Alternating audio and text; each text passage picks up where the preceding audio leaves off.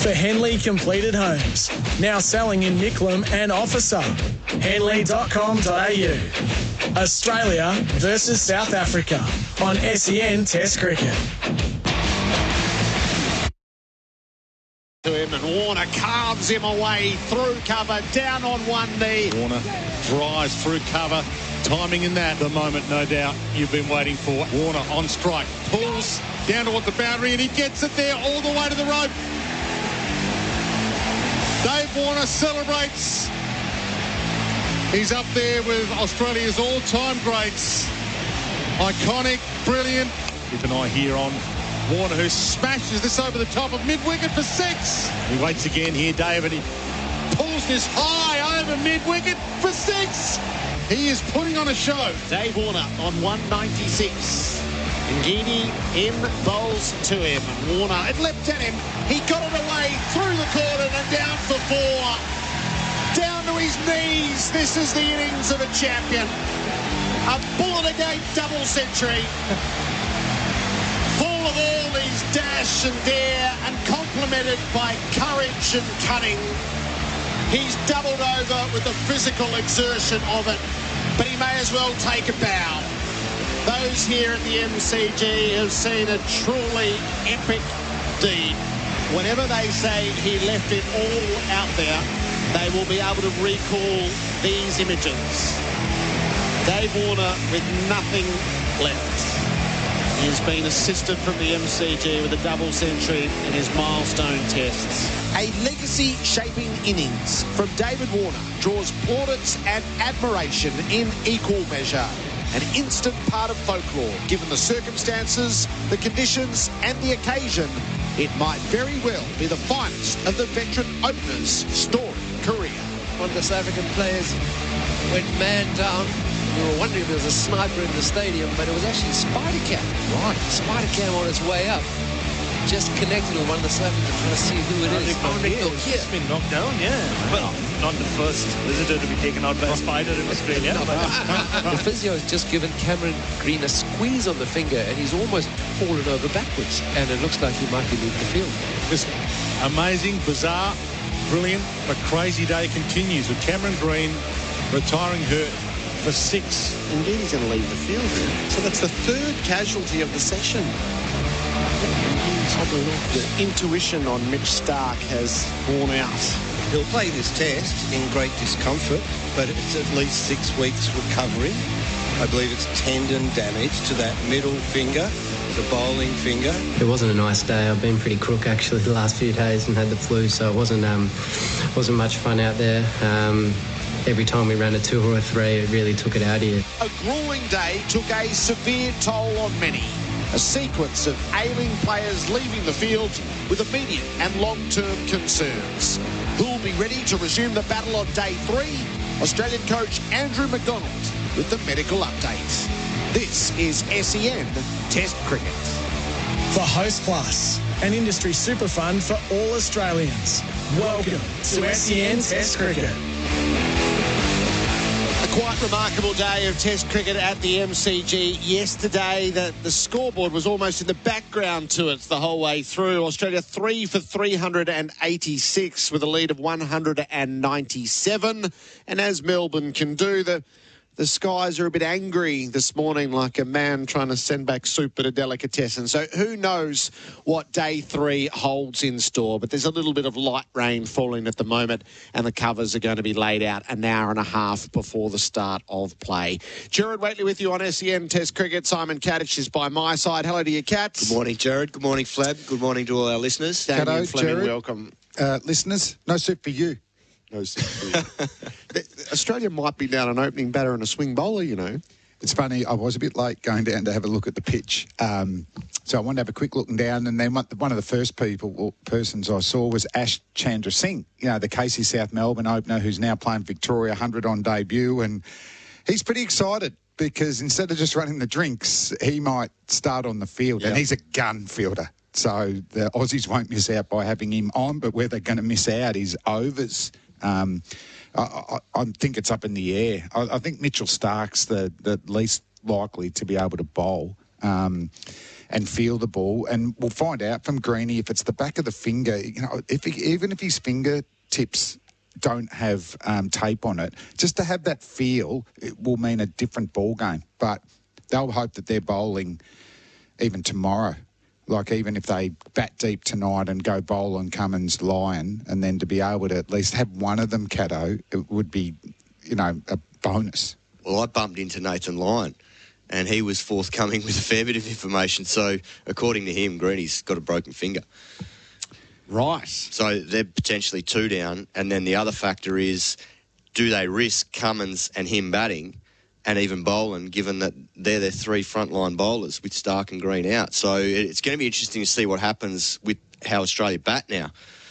I wish you'd spoken before me. I just wasted 90 seconds about Greeny, and that would have just got cancelled out. So there's a very real chance neither Stark nor Green can bowl in this Test match. So I'm putting trust in Nathan Lyon's ability to relay what's going on, but I'm assuming that he's hasn't sold me up the river there. What a tricky puzzle to try to solve. Just as well, we've got Andrew McDonald with us shortly. So that's to come. Let's just reflect before we go forward.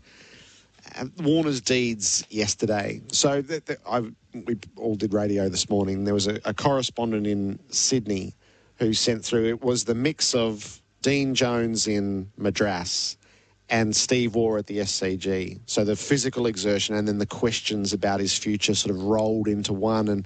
And Dave Warner, there was a really great exercise that cricket.com did in the lead up to this Test match where they ranked his 24 centuries, and at number 1 they had his 135 in South Africa at Cape Town in 2014, which is the signature Test match of Michael Clarke and Ryan Harris.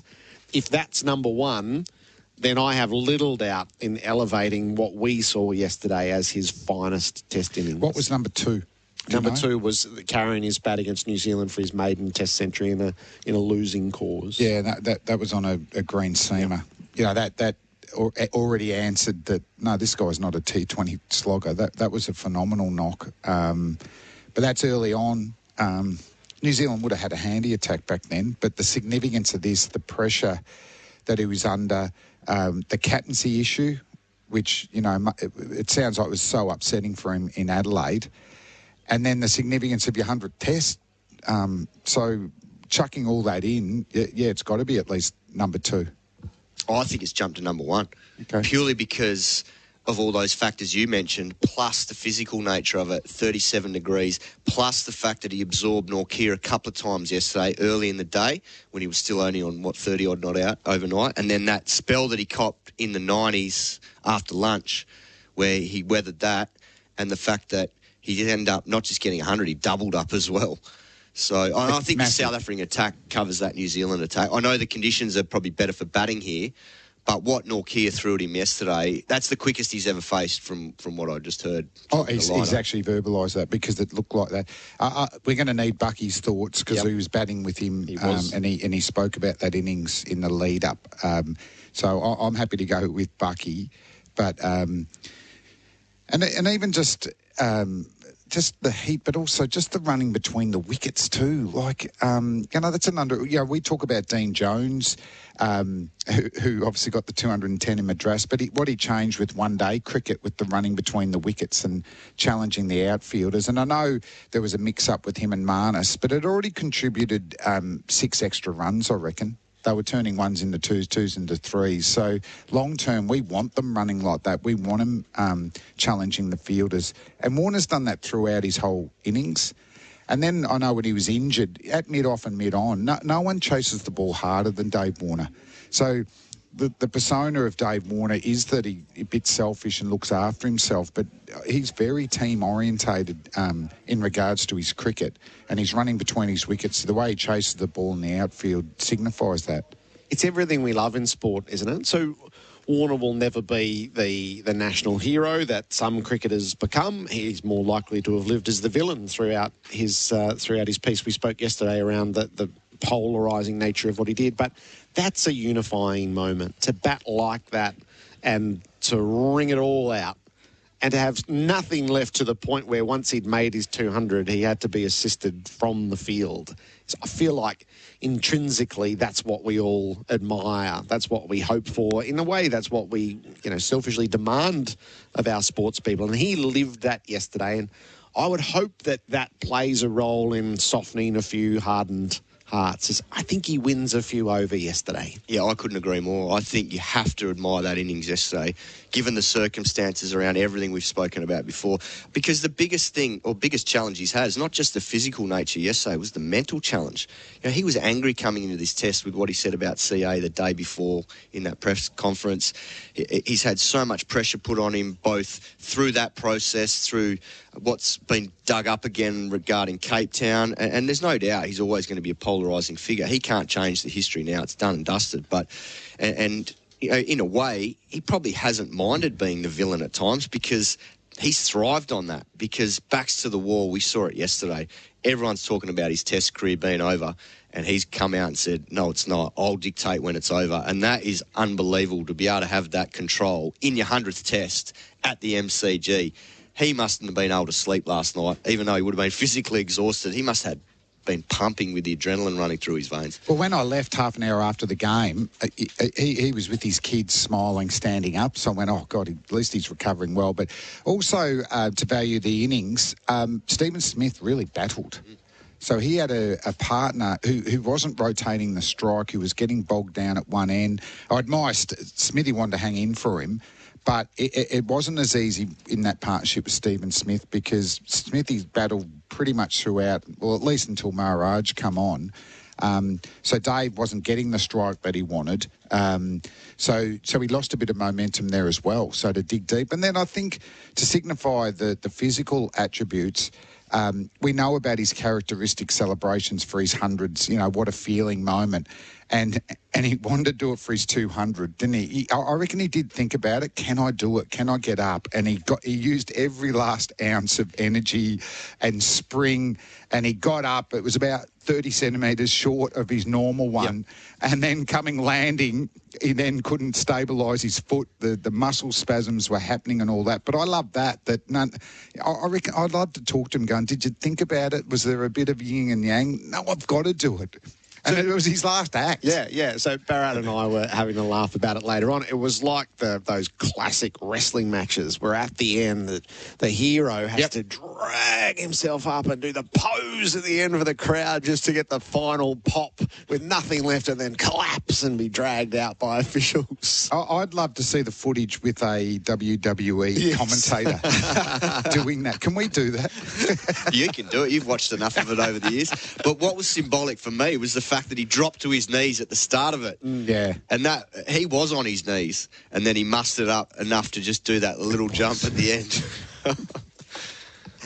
We'll take correspondence during the day. The full covers are on now. It is raining at the MCG. Time's our ally. It's only 9:15 and the first ball's not till 10:30. 0433 98 11 16. Just to gauge the national mood toward Warner, to those who thought they could never be won over and whether yesterday plays a role in that. 0433 98 11 16 for tyre power, your tyre experts.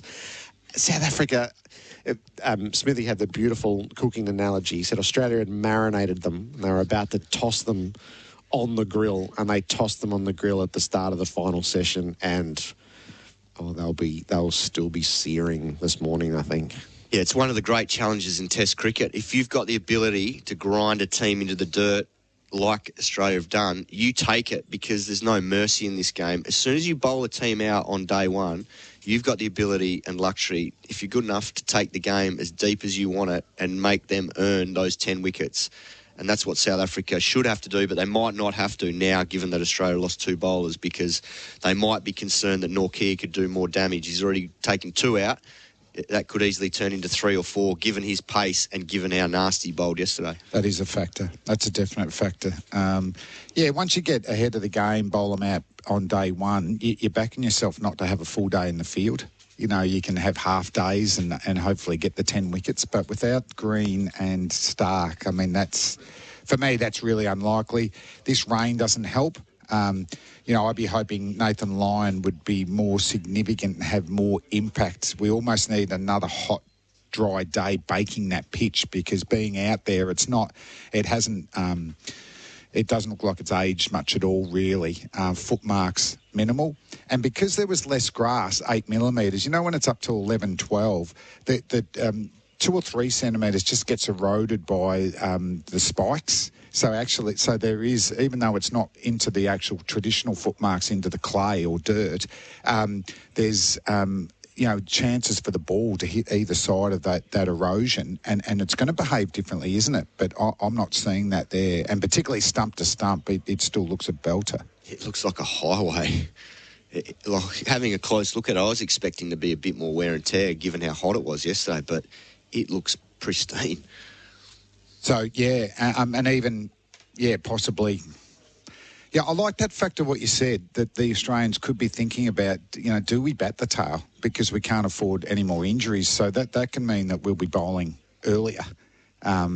So the workloads are going to have to be managed, unbelievable. So there's a lot of twists left in this game. Very much so. And then surely, I don't know if you mentioned it yesterday, Gerard, but for the South African players, we talk about playing for careers.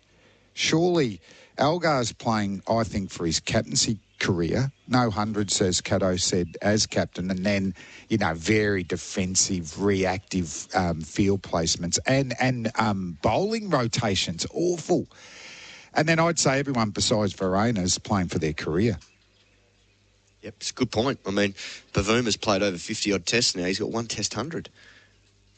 That's amazing. And yet Rassie van der Dussen has 1 bad test at the Gabba, and he's gone. Markham's got 5. Markham's had a bad 2022, but he can play, and yet he's out of the mix. Rickleton's peeled off, I think, 2 first-class hundreds and then 2 hundreds in white ball cricket and a 99. He played in the last test at the Oval. Didn't even get picked on this tour because they're worried about him carrying an ankle injury. But he's playing he has been playing in South Africa. So they'll find out what they've got. What I've seen, there's not a lot, but if this is the way it looks a belter against a limited attack. If you can't score against the Australians in this second innings, they're going to have to move on. The pitch report for Rainbird, smart irrigation, the intelligent use of water. Did Elgar get his tactics wrong yesterday, Kat? Massively, because I think for a number of reasons, when you dig deeper and you look at where the bowlers bowled in that first hour of play, and the first hour of play always sets up what can unfold the rest of the day. 73% were back foot and then 27 front foot. Now, Norkia should have been encouraged to pitch the ball up, because in that first over when he pitched the ball up, Nick passed third slip, and that was just luck on Labuschagne's behalf. That could have gone anywhere.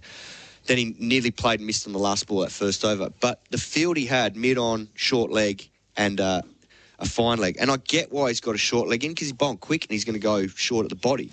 However, if he wants to attack the stumps regularly and not get picked off, he needed to have more protection on the leg side. Didn't have that, and as a result, he's forced to bowl a more defensive length, which was more into the wicket, and that's not what he needed early on. He needed to be encouraged to bowl a fuller length, which is exactly what Jansen did and Ngidi later in that later in that first session. And when they got the ball fuller, it started to move and cause problems. As Steve Smith especially, he could have been out a number of times, particularly when that ball started to move. Then the other part of it, as you rightly said, Flem, is that their 2 best bowlers, Norkia and Jansen, never bowled in tandem, in partnership together, and that's part of the balancing act. Just because Rabada's their number 1 bowler, if he's not on that day, well then, sorry, that's not the way it works. You don't just get given, and he missed out on the second new ball because what he'd served up yesterday wasn't his level. He leaked over 5 runs and over. He's a better bowler than that. We saw that in the second dig at the Gabba. 10, 15 kilometres slower. And good captains do that, because they know the ego of a fast bowler, and you don't need to be over dramatic about it, but you just give the other boys the new ball, and you're hoping that Rabada takes that. Well, the other thing is that it fires him up for his next, so you're then getting the best out of him when he next gets the ball, because he's got the shits because he hasn't gotten it in the first place. So I think the other thing that stood out was they kept 2 slips in for the bulk of the day when nothing at times looked like it was going to go there. And we know the MCG, you've got to attack the stumps. Yeah. So they never brought... And then when they did that, by that stage, all the batsmen were set and it was too late. Yep, that was the tale of the day. I wonder what's to come today. Simon, Katich and Damien Fleming, part of our call team for Bundaberg Ginger Beer. It's raining at the MCG at the moment. Just looking at the radar, I reckon there's about 40 minutes of rain in the band that's coming through, and then there's nothing behind it. So it's 20 past 9. I wouldn't give up on the start on time, but there'll certainly be play in this first session of play. It might just be slightly delayed on the way the weather is in Melbourne. It's one of those days where we've had our top already. The residual heat of yesterday sort of started us at about 29, and it will gently work its way back to the early 20s as the day goes on. Our weather is for Rainbird, smarter irrigation, the intelligent use of water. We're about to hear from Andrew McDonald, the Australian coach. I know Pete Lawler's on the beat with the injury news out of the Australian camp, so we'll bring that to you. Our pre-game show is for Isuzu D-Max and MUX, and for Trojan Tools built tough. Australia with a lead of 197 runs at 3 for 386, but the box score doesn't quite tell the circumstances of the test. Andrew McDonald will do that next. This is SEN Test Cricket for Host Plus. That's a plus. For Henley Completed Homes, now selling in Micklem and Officer. Henley.com.au. Australia versus South Africa on SEN Test Cricket. Delays continue getting out of Melbourne on the Westgate Freeway, just after you go over Montague Street all the way through to the top of the Westgate Bridge due to roadworks that's on until 2023. The right-hand lane is the only lane getting through, hence the delays. It's end-of-year madness at JB with crazy deals like $250 off the latest Google Pixel 7 Pro phone. That is crazy. Only at JB. That's the latest SEN Sky Traffic. The SEN app is now compatible with Apple Watch. Download it today. It's Shaq here. You Aussie sure are built different. I can walk into a pub and say, Pikey in the last, and you all know what I'm talking about. You know what else is built different? The PointsBet app. It's faster, easier, with unique markets and better offers. It now also has Racing.com form analysts where you can get expert tips, race previews, and form factors. Best of all, it takes just 1 minute to sign up and start betting. I'm in. PointsBet. Built different. Call Gamblers Helpline on 1-800-858-858. Gamble responsibly. This is Ben Reid. Selling your home? To avoid costly mistakes, your essential holiday reading is Fatal Real Estate Traps Exposed. Download your free copy at ianreid.com.au. Ian Reid Vendor Advocate. Sell your home a better way. Go on, ring us. Hidden Gems of Melbourne. Prince Wine Store in Bank Street, South Melbourne.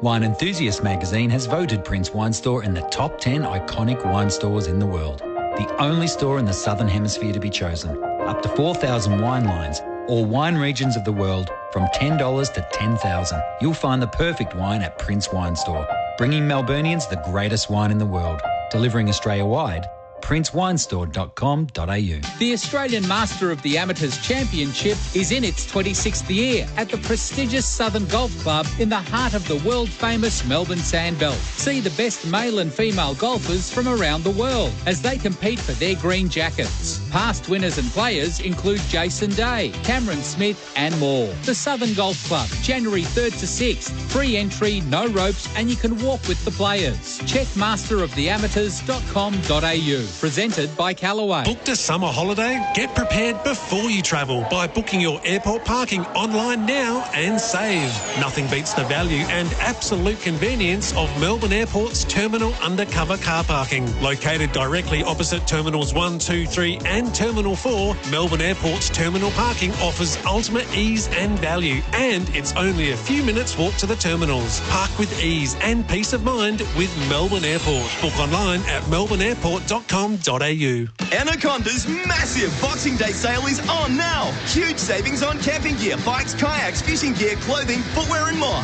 Some exclusions apply. Up to 50% off Boxing Day sale on now at Anaconda. Anaconda! Where do you go for really good advice on renting trucks? I'd start with the biggest. They've got to know a bit. And who are the biggest? Budget. Budget are the biggest. They're the specialists. And the prices? Jump on their website. You'll be pleasantly surprised. So, a fair price plus good advice. That's a poem, that is. Fair price, good advice. Nice. Head to budgettrucks.com.au or just drop into your local budget for a chat. There's one over there. We know. It's Shaq here.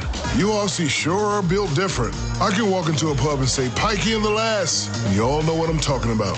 You know what else is built different? The PointsBet app. It's faster, easier, with unique markets and better offers. It now also has Racing.com form analysts where you can get expert tips, race previews, and form factors. Best of all, it takes just 1 minute to sign up and start betting. I'm in. PointsBet. Built different. Call Gamblers Helpline on 1-800-858-858. Gamble responsibly. For Henley Completed Homes, now selling in Nicklum and Officer. Henley.com.au. Australia versus South Africa on SEN Test Cricket. MUX, go your own way. And for Trojan Tools, tools built tough with a lifetime guarantee. Australia 3 for 386 when play resumes on day 3. The lead is 197. Head is 48. Carey is 9. Warner retired hurt. Green retired hurt. Stark has a long-term injury. So how does all of this shake out? Our pre-game show is for Isuzu D-Max and MUX, and for Trojan Tools, tools built tough. Dwayne Russell and Chris Rogers are downstairs with the Australian coach, Andrew McDonald. Andrew McDonald joins Chris Rogers and I. Andrew, welcome. Pretty big day yesterday. Huge start with Dave Warner, whose day was unbelievable, really, and the finish to it, hard to believe. Yeah, it was hard to believe. Obviously, oppressive conditions out there, and I suppose the tempo and the energy brought to the crease, running between the wickets and the stroke play sort of took its toll by the end, and he had to retire hurt. But he should be good today. He'll be next in, so overnight recharge. But what an incredible story, 100 tests, 200 runs. On the back of what some called a lean trot, but we always felt that he was moving as well as he ever had been, and the appetite was there. So it was great to see him get rewarded for that. Obviously, there was a fair bit of outside noise going on with him. How did you help him through the lead up to that test, and even a little bit of the disappointment from the last test? I think your job as a coach is to keep supporting through those periods, and we never lost the belief in him, and he never lost the belief in himself as well. So I think probably the external noise was secondary to getting him prepared for each test match and the process he goes through to be ready for that. And this was a bigger occasion than many. He had the whole family down here, 100 tests. He would have to organise a few tickets and a few other things that would have been on his plate leading in. But to see him go out there and play that way, in, as I said, oppressive conditions, but also an attack that has been said by Dean Elgar to be the best in the world. So if you frame that and frank that form, then it's a bloody good effort. So he'll bat. What about Cam Green? Will he bat and will he bowl? He's in a little bit of a different situation. So he's got a small fracture to that index finger. So bowling looks not a possibility, but potentially come back online for batting. So that'll be assessed this morning where the situation of the game's at. We'll work our way through that. And Mitch Stark?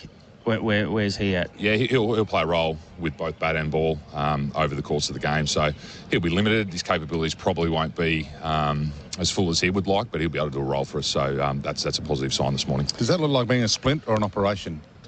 For Starkey, yeah. I'm not sure on that at the moment. So there hasn't been any talk of an operation. So I'd say that's more a splint to get that fully healed over time. Your favourite, obviously, for this test as well. The World Test Championship is in your sights. In 2017, with India in mind, Australia brought in Steve O'Keefe to play in the final test in Sydney. Is there a possibility you're thinking about bringing in a spinner into the squad, projecting to the India Test series? I think if we bring a spinner into the squad for Sydney, it'll be based on the conditions in Sydney. And we've got a lot of work to still do here. We've got a few in the casualty ward, and that's going to limit our capacity to press the whole time in the second innings. So we've got a lot of work to do here. So first and foremost, we're looking through, it's a cliche, but we're looking to today, and then we'll work out what the conditions are in Sydney. But at the moment, I think there's a bit of information that suggests that it'll be a drier surface in Sydney. So you could see a spinner added over the next few days. And who else is a chance to be added to the squad, do you think, outside of just the spin option? Depends on where everyone's at the end of the game. So we'll just assess that at the end of the game. There's a lot of cricket still left here. There's a decent gap between this test and the next one as well. So it's not a 3-day turnaround, as some have been. So we've got an extra day, and potentially, depending on whether this goes a full 5 days, there might be an extra day there as well. And with that spinner, is it someone to complement Nathan Lyon in terms of spinning the other way, or just whoever you think is the right one? Yeah, I think there'll be an element of what the balance of the attack looks like. So there'll be something to weigh up, and obviously those options will be put to Paddy as to how he wants that attack to function as captain. So we always look to complement the attack. So, yeah, it won't necessarily be the next best spinner. A second spin role is also there to make sure you got balance within the attack. And no different to the way that we frame the quicks. We see Lance Morris added to the squad. There's clearly a role there for him if Mitchell Starc was to go down. So he may be looking like he'll get an opportunity in Sydney depending on the balance of that attack. It's been a big summer, and the side's been playing exceptionally well. But it's almost been on the road for however many months. I mean, I'm sure I don't have to tell you. And there must be a bit of a drain on resources and the players themselves. How do you go about trying to help them feel as comfortable as possible, knowing there's still a long time to be away with India, and then potentially the World Test Championship, and then the Ashes after that? Yeah, it's not looking too far ahead for the players. I mean, the players are day by day. They're focused on what's immediately next for them. There's a lot of planning that goes into how we not rotate, but how we get balance into the cricketer over a 12-month period, and that's life balance. That's also bowling loads and those types of things come into the decision making. So yeah, it's a big picture for us to make sure that we don't press and burn out our resources.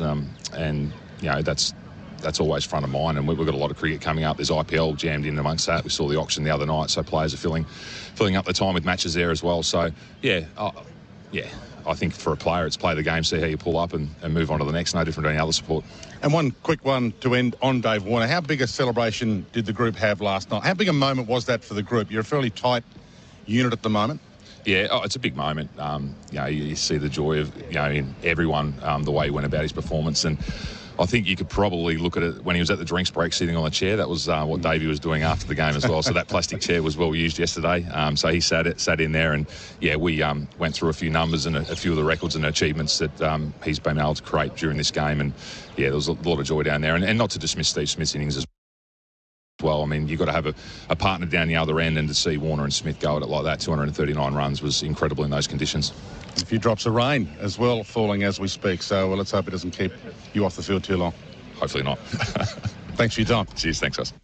Andrew McDonald, the Australian coach, down with Dwayne and Chris Rogers as the covers are on, and they're just covering the run-ups now as well. We're in the middle of a rain band, so there's nothing in behind it, so it's going to rain for a little while, but I wouldn't be overly pessimistic about it. So Warner is the next man in. Green has a fracture of the index finger, so no bowling for him. Starc will play a limited role with the ball. The Sydney conditions, they're being told, are dry, so we could see a spinner added to the squad, but not necessarily the next best spinner, but one that would complement the attack. And a very clear message, I thought, there, Lance Morris for Mitch Starc, if that's the way that it pans out in Sydney. I thought you could read that quite clearly in what Andrew McDonald said. We'll get Pete Lawler's thoughts. He's been on the beat all morning, and there's a lot to discuss, and Bharat Sundaresan on the events of yesterday and what leads into today's day's play. Our experts are here for Anaconda. Hit someone for 6 with Anaconda's 10% price beat guarantee. Pete and Bharat next. For Henley Completed Homes, now selling in Micklem and Officer. Henley.com.au. Australia versus South Africa on SEN Test Cricket. It's Australia's first 10-year warranty with 10 years capped price servicing. Mitsubishi 1010. You can count on it. Exclusions and conditions including Mitsubishi servicing apply. See your Mitsubishi dealer for details. Some rain starting to fall across Melbourne, and we know what that means. After hot weather, slippery conditions on the roads, so take extra care, or at least some today if you're out and about. We've got delays Westgate still from just outside the Burnley Tunnel heading towards the top of the Westgate Bridge. The right-hand lane's closed due to roadworks. Become something new with free qualifications from Box Hill Institute and Jobs Victoria. Places are filling fast. Check if you're eligible at boxhill.edu.au RTO 4687. That's the latest SEN Sky Traffic. The SEN app is now compatible with Apple Watch. Download it today. It's Shaq here. You Aussie sure are built different. I can walk into a pub and say, Pikey in the last. And you all know what I'm talking about. You know what else is built different? The PointsBet app. It's faster, easier, with unique markets and better offers. It now also has Racing.com form analysts where you can get expert tips, race previews, and form factors. Best of all, it takes just 1 minute to sign up and start betting. I'm in. PointsBet. built different. Call Gamblers Helpline on 1-800-858-858. Gamble responsibly. It's never been more important to buy Australian than right now. Our local manufacturers and growers produce world-class products known for their quality, safety and reliability, all while generating local jobs, supporting our communities and helping Australian families now and into the future. So look for the trusted green and gold kangaroo logo. Buy Australian now. Visit australianmade.com.au. At Hyundai, we believe innovation is everything. It's why the new Santa Fe Hybrid has been designed to go the distance. With an advanced turbo hybrid system, this family-sized SUV boasts impressive power and fuel efficiency. It has all the innovative safety tech you need for your next family adventure and all-wheel drive to get you there. Go the distance in the new Hyundai Santa Fe Hybrid. Imagine that. Hyundai. Get ready, Caringbah. The doors are now open. Bingley Tarrant Point is now open for business. Join the team in-store and experience the latest in technology and appliances at the brand new Bingley store, 226 Tarrant Point Road, Caringbah. Great service, great brands, great value. Now available in-store and online at Bingley Tarrant Point. Bingley, better living every day. Brand new store now open at 226 Tarrant Point Road, Caringbah. Whether by air, road or rail, successfully managing your freight deliveries is crucial to growing your business, especially in the busy part of the year. EFS are experts in delivering simple freight solutions that'll transform your business overnight, saving you valuable time and money. Their innovative approach guarantees your products get from point A to B with the minimum of fuss. Talk to EFS in the new year and get a free freight review of your business. Visit efs.net.au. Want to build a new home but need to move in now? Henley has fixed price completed homes and townhomes ready to buy with premium inclusions in the best locations. Get the Henley Everyday Advantage. Buy a completed home and move in now. Henley.com.au. Get Set Bet. The bookie big enough to give you a quality betting experience, but small enough to treat you like a VIP. A very important punter. That's why customers say Get Set Bet's all-round offer is second to none. Oh, and if you love the cricket, they're the bookie for you. So, want great value and better service? Get Set Bet. Visit getsetbet.com.au or download the app. Gamble responsibly. If gambling becomes an issue, call 1-800-858-858. For Henley Completed Homes, now selling in Micklem and Officer. Henley.com.au. Australia versus South Africa on SEN Test Cricket. Ahead of day 3, Australia 3 for 386, but an awful lot happening around this test match if there's not going to be much happening right at the start of play. Our pre-game show is for Isuzu D-Max and MUX, and for Trojan Tools, tools built tough. Bharat Sundaresan is in place, part of our broadcast team for Bundaberg Ginger Beer. Bharat, hello. Hello, morning Gerard, morning Peter. Can I just say I've never been prouder of my dogs than I was 15 minutes ago. All that work we put in, taking them to puppy school, puppy preschool, graduating them from there, it's all worth it because they have a thing about birds. When they see birds, both of them get really excited and start barking. So my wife just dropped me off now and they were in the back seat of the car. And as she dropped me, they just started losing their head. They started barking loudly. And I just turned to my left and there was a certain Glenn Pigeon McGrath doing a cross on Channel 7. And initially I was very apologetic. Then the pride came through. I was like, they knew he was Pigeon. It's worth it. I think I've never felt like a proud parent before. I don't know what that feels like, but maybe this is what it is. They know their cricket. Those dogs know their cricket. Pete Lawler, hello. That's kind of psychedelic, isn't it? Good morning, Gerard Whateley. Good morning, Bharat. What are the names of the two dogs? Alfred John and Olivia Lilac. Alfred and And what breed are they? Alfred John's the Maremma sheepdog, and Olivia Lilac's a Groodle. You got a dog too, haven't you, Gerard? Yeah, there's covers. There's serious covers out there, aren't they? They're on the run-ups as well.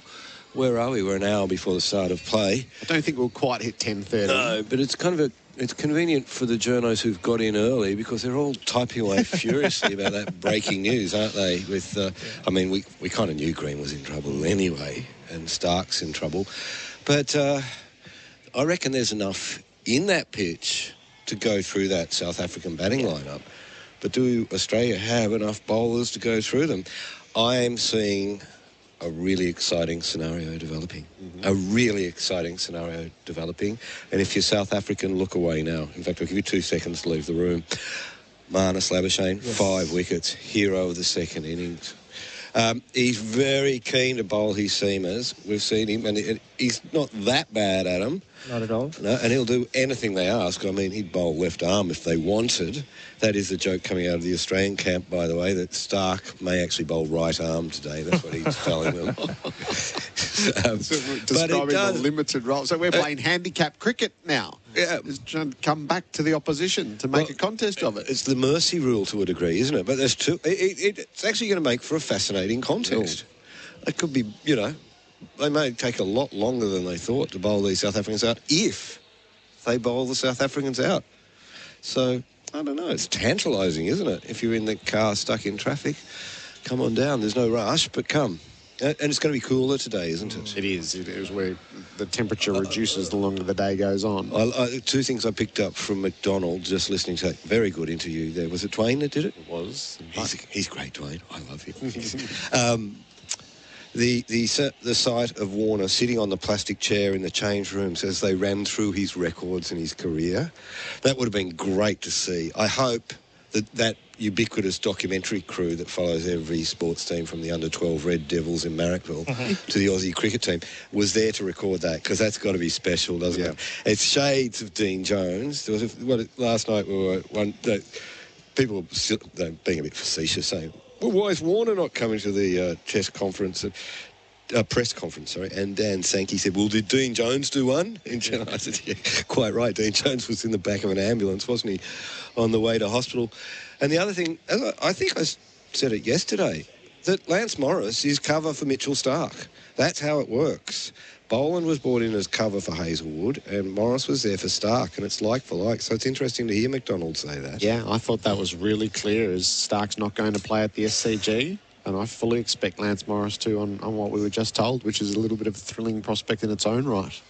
Yeah, and I was thinking about it. The last time Australia has been really excited about a genuine fast bowler, a wild drop, genuine pace, is Brett Lee. Yep. Sean Tate, of course, debuted over in England in 2005. I'm sure there were times when maybe you thought you might come through, but yeah, you have to go back 22 years when India were here in 99-2000 for a genuine fast bowler to create that kind of excitement. And honestly, just watching him in training as well, everyone just gets so excited when the wild thing, as they've named. I'm sure we have to come up with a better name for him. Like he doesn't. There's nothing wild about him. He looks like if Pat Cummins and Sean Abbott had a baby, they'd look a little like Lance Morris with a mustache, I guess. Yeah. But yeah, this genuine excitement every time he just has a ball in his hand. Like whoever's standing around, even within the team.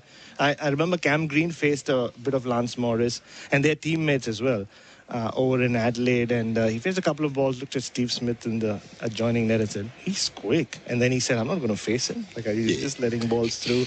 But he'd have faced a lot of his bowling because they're teammates in WA, aren't they? Yeah, I'd hate to face him in those nets at the Wacker. Yeah. They still use those nets at the Wacker, don't they? Yeah. They're the fastest nets in Australia. Can you imagine facing Lance Morris at the Wacker? And fast bowlers, I wouldn't let him bowl if I was the coach. Oh, well, I wouldn't let him bowl to my top 6.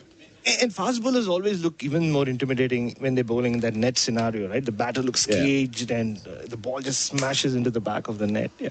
The disappointment with the weather is, if the weather was clear, I have every confidence to believe that we would have had an audition for who the 4th or 5th bowler would be. I've covered test matches with other teams as well where we've seen that happen. I remember India eventually had to use Mayank Agarwal in a test match. After a proper audition, he won the audition early on, maybe half an hour before the start of play. So, but Marnus, you said Marnus would do everything the team asks of him. He would have gone to Pat Cummins and asked him different scenarios in which he can come in. He would have been bouncing a new ball around in his hand. Oh, mate, he'll want the new ball. Oh, absolutely. There's no doubt about that.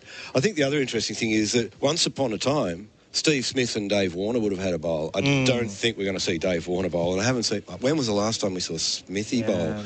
Kind of later in their career, batsmen go off bowling a little bit, don't they? Test last year when they were trying to, with the light fading. Yeah, that's right. Yeah, but he just doesn't get the ball as much as he used to, does he? If Marnus takes 5, I'm in for 3 seam, 2 spin. Really? I want him to take a combination. Bowling from either end. Gary Sobers, why not? Yeah, Gee, that'd be horrible for South Africa if Marnus does that to them. But anyway. It'll be horrible for the Australian team if he does that. Remember, he will keep talking about it till the end of time. And we're hearing that Warner will bat next. I thought he might. Will he get to 218? And will he retire on 218 out of respect for his old mate and nemesis, Joe Root? What do you reckon? That's the world record in your 100th test. He's not competitive, is he? Not at all. Not at all. So what of Warner and how he took all of that in yesterday, and you've had a chance to savour it and to write about it and to ponder it? And to read all the takes on fantastic coverage in all the newspapers today. Not fickle, the media, are they? They don't run to the left and then somebody says, go that way, and they're all going that way. But, by God, I think the line that caught my eye most was from your mate, Gerard, Robert Crash Craddock. I should say our mate. You've actually stayed at his house, haven't you? I'm a Craddock, yeah. Yeah, you feel like you're his son, don't you? You're kind of needy, aren't you? He said that, and I'm just grabbing my glasses so I can read it, of course I can't find it, that he's the most underrated big-name player in Australian history. It's an interesting call, isn't it? That's what I like about Crash. He kind of puts things into perspective. Do you think people have underrated him, Gerard? It's a really interesting ponderance. So we hit the question yesterday, where does he sit among the all-time greats?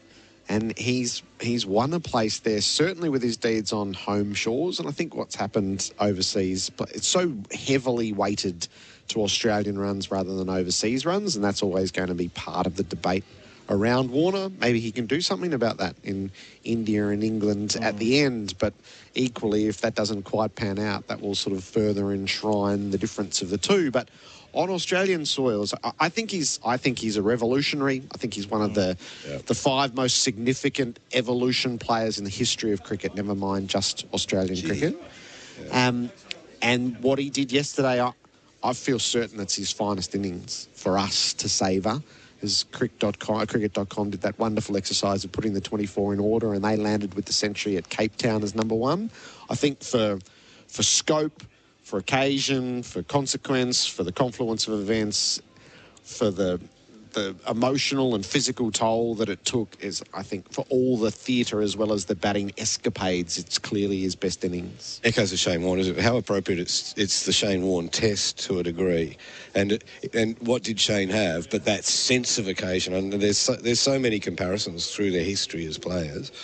But to do it on the big stage, and that's what's significant, isn't it, about the 10 batters who've done it in their 100th. They've got there, but they've also had that ability to get there and put on a big show, you know. Like, you're pretty old by the time you get to 100 tests. You're the Rolling Stones, aren't you? But it gets bigger and better, and to have the ability to do it, you just have to salute him. I just have to start finishing my pieces early so that you talk them up on air like you do others. But if you had read my piece, which I will send to you, there were some great lines in there as well. Who do you work for, mate? What you spoke about there, I think a sign of greatness is that inevitability that comes with, you know, these kind of guys, the guys who are great, will put on a show and the show is about them. And they'll make the show all about themselves. I think we also saw the greatest hits of David Warner. That's how I've framed my story, where we saw, he said he'll go back to being the Warner of old, but at different stages of the innings, we saw the risk taker, that avatar, that version. We also saw the risk-averse version of David Warner that we've seen in the last few years, especially when Nokia and these guys were going. And if you actually break the 200 down, the first 100 and the second 100, in many ways, the first 100 was the old Warner, where he battled it through, he battled it out. Yes, he was aggressive in periods here and there. And then the cramps hit, and then he just became the manic Warner. He was taking down the spinner. The guy was dictating terms. And the Warner we've come to love around the world. And we spoke about this off-air yesterday, Gerard. Just the leap. I mean, he just had to finish off with the leap. There's that wonderful brief moment after he's gone down on his knees and celebrated like he's won the Australian Open at the Rod Laver Arena. Then he gets up, and there's a thought bubble. No, it's like in wrestling, Ric Flair. If you go to see Ric Flair wrestle, it's not just about him winning. You have to see him do the flop. You need to see him chop people and the crowd to go woo. If Hulk Hogan, he has to tear his singlet, he has to cup his ears. It's not just about the big leg drop. And with David Warner, it wouldn't have been complete without that leap. Even if it meant he landed on the right leg and his body just completely seized up and he had to go off. So I think we saw the complete package. It was just the David Warner show. It was brilliant. He had nothing left, and he left it all out there, didn't he? And just the leap was the end. That was, let's call it, the straw that broke the camel's back. You're due on TV, Pete. Thanks for stopping by, and we'll see you as the day goes on. You can read Bharat's piece, The Crick Buzz. That's where you'll find all of his writing.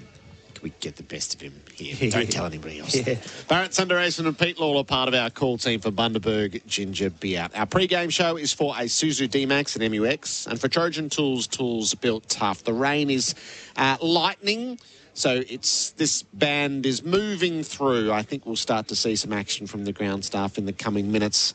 And we might just miss 10:30, but I don't think we'll miss it by a significant margin. Day 3, I suspect, just slightly late, but not too far. 3 for 386. Todd Greenberg's going to join me next, the Chief Executive of the Australian Cricketers Association.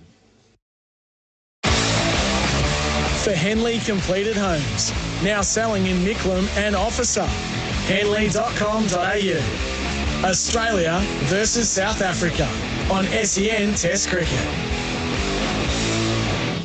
Having a bet on sport or racing this week? Top this. With literally hundreds of markets from your own backyard to the international stage, Top Sport has you covered. Whether you're into soccer, cricket, basketball, or want to try your hand on the horses, harness, or even greyhounds, there's something for everyone. And they'll let you on for plenty. So if you want to get the top odds every time, download the app today and bet your way. Top that. Visit topsport.com.au. Top Sport. Feel the excitement. Gamble responsibly. Call 1-800-858-858.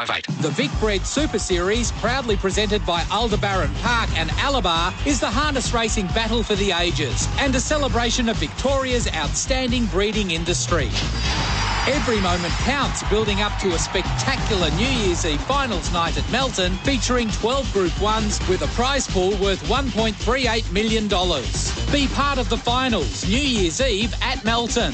Watch it live on Trots Vision or savour every step at thetrots.com.au. Officeworks is here to help you work from anywhere with Samsung Galaxy Buds Live for $124 or Samsung Galaxy Watch 4 40mm for $297. Always low prices at Officeworks. Jenny is a consultant. Her challenge. Renew her professional indemnity insurance for less. Jenny, are you I did it online. Already? I just went to bizcover.com.au, compared policies from top insurers and saved hundreds. It's not very dramatic. Well, I also earned Qantas points with Qantas Business Rewards. Ooh. Saving money with the business insurance specialists is so easy, there are literally no dramas. Go to bizcover.com.au to get instant cover online and save. The GWM Ute is up for the challenge. Born tough and built smart to give you more. More features, reliability, comfort and safety for less. GWM Ute. Go with more. Watch out! Biffs and bumps happen, so give your plumbing work the protection it deserves. Roofing and Sheet Metal Centre's heavy-duty Biff Buster pipe guards protect your pipes and critical services from cars, trucks and forklifts. Made in Melbourne from BlueScope Galvabond. Get your Biff Buster pipe guards in Galvabond and a range of colours including safety yellow. Biff Buster Guards, it's PPE for your plumbing. To find out more, visit rscentre.com.au. Roofing and Sheet Metal Centre. Everything sheet metal from the roof down. They say every lawn is different, and that's true. But for landscapers, the solution is always the same. Install Rainbird. Backed by 80 years of irrigation innovation, easy to use with a massive range suitable for any job. From Tom's backyard to your local golf course to the MCG itself. So while every lawn is different, installing Rainbird gives you the same green results every time. Rainbird, the intelligent use of water. Learn more at rainbird.com. Looking for innovative appliances designed with the environment in mind?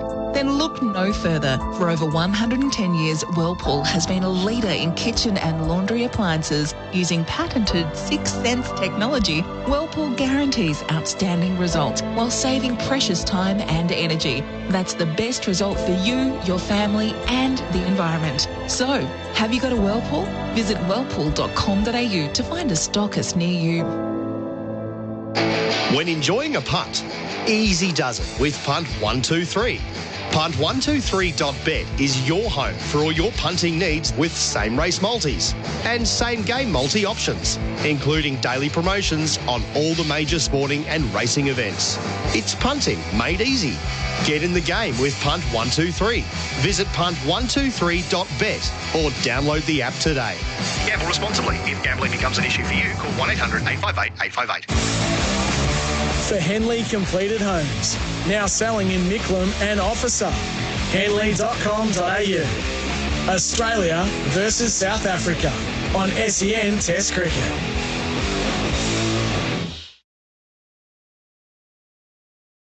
To D-Max and MUX, and for Trojan Tools, tools built tough. The ground staff are at work, so some promising signs. The rain is through, and we will get a start to day 3. I reckon just a little behind time, so I don't think we'll quite hit 10:30, but we won't be too far away from that.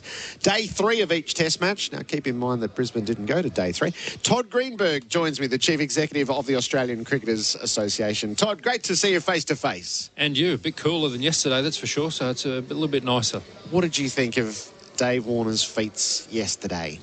I just had a grin from ear to ear all day yesterday. I was so pleased for him. Clearly he's had a few difficult weeks. The last time you and I spoke, we talked about the leadership issue for him, and that took a chunk out of him. There's no doubt about that. Anyone who has to go through it publicly, it's hard, and that affected him. But seeing him score those runs on his 100th yesterday was superb, and I was really proud of him. I think all Australians are proud of him. Would you say you've got to know him well in your time in this position? Yeah, the last 12 months I've got to know him well. Like a lot of athletes, footballers, cricketers, a lot of them are misunderstood. Their public perception is nothing like the way they are personally and privately. So I've got to know David and his wife and family, and I've got a lot of time for David. I think he cares so deeply about his teammates. That's one thing that I got to know, particularly when I was in Pakistan. I spent a lot of time with him there. I know how much he loves his golf after being with him in Pakistan for a period of time, but he's a genuinely good person, and he cares about his teammates, and that's shone through in my conversations with him. So to see him do what he did yesterday on a big occasion was awesome, and to see the way he was received here by the crowd yesterday also was I think a symbol of who he is. So I was really pleased for him. It was a great day. Do you hope that it softens a few hardened hearts towards him? Yeah, look, in some respects, what I've seen over years, as I said, with all athletes, is you may not change some people's perceptions of who they are, but it sort of doesn't really matter. He will polarise people, and that's okay. But those who know him and support him will be those closest to him. So I think he just continues to be who he is, and if those who want to judge him from the outside will do that, that's fine. That happens in normal life with most people who have a profile. But the person I've got to know is a high-quality person who cares a lot, cares deeply about the sport, and to see him do well yesterday in such a milestone occasion was wonderful. So I was really pleased for him, and I was pleased for his family, who a lot of them were here yesterday watching live. Do you share his sense that he just hasn't had any support from essentially his employer, Cricket Australia, through the most difficult times of his career? Well, I know that's how he feels. And so if that's how he feels, then we need to make sure we do provide plenty of support for him. And that's probably why I was disappointed on the leadership issue a couple of weeks ago that we spoke about, because I thought that was an opportunity to mend a lot of broken fences. And I also saw it as an opportunity for him to be able to contribute more broadly to the game. Anyway, sometimes you don't win them all, so that's the way it is. We've moved on. We were kicking around yesterday, Todd. You might know the answer to this. Is there an extreme heat policy in Test cricket? That's a good question. I was thinking about that yesterday. I was wondering if there was an extreme heat policy for the crowd yesterday, because the people sitting over across the other side there who literally pay their hard-earned to sit there and watch Test cricket all day in the sun, they're the people you want to go around and shake their hands and say, well done, thanks for coming. Because that's a phenomenal performance. I don't know how they get through to the end of the day as well. So, look, I'm not 100% sure, but if there isn't, we probably should be talking about it because it's in tennis and lots of other sports. And they were extreme conditions yesterday. David looked in great distress at the end of that period of time. So if it's not in, we probably should be talking about it. And the other one was the flying fox colliding with a player. Yeah. Now, that is a player issue. Yeah, it is. I saw that happen live, actually. I was sitting just out the front of one of the rooms and I saw it happen live. And when he went down, I was genuinely concerned that it actually hit him on the side of the head, which it didn't. But it did knock him off his feet. And that would be very disconcerting for a player on a field where your only focus is on the ball and on your job. So it's obviously a technical error. It's obviously a human error, obviously, for the person operating it. But that's something that we can't see happen again. That's not good for the game. It's not good for the players. Is there sort of a formal follow-up to that? Yeah, there is. Yeah, I have spoken to CA about that, and they have spoken to the broadcasters who understand, have formalised some things so that won't happen again. But, clearly it's an error that shouldn't happen and won't happen again. So we all sit here awaiting news on the TV deal, and I think it's always a good read when the owner of a publication is printing that they're probably not getting the rights. Are you waiting on formal notification that Fox and Seven will be the continuing broadcasters of the game? Yeah, I'm a bit like you. I'm sort of slightly on the outside, but have a great interest in the outcome, as the players will, because, we're in a model where we're partners in the game and we share the spoils, good, bad and indifferent. So the one thing I'm pleased about is there's competitive tension in the process. So people obviously are very keen for the rights, whether they are the incumbents or others.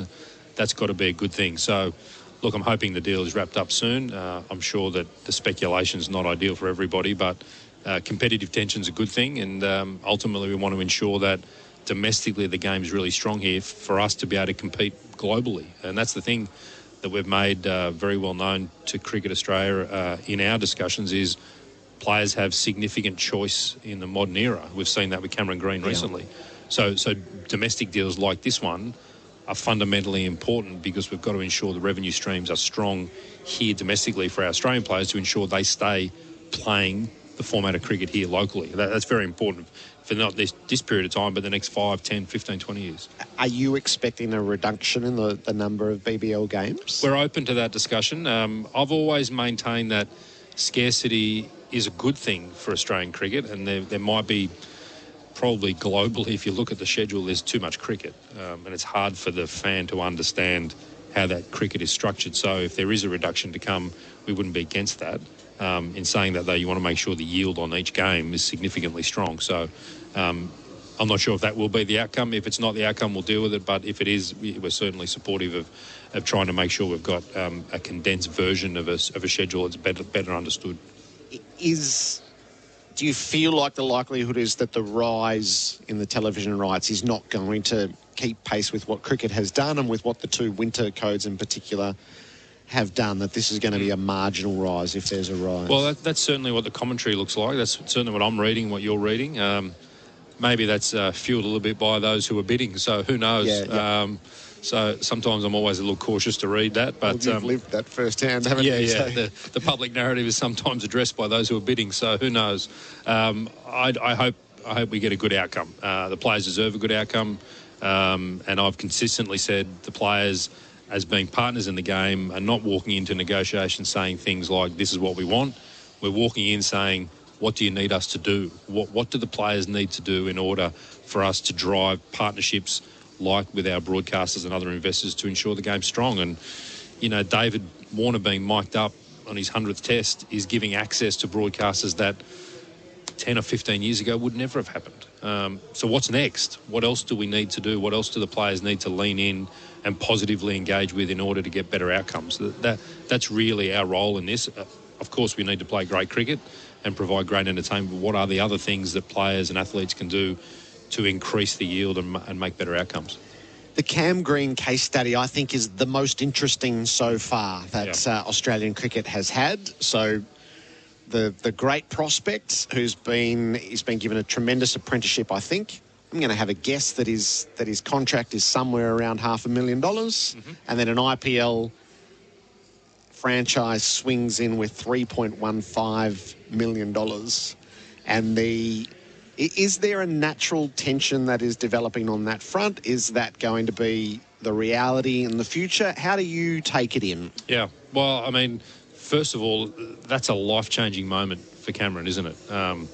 Imagine how he felt sitting there watching that auction live with his family. I mean, he's young, he's developing, he's not the best version of himself, he's not the finished product yet.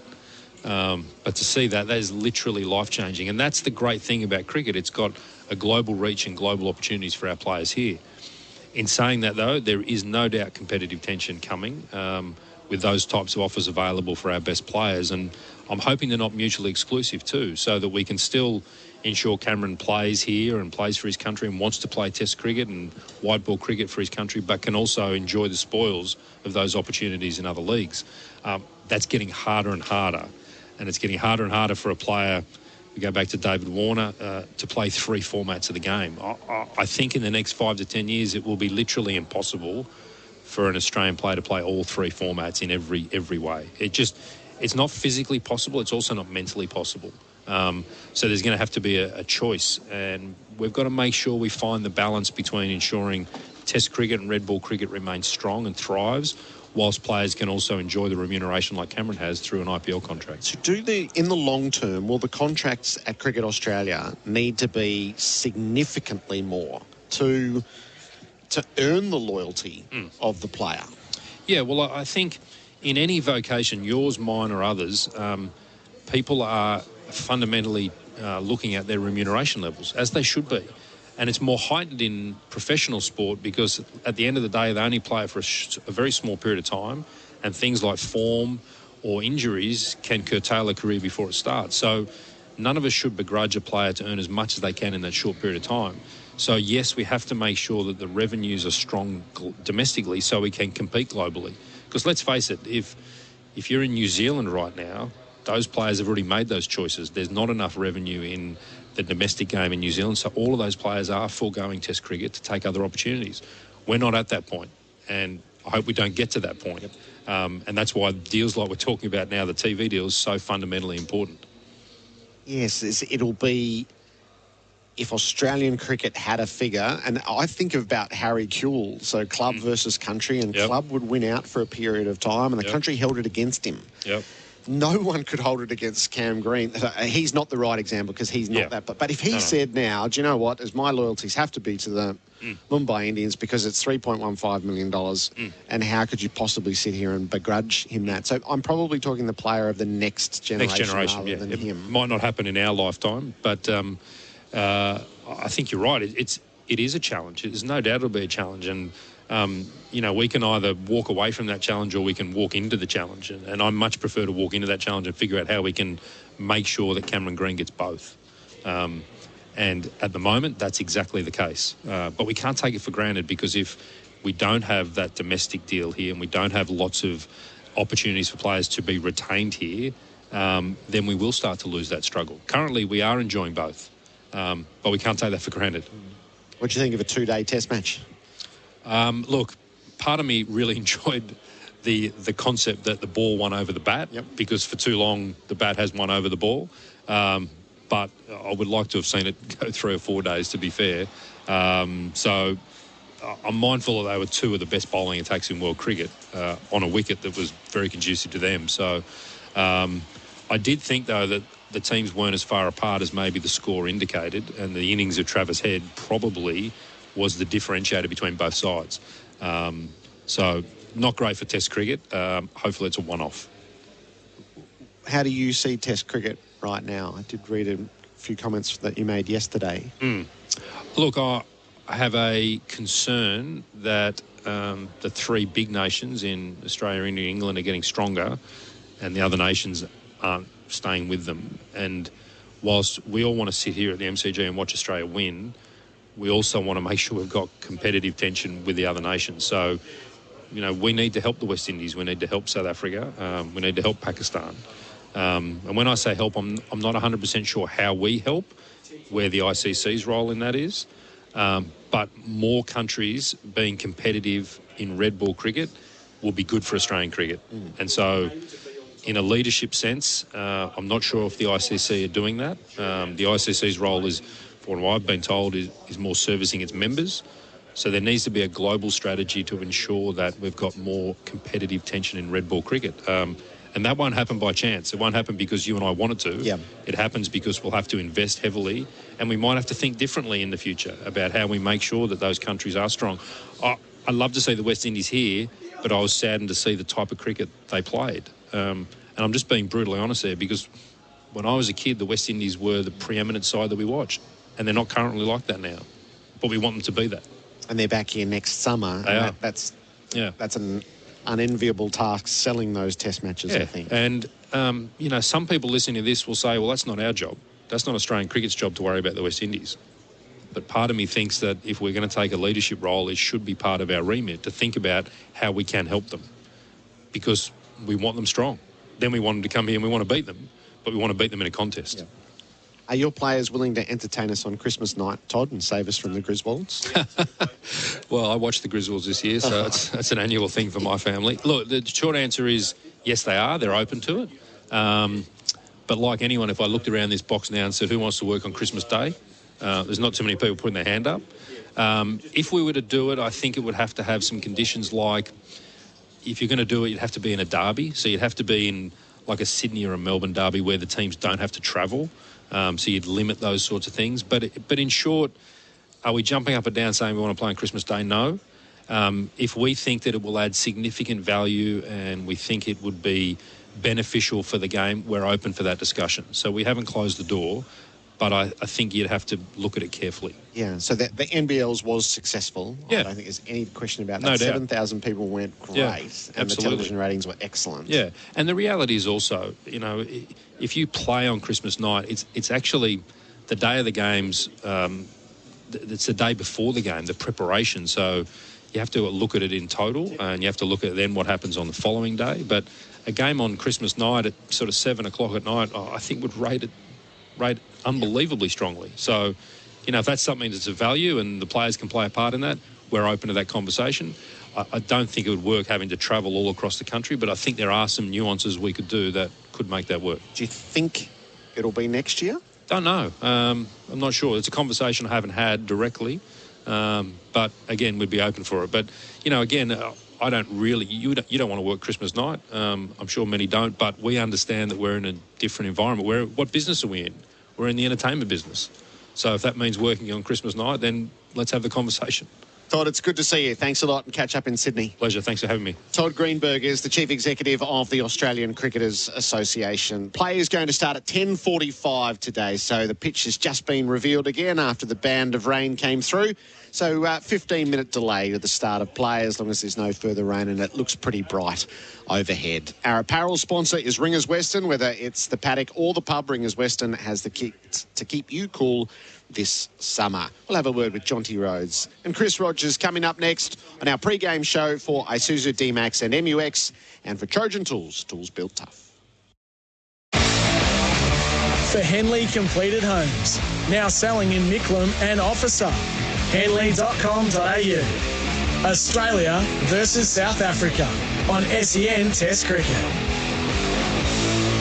It's Australia's first 10-year warranty with 10 years capped price servicing. Mitsubishi 1010. You can count on it. Exclusions and conditions including Mitsubishi servicing apply. See your Mitsubishi dealer for details. Yeah, incredibly slow heading out of Melbourne again today with only one lane open on top of the Westgate Bridge. Delays are back into the Burnley Tunnel and the lane closures don't help. They just appear bang all of a sudden instead of just bringing them in slowly as you come out of the tunnel. That'd be too intelligent. Adair's summer sale is on now with up to 40% off across the range. Linen Lovers members save a further 10% on sale. Hurry, ends tonight, in-store or online. T's and C's apply. That's the latest SEN Skytrack. The SEN app is now compatible with Apple Watch. Download it today. Have you got a dream renovation, a dream man cave? Robot's got it. Robot Building Supplies can help you get the job done. Robot's been servicing the building, fencing, engineering, roofing and cabinet making industries for over 70 years now. So when it comes to experience and reliability, Robot's got it. With 24-hour delivery, dream one day, build the next. Robot Building Supplies. Notting Hill, Sunshine, Preston, Dramana, Pakenham, Coldstream and Darnham. RobotBuildingSupplies.com.au. ROBOT Robot Building Supplies. Hong Kong racing, there's nothing like it. The weekends at Shard 10 and every Wednesday night under lights at Happy Valley. Some of the best jockeys do battle in the world, including our very own Huey Bowman and Zach Purton. You can bet into the Hong Kong Jockey Club's commingled pools in every meeting through tab.com.au. Form guides go to the hkjc.com website. The Hong Kong beat is back and there's nothing like it. For more details, make sure you go to the hkjc.com website. Gamble responsibly. Call the Gamblers Helpline on 1800 858 858. Nothing says Aussie summer like listening to the cricket with an ice-cold Bundaberg ginger beer. Bundaberg ginger beer is a true blue brew. A quintessential classic, craft brewed over 3 days using real Aussie ginger and a traditional family recipe, which has been perfected over 4 generations. Treat yourself this summer to the great Australian brew, Bundaberg ginger beer.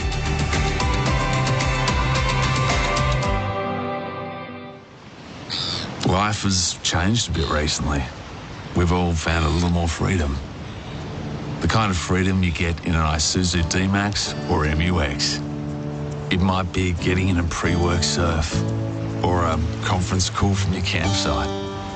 But the one thing we've all learnt is to live. Live your own way in the Isuzu D-Max and MUX. Search Isuzu Ute.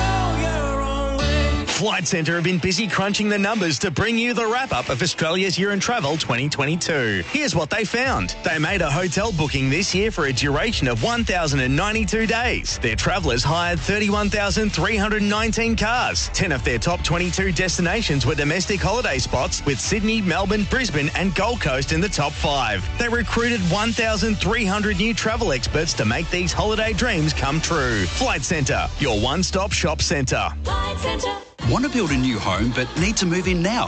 Henley has fixed price completed homes and townhomes ready to buy with premium inclusions in the best locations. Get the Henley Everyday Advantage. Buy a completed home and move in now. Henley.com.au. Have you got a dream renovation, a dream man cave? Robot's got it. Robot Building Supplies can help you get the job done. Robot's been servicing the building, fencing, engineering, roofing and cabinet making industries for over 70 years now. So when it comes to experience and reliability, Robot's got it. With 24-hour delivery, dream one day, build the next. Robot Building Supplies. Notting Hill, Sunshine, Preston, Dramana, Pakenham, Coldstream and Darnham. RobotBuildingSupplies.com.au. ROBOT Robot Building Supplies. For Henley Completed Homes, now selling in Micklem and Officer. Henley.com.au. Australia versus South Africa on SEN Test Cricket.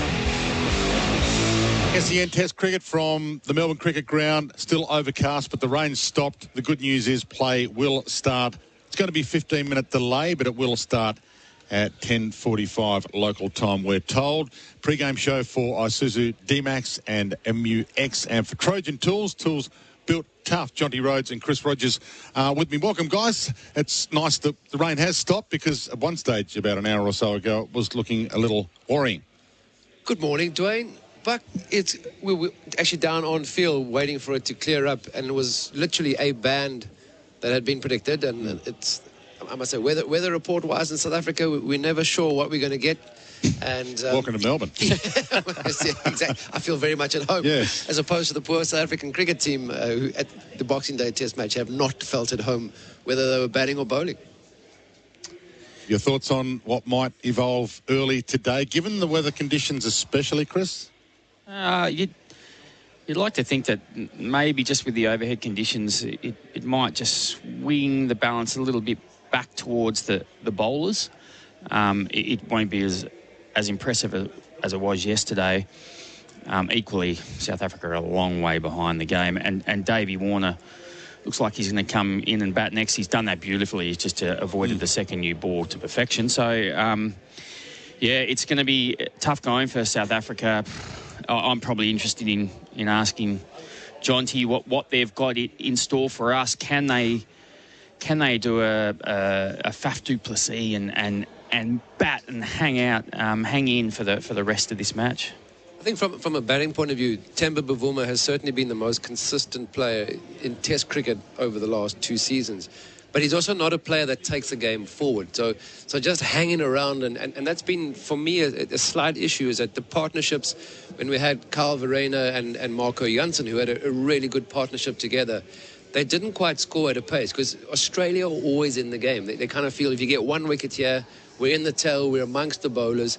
And if, totally contrast, when Australia are batting, you know, even when South Africa has someone like a Nortje who has a great spell from the one end, the other end, we're leaking runs quite comfortably. So Australia's never had that sort of dual pressure from either side, where I think, you know, the likes of Glenn McGrath and Shane Warne, when they bowled in tandem. We had Sean Pollock and Alan Donald, where Donald was firing bullets at you, and Sean Pollock on the other end was just asking nagging questions the whole time, and he picked up a whole bunch of wickets because of what the work Donald was doing on the other end. So just around that, you know, from a captaincy, can we hang in? Firstly, from a bowling perspective, love to see Nortje bowling with Marco Jansen in tandem, because I reckon those have been our best bowlers. Sure, Rabado's picked up wickets in the first test. He bowls some really good deliveries, but he hasn't bowled with that consistency, that aggression, getting the ball in the right areas from a point of view on seeing what the conditions are like. You know, you can't just bowl at sort of hip height and expect with your field set back. You know, it was been quite interesting where we have this supposedly, Elgar spoke about, one of the best bowling attacks, if not the best bowling attacks in the world. And as soon as guys come into bat, you spread the field. You know, let them take it on first and then plug the holes if you have to. But we haven't built that pressure from both ends. Yeah, I mean, one of the damning statistics, I think, is in the South African innings, there were 7 single-figure partnerships. I mean, and that there's a dual thing with that, where yes, the Australian bowlers they're right on it, they're making it really tough for the new batter, but equally is the South African batting methods standing up to that kind of pressure from the bowlers. And then vice versa, you know, when South Africa took a wicket, they couldn't make consistent inroads. I mean, there's only been 3 wickets. There actually has been 7 partnerships, I think, because of all the retired herds, and the minimum partnership there is 15. So there's a bit of imbalance there, isn't it? And like, I just think when South Africa come out to bat again, I don't think it's necessarily going to be easy. I know this is a decent pitch to bat on, but I think there's a bit there for the bowlers as well. I think it's going to be a huge challenge. Do they have what it takes to hang in? Well, the interesting thing is, I mean, they're obviously stark and green, big injury concerns for Australia. So that's the only thing that South Africa have going in their favour, going out to bat. Because, I mean, it is a good surface. We've certainly seen the application, but it still requires application. Technique, I mean, even David Warner, double 100. He played and missed it quite a few. His feet weren't always moving, but he gutsed through those difficult phases. And that's the difference in the partnerships. You know, when you bat it as a pair, you kind of go, okay, let's to the next 10 runs, and you build it. But South Africa never even, as you rightly said, never even got those 10-run partnerships going. So you kind of look back and go, is it just the bowling attack or is it technique? So for me, if I go through the batting order, Dean Elgar hasn't moved his feet at all. He's been stuck in the crease. Great piece of fielding. So, you know, he had guts, the sort of innings that you expect from a Dean Elgar, not looking great. He dropped twice, though. Exactly. So to your point, to my point, was that the drop catch was standing in the crease, flaying at a wide one, dropped by Nathan Lyon, you know, at backward point region. So technically, for me, still not moving his feet. Sadil Ervia, I thought, was pretty composed. He's been caught out twice driving. So there you go, it's shot selection. I think his technique as an opening batter wasn't too bad. He's got, you know, a very pronounced trigger movement back and across, but he's still when the ball is released. So my big concern is that when the bowlers actually release the ball, the South African batters, their trigger movement is still happening. So they're not set and ready to take that next, which is why someone like a Kaya Zondo caught on the up, standing in the crease, weight his back. Because once you take that trigger movement too late, you can't go again. You can stand and play, you know, and you can play with the back foot quite comfortably if you're not trying to force it. But technically, you know, I think Temba Bavuma is the one guy I think can hang in there and guts it out. But batting, you got to bat in partnerships. We just had Todd Greenberg talking to Gerard around, you know, we want competition. We want excellent test matches, and we've had the West Indies over who you know, didn't give the best account of themselves. What about South Africa? Is this side is there talent amongst their domestic ranks to make this side better in the near future? Because, you know, they've got a good bowling attack. Is there good bowlers coming through as well? But more importantly, are there young batters who, you know, can fill the void of AB de Villiers, Faf, Duplessis, Graham Smith, Hashim Amla, all these great players? There doesn't seem to be any of those at the moment. It's always interesting because to fill somebody's shoes is really tough. If you think to those names that you mentioned, Hashim Amla, you know, different techniques. Graham Smith hit a cover drive like me through mid-wicket. You know, so and Faf du Plessis also. I mean, he's been a brilliant white ball exponent, and no one thought he'd be a great white ball player because he wasn't that aggressive. He had quite a. If you compare him to ABD, the 360 player who could score anywhere around the ground, Faf had specific areas where he was strong. Leg side, cutting, obviously, very strong, dominant bottom hand. So never really driving through extra cover. And he's certainly adapted his game for white ball cricket. But that tenacity was built through a lot of first-class cricket. And that's been the cry, especially of the batters, is they only get to play 7 first-class games in a summer. So I was speaking to Andre Claessens earlier. So before the start, he wasn't batting. He wasn't going to play in the game, so hadn't been announced yet. And there was sort of talk of Van Dussen wasn't going to bat at number 3, so it was either Tinus de Bruin or possibly Claessens. But again, number 3 is actually a specialist position. You almost got to be another opening batter. Keegan Peterson, who's had that role at number 3, he has had an injury. We have Ryan Rickleton, who's a young player who was not selected because of an injury. And the stance that Cricket South Africa have taken is that he was due to have an operation, but because of the South African T20 league that's coming up and starting in January, he wanted to be available for that. So yes, there are young players available, but they are not getting in, you know, that tenacity and that building big innings throughout the summer because they only get to play 7 first-class games. You could get a bad decision, you could play one rash, you could get a couple of good deliveries, and then your summer's over. Is it an issue that the South African Cricket Board concerned with, or is it just an acceptance, well, this is the way we've got to go to sustain cricket in South Africa? It's very much trying to balance everything where budget on the one hand doesn't allow any more cricket. So that is a major concern because if it was a case of we don't have the players, that's something where you go, okay, so we can focus and fix this eventually. But if it's a part of the system where you can't fix or change that just because of the budget constraints. You know, we've spoken at length here about they don't have an analyst with them, the South African team.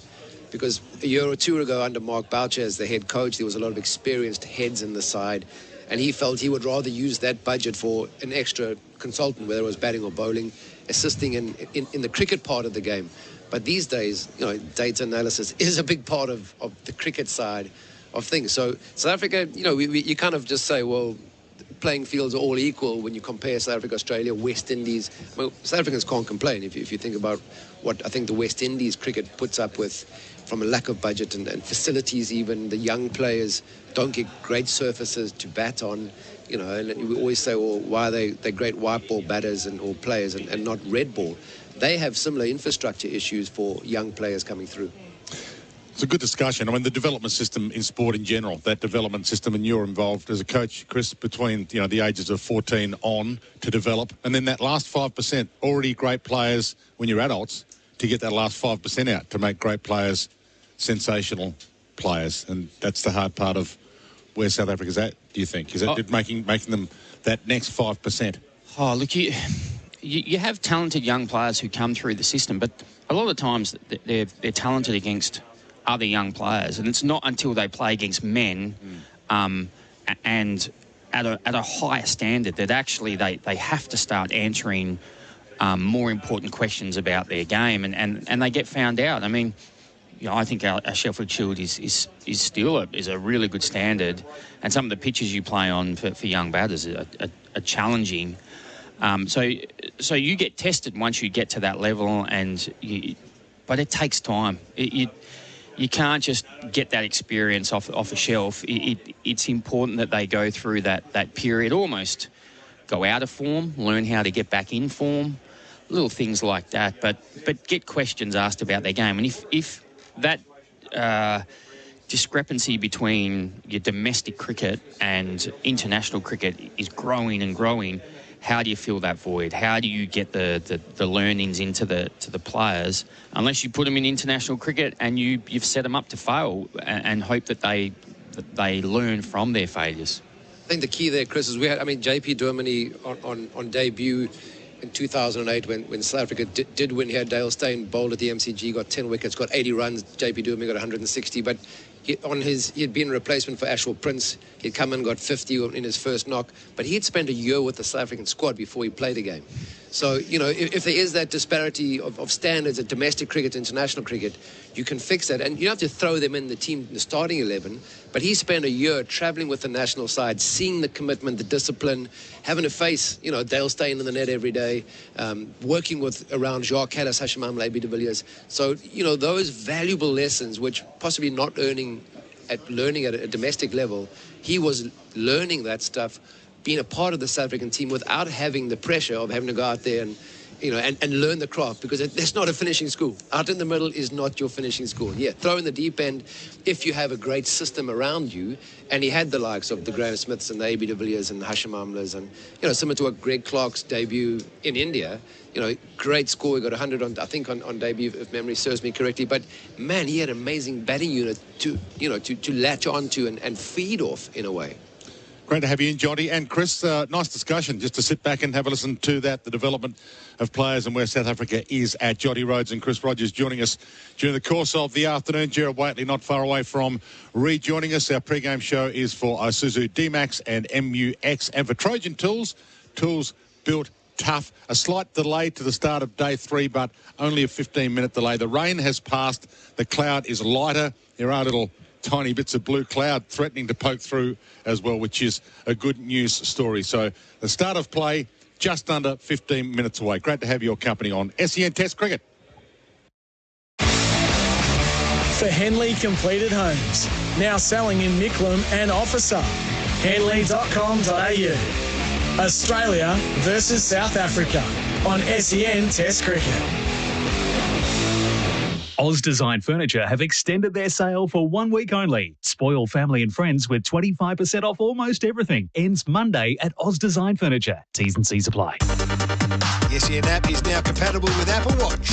Download it today. Get your groove on and experience the vibe, the style and the food at the Groove Train. It's a vibrant cafe by day that transforms into a wood-fired restaurant and bar by night. Enjoy with friends over great food, drinks and conversation. Find your nearest location at groovetrain.com.au.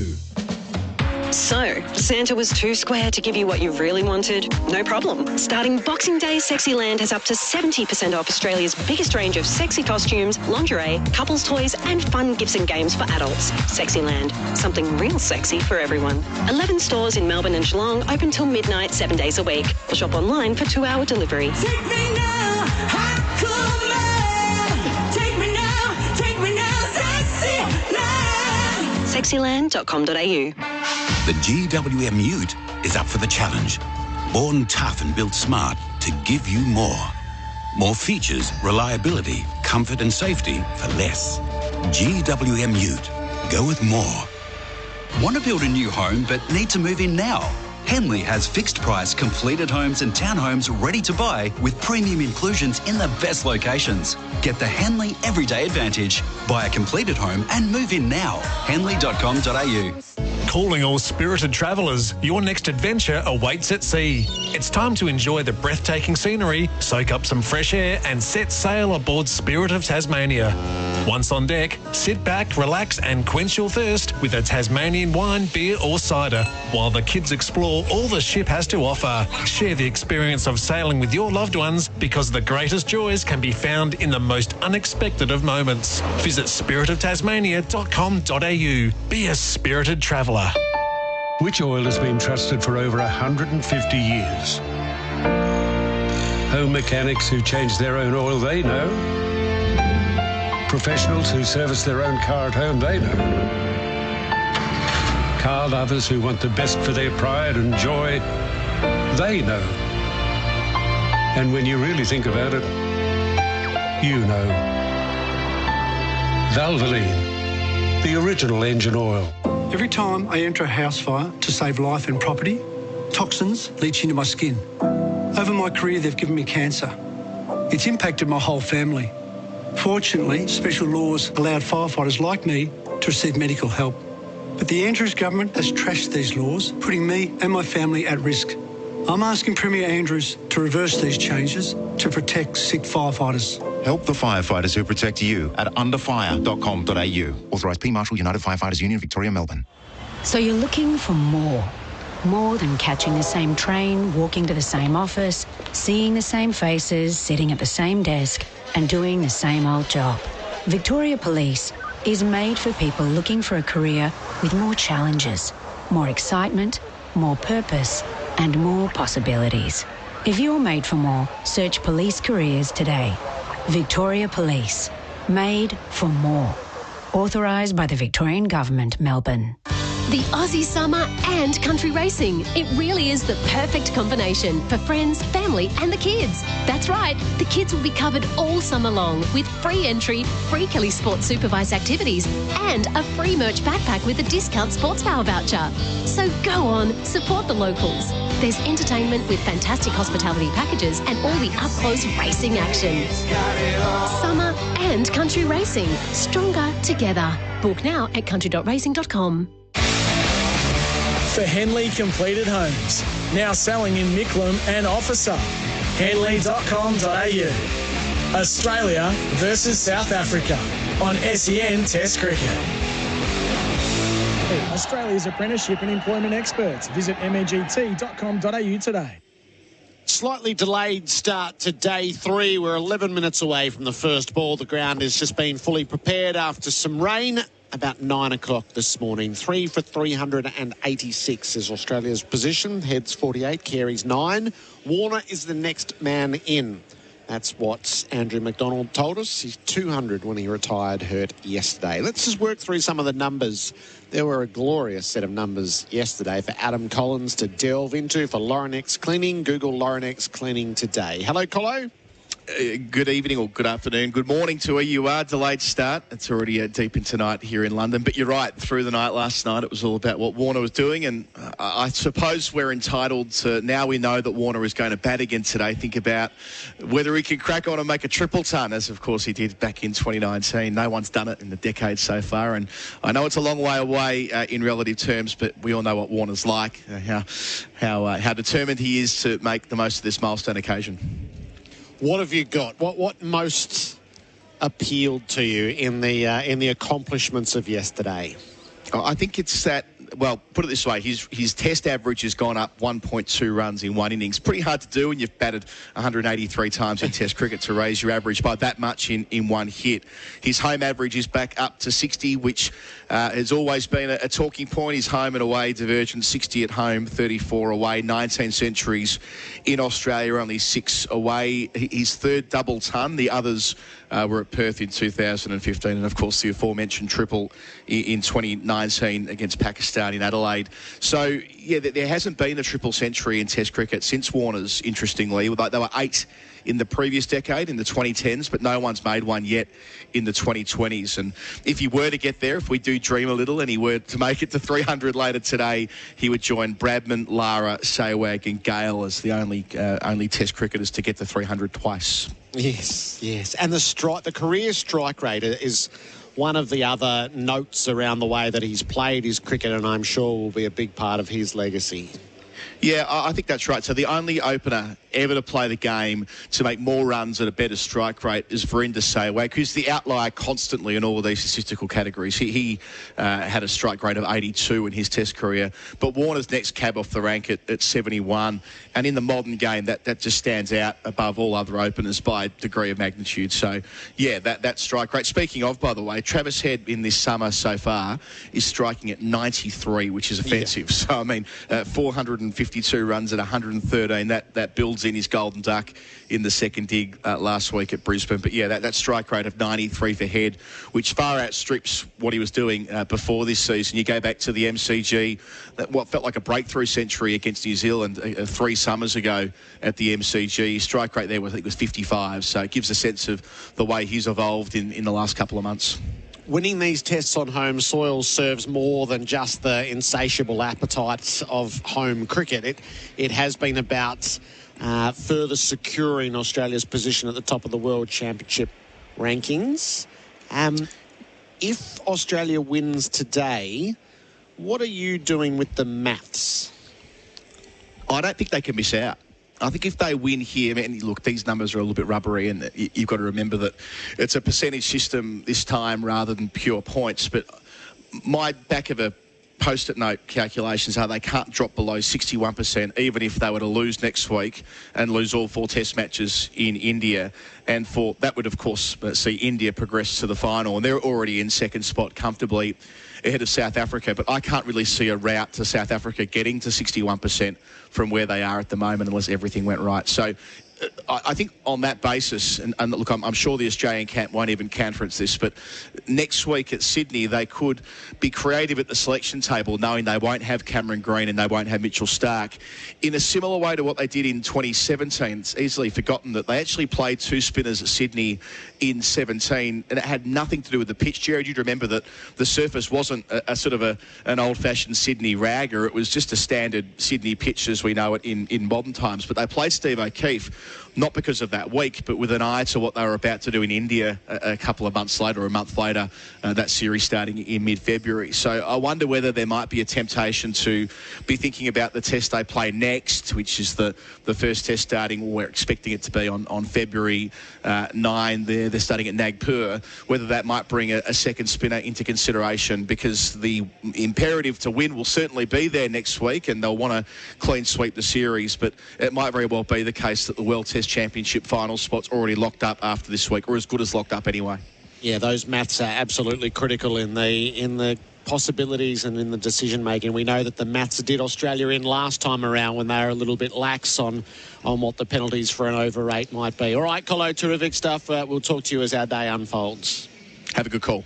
Adam Collins for Laurenex Cleaning. Google Laurenex Cleaning today. 3 for 386 as we close in on the first ball of day 3. In a moment, Simon Katich and Damien Fleming.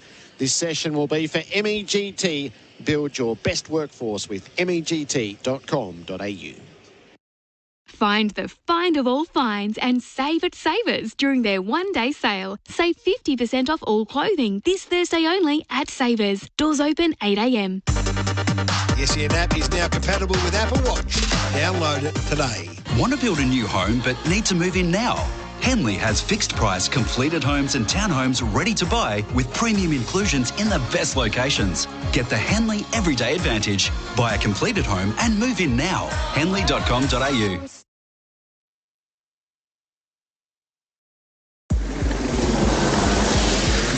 Delays continue heading out of Melbourne on the Westgate Freeway at the moment, from the city end all the way through to the top of the Westgate Bridge, because there's only one of the 5 running lanes open. Mind you could head through the city or even Wurundjeri Way out to Footscray Road, Dynon Road. They're moving nicely, as too is Geelong Road through Brooklyn. Buses replace trains on sections of the Cranbourne, Pakenham, Frankston and Stony Point lines from the 4th to the 27th of January. Visit bigbuild.vic.gov.au. That's the latest SEN Sky Traffic. It's been an almighty year at Berwick BMW. Neil Phillips and his team send all their thanks and appreciation to their new and loyal customers. Over the holiday season, Berwick BMW's team will continue to deliver exceptional customer service and be open for any assistance you need in securing your ultimate driving machine. Also, with next day service availability, you can organise to have your vehicle serviced prior to that summer road trip. Season's greetings from Berwick BMW, LMCT 8953.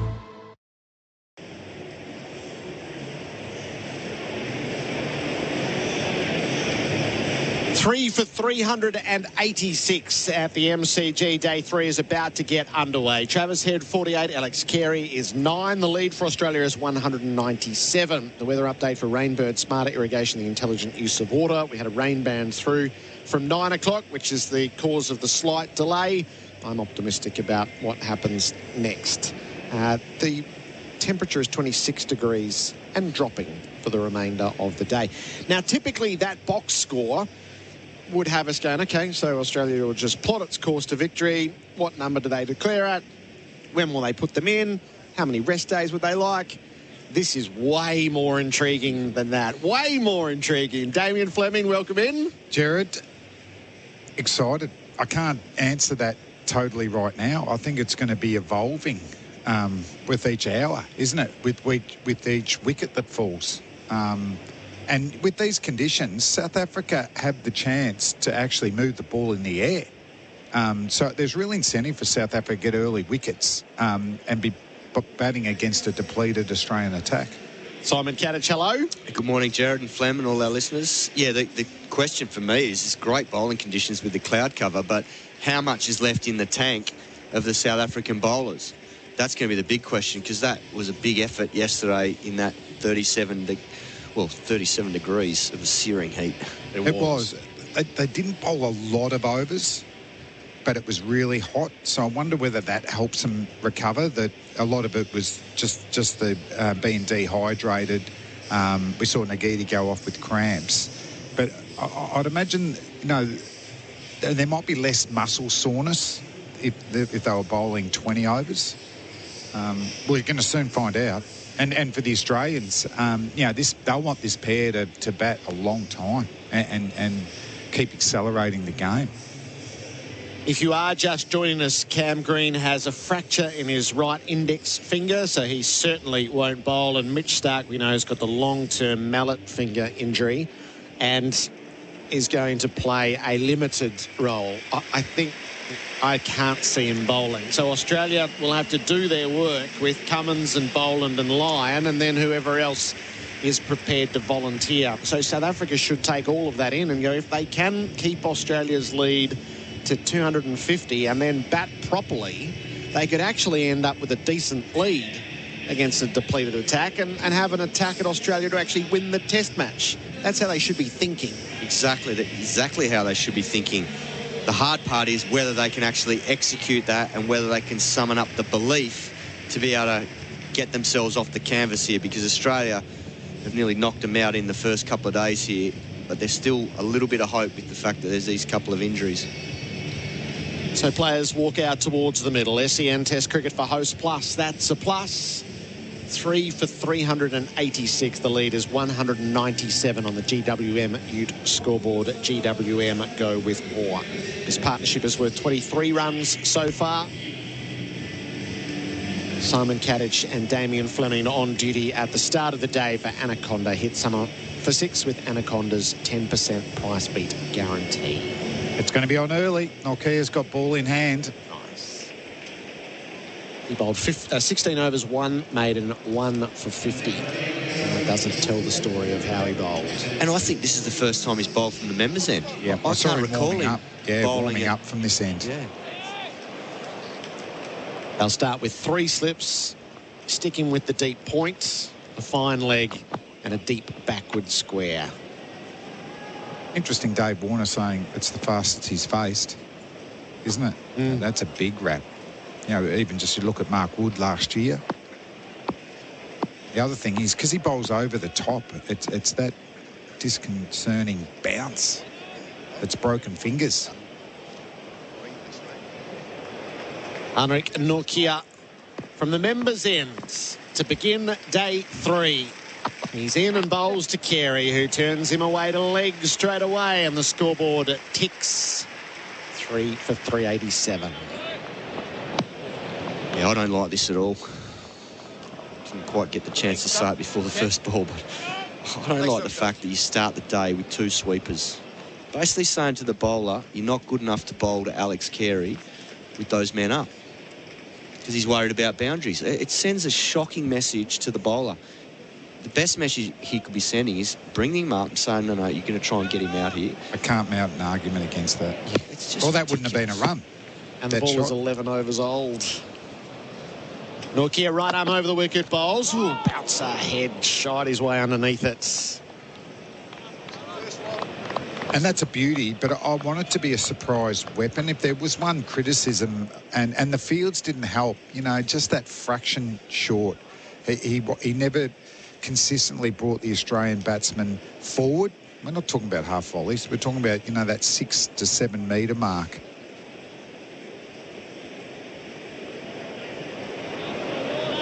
Two slips and a gully when head is on strike. Nokia stretches in and bowls to head, who defends to the leg side. No run.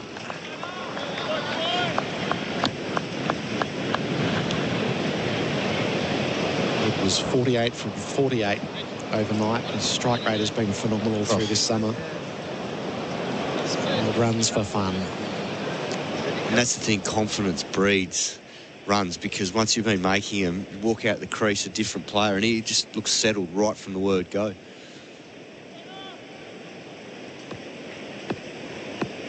And Travis Head tapping away the left-handed South Australian. Norkia bowling over the wicket to him, and Head jumps in defence, plays the ball to the offside, no run. Cato, when did you feel settled with Test match cricket? I think when I got my first 100 at the SCG. Took until then. Yep. And that was probably my 6th test. And once you get the 100, you believe you're good enough to make 100 at test level. But it's always ongoing, because it can ebb and flow. Like, there's periods in your career where you're not playing as well as you'd like, and then that builds pressure if you're not making runs. Because back in that time, as you know, Flem, there was so many guys that could take your spot. Norkie is building his pace. It's at 146.4 on the previous delivery. He lets fly, and Head plays the back foot drive out to deep points and takes his 49th run. Maharaj, the sweeper, in the deep. But he's turned into a lovely stroke player, hasn't he, Travis Head? You know, he's not always going to have summers like this, but if he maintains, well, it'd be tough to maintain even a strike rate like that, but if he's around that Dave Warner mark in the 70s, you know, that is a bonus as a middle order player. I mean, the game these days doesn't need to be sped up. It's already played in fast forward compared to the back in the day, but it certainly makes it a lot... Norkia bowls to Carey, who turns for the same single again as he runs this one down to fine leg. It's not as square as the previous. But able to find runs at will, 3 for 389. There is just some light rain falling. The GWM Ute scoreboard, GWM go with more. It certainly makes it a lot harder for the opposition, particularly the captain and the bowlers, if someone's going out there and playing with that mindset that they're going to take the game on and score that quickly, because as we see now with these fields, the opposition captain's thinking, what do I do here? Do I defend? Do I attack? How do I... And that's the question that gets asked by these types of attacking players. So Rabada is going to be tossed the ball at the southern end. SEN Test Cricket for Host Plus, an industry super fund for all Australians. He sent down 18 overs, 1 maiden, 1 for 94. So he's gone for more than 5 and over, and he was especially expensive at stages yesterday. Yeah, he's an interesting player, isn't he? I think he'll go down as one of the greats when he's finished, because he's still only quite a young man, already over 250 Test wickets. But what we've seen in this series so far, the difference between his best and his worst, it's a decent gap. Carey's on 11, and he's flashing at a ball on the drive outside the off stump. He misses. I just get the impression from his body language at times that he's not fully engaged in how they're going about their cricket. I just wonder whether there's a bit more happening beneath the surface, because he is technically their best player when you look at his Test record. I just wonder whether he feels like he should be in a leadership position. Carey up to see him bowling, and he drives this time to extra cover, but he doesn't get a single. Bavuma fields. The only other one is Bavuma captains their white ball teams. But he's only got 1 Test 100 and 50-odd tests, so you can see why he doesn't have that, that role. Elgar's the most experienced, got the role, but has found it very difficult on this tour so far, with bat and also with his captaincy. Lights are being flicked on at the MCG. The nuisance rain seems to have stopped. Rabada bowls on the back foot. Carey plays magnificently through backward point for 4. Lovely wristy play from the Australian keeper. And there's an intent about Australia which is quite clear early. The boundary for Rotoflex by Blunston. And this is why I'm so critical of the field they're setting. There's a deep backward point. It has no impact on being able to save a boundary because of the line he's bowling. But he's forced to bowl that line because he's only got 1 man in the ring on the leg side. I actually think if he was in the ring, he was half a chance to stop that. 3 for 393. Rabada bowls to Carey, who leans forward and defends firmly to mid-off. and this goes back to the point made yesterday about the lack of an analyst. Dean Elgar he can't be following this game as closely as he needs to, because if he's done his research on these two players, they shouldn't be scoring the majority of the runs on the offside. They're both very good offside players. They need to be attacking the stumps, but he can't attack the stumps because of the field that's been set.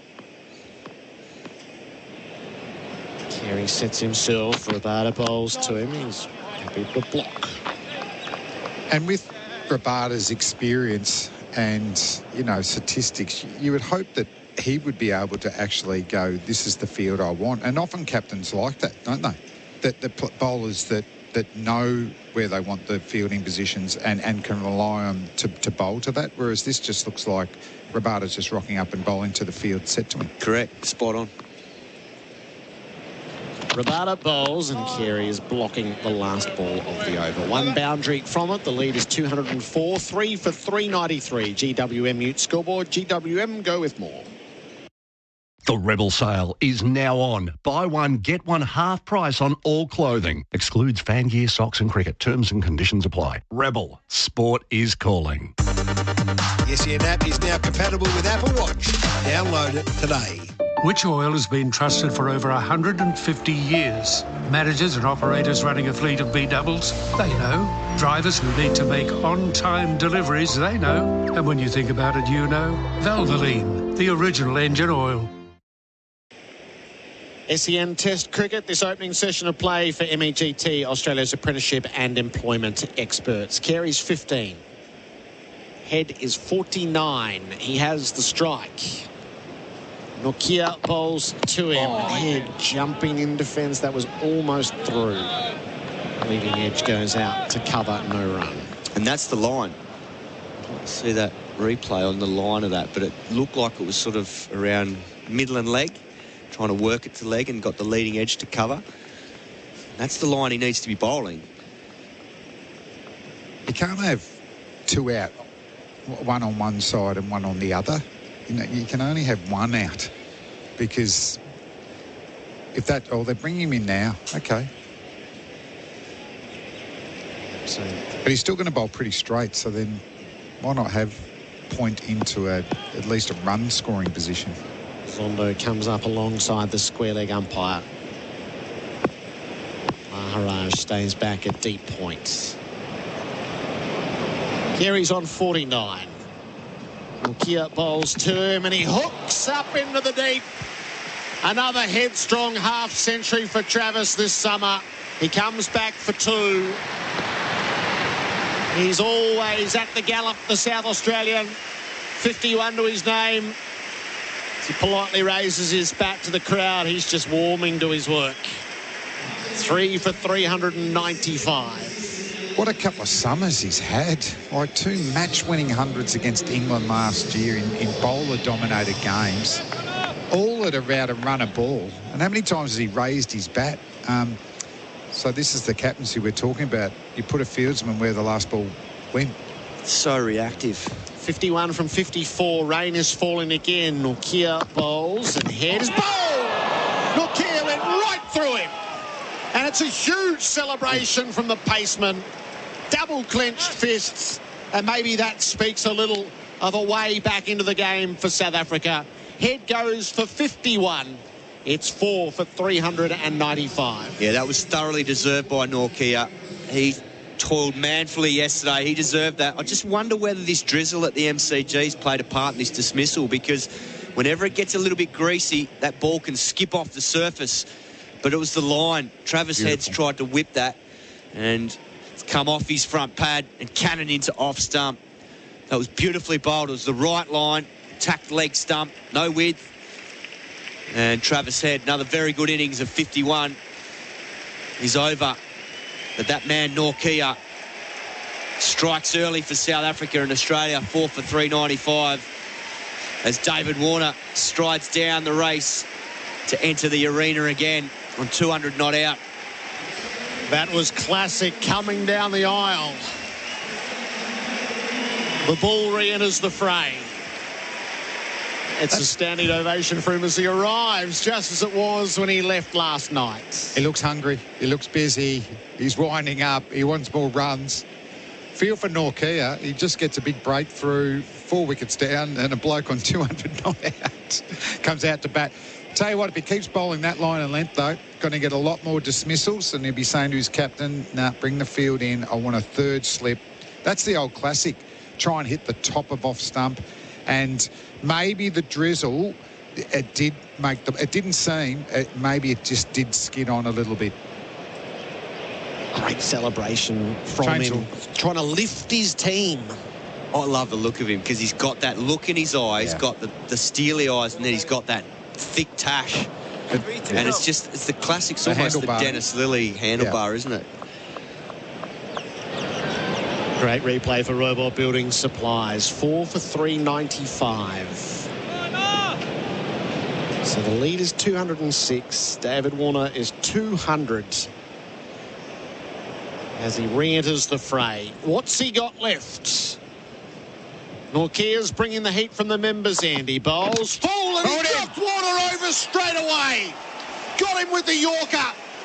Norkia's on a hat-trick. Warner stays 200 and leaves. I'm not sure he even saw it. That was searing heats from the South African quick. There's something going on here. 5 for 395. This is bowlology gold. Bowlology gold. Norkia has hit the stumps twice in a row. That's come off Dave Warner's pads, but he did him for pace and length. Warner was not expecting the quicker Yorker. So the doorway to departure for Dave for 200, but Norkia opening up this test match. And it's beautiful, hostile, fast bowling. So another standing ovation for Dave Warner. There's a Darth Vader line here. You should not have come back, old man. Should have sat on his 200. That's amazing. He can raise the bat and actually soak in the adulation that he couldn't quite yesterday, given all the pain. It's not a first ball duck, but it's not dissimilar, isn't it? You walk all the way out and you're in, but at least it's not a big duck up there. That's one of the all-time great celebrations too from Norkia. We were pumping up the chainsaw with the Travis head. This was on steroids and good on him. He is willing his team. A team that where some of his other quicks body language has been questioned. This is Dale Steyn-like, where he's just taking the team with him. Well, you would have seen the scouting report on Norkia, and it had, he loves it when it's tough. He wants to be the man that gets the ball in his hand when it gets tough for his team, and he's done that. He did it yesterday. You could see it in the warm-up. We saw him running a 400-metre lap of that ground probably an hour before play started, and the boys down there on the ground were like, what is this guy doing? He's going to run out of steam. But he has not run out of steam at all. He kept charging in all day, and this has been brilliant this morning. Yeah, this is just desserts for him, and he's on a hat-trick. Pat Cummins, who is susceptible to the sheer pace. Who isn't? But Unrik Norkia has a real chance here. He's got 3 slips of gully and bat pad. I'm backing him here. Is he going Yorker again? Yeah. Or is he going sniff at the head? No, I'm going bail height. You can still hit the stumps or an edge behind. Unrik Norkia on a hat-trick, bowls to Cummins right at the stumps, defended to point on the jump as well. He gave himself a chance. And the crowd at his back now. Barely defended. Barely defended.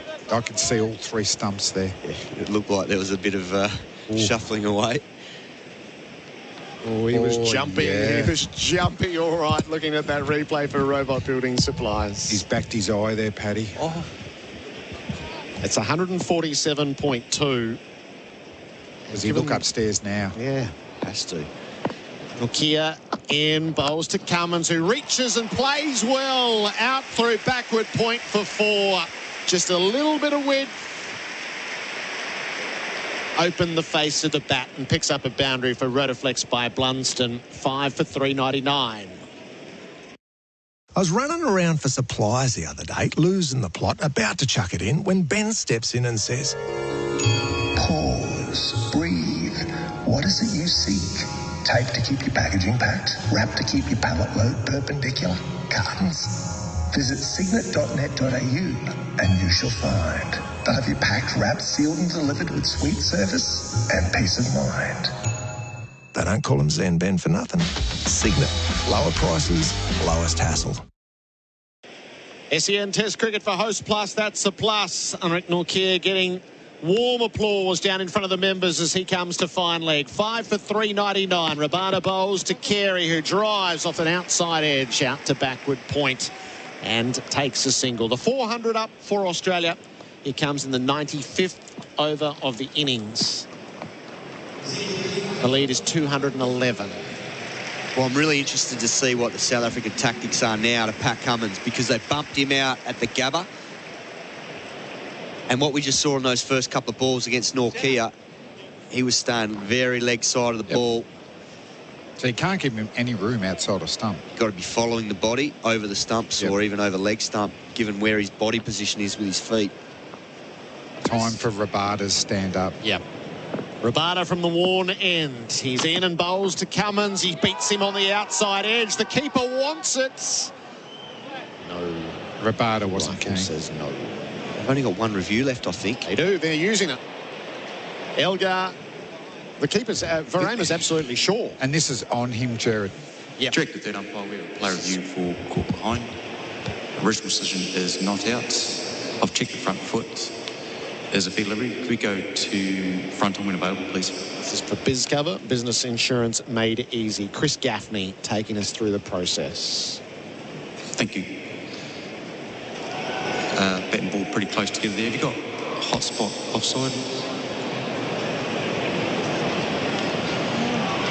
There's nothing on hot spot. I can't quite see anything there. We got Snicko, please. Just roll that back, please. Back. Just forward. Okay, we've got a spike with ball and bat right beside each other.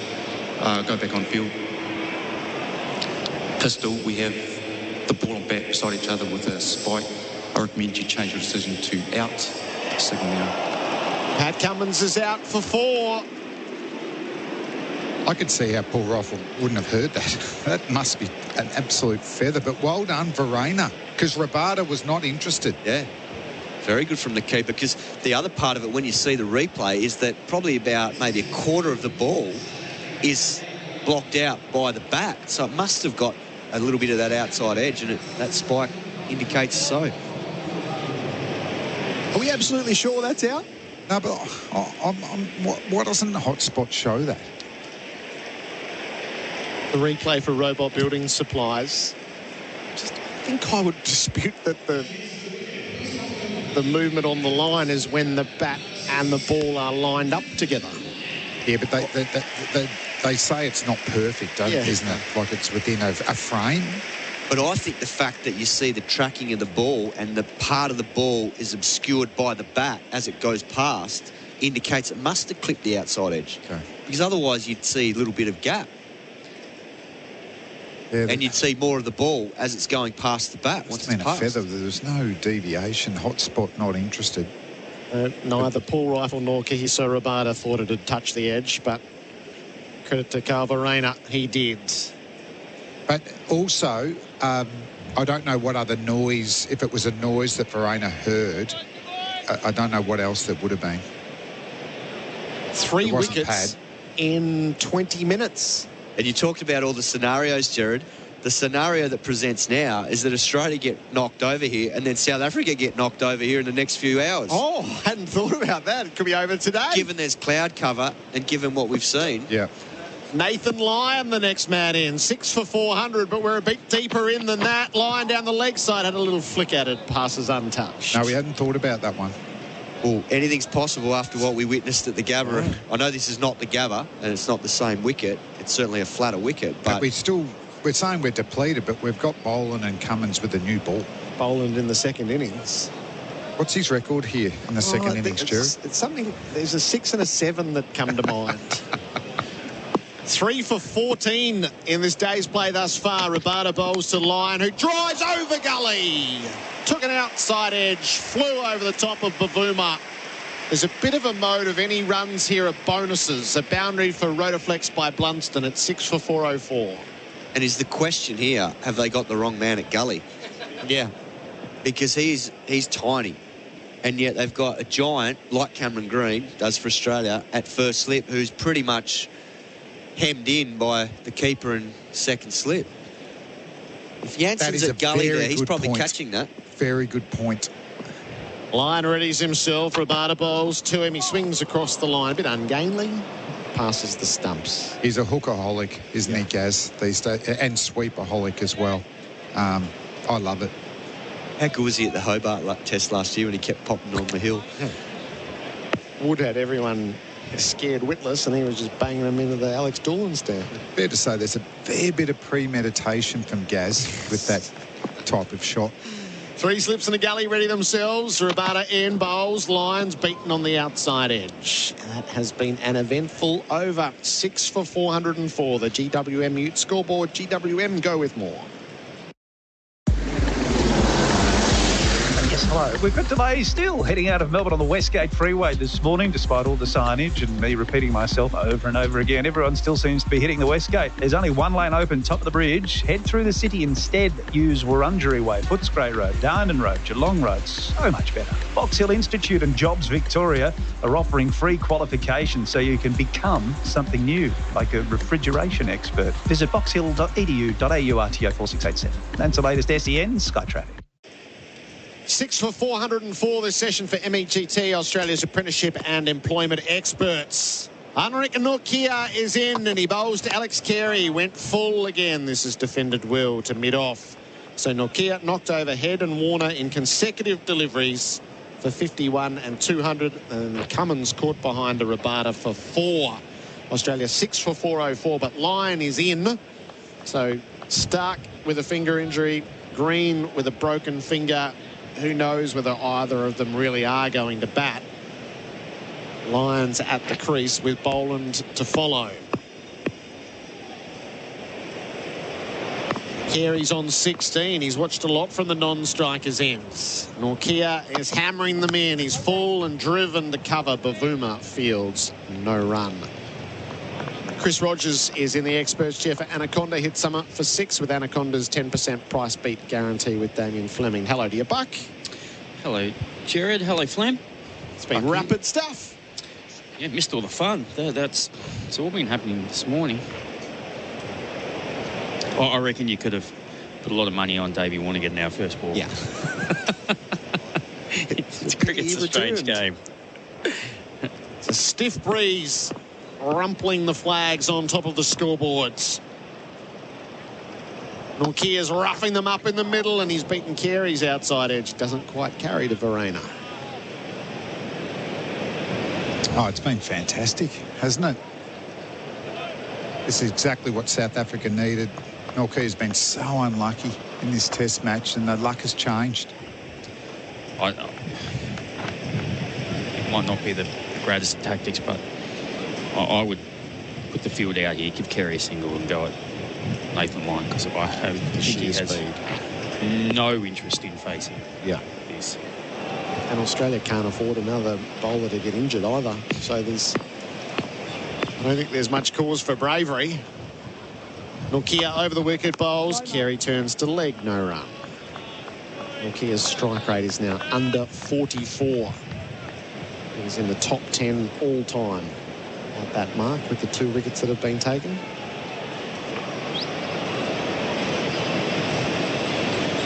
And I can see how, isn't it? Like, you know, express pace, hostile, but he's very unique. He's an upright runner and he's runner, but the action in itself is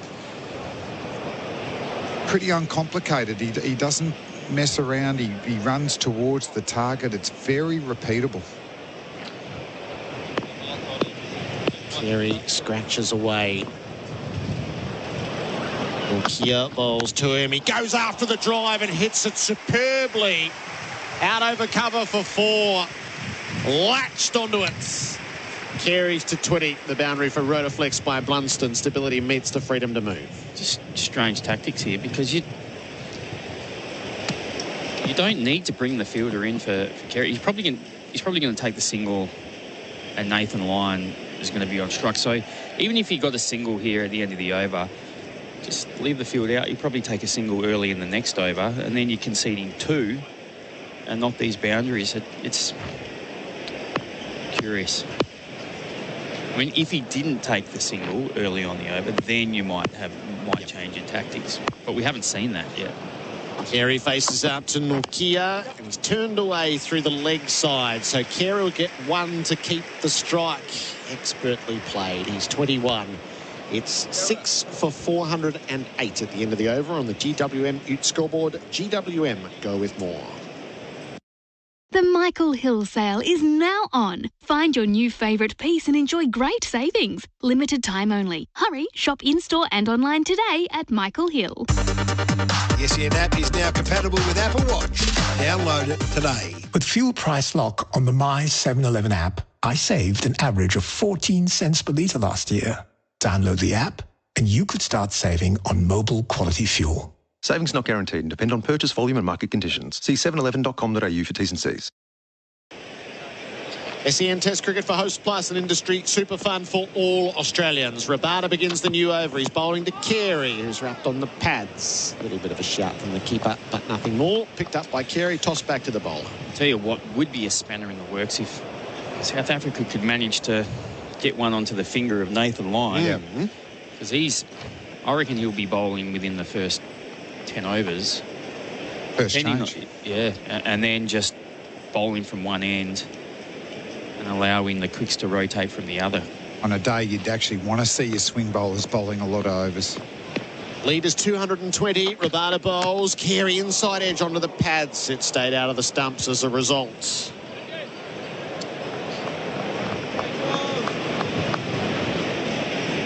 That's a big wicket, isn't it? If you knock over Carey.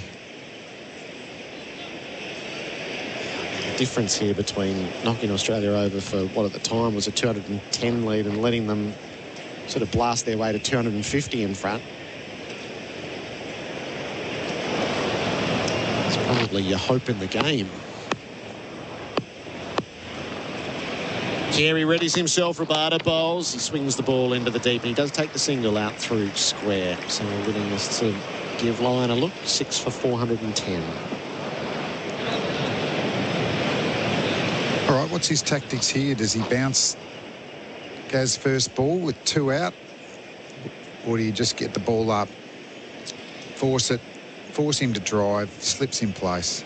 Yeah, I think that ball he bowled, the last ball he bowled to Nathan Lyon, which was a play miss, that's the one. He just wants to bowl a length where Nathan Lyon just can't swing through the line of it. Yeah, he wants width or he wants it short.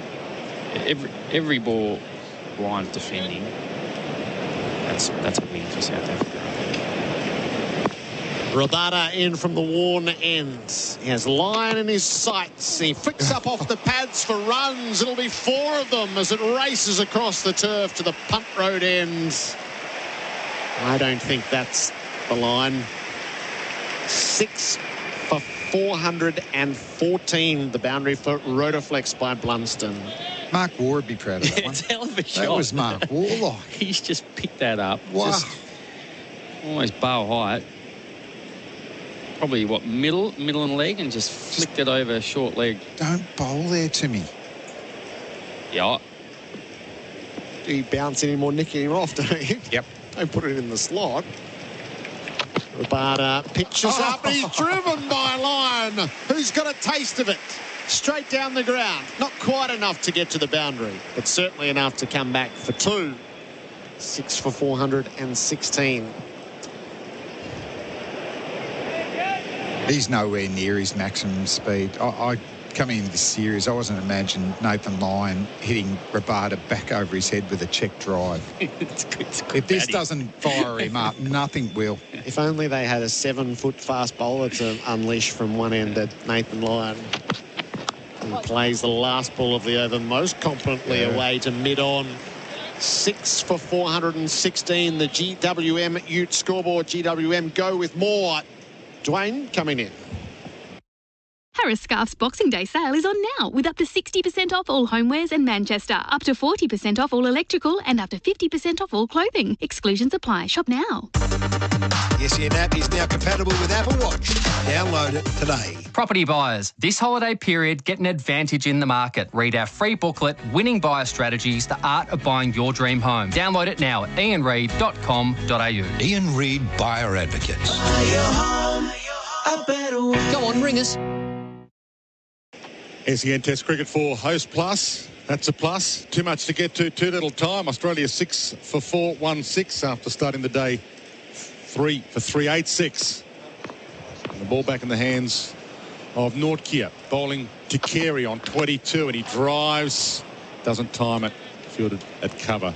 No addition to the tally. Chris Rogers and Bharat Sundaresan with us, and who would have thought? But that's been the tale of this test match in general, hasn't it? Things have happened that you wouldn't have considered would happen. It's amazing what happens when you get a change in the overhead conditions too, isn't it? It just gives the bowlers just a little bit more energy as well. It's just not so hot, and then just maybe that ball starts to just move in the air a little bit more, and that might have been the undoing of, in particular, Travis Head. Carey on strike, Nortje into him, tries to turn it off his pads, but doesn't time it. They could have considered a single, but they thought no. And as Chris Rogers said a few moments ago, Australia's almost better off losing Lyon's wicket than losing him to injury. Or just declare. Declare? South Africa haven't made 200 in a while, very often as a team. I know you're 2 bowlers short, bowler and a half shot. Mitchell Starc was seen bowling the nets sometime back. Australia won't go to him unless they really need to. So Australia's 6 down, but if Mitch Starc and Cam Green don't bat, then they're really 8 down. Nortje in and driven outside off, nicely back down past the bowler by Carey. It'll race its way to the boundary for 4. Front foot, big stride down the pitch. It wasn't at the ball itself. He left plenty of gap between bat and pad, but hit the meat. 6 for 420. Going back to the overhead conditions, Chris, growing up I always had this fantasy. When I didn't know it was expensive to travel from one city to another, have a test match where each day is played at a different venue. Obviously that was not going to happen, but it feels like we're having a test match like this. Yesterday all this looked so different, boiling and melting in the heat.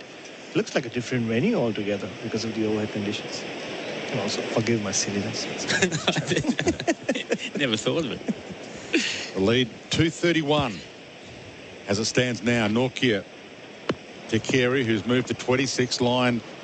The non-strikers on 10. Nortje in, and this time Carey tried to play that drive with the back foot, but rolled along the deck to mid-off. No addition. Nortje 3 for 68 now in his 20th over. It's been the destroyer. Threatened yesterday over and over and over again, but didn't get any luck. I just think now, in hindsight, hindsight's a wonderful thing, but you think back to when South Africa first got the ball in hand. Who's the bowler that Davey Warner probably faced the most? I know he was out of form. You probably didn't expect him to come out and get 200. But did they miss a trick there? How many? Was it 11 overs they had to bowl? Yeah, before. And he bowled. One, didn't he? Nortje to Carey again off the back foot, this time defensively poking on the offside. Especially the impact he had with the new ball in that second innings at the Gabba. Yeah. And I asked Nortje about this in the pre-match press conference about having the new ball. I would love to bowl with the new ball, but I have a designed role in this team. Maybe Elgar went with the flow and gave me the ball, the Gabba, but I'm not expecting to bowl with the new ball, but surely you have to think on your feet, especially if you have a bowler who's ready to do it. Yeah, I think too, matchups are so important, and I mean the matchup they South Africa must have thought about was Nortje to Warner. Nortje to Carey, who sways out of the way, tried to cut it over the top of slips, didn't make contact. End of the over. Nathan Lyon will be facing to start the next over. So the end of the over for GWM Ute. GWM go with more. Australia 6 for 420. So, Santa was too square to give you what you really wanted? No problem. Starting Boxing Day, Sexyland has up to 70% off Australia's biggest range of sexy costumes, lingerie, couples toys and fun gifts and games for adults. Sexyland. Something real sexy for everyone. 11 stores in Melbourne and Geelong open till midnight 7 days a week. Or shop online for 2-hour delivery. Take me now, hot, cool man. Take me now, Sexyland. Sexyland.com.au. SEN Test Cricket for Host Plus, an industry super fun for all Australians. Rabada to continue, and Nathan Lyon on 10 on strike. And Rabada fires it in at leg stump. And clipped his leg on the way through to the keeper's untidy attempt at a take for Rayner, but at least he stopped 4 byes, or 4 leg byes as it would have been. He needs to work on his one-handed catching, doesn't he? Yeah, it does. Very scrappy behind the stumps. Just nothing has really been sticking. Maybe a little bit tough that. It was almost, he got it as the ball hit the ground. Rabada to line, and he lays back to try and cut, but into the deck, and then to gully, no chance of a run. But that catch he dropped off Jansen, bowl into Smith, that was probably a big moment, wasn't it? Because he was in his teens there, Smith, and he went on to get 85. And you're right, in the first test of the Gabba, Travis Head's innings was the difference, and Warner's innings the difference in this one so far. As Lyon pulls this off his toes over the top of mid-wicket and gets himself a couple. So he's having some fun with Rabada at the moment, Nathan Lyon. 6 for 422. Almost feels like Nathan Lyon walked up to Alex Carey and said, "Give me 6 balls of Rabada." Yeah, it's you stay down there and I'll stay down this end. Tell you what, Ngidi just probably a bit of a statue at this. He didn't move too well. Look at him now. Rabada back to Lyon. He should be angry. Lyon tries to pull this one, missed it completely. No bottom edge. Just look at Lungi Ngidi.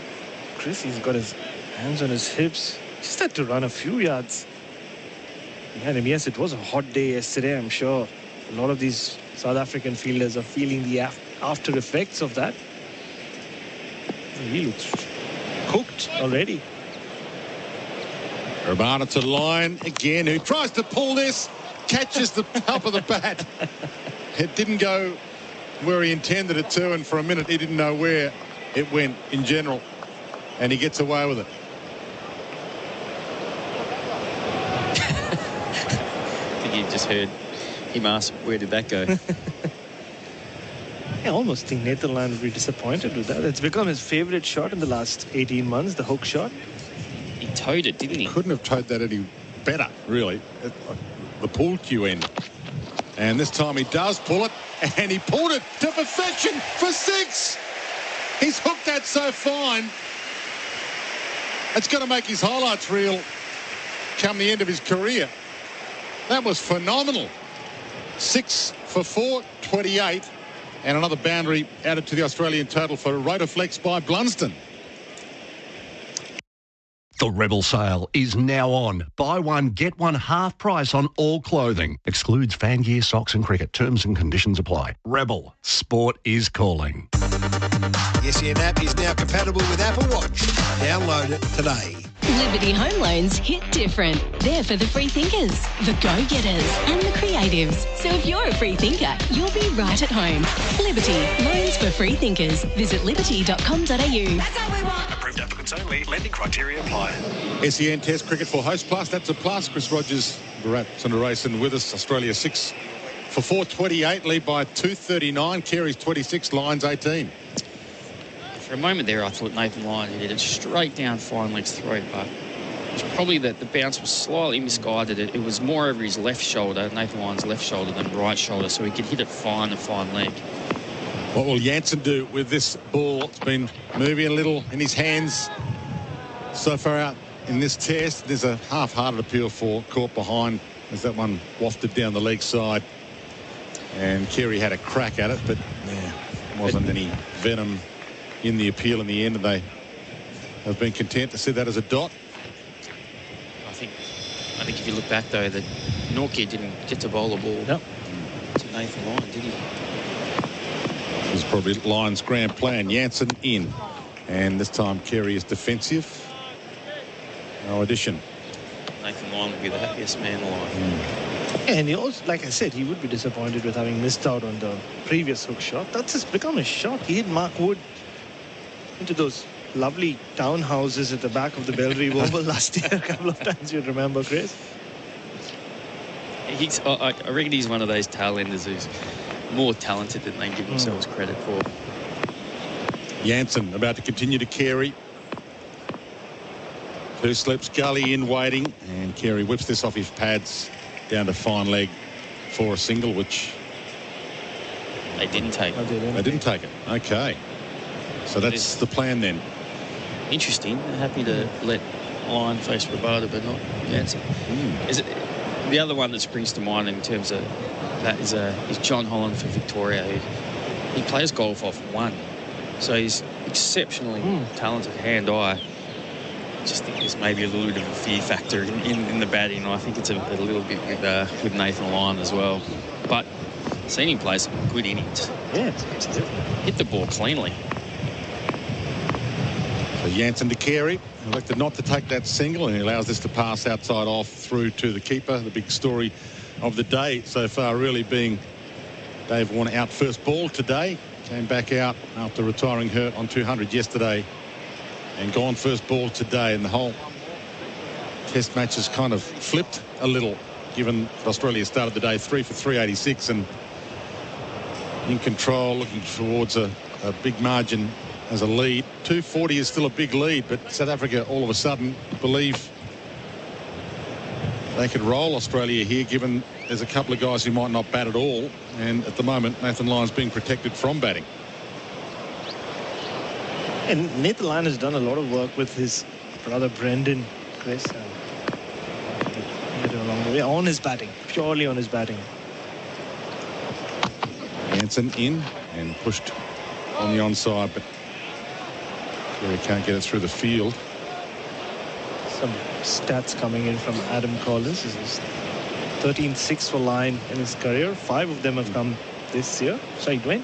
No, even the scoreboard has Nathan Lyon on strike. Oh. No, they didn't take the single. Carey 27, Lyon 18. 6 for 429. Final delivery of this Jansen over to Carey, short, and he cuts it over the top of second slip for 4. Another boundary. Nicely handled. Nicely handled. And the boundary for Rotaflex. And that is the end of the over for Host Plus. Host Plus, that's a plus. SEN Test Cricket, GWM Ute scoreboard. Australia 6 for 433. Get the power of safer tyres before you go on holidays. A road safety message from Tyre Power. Correct tyre inflation is the single most important part of tyre care. It helps keep them in good condition to provide optimum performance and maximum life. The best thing you can do before a long journey is check your tyre pressure and top them up with air if needed. And don't forget to check the spare tyre too. Get the power of expert advice. Get the power of Australia's biggest independent. Visit tyrepower.com.au for your local owner operator. Great to have your company with SEN Test Cricket live from the MCG Day 3 for Host Plus. That's a plus. Australia 6 for 433. Chris Rogers, Jonty Rhodes joining us. Jonty's got a spring in his step and a smile on his face. Well, he always has a spring in his step and a smile on his face, but maybe a little broader. And Giddy handed the ball here. Carey on strike on 20. In fact, it's Lyon on strike. The scoreboard still hasn't updated. Lyon waits for it. Caught on the pad. And got a little bat on it. And Giddy arms in the air, knowing that this might be an opportunity for him to his first wicket of the innings. Welcome, Jonty. Thank you, Dwayne. Listeners, everyone. Good to be back, yes. Slight spring in the step and more than just the average smile. But still work to be done. Not too sure. Cameron Green apparently has been batting in the nets this morning. Possibly just seeing off Anrek Norkia, who is really dangerous. 145 plus. Lyon waits. Giddy in, and he looped it past him down the ground, and it's racing toward the boundary now. It might not make it all the way, but they're going to run this out and maybe run 3 the way it stands. They will run 3. Just inside the boundary, didn't quite get there for Rotoflex by Blunston. Stability meets the freedom to move, but Australia is starting to get it ticking over again. 6 for 435. Yeah, Nathan Lyon is definitely a tail end batter. I mean, his highest score 47. He hasn't got a 50, but the way he struck the ball this morning, he's hit a couple off the middle of the bat. Slightly unusual technique. But Australia won't mind how they come as long as they do keep coming. South Africa, on the other hand, need to find a way, if not to take wickets, to ensure that they can dry the runs up. Alex Carey has looked really good this morning. A couple of fantastic drives, cuts. Very compact and stylish left-hand batter. Well, that South Africa had the momentum, but this partnership is 35 of 36 deliveries. Yeah. Good point. And Giddy to Carey, and Carey watchful in defence. He's coming at his chest, and he poked it back down the pitch. It's one of those ones too, when a tail ender comes in, you get caught a little bit because you know he's going to come out and play some shots, but you want to keep your catches in. But then there's gaps in the outfield, isn't there? Where I think for Nathan Lyon, is there as much chance him getting caught at third slip as there is maybe at that mid-off? You could just protect it a little bit more. I think from South Africa's point of view, Rabada on the one end, bowling, he bowled one short pitch delivery, but misdirected down leg, went for 6, helped on its way. Carey waits and Giddy in, and Carey drives. Didn't quite get it past mid-off. Scramble attempted field. Didn't look like a catch from here, but do you think it carried? I think Rabada at mid-off saw it late because he almost dived back behind him to his right as opposed to coming forward.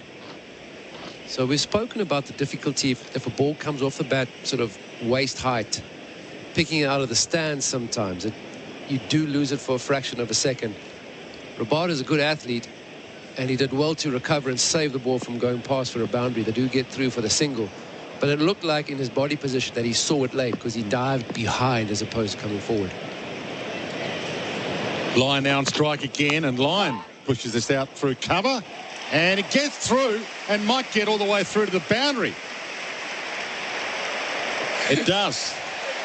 Amazing. For Rotoflex by Blunston, another 4 from the bat of Nathan Lyon, and Australia's lead up over 250, 251 now. They're 6 for 440. I'll tell you what, when South Africa batted, we didn't see decisive foot movement like Nathan Lyon is showing today. I know Ngidi is not an express fast bowler. The surface is fairly placid, but he's moved everything perfectly. Dean Elgod diving in vain at mid-off, almost goes underneath him. Frustration, more frustration, just building.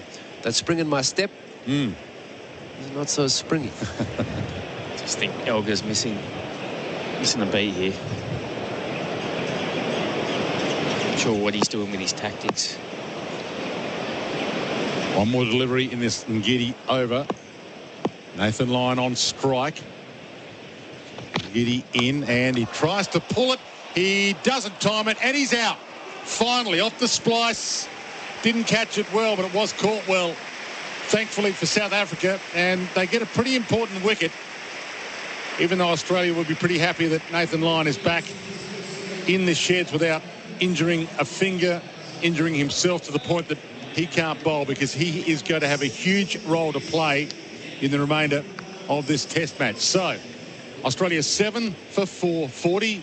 Nathan Lyon out for 25. To tell you more about it, Jonty Rhodes and Chris Rogers. Yeah, we've kind of been calling for short-pitched bowling. Nathan Lyon is not standing around. You're not going to die wondering about how he's going to play. 25 with only 17 deliveries and very valuable runs in a partnership. But Rabada, your top bowler, looking to knock the stumps over, coming within range of Nathan Lyon. And the one short pitch delivery he did bowl, it was misdirected going down leg. So just showing that in the right areas, Nathan Lyon offered a pretty simple catch to Kaya Zondo at square leg. And next we have Cameron Green coming out to bat. So Green comes out, Lyon departs. Australia 7 for 440. It's drinks for Bundaberg Ginger Beer. Bundaberg Ginger Beer, the great Australian brew. And that score for GWMU. GWM, go with more. G'day there. We've got a bit of congestion around the beaches down on the coast, Sorrento, Capel Sound and Dramana. The West Gate is just a shambles outbound from Montague Street to atop the bridge. Thanks to works there, down to one lane. Give it a wide berth, make your way through the city, and you can use Footscray Road or Dynon Road as an alternative. It's end of year madness at JB with crazy deals like over $1,500 off a Samsung 55-inch OLED TV. That is crazy, only at JB. That's the latest SEN Sky traffic. The Michael Hill sale is now on. Find your new favourite piece and enjoy great savings. Limited time only. Hurry, shop in-store and online today at Michael Hill. The SEN app is now compatible with Apple Watch. Download it today. Neil Phillips and his team at Berwick BMW send a big thank you to all of their customers. With next day service availability, book in for a service before that summer road trip. Season's greetings from Berwick BMW, LMCT 8953. Here bowls to him and he hooks up into the deep. Another headstrong half century for Travis this summer. Here bowls and heads bowled. Look here, went right through him. And it's a huge celebration from the paceman. Norkir's bringing the heat from the members' end. He bowls full and he dropped water over straight away. Pulled you in. And this time he does pull it. And he pulled it to perfection for 6. SEN Test Cricket for Host Plus. That's a plus. Host Plus, an industry super fund for all Australians. And it's been an action-packed day so far. A little delay due to rain. 15-minute delay to the start of play. But then it's been wicket after wicket, run after run. Australia 7 for 440 after starting the day 3 for 386. And the last man out, Lion caught Zondo bowled Ngidi. And that brings Cameron Green back out, who's already got 6 to his name. He retired hurt. So what are we going to get from Cameron Green? And how bad is the finger injury? Well, it's broken, and that is bad. It's never easy. I mean, we've seen some great contests in the past between South Africa and Australia. Graham Smith at the SCG coming out of face. You know, he broke his finger. Miss Johnson broke it.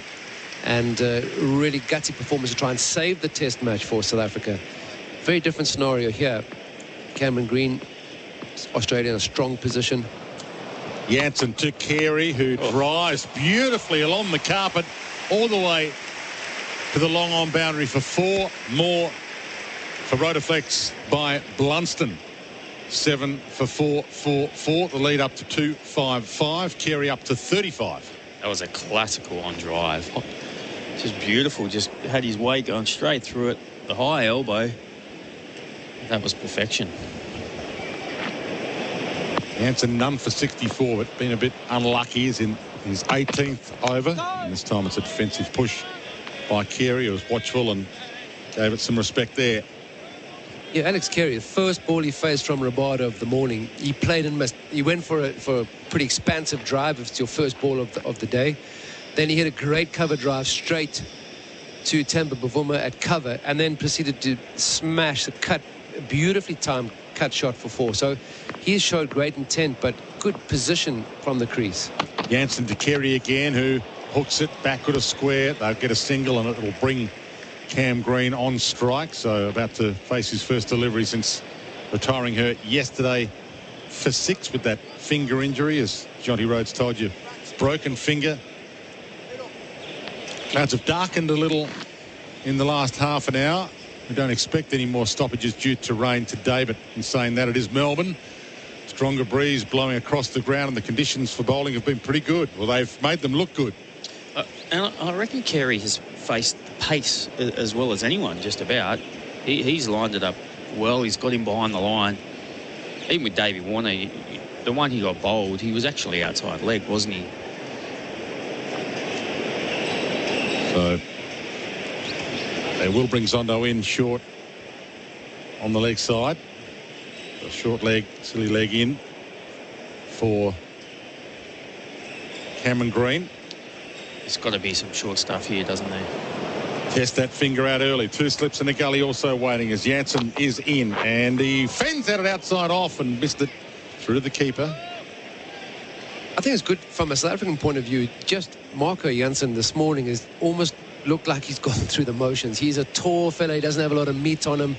Put in a massive effort yesterday, and possibly doesn't quite have the physical structure of an Henrik Nortje to come back, bounce back after a long day in the field. Because it's not a long grass, spongy outfield, but it's quite a wet and damp outfield, which is tough on the legs. Jansen to Green, and Green sees it down the leg side this time. Just edged his body out of the way of a shorter delivery that he could have turned down to fine leg, but elected not to. Just looking forward to seeing him hit a ball and seeing his reaction. That's going to tell us a story. If he gets one up near the splice on the stickers, he'll feel the vibrations then in that bottom hand. Yeah, I think it's more the attacking shots where you've got to keep both hands on the bat. If you're defending, you can almost withdraw that bottom hand off the handle. Final delivery of this Jansen over, and he plays it defensively, but off the meat of the bat, so no threat to his finger with that one. End of the over. Australia 7 for 4-4-5 on the GWM Ute. Go with more GWM scoreboard.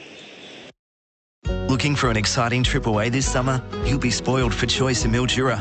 From sports to art and music, Mildura has what you're looking for when it comes to events. So what are you waiting for? Start your journey with us online at visitmildura.com.au and get planning. This is Ben Reid. If you're spending your holidays planning a property purchase, Ian Reid Buyer Advocates can help. Call 9430 0000 or visit ianreid.com.au. Ian Reid Buyer Advocates. Buy your home a better way. Go on, ring us. SEN Test Cricket for Host Plus. That's a plus. Chris Rogers, Jonty Rhodes with us. Australia 7 for 445. Ball in the hand of Ngidi, and he's bowling to Carey, who's seeing them well, dries it, but straight down the pitch. And Ngidi fields off his own bowling. Sorry, Dwayne. No, I was going to ask you a question. If a wicket falls now, does Mitch Stark come out or not? I guess if he was batting behind Nathan Lyon, I'd probably say no. I'd say Scotty Boland will. And that means he might not bat at all then? He might not. It's hard to tell, isn't it? It is hard to tell. That's why I thought I'd ask you the question rather than trying to address it myself. But they do say never ask a question you don't know the answer to yourself. 7 for 445. And this time, Carey defensively pushing to cover, no addition. I had a question. I think Simon Katich has been quite critical of Dean Elgar's captaincy, and there's probably been a few questions raised about his tactics. And you think about who's someone else who could do it. And the name Rabada, Pat Cummins has taken over, kind of breaking the mould. Tim Southey's doing it for New Zealand. Rabada, as a way of also kind of keep him involved in the test side. Carey waits for this, pushes down to long on, no addition to that score of 7 for 445. And continuing to be that talisman for South African cricket. Yeah, I think from a point of view where he has shouldered the sort of mantle as the leader of the bowling attack for quite a long time. He's been an inspiration for the South African team for ages. I mean, his record is fantastic. But if you add the leadership to it, the captaincy of the actual team, there really are two ways that he can go. He can just drift even deeper, as we often see him throughout sessions of play in a day in the field, or it could motivate him to really lift his game the entire time. He can't afford to drift off at all. Carey waits for Ngidi. Seeing them well, turns it on the onside for a quick single. Because that's often you have to come from the player. If most players want captaincy, if you sort of give them the job, it's not always the easiest thing just to take, or your best player or most experienced player will then become a good captain and a good leader. Because you can lead different departments of the side, without being the actual captain. It's the same in business. You don't have to be the CEO or CFO or COO to run teams within an organization. And I think, being the leader of the bowling unit is something that he's taken on pretty well. But if you give him the overall captaincy, Chris, to answer that question is, will it inspire him to be with us the whole time in the field? I'm not 100% convinced. Ngidi to Green, who Defensively, pushes it back down the pitch. No addition, 7 for 446, the lead 257. Still the dark clouds hovering, threatening. Lights are on here at the MCG. Is he a natural leader of He's a heck of a great guy, and I think people flock to him just because of his easy smile and his easy attitude. He doesn't have to make, he's harsh on himself. If he doesn't perform, he puts his hand up. He's quite a harsh critic of his own performance. But he's also a very likable character within the team. And sometimes as a captain, you've got to be able to make the hard calls and the tough decisions. Last ball of the Singidi over. And it's turned on the onside defensively by Green. Couldn't steal a single with it. That's the end of the over. So Australia lead by 257, 7 for 446 after starting the day 3 for 386. Gerard Whateley back with you. That score for GWM Ute. GWM go with more. We're live at the big cricket field in Chatswood. Looks like at the coalface has won the toss and elected to field. Steel Blue has the new ball, bowling now to King G, who goes to drive but gets an edge, and Mongrel Boots there at first strip takes a blinder. Let's get a look at that on the FXD replay. Don't bet on other workwear stores. Coalfaceworkwear.com.au. Everything you need in one shop. Shop 1, 66 Lower Gibb Street, Chatswood. An action-packed hour of play at the start of day 3. Australia 7 for 446. Janssen begins the fresh over. He's to Carey, who swats him away to cover no run as Bavuma does the fielding. Carey's 37. Green is 6. Australia's lead is 257. Jonty Rhodes is in the experts chair for Anaconda. Hit Summer for 6 with Anaconda's 10% price beat guarantee. And Ian Smith is with us. Hello to you, Smithy. Morning. Good morning to you, Gerard, and to Jonty. Jonty and I actually walked onto the ground together this morning. I don't think either of us envisaged, once play got going, what was about to unfold. I can promise you that. Crazy stuff. Well, especially not the rain to start with. After the heat of yesterday, I suppose I should know with the Melbourne weather. Yes. My one test match in 1993, it rained possibly for 3 days, on and off. Pretty exciting stuff, and that's what we love about test cricket. The skies have matched the cricket. It's been volatile. Janssen around the wicket bowls. He's tucked away by Carey down to fine leg through for a single, and the lead goes to 258. So many unexpecteds this morning. Unexpected was the wicket of Travis Head, who's been in such great form. Totally unexpected was David Warner first ball this morning. And then I didn't even expect Cameron Green to bat, to be honest, in this situation with so many runs in the bank. Yeah, it's not going to be easy. Obviously trying to not come out and face Heinrich Nokia. Push down the order a little bit. Marco Jansen has just seemed to struggle. Yesterday he bowled superbly, but he's a tall man. We know that he doesn't have a lot of weight on that frame of his. Heinrich Nokia bounced back after a heavy day in the field. Not so much Jansen so far. Jansen around the wicket, bowls to Green, who fends the ball off the leg to short leg. I like this theory though, Jonty. They've got short leg and then they've got a square leg almost straight behind him, but they've got a leg slip as well. Round the wicket. I like it. And you were making the point, Smithy, that it's been spoken about in the Fox cricket box is don't bounce him. Don't let him get hit in the head. Well, this is the Sean Pollock. And this is a... always thinking Well, Pollock. he's always... I won't say in a devious form, but in a... it's Dick Green who defends the offside. A suspicious form. So Pollock's come in and said, right, they don't want to bounce Cameron Green. They do not want to bounce him in any circumstances, because if they hit him in the helmet, he'll get a concussion replacement, fresh bowler. Two great captains. Ricky Ponting was saying the same sitting next to me. Amazing how those brains work. That's why I never wanted a captain ever. You just see what's in front of you and you play and you do.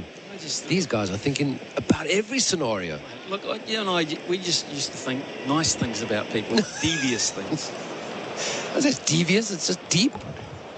Jansen bowls to Green, who ducks the bouncer. He hasn't taken the brief. Oh, goodness. Imagine that. I mean, what else can happen? Imagine Hazelwood entering the game and taking 5 for in the second innings. Marnus Labuschagne dishing up to South Africa, breaking vital partnerships. Yeah. That was Pete Lawler's dream theory this morning. He was hoping a 5-for from Marnus. And I think it should be a combination of seam and spin, not just his upright. Australia will have to dig deep into the reinforcements on a bowling front. Green faces up to Janssen and he leans forward and defends to mid-off. End of the over 7 for 447. The GWM Ute scoreboard. GWM, go with more. Stop dreaming and start boating. Visit Striker Marine's showroom packed full of Quintrex and Yellowfin boats. You'll love your new Quintrex or Yellowfin. Stock is available for delivery right now. Striker Marine, 461 Mountain Highway, Bayswater. StrikerMarine.com.au. Brick Lane One Love Pale Ale is the ultimate crowd pleaser. Find it on special now at Dan Murphy's with your My Dan Murphy's card. Save $7.99 per case. Brick Lane One Love Pale Ale. It's the one for all. Enjoy responsibly. More than 27,000 fans in for the start of this session, MEGT. Build your best workforce with MEGT.com.au. Travis Head made his half-century and got bowled next ball by Nortje, who then knocked over Warner in the same fashion, clean bowled for 200. Cummins caught Verena, bowled Rabada for 4. And some lively hitting from Nathan Lyon, who was caught Zondo, bowled Ngidi for 25. He faced 17 balls. And Ngidi is in operation from the Warren stand end. He's about to begin his 18th over. His figures 1 for 71. The leading wicket taker is Anrik Nortje, 3 for 68. For Valvoline, which oil always pushed boundaries. You know Valvoline, the original engine oil. Carey's 38. It's been a very good innings from Alex Carey. Australia's lead is 258, and Ngidi, right arm over the wicket, bowls, and Carey goes after it and flays it wide of mid-off for 4. As good a looking boundary as you could cast. I think Alex Carey has a tough time. I mean, it is such a strong batting lineup for Australia. You hardly even mention him, but he has not. The first ball this morning he faced, quite an expansive drive of Rabada, which he missed. He hit the next one straight to Temba Bavuma at cover, then proceeded to cut the third ball for a 4. He has looked like real class from the minute he walked to the crease this morning. So another fantastic cover drive, great weight transfer. Carey readies himself and Ngidi bowls, and he's pulling this time out through mid-wicket. He'll pick up another boundary. There's 2 set at square and fine leg, and he just picked the gap and went whack. And again, you know, I think his shot selection has been really impeccable. He has put the bad ball away, but when he does play, we're also so accustomed to seeing this positive mindset. And, you know, Travis Head was very attacking and very aggressive. But this has just been really good cricket shots. And what this does, because Australia clearly have to make changes for Sydney on injury. Clearly have to. And Ngidi bowls, and Carey takes him on the off drive, 3 in a row. Glorious Alex Carey, and 50 to show for it. What a showpiece of his skills all around the wickets. And he has Australia rattling along after early setbacks. 50 for Carey. Pretty hard to say that this is the best batting when David Warner's racked up 200 yesterday, isn't it? But in terms of stroke play, this is the most beautiful stroke play we've seen in this test match so far. Okay, this is a slightly spent bowling attack, but here's the thing, this is quality. And just to add to my point to finish it, they could think about Alex Carey at number 6 to add to the balance of the side quite easily. It's his 4th test half-century. Match number 14. 9 boundaries in it. Around the wicket now, Ngidi, and he's tucked away. Maharaj is there now at mid-wicket. He moved around from square, and he saves the indignity of 4 on the trot. 7 for 459. And what I mean by that is that, you know you're not going to have Cameron Green, you know you're not going to have Mitchell Starc, so you have to make changes there. But without Green, who's your all-rounder at 6, you could use Alex Carey as your all-rounder at 6, and that gives you 5 genuine bowling options. And on a Sydney pitch, which over the years has tended to favour spin at points, maybe a second spinner, maybe. Yeah. Those are the decisions that'll be rattling around once the business here is done. And Ngidi is expensive. Green is just forward and defending. So he's just holding up an end. Yes, there are other players around that are in pretty good nick and have had good Sheffield Shields that they might just say, well, it's one off, last test of the summer. Might throw another genuine all-rounder bowler in. Any names? Gerard? Well, you could go Hardy from Western Australia or Sutherland from Victoria, but I do like the way you're thinking. So if Australia takes the view they're about to head to India, and if there's any hint of being able to bowl plenty of spin at the SCG, that looks an irresistible prospect. It feels like Lance Morris is going to replace Mitch Starc. That's what Andrew McDonald told us this morning. Fast for fast. Maybe that leaves Hazlewood watching, or perhaps he replaces Boland, who's to say.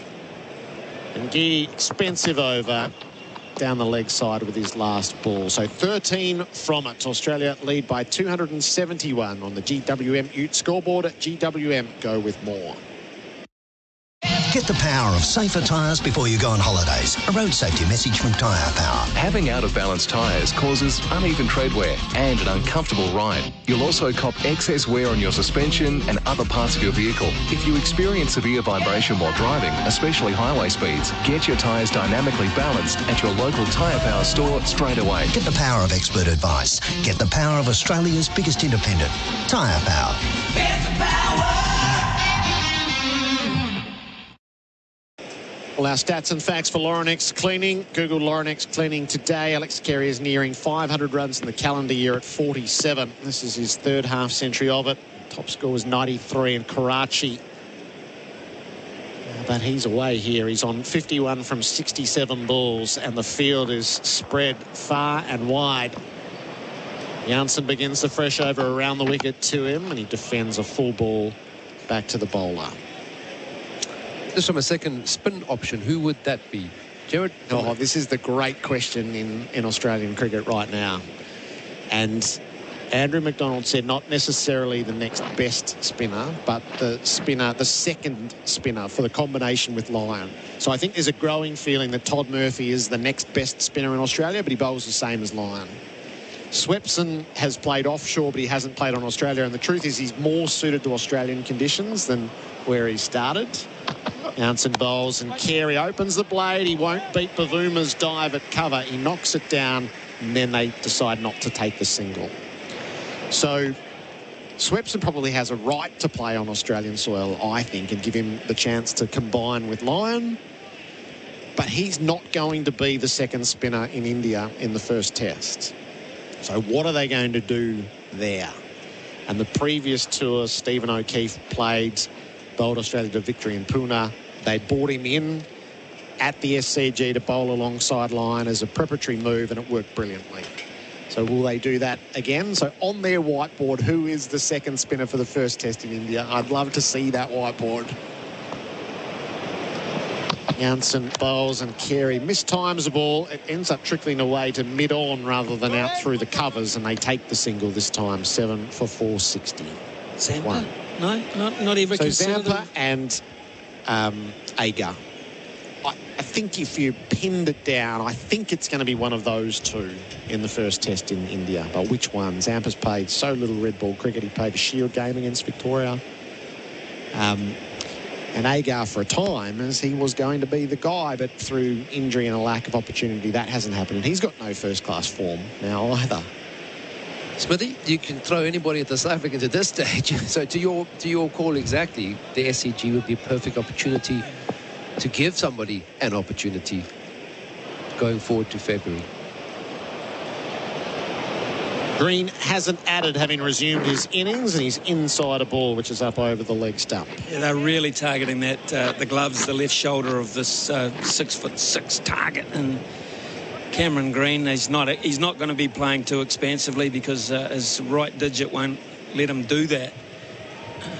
But he can occupy. He's defensively very sound, of course, being a batting all-rounder, so he can occupy for Alex Carey, who is doing a lot of damage here and advancing Australia's cause. Had Carey got out, would they even sent Green out? I don't know. To bat with Lyon, it's an interesting point. Janssen bowls on the leg stump. That's a little wider. Left alone. So what do you do now if you're Pat Cummins, Jonty? I was just thinking about, I mean, he's got enough runs now. He's got a very, very healthy lead. He doesn't want to have to bowl too often, but he wants to be pretty picky at the time he wants to attack. And a couple of, I mean, I wouldn't be averse now to having a bowl before lunch to make South Africa start twice. But I haven't got the bowling resources I started the test match with, so he's got to weigh that up. Janssen sets in, last ball of the over. Green drives, he won't beat points. And still hasn't added. 7 for 461, the lead 272 on the GWM Ute scoreboard. GWM, go with more. G'day there, a crash in Tarneet. Derrimut Road blocked southbound at Baden Powell Drive. That's between Leaks Road and Sayers Road.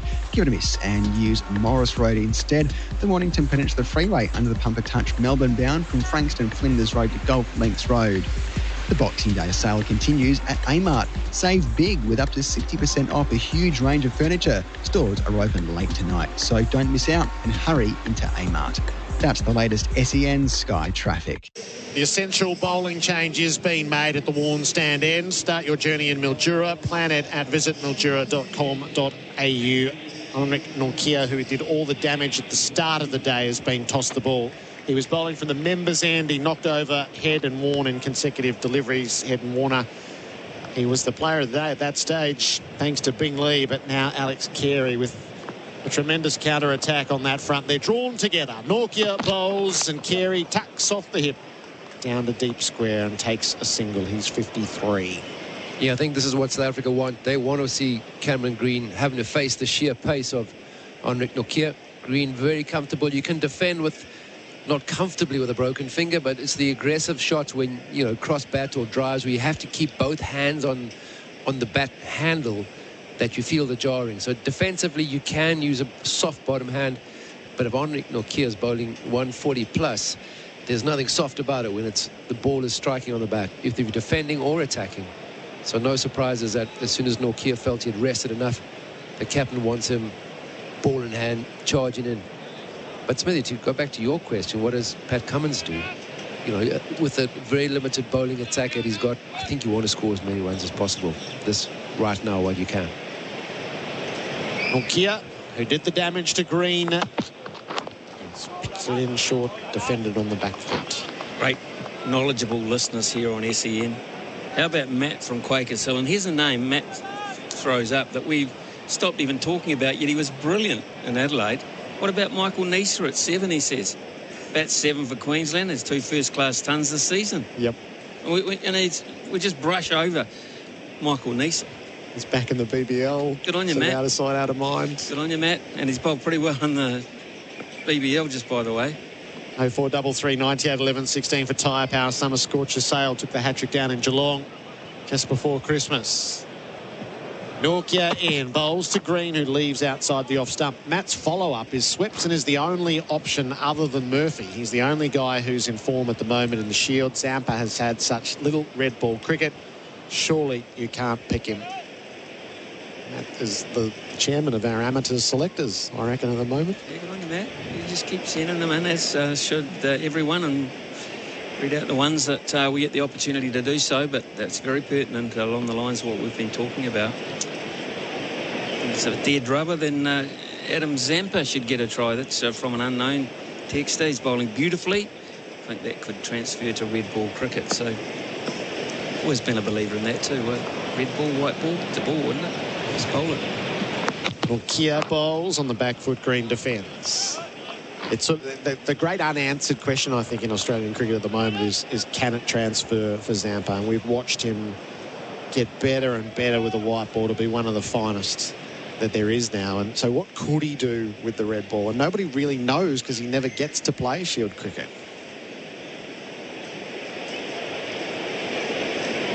And are you going to find that out in India? It didn't get picked up in the IPL, did he? He did? He did he? Rajasthan picked him up. Oh, did they? Okay. Nortje bowls to Green, who defends the ball to the leg side. Only look at the big money ones. Like Green, I don't look at the, the little stock and trade sort of 150 lacquers. Small change. Yeah, small change. It's pocket change. Australia's lead is 273. South Africa have been dismissed for fewer than 207 innings in a row. Through Old Trafford, the Oval, the Gabba And here at the MCG, all the stats and facts for Laurenex Cleaning. Google Laurenex Cleaning today. It is going to be an Australian attack, which is down 2 quicks. Kia bowls and Green drives through mid-off. He'll get runs now. Races through for the first as it heads down under the worn stand. It won't quite get there. Elgar overhauls, and they will come back for 3. 7 for 465. End of the over. GWM Ute scoreboard. GWM, go with more. Hear the major moments in sport crystal clear, anytime, anywhere on the SEN app. Bouncing! Oh, don't tell me! Goal! Djokovic a mile back, and he smashes into the net! On air, podcasts, live sport, news, video content, your city, your town. Oh, my God! Download the SEN app from the Apple and Google app stores. It's also available on Apple CarPlay. The SEN app, your home of sport, from wherever you are on the planet. Apparel partner at SEN Test Cricket, Ringers Western. Whether it's the paddock or the pub, Ringers Western has the kit to keep you cool this summer. Australia's lead is 276 runs. Dave Warner, the leading run scorer for Victoria Police, made for more, 200. He returned and got knocked over first ball. It was a very peculiar moment, Ian Smith, wasn't it? Well, it was I was on air actually over at Fox, and I sort of hesitated. I said from the penthouse and stopped at that point, but that's what it felt like. I'm not quite sure what kind of build-up he had this morning. I would imagine he had a rub down. There was shots of him in the pool with one of his daughters to try and relax the body and that sort of thing this morning. So it was probably not a standard sort of test match build-up. But Simon Katich has joined us, and I would imagine when you're 200 not out walking down the stairs, you feel quite good about life, wouldn't you? Certainly do. Janssen bowling to Green. Started the fresh over. And Green is defending from the stumps.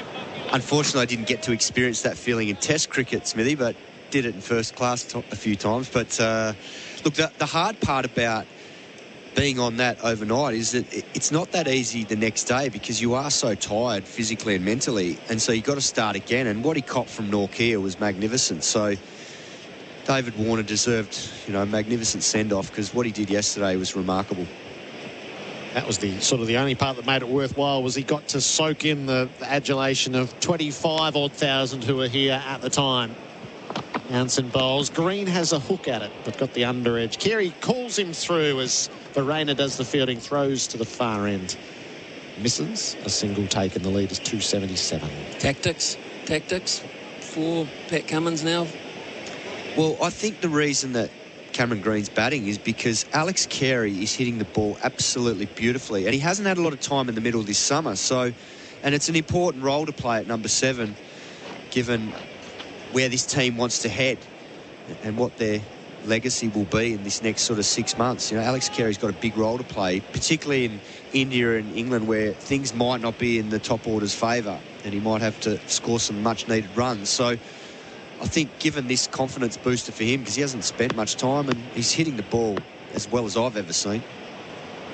Janssen bowls, and Carey stays out of the hook shot this time. That previous replay for Robot Building Supplies, Robots got it. That ball hit the gloves of Cam Green as he went to hook. Yeah, we were just talking about it before. I reckon he's batting well enough to bat at 6 in Sydney, but that would just be me. Yeah, I agree. I think he's definitely batting well enough. It's just hard to judge him because he's hardly spent any time at the crease, but from what I've seen, his balance looks immaculate, because whenever you're on driving the ball like he has done today, it means your head position is very upright and balanced, and he's cover driving and hitting through mid-off. It's been exquisite.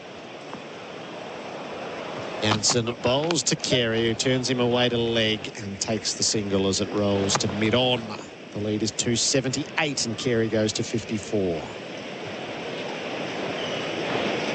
What this partnership is also doing to South Africa, it's just, they would have, I won't say they would be absolutely cock-a-hoop when they picked over 2 wickets and 2 balls, but it would have given them a real lift. And then Nathan Lyon came out and just dented that mood a wee bit, and now, of course, the resolute defence. They probably didn't expect to see Cameron Green walking down the stairs, broken finger and all. And they were probably looking at Scotty Boland coming out, as most of the crowd, I guess, were as well.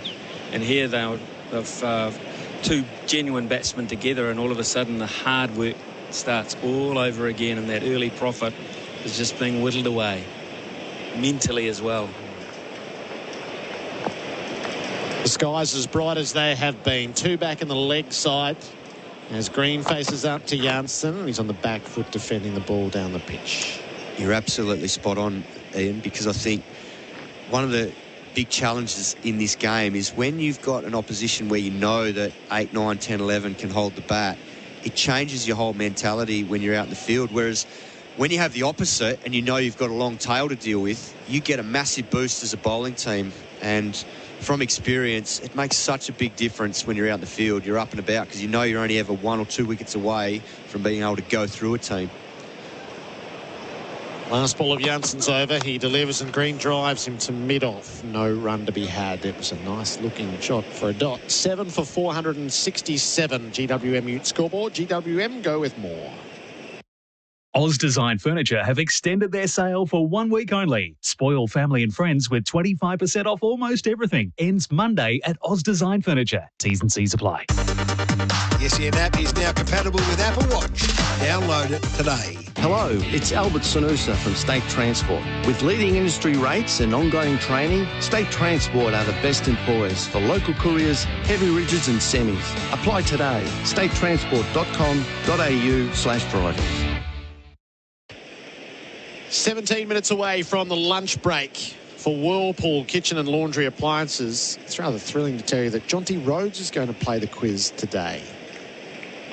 So you can go head-to-head with Jonty Rhodes. Norkia head-to-head with Alex Carey, who takes him off his pads. It's an easy single that he's been granted a deep square, and he's been happy to take it. He's 55.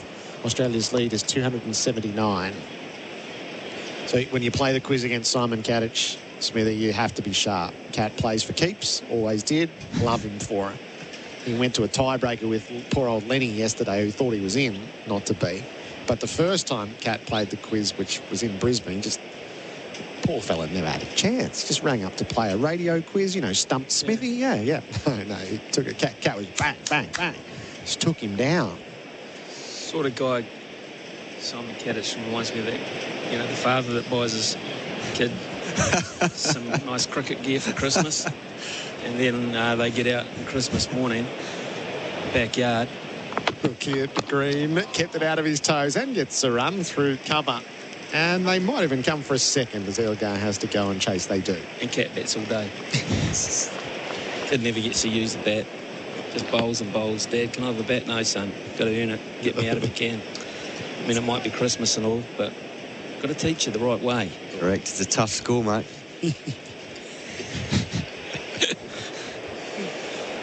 Very nice. Very nice. 7 for 470. This is the 109th over of the Australian innings. Norkia is bowling from the worn ends. Just a word from Bharat and Elgar either side of him. We have a quiz on our show at the SENZ, and back in New Zealand we have a quiz 11:30 every day. Yeah. Every day. Stump Smithy it's called. Norkia bowls and Green defends. We give away a $50 betting voucher from the New Zealand TAB every day. And the key word there is give away, Simon. Give away. So you genuinely, you don't preempt the questions or anything like that, so you can prepare your answers. You just do it off the cuff, and when they ring it, and they win 9 out of 10, and that makes 9 out of 10 happy listeners, Simon. One thing Gerard didn't preface was that on that tie-break question, Lenny did get to answer it first. You've been thinking about this, haven't you? I had to defend my case. So if you drive past a 7-Eleven, Smithy, over the next few, and you see Simon in there filling up slush, Slurpees and big gulps as he's spending his $100 vouchers. Oh, you're tough over here, you guys. Norkia is coming around the wicket as he bowls to Green. Bouncer got his head down underneath it. Yeah, whenever someone comes around the wicket, they mean business. And Norkia, he's 2 away from that fifer. He's deserved it. If anyone deserves it here at the MCG, it's him.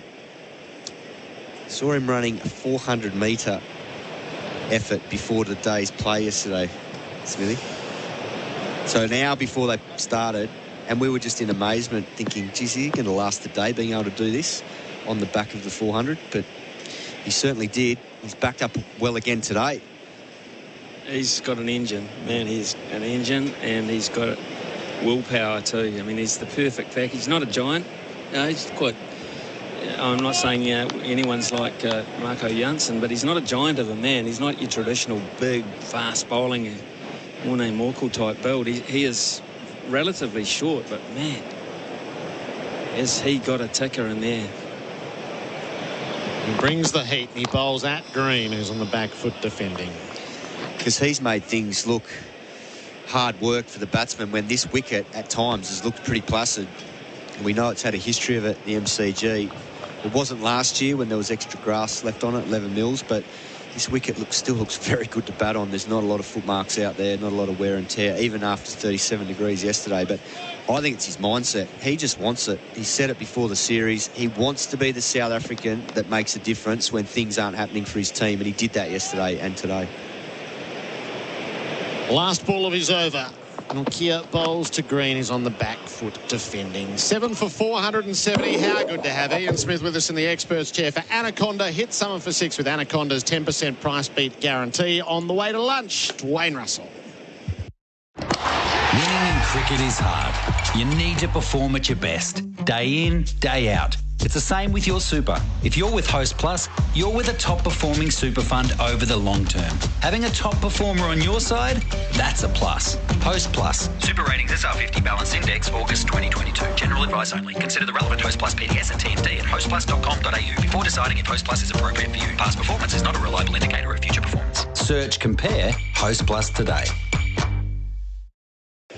SEN Test cricket for Host Plus. That's a plus, and it's a plus that the sun is out for the first time today. Still sky dominated by cloud, but the sun is out and the lights are on. So not bad seeing conditions. Best seeing conditions we've had for today. It's been a bizarre day. Australia starting the day 3 for 386. It's now 7 for 470.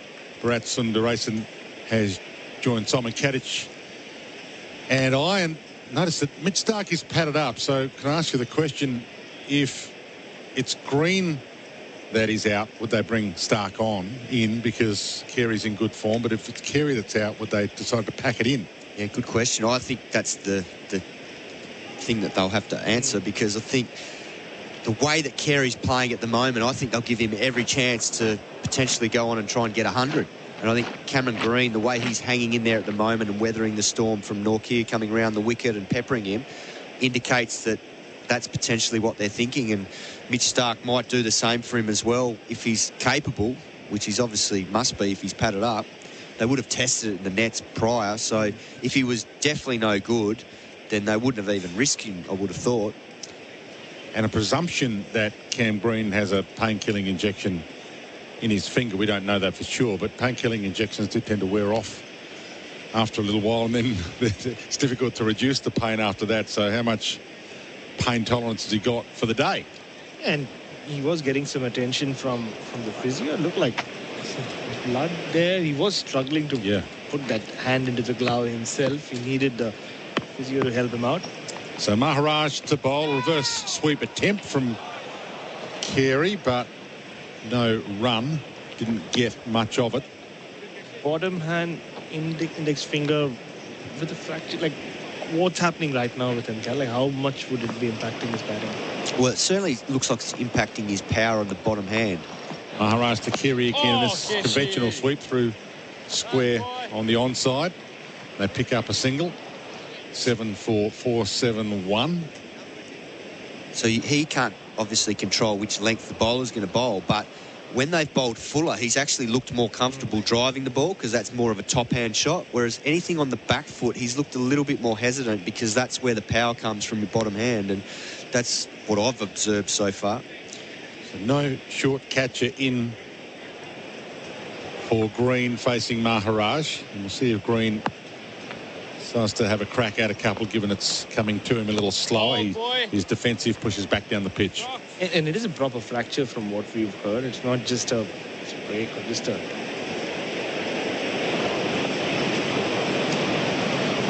Maharaj in, and Green thought about dancing down, then rocked back onto the back foot and played it down to mid-on for a single. 7 for 472. So, of all the fingers, if this makes sense, is there one that you can afford to have a fracture and bat without it impacting you? It's a tricky one because having had broken fingers and hands and fractures myself, I don't think it matters which one it is, to be honest. Maharaj in, reverse sweep again from Carey this time. He hit the sweet spot of the bat. They pick up a single. So they're rotating the strike. Green will be back on. Because when you're gripping a bat and you're so used to being able to grip it with normal strength, any one of them that's out and has that pain attached, and because it is holding the handle and you're getting that ball vibrating against the bat. Maharaj in. Played defensively by Cam Green. End of the over. GWM Ute. GWM go with more. Australia 7 for 4-7-3, led by 284. Harris Scarf's Boxing Day sale is on now with up to 60% off all homewares and Manchester, up to 40% off all electrical and up to 50% off all clothing. Exclusions apply. Shop now. The SEN app is now compatible with Apple Watch. Download it today. G'day, Damien Fleming here. To open the bowling on your career, talk with MEGT. Their one-on-one jobs and skills coaching, resumes and job interview tips make you a very employable all-rounder. Call 13MEGT or visit MEGT.com.au. SEN Test Cricket for Host Plus, that's a plus. Bharat, Sundaresan and Simon Katich with us as we wind our way towards lunch. And Nortje winds his way in to Carey, who drives straight back down the pitch, fielded off the one bounce nicely in the follow-through by Nortje, no run. I'll tell you what will happen later tonight if it hasn't happened already. A message from the Mumbai Indians, just checking on him. You know how it works in the IPL better than most do, Simon. Wonder if he's been added to the WhatsApp group already. Oh, no doubt. He would be, yeah. No doubt. So I'm sure that's one thing that does happen in the IPL. You have physios on hand, especially with a franchise like Mumbai. It's not all bad, you know. Those people who just worried about Cam Green going to the IPL. Carey waits and tries to drive and hit the toe of the bat and was lucky to keep it out and retain his wicket. 145 kilometres an hour from Nortje. No, the player's in the very best of hands when it comes to pretty much all of those competitions, because they are treated, you know, very professionally. The support staff are highly experienced, having worked in a number of these competitions around the world. The players are, you know, very fortunate, and they're very grateful too, having seen the players and the way they treat the medical teams and support staff. As long as both doctors are in agreement as to what the treatment should be. Carey waits. Nortje in. He turns it back at a square on the onside for a single. 7 for 4, 7-4. It's actually an interesting point you bring up, Dwayne, because I know, without naming them, few high-profile Indian cricketers who have gotten in contact with the physio of the IPL franchise, who they trust a little more than the one you have at the National Cricket Academy in Bangalore, and said, on the side, can you just help me out, because I trust you more than I trust them. So that does happen. Yeah, and there might be no definitive right decision. You know, operation, pin it, let it heal over time. That they might all be good decisions, but which is the right one for you and which one's the right one for the franchise? 7 for 4, 7-4. Green's on strike on 13. Carey's on 58. Nortje in and turned back at a square nicely off his hip by Cameron Green. They're starting to middle a few now without having to really lay into any and test that finger out to any large extent. I think from experience, having been involved, as I mentioned, in a number of these comps as a coach, the player's best interest is always put first. And that's how a lot of the medical teams and doctors or physios work, because they're highly professional and highly experienced. And I think that's exactly what will happen with Cam Green here. There'll be, you know, reporting via the franchise will get information from the Cricket Australia support staff and the medical team, so they'll all be updated and kept aware. And the fact that it's now, with the IPL not starting until April, there's plenty of time for that recovery period to be done properly. Carey on strike. Nortje. Carey drives through cover. It should find its way toward the boundary, and it will just be cut off 1 metre inside the rope. Nicely fielded. Not a boundary for Rotaflex by Blunston, but great to have Rotaflex by Blunston on board. Stability meets the freedom to move. And Australia moving this lead out towards 300 now. They lead by 289 at 7 for 478. I think we should be speaking a lot more about Alex Carey and the way he looks this summer. Simon, we saw him in Pakistan as well. He just looks more confident as a test cricketer. He hasn't got a lot of time out there with bat in hand. With this innings and even the innings he played at the Gabba, it just looks like he belongs a lot more. It'll be an elongated middle session today with the late start, and Green rocks back defensively, takes it high on the bat, but handled that reasonably well. End of that Nortje over. Australia 7 for 478. Carey 61. Green 14. The lead 289. That's the score for GWM Ute. Which oil keeps your business moving? Fleet managers with essential suppliers on a deadline? They know. Road crews who keep every motorist safe? They know. Mechanics who make sure you always get to where you're going? They know. And when you really think about it, you know. Valvoline, the original engine oil. Last over before lunch, and Maharaj to bowl at SEN Test Cricket for Host Plus. That's a plus. The first is a dot. Off the bat, Alex Carey. Yeah, they'll be content here. Carey's in good form, but might have a big next session come. He dances down and turns this forward a square on the onside for a single to bring Green back on strike. The way he handled Nortje, I know we all got excited by him knocking overhead and then Warner and then a standing ovation for David Warner, but the way he handled that heat when it was all happening, well, it's commendable. And then again how he's faced up to Nortje in the second spell. Very much so. He's looked in, for a man that hasn't spent a lot of time at the crease this summer, he's looked commanding. Maharaj to Green, who pushes down the pitch defensively, middled it, but didn't attack it, given lunch is only a matter of deliveries away. I think Alex Carey's a fine prospect, particularly with the bat. Maharaj to Green again off the back foot, hits it to the same spot.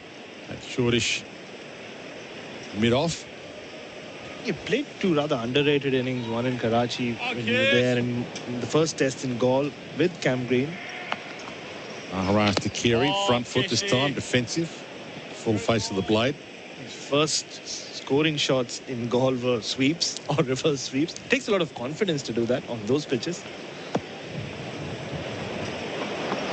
Maharaj in, and this time it's defensively met on the front foot again by Cameron Green. Is content to see his way to lunch with Alex Carey. He has a little chat. They look at by a pull rifle, and that is lunch 7 for 479. So Australia starting the day 3 for 386, and it looked like it was going to be a big afternoon at the office for the Australian batters, especially when Dave Warner, we were told, was about to come back out there as soon as the wicket fell. But they started to fall in quick succession, and South Africa used the overcast conditions to perfection early. Australia losing Dave Warner in the end for 200. He came back out today and lost his wicket. The opening delivery he faced, he was bowled by Nortje, who was the big wrecker. Nortje also getting Travis Head bowled for 51, just as Travis Head looked like he was working his way to a rather large total. He brought up his 50 in style and then was out next delivery for Alex 51 Carey, by Nortje. As we head downstairs shortly for an update with Kath Lachlan on Fox. It was nice Cricket. to consolidate that. And great courage for Greenie to come out as well. What were conversations like with Green out in the middle with that fractured finger? No, he's really positive. So, yeah, as we can see, he's getting in behind him. He's putting on a brave face. And, yeah, nothing changes when batting with Greenie now. Finally, any idea what the skipper's thinking? Leads nearly 300. No, I think we'll go, hopefully, as long as we can. The wicket's still pretty good. So we would like to, get a few more runs. And, hopefully Greenie and I can, consolidate after lunch. Thanks, Alex. Thank you. Cheers. Kath Lachlan downstairs, Fox Cricket. There's your update. So Australia planning to bat for as long as possible. Alex Carey would like to bat for as long as possible, and the pitch is still good to bat on, so why wouldn't you? Pat Cummins, two more out today. Pat Cummins caught Verena, bowled Rabada for 4. Nathan Lyon caught Zondo, bowled Ngidi for 25. So the lead as it stands right now, 7 for 4, 7-9 Australia. And with Carey on 62 and Green on 14, firstly asked Simon Katich and Bharat Sundaresan as to how long you would continue on and what kind of number you would like to post, because it doesn't look like South Africa's going to be able to get this number even as it stands right now. Well, given the fact that we're not even halfway through this test match in terms of time played, I'd be showing no mercy here. I'd say to South Africa, you've got to bowl us out. We bowled you out in day one. You've lost the initiative in this test match, and that's what may be happening. Yeah. I don't know. I don't know what McDonald and obviously Pat Cummins are thinking, but the fact that they might be a couple of bowlers down, that will probably come into it. And I think the other factor is Alex Carey, the way he's played this morning, he deserves to be able to get the chance to get 100. So he's earned that right with the way he's played, and he's scoring quickly. So it's not like he's taking up time in this test. He's getting on with it, and he's putting them under serious pressure.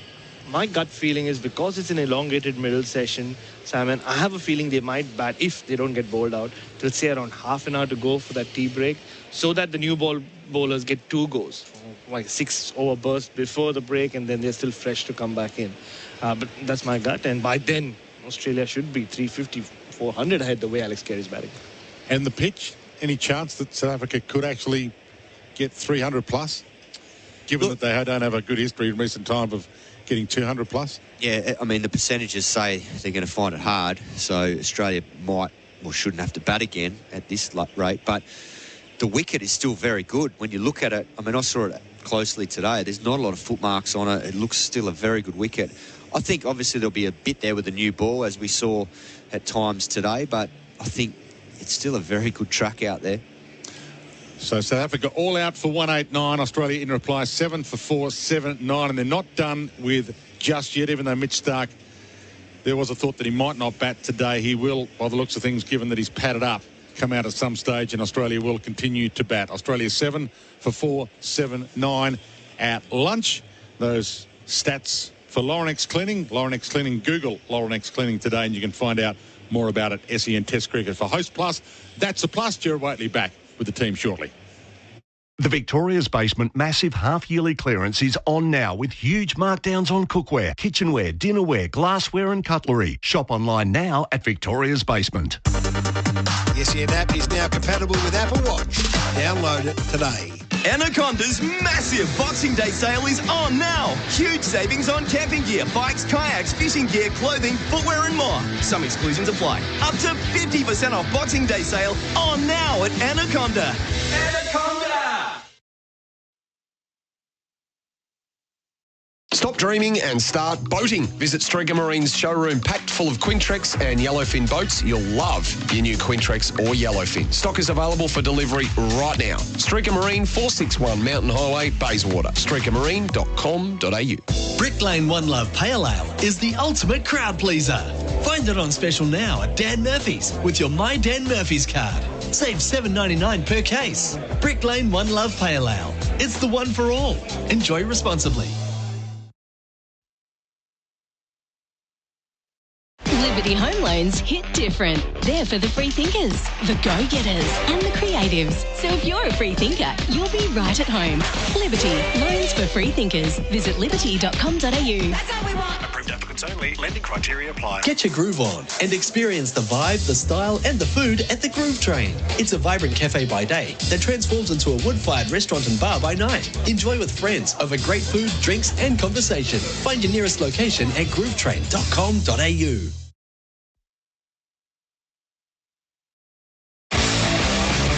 For Henley Completed Homes, now selling in Micklem and Officer. Henley.com.au.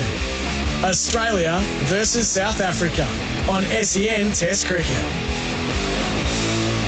major building projects for the trade, or a DIY home reno, Robot Building Supplies is the Australian-owned family-run business you can trust. Robot's got it. Robot's product range is vast and world-class, and when it comes to product knowledge, Robot's got it. Next-day delivery in Metro Melbourne. Robot's got it. Over 70 years' experience and reliability helping Melburnians. Robot Building Supplies. Notting Hill, Sunshine, Preston, Dramana, Pakenham, Coldstream and Darnham. robotbuildingsupplies.com.au. ROBOT, Robot Building Supplies. Life has changed a bit recently. We've all found a little more freedom. The kind of freedom you get in an Isuzu D-Max or MUX. It might be getting in a pre-work surf or a conference call from your campsite. But the one thing we've all learned is to live. Live your own way in the Isuzu D-Max and MUX. Search Isuzu Ute. So, Santa was too square to give you what you really wanted? No problem. Starting Boxing Day, Sexyland has up to 70% off Australia's biggest range of sexy costumes, lingerie, couples toys and fun gifts and games for adults. Sexyland. Something real sexy for everyone. 11 stores in Melbourne and Geelong open till midnight 7 days a week. Or shop online for 2-hour delivery. Take me now, hot, cool man. Take me now, Sexyland. Sexyland.com.au. When you get a taste of Traveller beer, you're getting more than just your first taste of Australian summer. You're tasting adventure. You're tasting...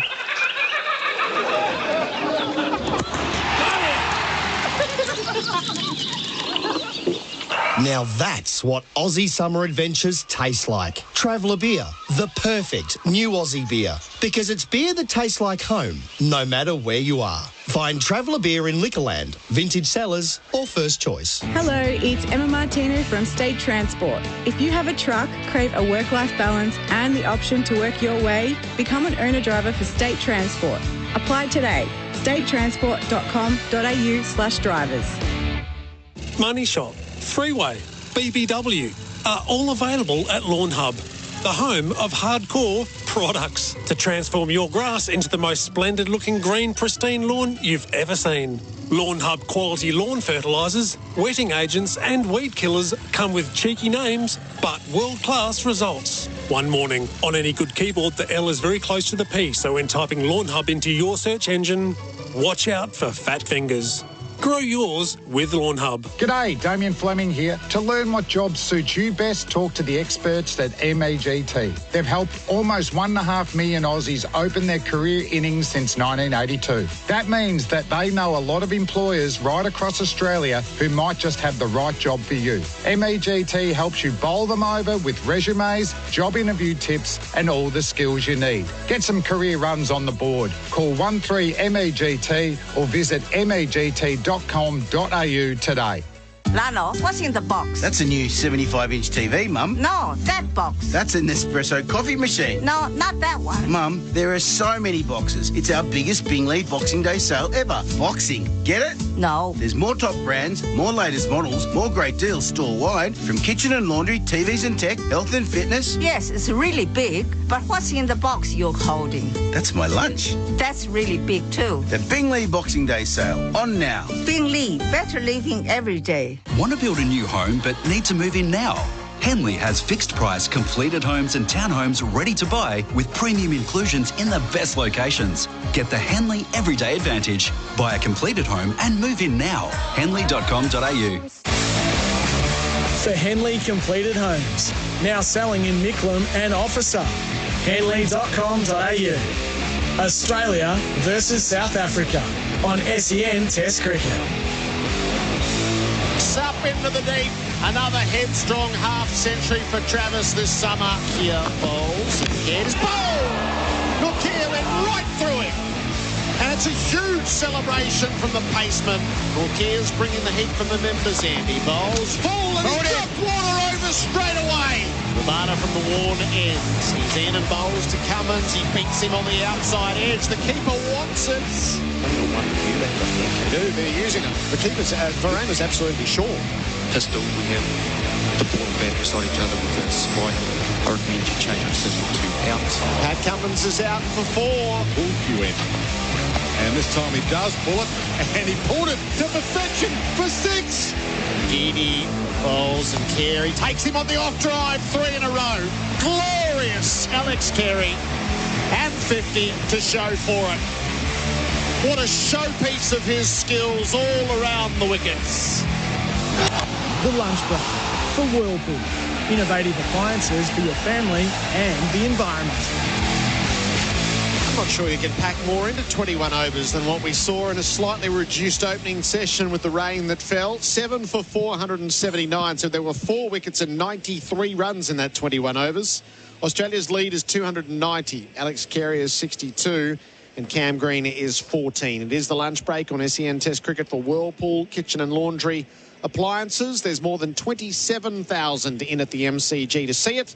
Chris Rogers is part of our call team for Bundaberg Ginger Beer. You'd have to be satisfied with that as a representation of cricket. Yeah, that was an excellent session. Both sides were looking to attack. South Africa pried open the door. They took 3 quick wickets, but from there they probably shot themselves in the foot a little bit. I think we saw, so there was 79 runs off 106 deliveries for 1 wicket following that. So probably whether they over-attacked, particularly to Nathan Lyon.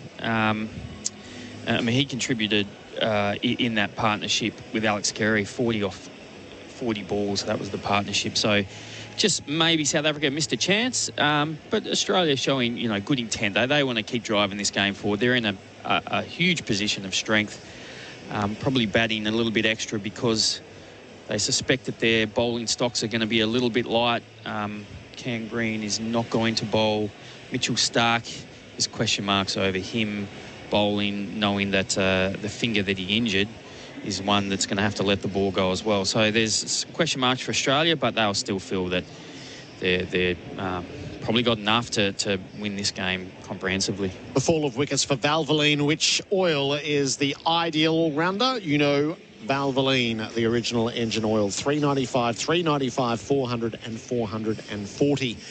That's the observation, is take every run that's there now.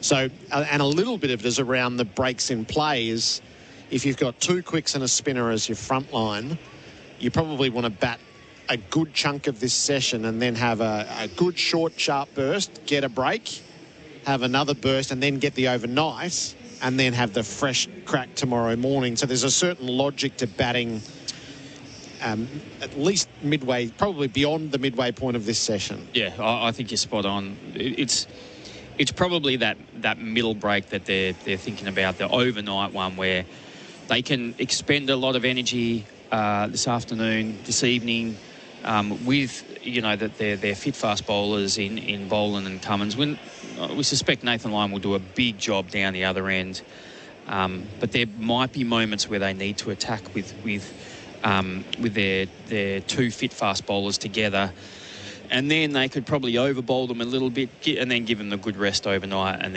they'll be okay to bowl again tomorrow. The best batting of the Test match has been Dave Warner, but I do think the most elegant batting of the Test match has been Alex Carey. Yeah, the other thing is, I think Davey Warner said Norkia that's the fastest spell he's faced in Test cricket. But Alex Carey has come out and hasn't looked trouble at all, has he? He's looked in complete control. He's looked like a top order batter. It's been impressive, and he's been able to manipulate the strike as well. He's hit some glorious shots, so that's a real bonus for Australia. And it does, there is, 62 from 83 balls. His highest Test score is 93. There's a scenario in which he needs to go up the order in Sydney. There's an absolute value in him playing this innings to its full fruition. And if that is his first Test century, then it would be good timing. Yeah, well, I mean, we're almost certain that Australia will want to continue to play 5 bowlers in Sydney. Then it'll be, okay, well, who's going to fit in that role of Cam Green, and are they ready to actually bat number 6, or they can bat number 7? Alex Carey can go up to number 6 and fill that void. So, seeing that batting from Alex Carey, we'll fill them with a lot of confidence in terms of that. And then they potentially could go heavy with the bowling in Sydney, not go for the out-and-out all-rounder. They might settle for Michael Nisa to bat as high as 7 if they feel that that's the way they want to go, and be comfortable that they'll still have enough batting. So let's hear from Andrew McDonald, who you and Dwayne spoke to before the day's play. There's still business to take care of in Melbourne, but there is planning to be done for Sydney with the injury toll that has landed. Yeah, I think there'll be an element of what the balance of the attack looks like.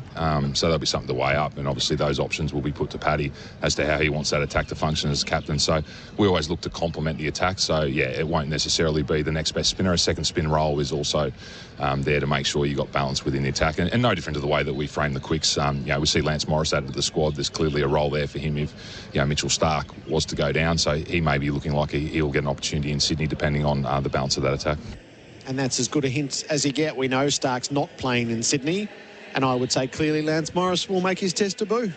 Yeah, that was tipping his hat a little bit, wasn't it? It was suggesting that they had lined this up, that actually they are projecting a little bit. I think in India, reverse swing will come into the equation, and you to execute reverse swing well. It's ideal to have someone who's bowling fast. That always helps. So I think that they're probably lining up Lance Morris a little bit to give him that experience of a test match, and then maybe take him to India as that enforcer role.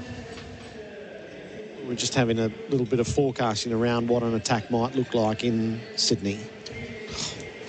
Well, it's interesting, really. I mean, if they were going to go for an out-and-out all-rounder, I dare say that would mean a debutant. And then if Lance Morris is going to play instead of Mitch Starc, that would mean another. So that would be 2. So I'm not sure that that's the way they go. They might put Nisa back in to play as a little bit of that more of a bowling all-rounder. And then that's what they do with Boland and Hazelwood. So, it's interesting whether they had some plans as well, whether they were happy with going with Morris to take over Starc. But maybe this has just thrown a cat amongst the pigeons, and I'll have to rethink a little bit. Yeah, really interesting scenario, and it will occupy our minds for the remainder of this test match with what's to come. Who's had the free-thinking play of the day so far for Liberty Loans for free thinkers on and off the field? I want to put one to you, and you can take it or leave it. The Nathan Lyon hook for 6 was absolutely brilliant.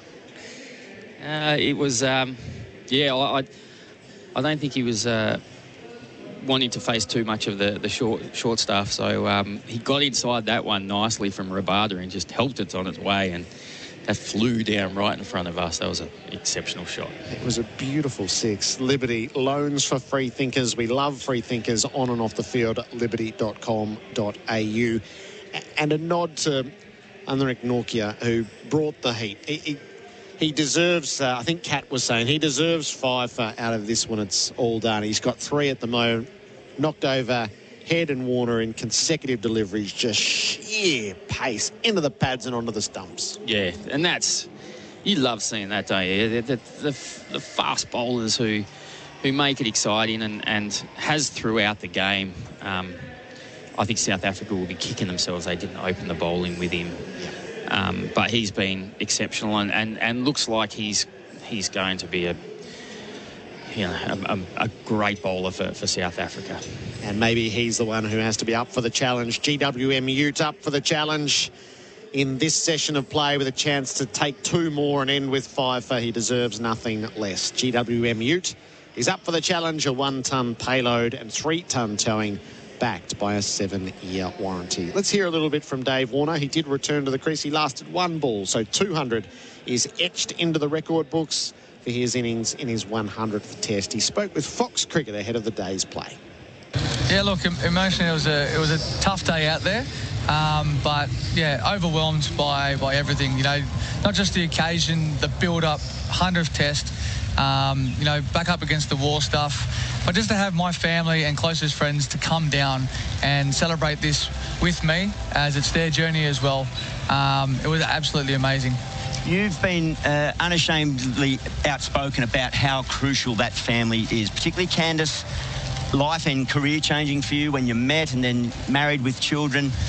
So vitally important on that journey. It's been a terribly tough time leading into this test match for you on field and off field, and her, some of the headlines around what happened in Adelaide. So the emotion of that must have all come through in those celebrations. Yeah, 100%. And as I said, the emotional toll is on everyone in my family, in my friendship circle as well. So for me to actually go out there and just perform the way that I know I can and back myself and go out there and actually look to score on a wicket that's probably better suited for the batters for the first time in probably 18 months, which is delightful. But those scenes just tell it all. We've all been through it together. It's a great ride. We're continuing this journey together. We absolutely love it, and not just to see my wife and my beautiful kids there, but my mum and my dad as well. Like they never like the cameras. They don't like being interviewed. Mum always texts me saying, "Why are you doing this? Why are you doing that?" But I said, "Mum, just keep embracing it. It's a great opportunity for all of us to keep riding, the highs and the lows. It's not going to last forever." Dave Warner on Fox Cricket ahead of today's play. Today's local legend is for Traveller, like beer, drink Traveller, and it's Naylor Gray from the Elstonwick Cricket Club. Naylor is the under-14s coordinator and manages 2 teams, whilst also having 2 sons playing at the club. Traveller, low carbs, mid-strength, great taste. It's the lunch break on SEN Test Cricket for Whirlpool, designed for environment. Australia 7 for 479 with a lead of 290 runs. It's time for the quiz for 7-Eleven. 1300 736 736. Colo and Bharat have set the questions up, and it's your chance to take on Jonty Rhodes. The theme, South Africa at the MCG. A $100 7-Eleven voucher up for grabs. Go head-to-head with Jonty Rhodes on the lunchtime quiz next. For Henley Completed Homes, now selling in Micklem and Officer. Henley.com.au. Australia versus South Africa on SEN Test Cricket. Guess who's been a leader in kitchen and laundry appliances for over 110 years? Whirlpool. Using patented 6 Sense technology, Whirlpool guarantees outstanding results while saving precious time and energy. So, have you got a Whirlpool? Visit whirlpool.com.au. The GWM Ute is up for the challenge. Born tough and built smart to give you more. More features, reliability, comfort and safety for less. GWM Ute. Go with more. Sustained performance in cricket is more than just one great innings. It's about performing consistently day after day, match after match. Host Plus delivers strong performance over the long term with top returns over 20 years. A top performing super fund over the long term, that's a plus. Super Ratings SR50 Balance Index, August 2022. General advice only. Consider the relevant Host Plus PDS and TMD at hostplus.com.au before deciding if Host Plus is appropriate for you. Past performance is not a reliable indicator of future performance. Search, compare, Host Plus today. Every time I enter a house fire to save life and property, toxins leach into my skin. Over my career, they've given me cancer. It's impacted my whole family. Fortunately, special laws allowed firefighters like me to receive medical help. But the Andrews government has trashed these laws, putting me and my family at risk. I'm asking Premier Andrews to reverse these changes to protect sick firefighters. Help the firefighters who protect you at underfire.com.au. Authorised P. Marshall, United Firefighters Union, Victoria, Melbourne. Hi, Gary Lyon here. Good mornings. Start with Tempur. Tempur's range of mattresses and adjustable bases adapt to the exact shape of your body so you can put your head and feet up in comfort. Also, if you're like me and have ongoing back concerns, Tempur mattresses assist in alleviating your pain. Find your perfect position with an easy-to-use wireless remote and massage function available at the touch of a button. button. Experience the Tempur range today. You can view Tempur athlete stories at tempur.com.au. Tempur, a mattress like no other. G'day, Damien Fleming here. To learn what jobs suit you best, talk to the experts at MCG. They've helped almost 1.5 million Aussies open their career innings since 1982. That means that they know a lot of employers right across Australia who might just have the right job for you. MCG helps you bowl them over with resumes, job interview tips and all the skills you need. Get some career runs on the board. Call 13MEGT or visit MEGT.com.au today. When you get a taste of Traveller beer, you're getting more than just your first taste of Australian summer. You're tasting adventure. You're tasting...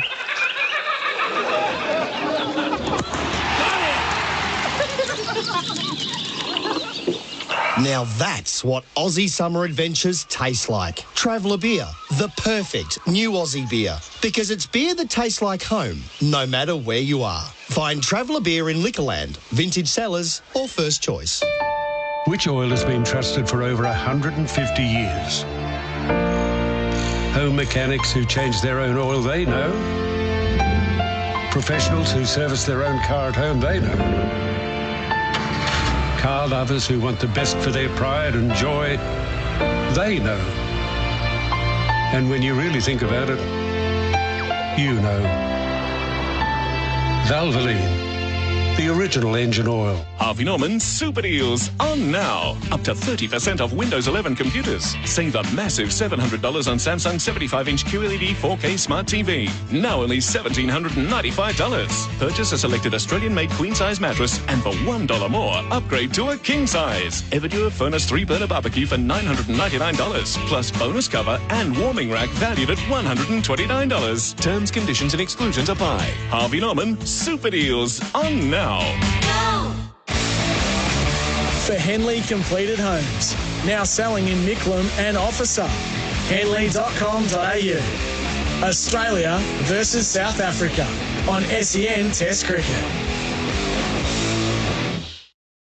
For 7-Eleven, start with mobile quality fuel at 7-Eleven. Call now on 1300 736 736.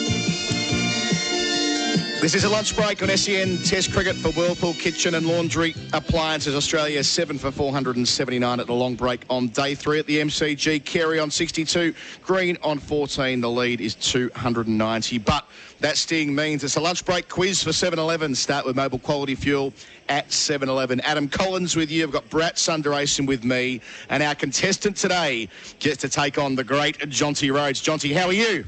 Colo, I'm so good, thank you. I've seen 400 on a scoreboard for a long time. Unfortunately, it doesn't belong to South Africa. Here's how it works, Jonty. You need to simply buzz in with your name, and you'll be up against Dwayne from Listerfield. He can buzz in with his name. Hello, Dwayne. Do you read us? I can read you, mate. Can you hear me okay? You beauty. Dwayne, as simple as that. You say Dwayne, Jonty says Jonty. There's 5 questions, as ever, on the SEN Test Match quiz at lunch every day of the series. Most points wins. We've only got 4 minutes. We better crack on. Question number 1. South Africa held on for a gutsy draw at the MCG in 1997. Which batsman completed his maiden Test century on that 5th day to make it possible? Dwayne. Dwayne, you're in first. Who is it? It's a dead set stab, but Hansie Cronje. It wasn't Hansie Cronje. He was in the side, but he'd already made Test tons. Jonty, which one of your teammates, your former teammates, made a ton at the G in 97, his first Test ton?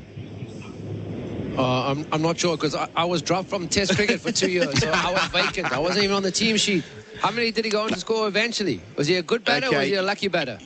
You don't get it either. 0-0 draw there. He went on to make 45 Test tons. 45 of them. Jack Callis, his first Test century. Was it Jonty then? Jack Callis. No, it was Callis. He hit 5 against Australia, including a 99 at the MCG in 2001. Bharat, you're up next. Go on, mate.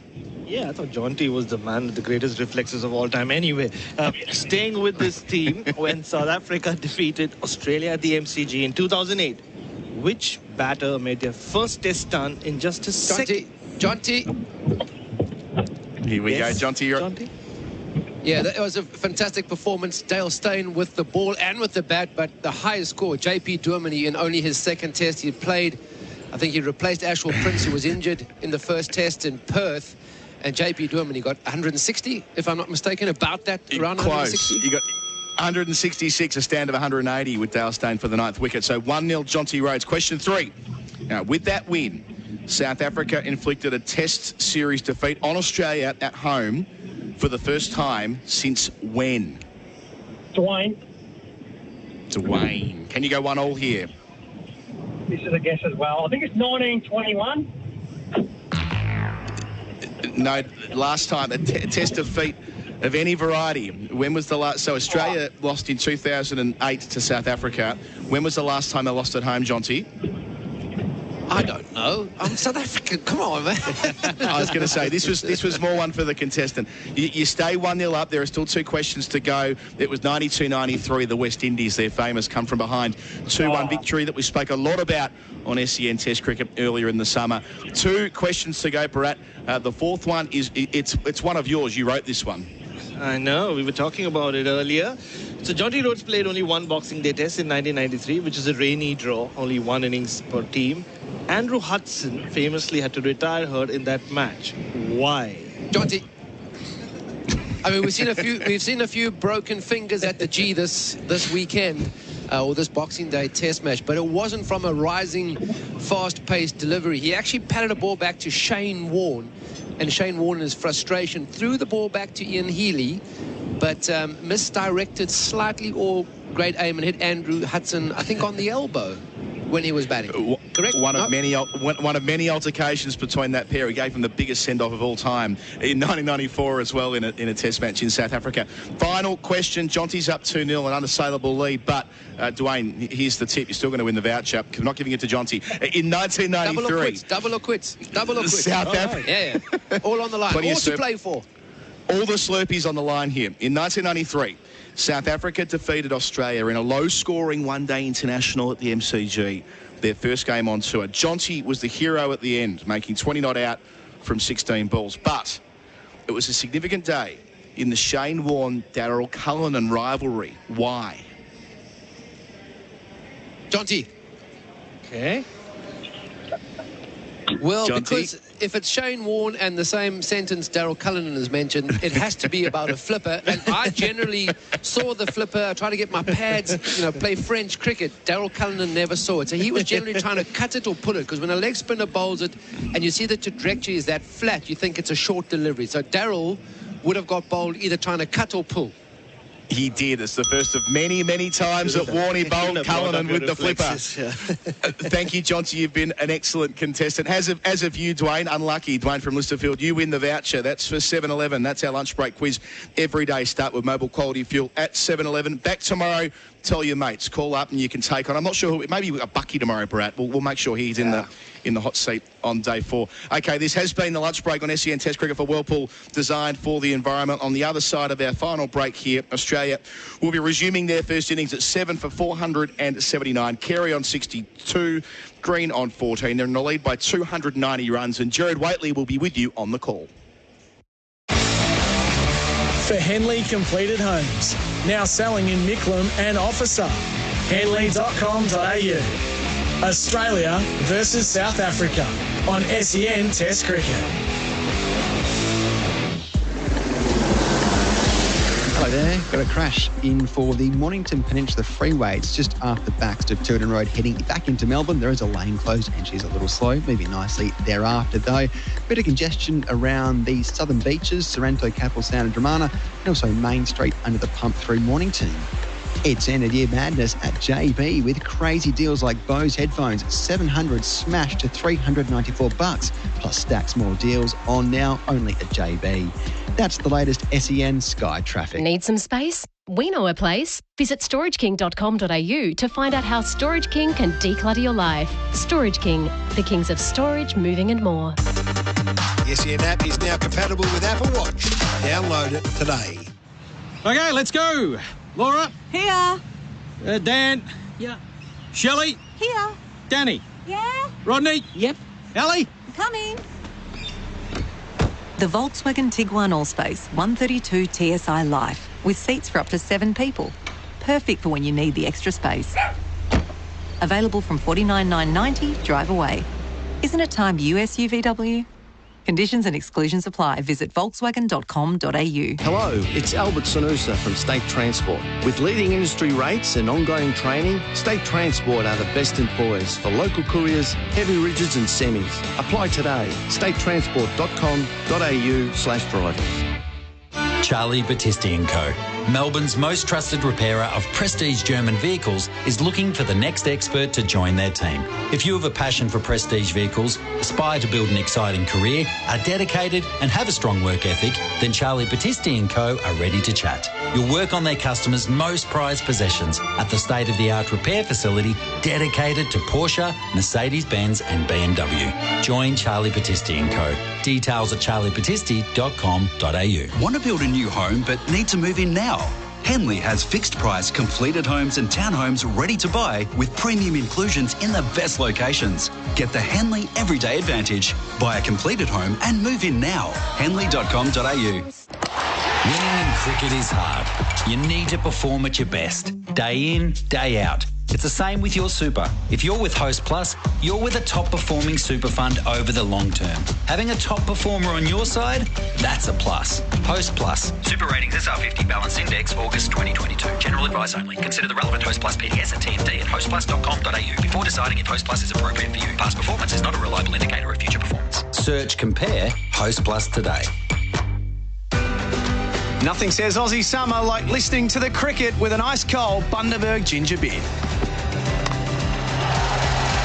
Bundaberg ginger beer is a true blue brew. A quintessential classic, craft brewed over 3 days using real Aussie ginger and a traditional family recipe, which has been perfected over 4 generations. Treat yourself this summer to the great Australian brew, Bundaberg ginger beer.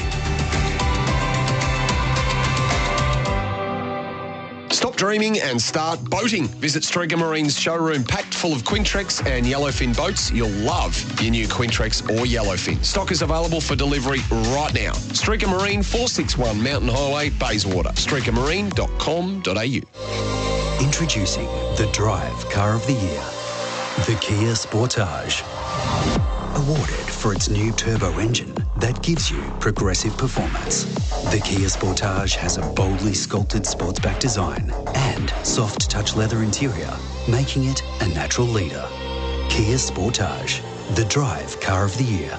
To find out more, visit kia.com.au or visit your nearest Kia dealer. Kia, movement that inspires.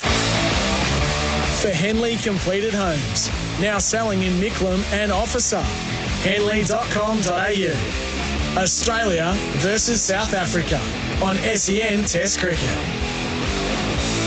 Second session for Lawn Hub. Real lawn fanatics use Lawn Hub fertiliser. The breeze is right up at the MCG as we reach this middle session of play. It's 23 degrees currently. The weather for Rainbird, smarter irrigation, the intelligent use of water. There is the threat of rain in a couple of hours' time, but not a whole lot is being forecast. But she's a bit of a wild old afternoon in Melbourne. This second session is for Lawn Hub fertiliser. Real lawn fanatics use Lawn Hub fertiliser. Australia 7 for 479. Carey 62. Green is 14. More importantly, the lead is 290. Gerard Whateley alongside Jonty Rhodes, who you will soon see at the Slurpee machine at your local 7-Eleven as he spends his $100 voucher. Congratulations on the quiz win, Jonty. Good man. Yes, thank you, Gerard. Good afternoon, everyone. Again, welcome back to the G. 30,516 in. So 64,800 day one, 42,500 yesterday, and so far 30,500 today. This is my hometown. This is a great event in Melbourne. Well, what I was really impressed was obviously yesterday a lot to cheer for the home crowd. David Warner, all the exploits. But this morning, I was really impressed and blown away when Enrique Nokia was on a hat-trick. And when, didn't get the hat-trick, but still a big applause from the stadium just for the fact that he was, on that opportunity. So real cricket lovers And great to see that is extended not just to the home team. The lovely scenes yesterday of the fast bowlers down at Fine Leg warming up in front of the old Bay 13 and all the histrionics that used to surround Merv Hughes. And then, yes, the chant for Nortje as he came and he was bowling to the Australian captain, no less. But there was the hope of seeing a hat-trick. Start of play after lunch. Rabada bowls. Carey off an inside portion of the bat. Squirts it away through mid-wicket. He was attempting the cover drive, but he'll get his 63rd run regardless. Yeah, he hasn't missed too many, has he, Alex Carey? I mean, he played really well. He did play and miss at his first delivery this morning against Rabada. The next one was crashed straight to cover. The third one was smashed past backward point for 4. And he's just played good cricket shots. I mean, his timing's been impeccable. His weight transfer, which we haven't seen in the South African batting. We've seen so many players stuck on the crease. You know, you actually don't notice Alex Carey in the lineup that Australia are blessed with. Yeah. And you look at him and go, there's a guy, a high-quality batter. And no one's saying anything about him. Play for us. Cam Green batting with a busted finger. He's leaving outside the off-stump. The 3 consecutive boundaries off Ngidi to race to 50. That was as elegant a batting as there's been in the Test match. Well, it was a straight or extra cover drive, pull, and a pull in front of square with square leg back. And he just... It didn't even look like he had put any effort into it. And then followed up by a straight drive, the third one. You know, if you as a batter, if you're hitting the ball back past mid-on, which I didn't do too often, it tells a big story about your balance at the crease, your weight distribution, and he was superb. Rabada bowls to Green, who tucks him away through backward square. They'll take 1, and Green just holds up his hands as Zondo closes down the space. So Green moves to 15 at 7 for 481. Yeah, 7 for 481. Green playing his part here. It's been an interesting sort of quandary you would have thought about Australians' batting lineup. With the guys with broken fingers, would they carry on? How deep would Australia want to go for? Just, you know, with the bigger picture being a very limited bowling attack at Pat Cummins' disposal, he'll want to get as many runs as possible. So from a South African context, this is worst case scenario.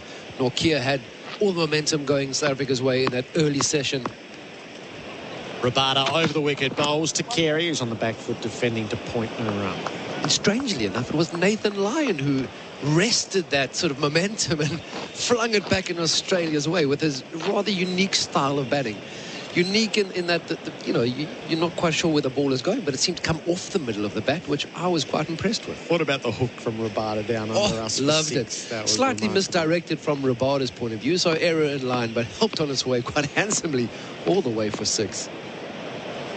Rabada bowls, Carey inside edge onto his pads, flops past the stumps. It's one of those heart and mouth moments. So Rabada's 2 for 120. This is his 23rd over, so he's been hellishly expensive, going for nearly 5.5 and over. It is a big issue from South Africa's point of view. I mean, obviously, right now, way behind the 8 ball and way behind in the game. But just the inability to plug up the scoring rate from both ends, and especially someone as experienced as Rabada. Carey has the strike, and he's driving straight to mid-off. It was well struck. He's got nothing to show for it. End of the first over after lunch, 7 for 481. The scoreboard is for Liberty.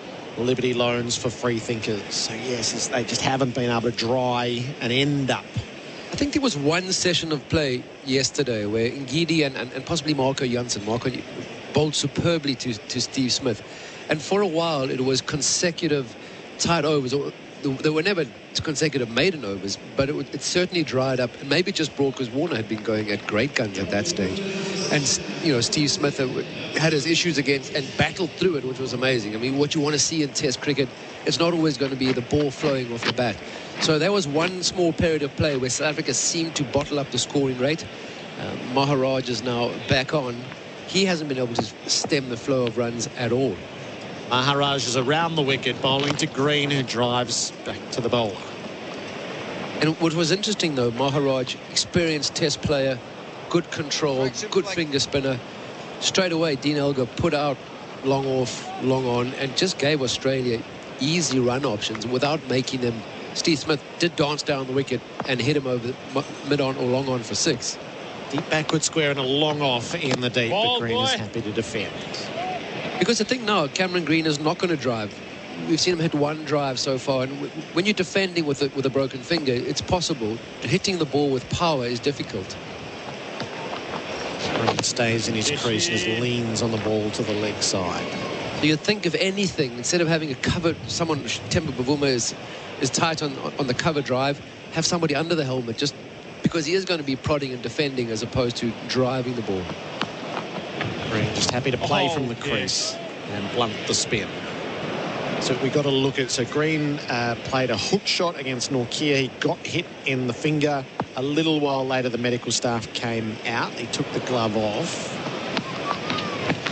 Defends again. And there was bandaging on the finger, and it was blood soaked. Yeah, I tell you, and you know, with all the exploits of David Warner and Steve Smith yesterday, and Travis Head and Alex Carey, the role that he's playing, Cameron Green, has been an important one, because it is a tough job to do with not just a broken finger but split as well. The guys happy to give him the single off the last ball as he pushed the field back, but Green's having none of it. He blocks out a maiden. 7 for 481. Liberty scoreboard at Liberty Loans for free thinkers. Guess who's been a leader in kitchen and laundry appliances for over 110 years? Whirlpool. Using patented 6 Sense technology, Whirlpool guarantees outstanding results while saving precious time and energy. So, have you got a Whirlpool? Visit whirlpool.com.au. At Chadstone Toyota, they're keeping you safe and on the road with some brilliant deals, like a small car passenger service plus 30-point safety inspection for just $240. Visit chadstonetoyota.com.au. LMCT 8169. Oh, what a feeling, Toyota.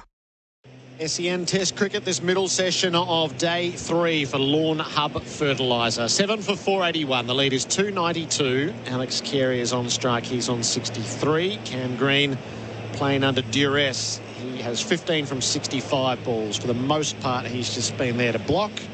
He's taken runs every now and then, but he is aiding and abetting Carey for Australia to get every run that there is in this innings. Bharat bowls and Carey pulls safely to turf. He just rocked back and swiveled the ball down to Maharaj in the deep, and he takes a single to go to 64. Yeah, and that's been, I think, a hallmark of Carey's shot selection. There is a man back on the hook. Rabada does have tank, or pace in the tank. So Carey not trying to hit the ball out the ground. Deep boundaries at the MCG are long, and it's a big clear to hit that. So just been impressed by the way that he's chosen to be aggressive for the right delivery. 2 slips and a gully in place with Green on strike, and he turns Rabada to backwards square. There's a couple to be had there.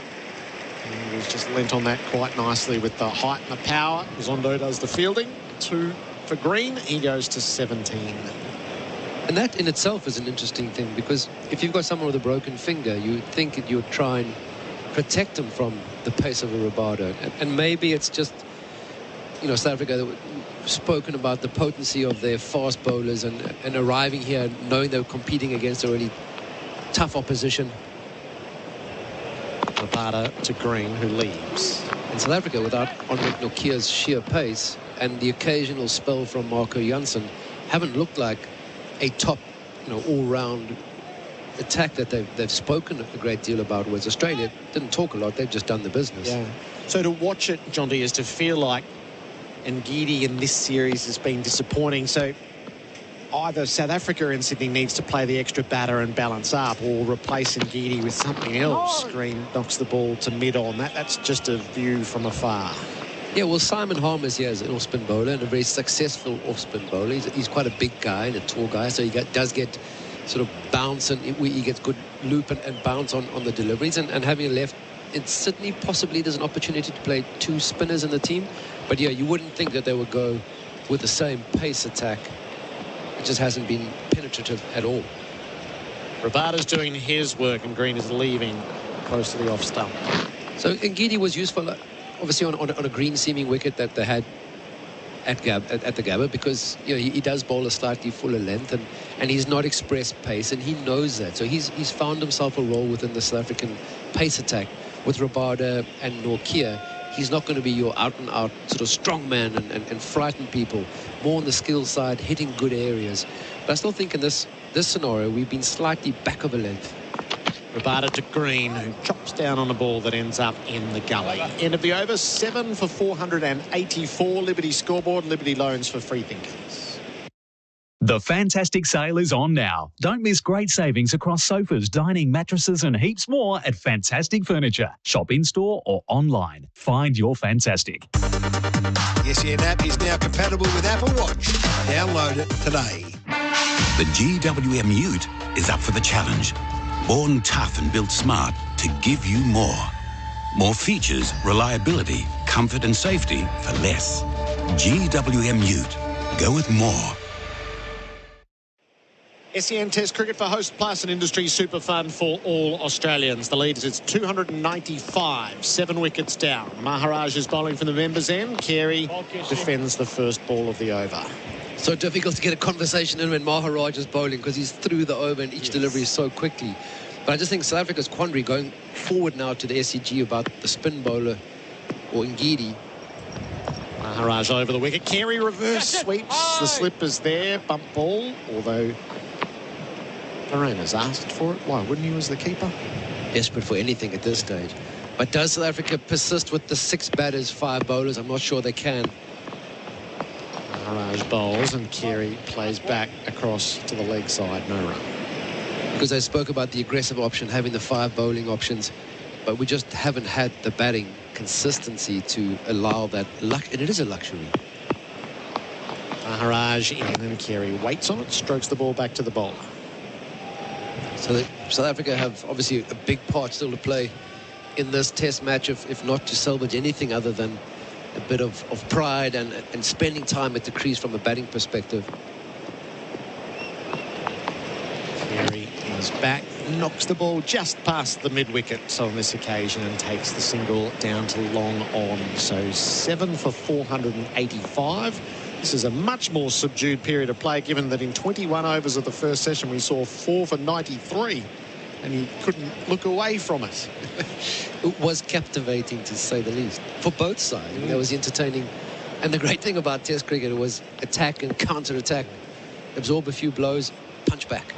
Last ball of Maharaj is over and Green blocks it out. Liberty scoreboard, Liberty loans for free thinkers. Australia leads by 296 runs.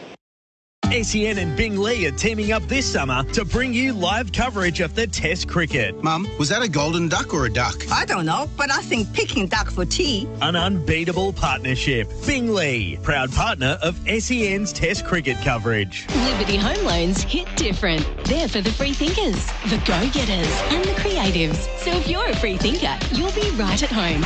Liberty, loans for free thinkers. Visit liberty.com.au. That's how we want. Approved applicants only. Lending criteria apply.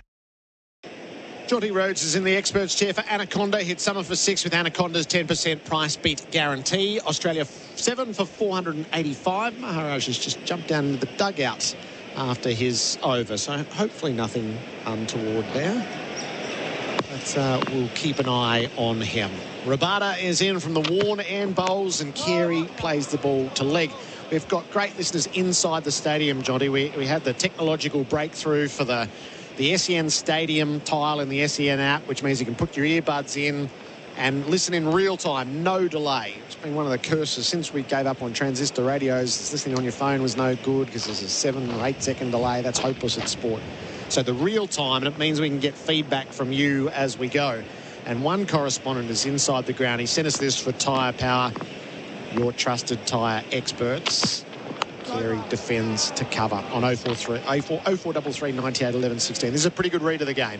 Great listening from the G to SEN. Pat Cummins is looking to bat as long as possible in order to get South Africa in for the last session of the day.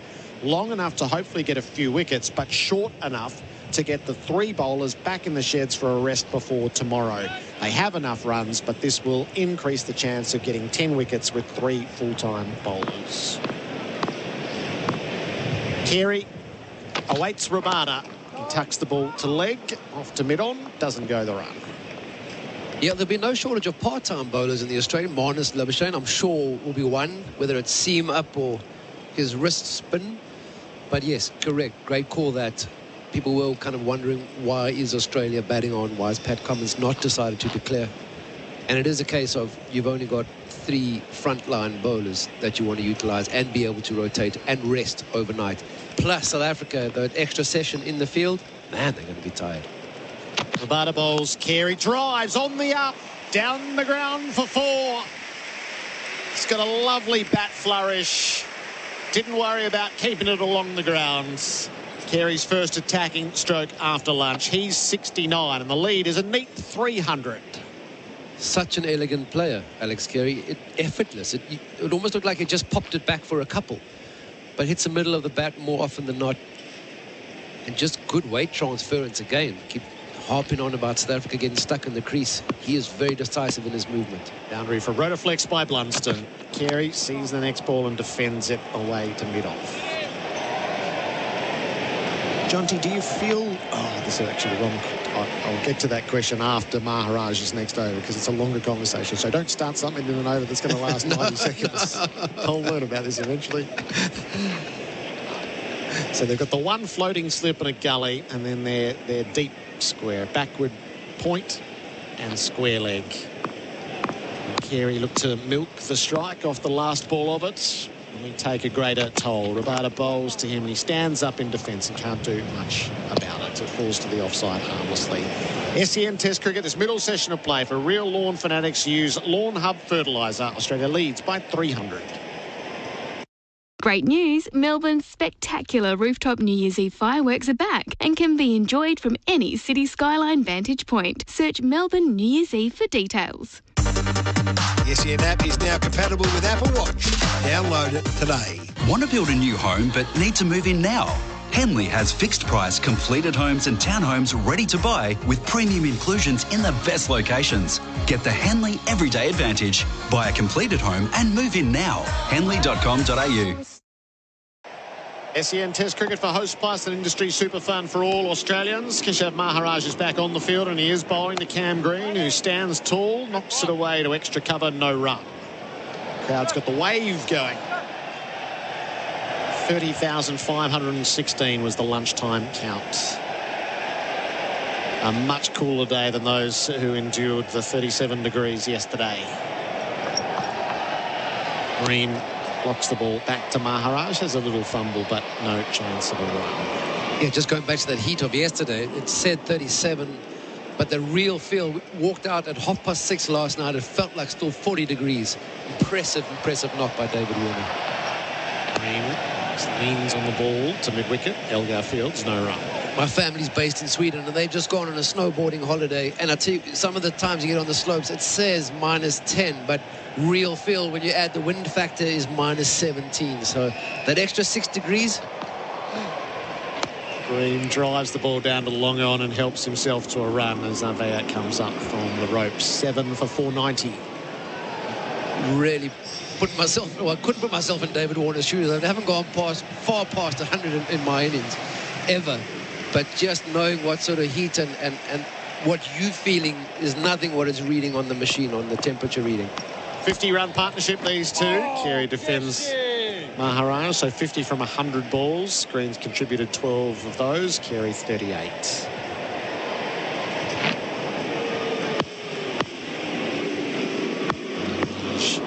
The last ball of the over. Carey jumps down and takes the single down to long on. I don't think Maharaj is wrapped with how that all finished. Liberty scoreboard. Liberty loans for free thinkers. Australia leads by 302.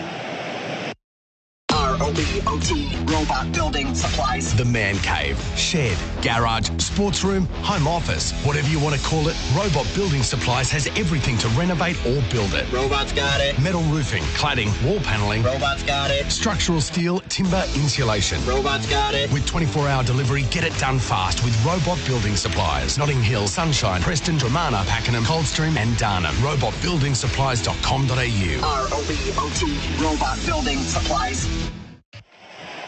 Leading wicket taker for Valvoline, which oil has always pushed boundaries. You know, Valvoline, the original engine oil. Rabada has 2, and he's bowling to Carey. It's dragged away to the leg side. Didn't get all of it on the pull, and it will be a single as a result. 71 for Carey. 3 wickets for Norkia. So 3 for Norkia, 2 for Rabada, and 1 from Ngidi.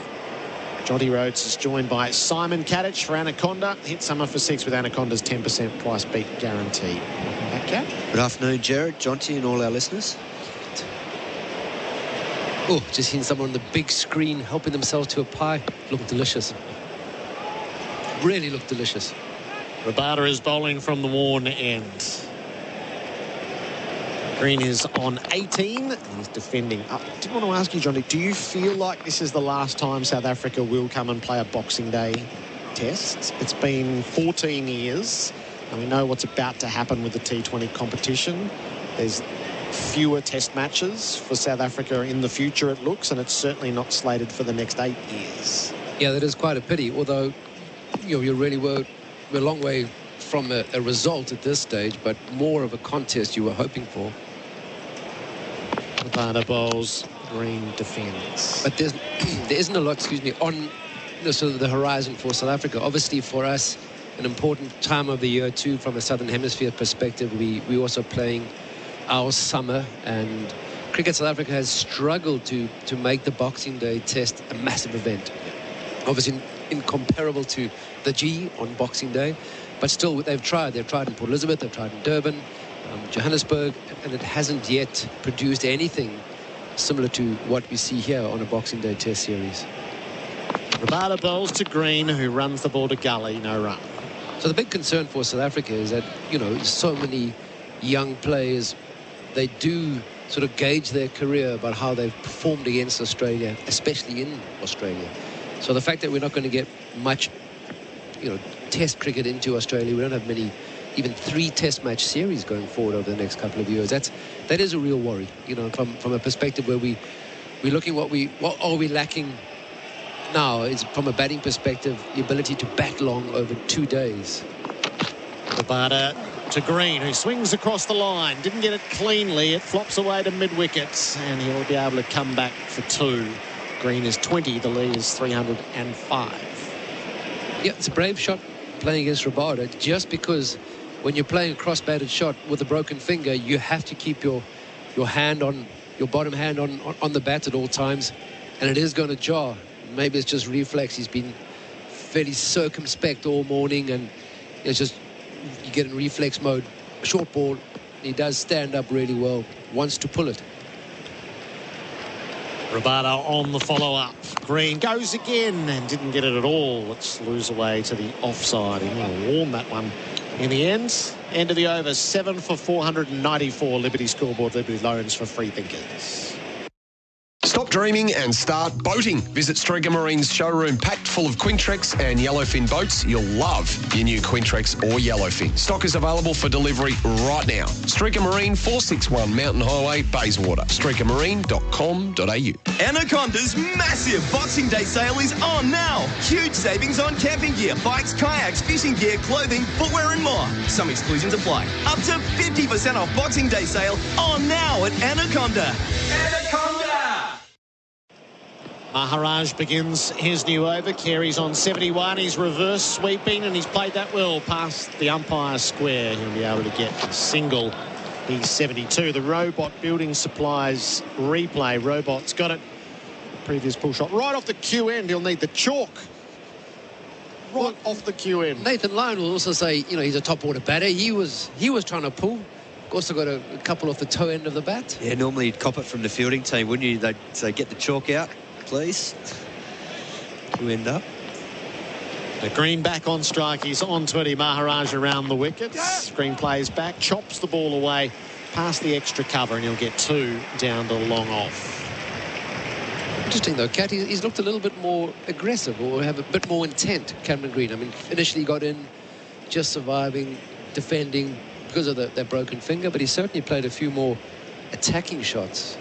Yeah, no doubt he'd be loaded up on painkillers, so maybe they've started to take full effect, and he's... Green drives back to Maharaj. And he's got that, the blood going and feeling like he's probably batting like normal, take away a little bit of that pain and focusing on what he'd normally do. Maharaj to him, and Green lets it pass. Well, the other part of it too is Alex Carey on 72. He's done a great job for him. He's in fine form. Maybe Green's starting to think, well, you know what? Maybe I want a piece of the action here as well. Green on the crease, reaches for the drive, plugs it away to extra cover, no run. Said the other day, things happen in threes in cricket. IPL deal, Pfeiffer, first 100. 22 from 84 balls. Deep point pushes out.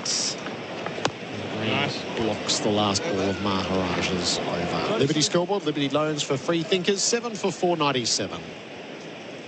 Bingley's biggest Boxing Day sale ever is on now with huge deals on TV, tech, fridges, laundry, cooking and more. Head to bingley.com.au. Better living every day. The SEN app is now compatible with Apple Watch.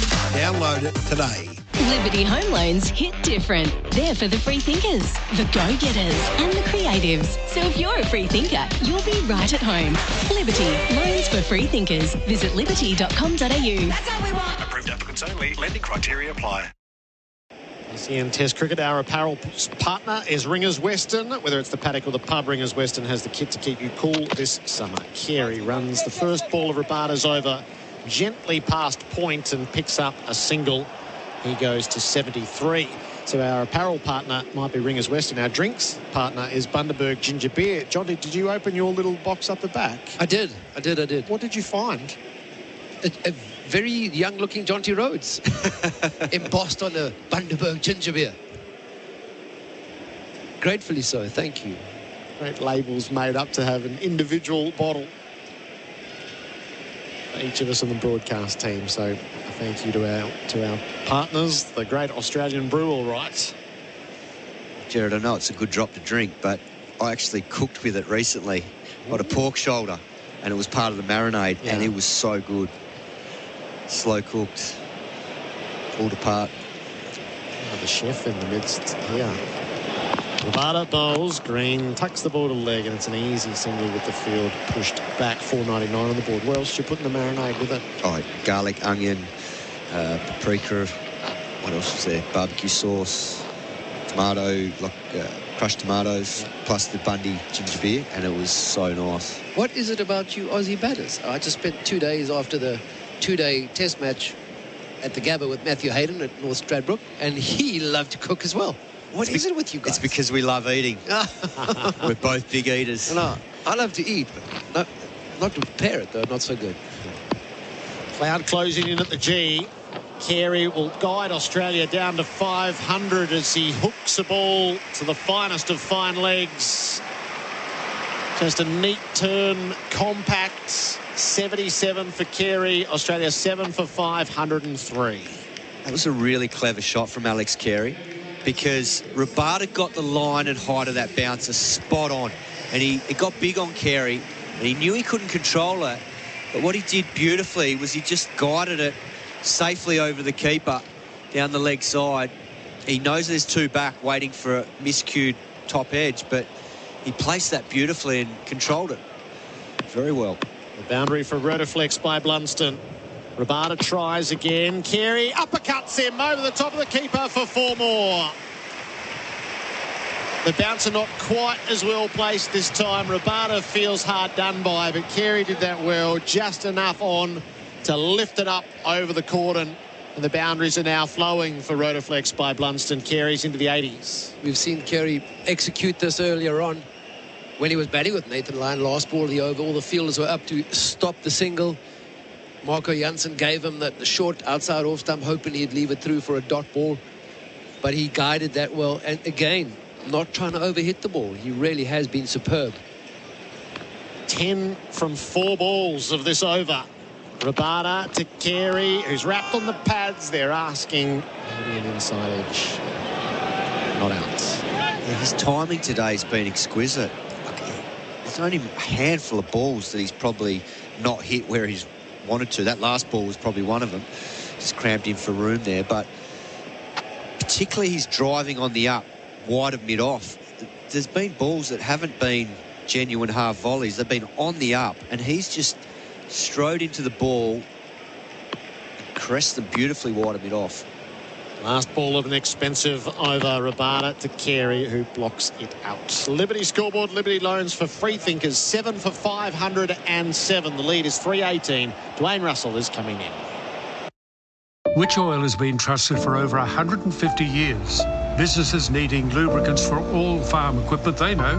Farmers with harvesters and pickers, they know. And when you think about it, you know. Valvoline, the original engine oil. Hi, I'm Dylan, a family lawyer from Aitken Partners. I know personally how tough separation and divorce can be.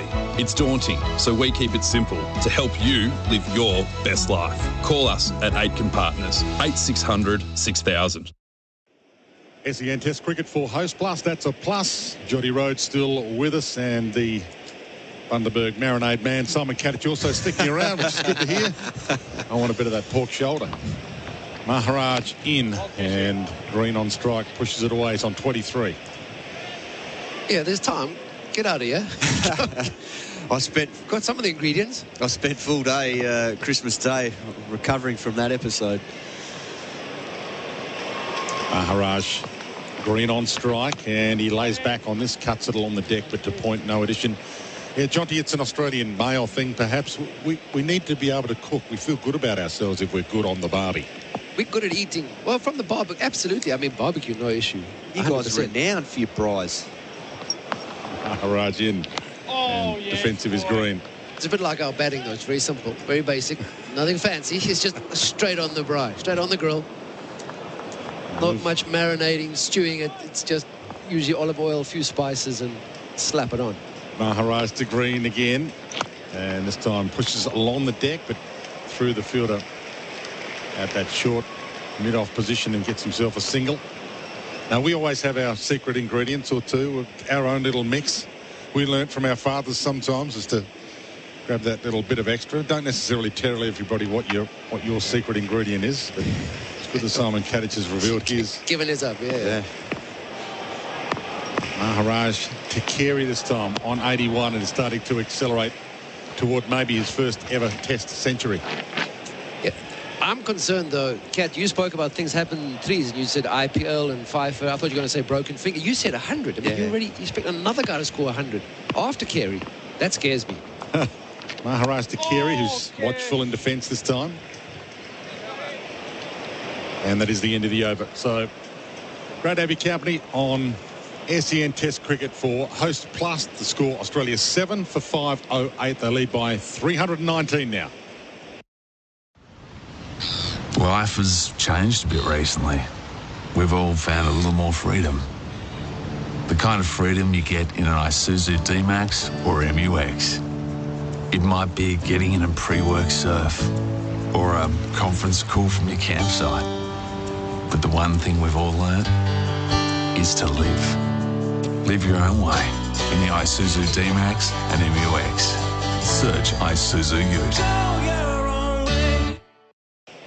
That score for Liberty. Liberty loans for free thinkers. Australia 7 for 508. And almost edged to the outstretched hand by Cameron Green. He got between second slip and gully, and it was catchable height. So a chance almost going down if it did catch the end of a fingertip. Yeah, more frustration for South Africa. Not even half chances coming anywhere close to the fielder. Yeah, hit the deck just in front of him, but wasn't far away. Frustration for Rabada, who's got 2 for 144. It's his 28th over. And this time, Green is watchful and pushing to the offside for no addition. I think the South African batters are even thinking of, because usually as a top order player, you know, at the end of the innings, you're thinking about going out. I saw Tamba Bavuma when Nathan Lyon walked out to bat. Bavuma was practicing a few forward defence shots. It's all gone back to bed. They're now thinking we need more wickets. Cat's calling hundreds for both of these guys. Then again, and Green is watchful again. That's happened so often with South Africa. You look like you're in the game. I say you. Yeah, because I am still we. I am still we. Yeah, I'm still there. You look like you're in the game, and then all of a sudden Australia just tend to rip it out of your grasp. It has been the story of the short summer we've had here so far, is that, you know, we haven't been able to put batting partnerships together, and even from a bowling perspective, if we have had a short period of domination, Australia have counter-punched. Travis Head at the Gabba, incredible. So Green with a broken finger on 28 now, and he drives this. No run opportunity as it's fielded by mid-off, I should say. 7 for 512 it stays. Well, I think, as you know, Jonty, like when you bat first in a test and you get bowled out on day one, the danger is you're at the mercy of the opposition. If they dig in and bat for as long as they want, then you have to be good enough to bowl them out. And I think that's what Australia potentially might do here, given that they've lost a few bowlers. They might want to give them as much rest as possible before this second innings. Royal was from a patron asleep in the crowd, and the big scoreboard had his picture on, waiting for him to wake up and enjoy the action. But there has been a little bit of a lull, but it's about to fire up perhaps if Alex Carey brings up his first ever test century. Well, it'll be a well-earned one because he's been masterful today. Been glorious to watch. The stroke play all around the wicket, off both front, back foot.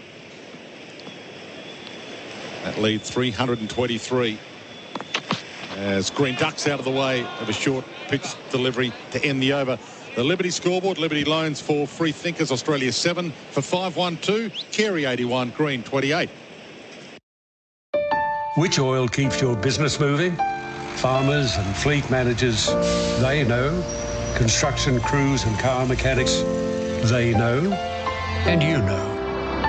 Valvoline, the original engine oil. The CR-V is here to impress in all its delightful detail with Honda sensing, legendary Honda reliability and intuitive tech features. Order now with delivery from January. Visit honda.com.au to find out more. Honda Australia Pty Ltd, LMCT 4136.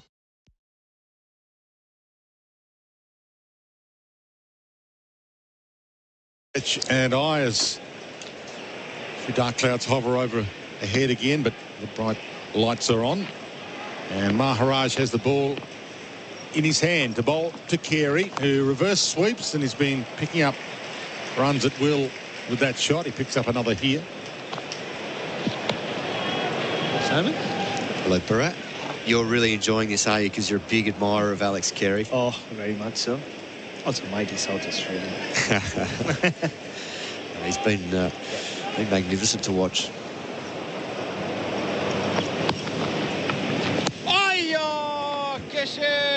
You can hear the encouragement for Maharaj. Green defensive here.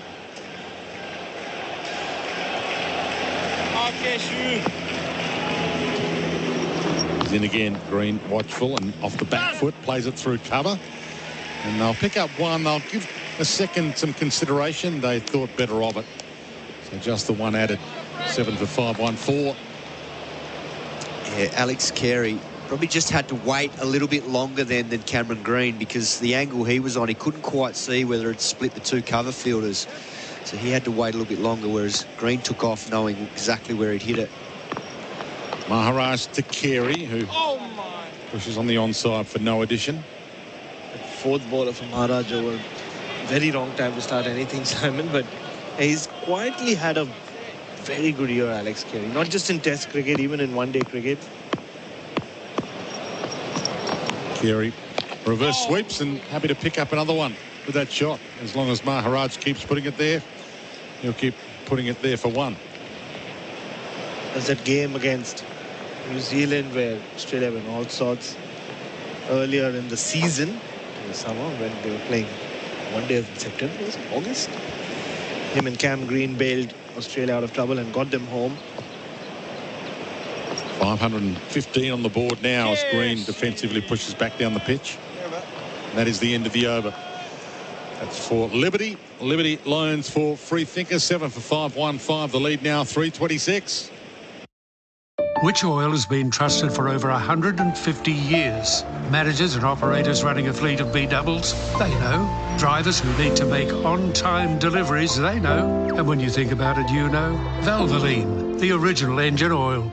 Liberty Home Loans hit different. They're for the free thinkers, the go-getters and the creatives. So if you're a free thinker, you'll be right at home.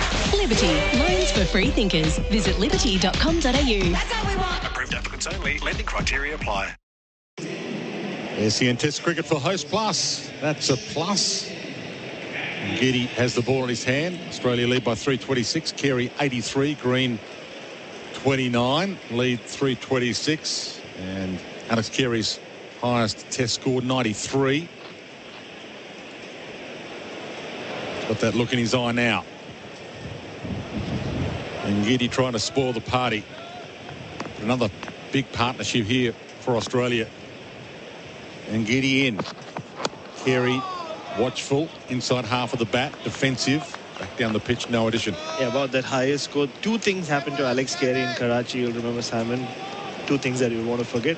One was falling into the pool. That's right. And the other was getting out to Babar Azam on 93. Yeah. Remember. So if I was South Africa, I would... if I was Dean Elgar, I would bring myself on once he gets into the 90s.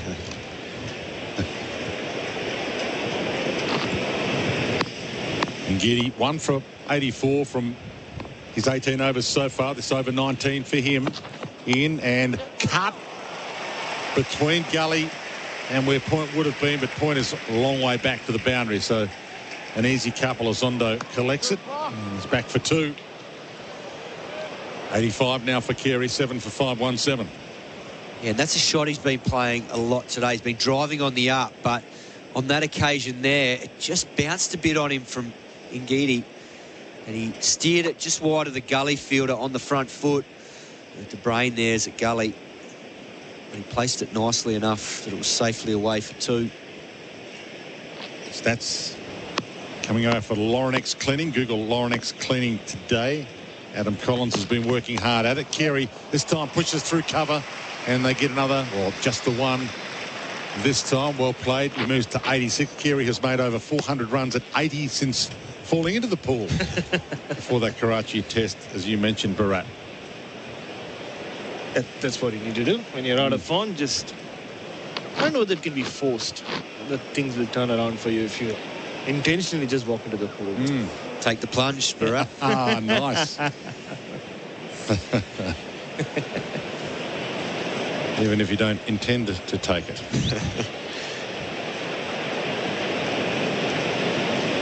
And Giddy waits at the top of his mark. It's got Green on strike now. Just the one slip in, but it's a wideish one slip. It's almost a second slip, and then gully. And Giddy in and tickled down the leg side, but no run taken by Verena. Just caught a little bit of pad on the way through. But these two have formed a really good bond off the field, Simon. I've bumped into them a few times. Alex Carey and Cameron Green spend a lot of time away from the field. They love to talk about each other as being the engine room of the lower order. And they've had quite a few partnerships, even though both are still relatively in the nascent part of their test careers.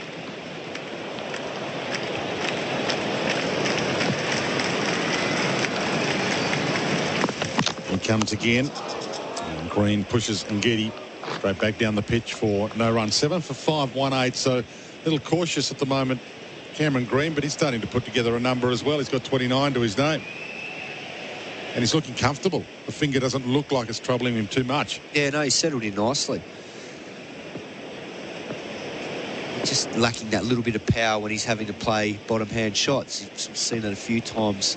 One got a bit big on him, a pull shot off Rabada, so it was more where it hit on the bat, but there's no doubt that would be bothering him, the cuts and the pulls.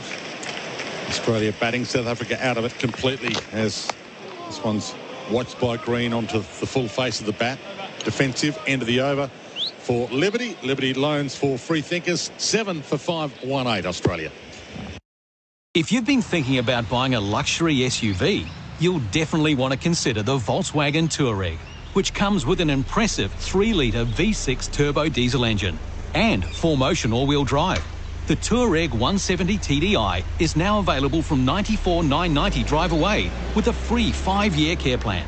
The only downside is you'll be kicking yourself for not getting one sooner. Isn't it time you SUVW? Conditions and exclusions apply. Visit Volkswagen.com.au. SEN Test cricket for Host Plus. That's a plus. Maharaj ball in hand. Carey on strike on 86 and rocks back onto the back foot, but can't find the gap. And just Adams sent us a message. Not Adam Collins, of course. Yeah. Maharaj in. We'll have to explain that. Reverse sweep again from Carey, and happy to pick up probably 2 this time if they run hard. No, just the one that was 4 to square. Forced a little bit of a chase, but he adds another to his tally, and he's 87 now. Carey, 7 for 519. Are we seeing left arms spinner Keshav Maharaj go. He wants to know who's the last successful touring finger spinner in these shows, on these shows. Maharaj in, Green defensive. That's a great question because it highlights how good Nathan Lyon has been over his career, playing the bulk of his Test cricket here in Australia in conditions that haven't always been very conducive to finger spin. Maharaj to Green again, and watchful, big step forward to defend it away. And I'm sure if Adam Collins puts together that list, Nathan Lyon will be top of the list. And some of the very, very best finger spinners like Murali have got poor records here in Australia. Maharaj to Green again, and another step forward to defend it away. Yeah, you're right. I mean, R. Ashwin has had a couple of good Test matches. I thought he had a good tour last year before he got injured in Sydney. But yeah, nobody's really taken a lot of wickets or had a great series. Final delivery of this Maharaj over, and Green is defensive again. So a few dots to end that one. 7 for 5, 1-9 for Liberty. Liberty loans for 3 free thinkers. Nothing says Aussie summer like listening to the cricket with an ice-cold Bundaberg ginger beer. Bundaberg ginger beer is a true blue brew. A quintessential classic, craft brewed over 3 days using real Aussie ginger and a traditional family recipe, which has been perfected over 4 generations. Treat yourself this summer to the great Australian brew, Bundaberg ginger beer.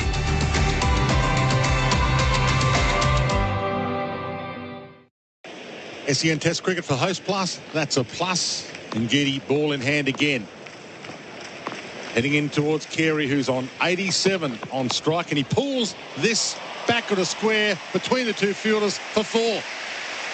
He's into the 90s. 91. Yet to make a Test century.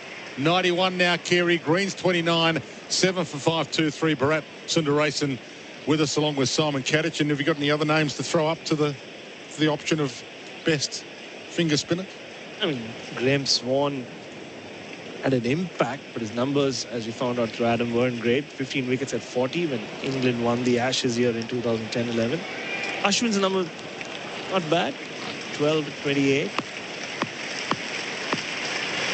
The crowd sensing Carey's turn coming, and he rocks back and defends it away on the offside for no addition to his 91. I'd love to see Murali's numbers because I don't think they're pretty. No. Yeah, he never found life comfortable. He took wickets everywhere else. England, I think South Africa and Australia, 2 countries where, yeah, not so good. Yeah, I'm not sure how Dan Vettori went here in his Test matches that he played. I'd be surprised if he had great numbers. Nah. And Getty, 1 for 91 from his 20 overs so far. Races in, and Carey throws the bat out wide over the top of Gully, and he didn't really middle that, and he was in a spot of bother for a couple of seconds as his head quickly turned around. He almost gave himself whiplash to find out where Zondo was, wondering whether Zondo might be able to catch it. He can't. Carey moves to 92 with that single. Well, that's the shot he's been playing all day, driving on the up, but he was trying to hit that a lot straighter. But because of the width on it, he ended up slicing it out to deep backward point. But initially, he wanted to pump that ball over covers for 4, but he didn't get the middle of the bat. It flew off the edge. He stays a little more conservative after that. Green turns it off his toes, and it's well fielded. Short square position by Zondo, no addition. Yeah, just to finish off the finger spinners in Australia, Simon Murali's a terrible record. 12 wickets at 75. Of course, had other issues, so tough to judge him. Wasn't a happy tour for him or the Sri Lankans in 95, as we all know. Dan Vettori was now with the Australian team, 37 at 40 in 12 tests.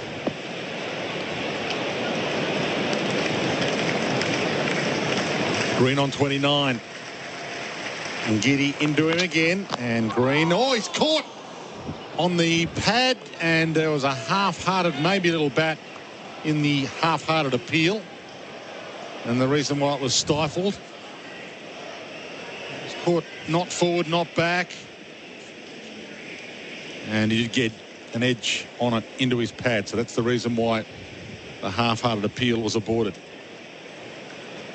Just to finish on that, Simon, like you said, Nathan Lyon, just what he's been able to do and the way he's been able to evolve as a spinner in these conditions is quite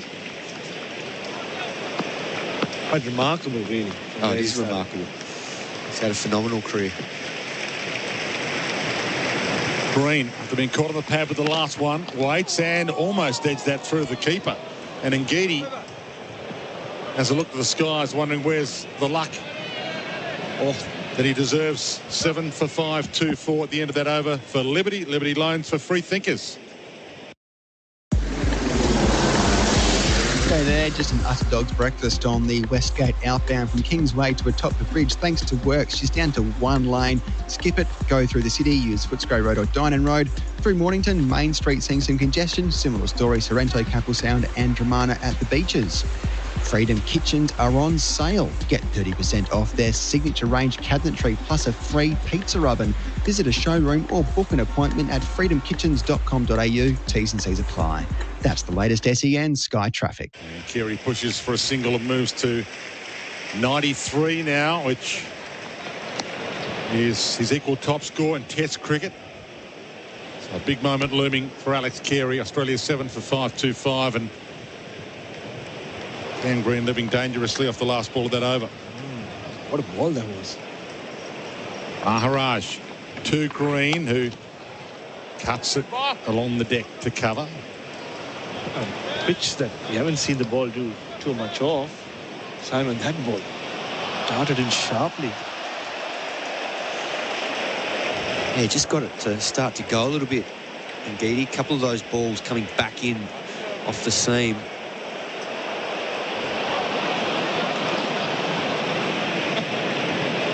We'll stop here. And Verena having a chat to Cam Green, who's on 29. It showed a couple of people on the camera. Okay.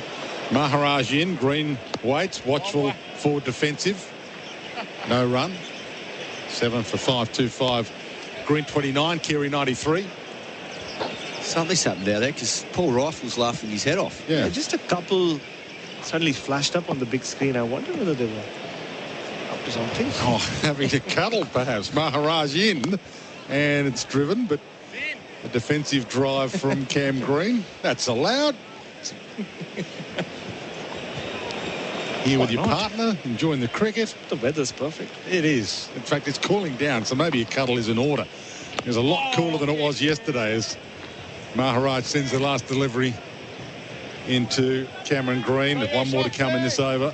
Yeah, he didn't want to cuddle anyone yesterday. It was not cuddle in temperature yesterday.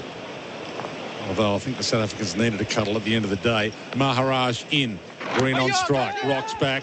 Turns it off his legs. Thinking of a single. Sent back by Alex Carey, who's not taking any chances right now. And why would you? For Liberty loans for free thinkers. Australia 7 for 5, 2-5.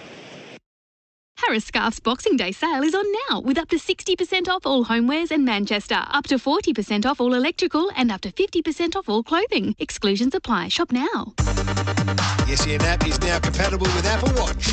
Download it today. Liberty Home Loans hit different. They're for the free thinkers, the go-getters and the creatives. So if you're a free thinker, you'll be right at home. Liberty, loans for free thinkers. Visit liberty.com.au. That's how we want. Approved applicants only. Lending criteria apply. SEN Test Cricket for Host Plus. That's a plus. The giant scoreboard's here turning into Kiss Cam. Just flashing up to people who, once they're seeing themselves on the big screen, having an impromptu cuddle and a kiss. In the meantime, we've got some cricket with Carey flashing at that one down the leg side through to Verena. Didn't get a touch on it, luckily for him. He's on 93, his equal highest Test score. Yeah. And the crowd roaring for the cuddle. The original couple. The original couplers.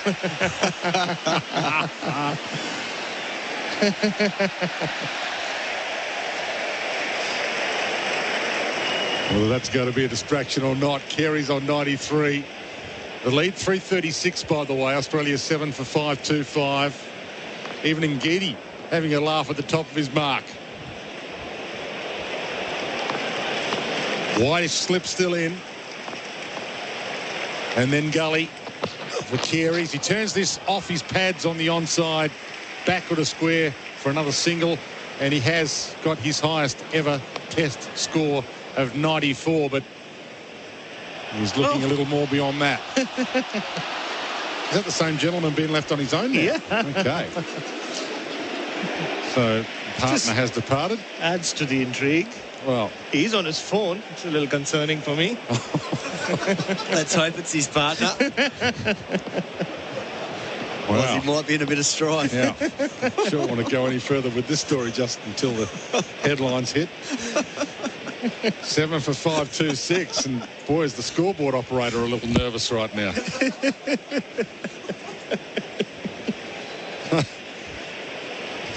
At least the spider cam's been safe today. Scoreboard not so. 7 for 5-2-6.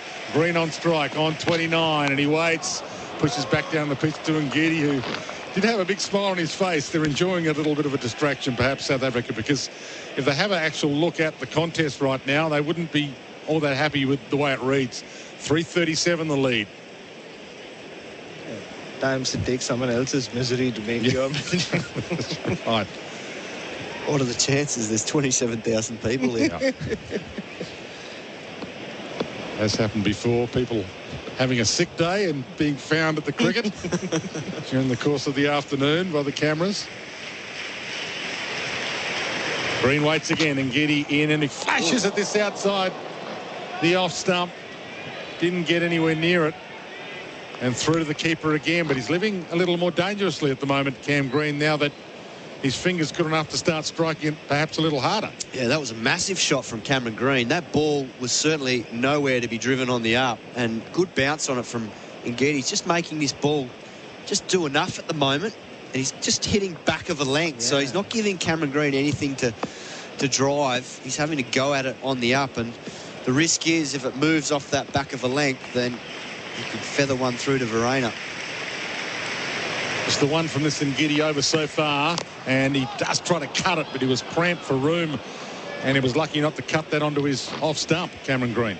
Yeah, this has by far been Lungi Ngiri's best spell in this series, and also a spell that maybe would get Pat Cummins thinking, Simon. Get Alex Carey to 100, hopefully, and maybe start thinking about a declaration. Yeah, well, they're almost batting the good part of the pitch away from South Africa at the moment, aren't they? Not just accumulating a total that South Africa can't get, because they have trouble getting 200, let alone 337 as it stands right now. But it's batting their way through the best part of this day 3 pitch. And Ngidi in, and Green pulls the bat out of the way at the last second, maybe a little later than he would have liked, but he withdrew it in time. 7 for 5-2-6. Carey 94.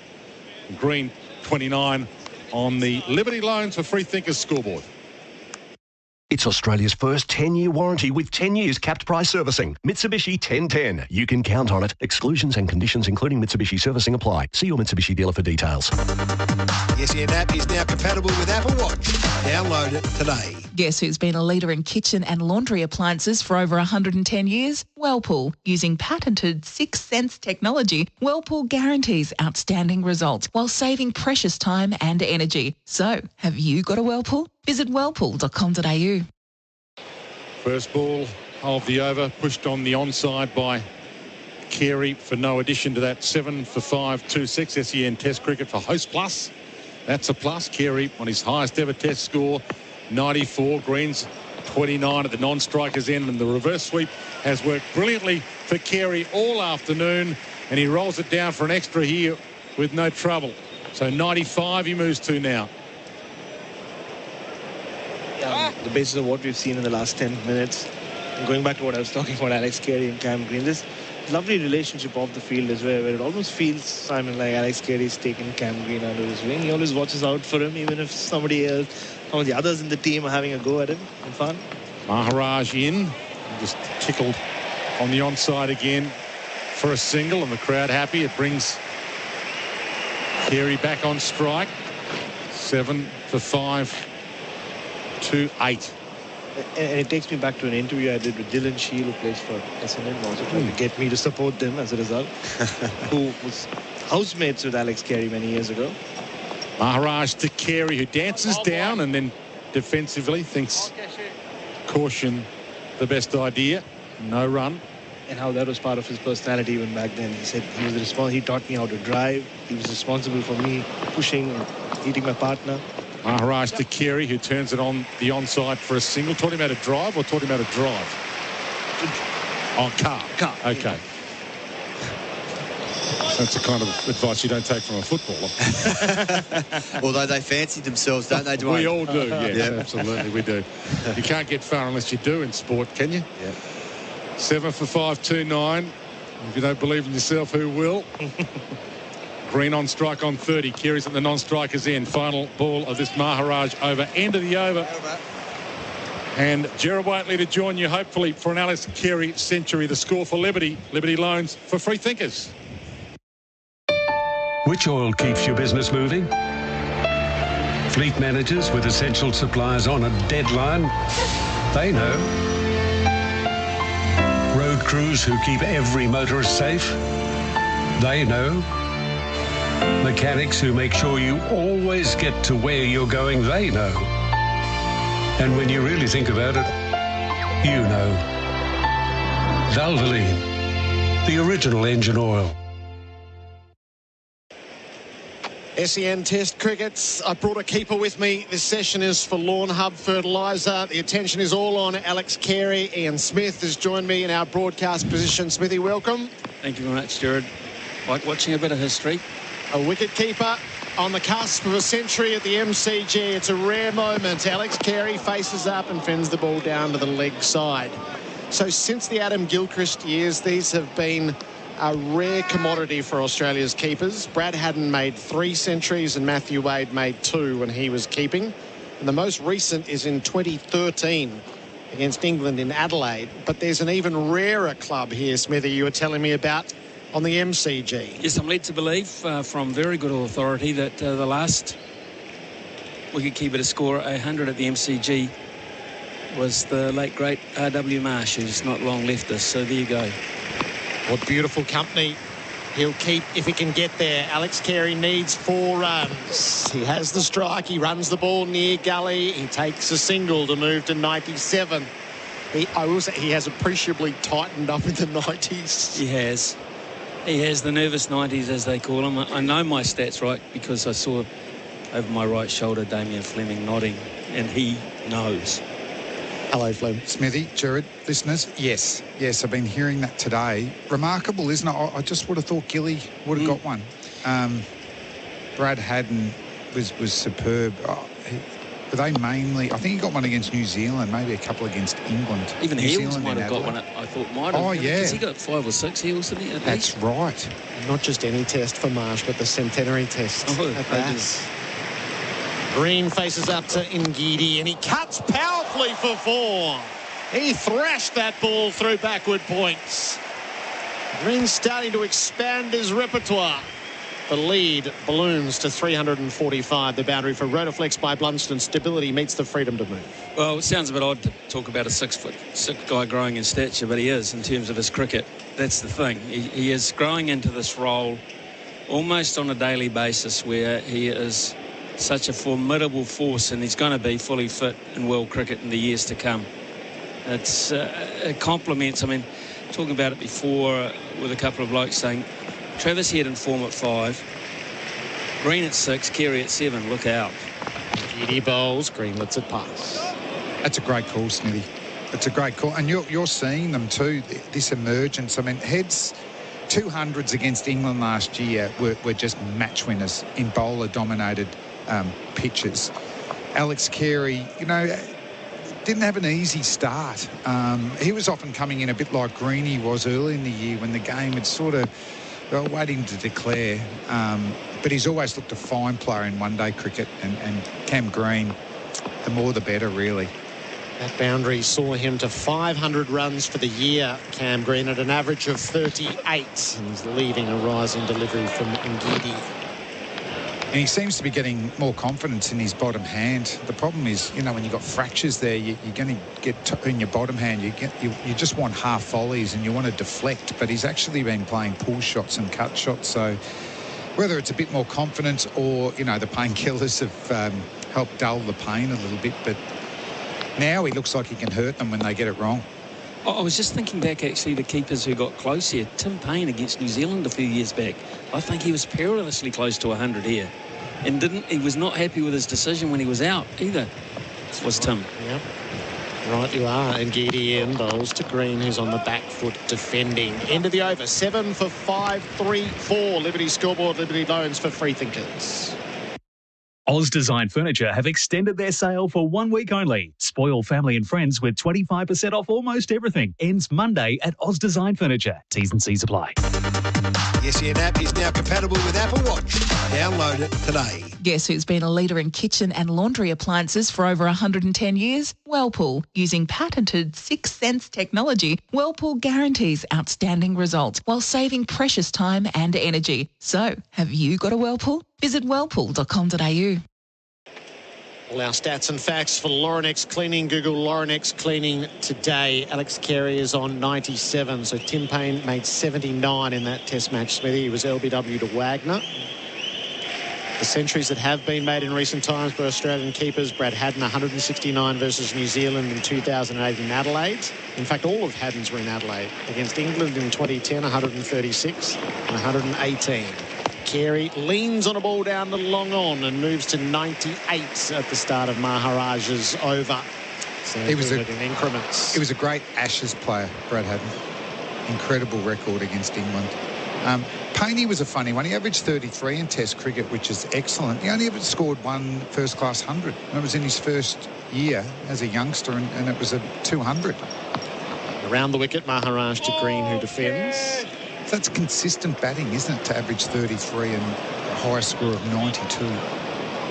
So Haddin's third was 118 versus England in 2013, and then in between 2 and 3 were Wade's 2 centuries as keeper. Green is back and defending Maharaj. 106 versus the West Indies in Dominica in 2012, and 102 not out versus Sri Lanka in Sydney in 2013. Maharaj is around the wicket. He bowls to Carey, who's on 34, and he stays there as he blocks. Gillies' highest score at the MCG was 78. He only averaged 30 here in Test cricket. His exploits were in one-day cricket on this ground. Opening with Mark Orr. Green is happy to fend back on his stumps. Just play the ball back down the pitch.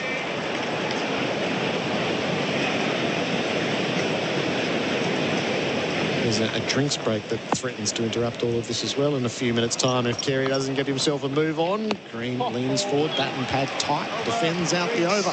So they've called for drinks. Alex Carey's going to have to think about it for a little bit longer.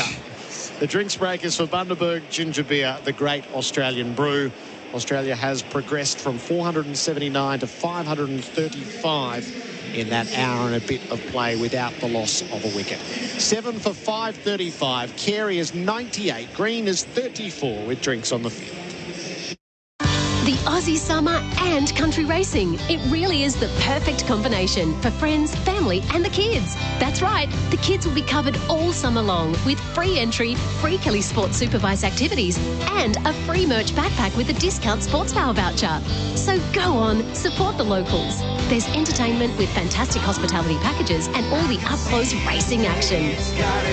Summer and country racing, stronger together. Book now at country.racing.com. The Fantastic Sale is on now. Don't miss great savings across sofas, dining, mattresses and heaps more at Fantastic Furniture. Shop in-store or online. Find your Fantastic. The SEN app is now compatible with Apple Watch. Download it today. Snaffled a wicket? Get your strut on. Bagged a new phone? Get your Snaffle strut on. Shop the best brands with Snaffle and pay with bite-sized payments. Visit snaffle.com.au. Terms, conditions, fees, charges and lending criteria apply. Credit provided by Walker Stores Proprietary Limited. Australian Credit Licence 393023. Harvey Norman Super Deals. Get 60 months interest-free, no deposit finance from Latitude Financial. Shop a huge range of furniture, bedding, technology, TVs and entertainment, home appliances, flooring and more. That's 60 months interest-free, no deposit, no interest, with 60 approximately equal monthly payments and monthly service fee of $8.95. Finance only available if you have or are approved for a participating Latitude credit card. Minimum finance amount $1,000. See T's and C's. Interest applies for non-compliance. Product exclusions apply. 60 months interest-free from Latitude Financial. Harvey Norman Super Deals on now.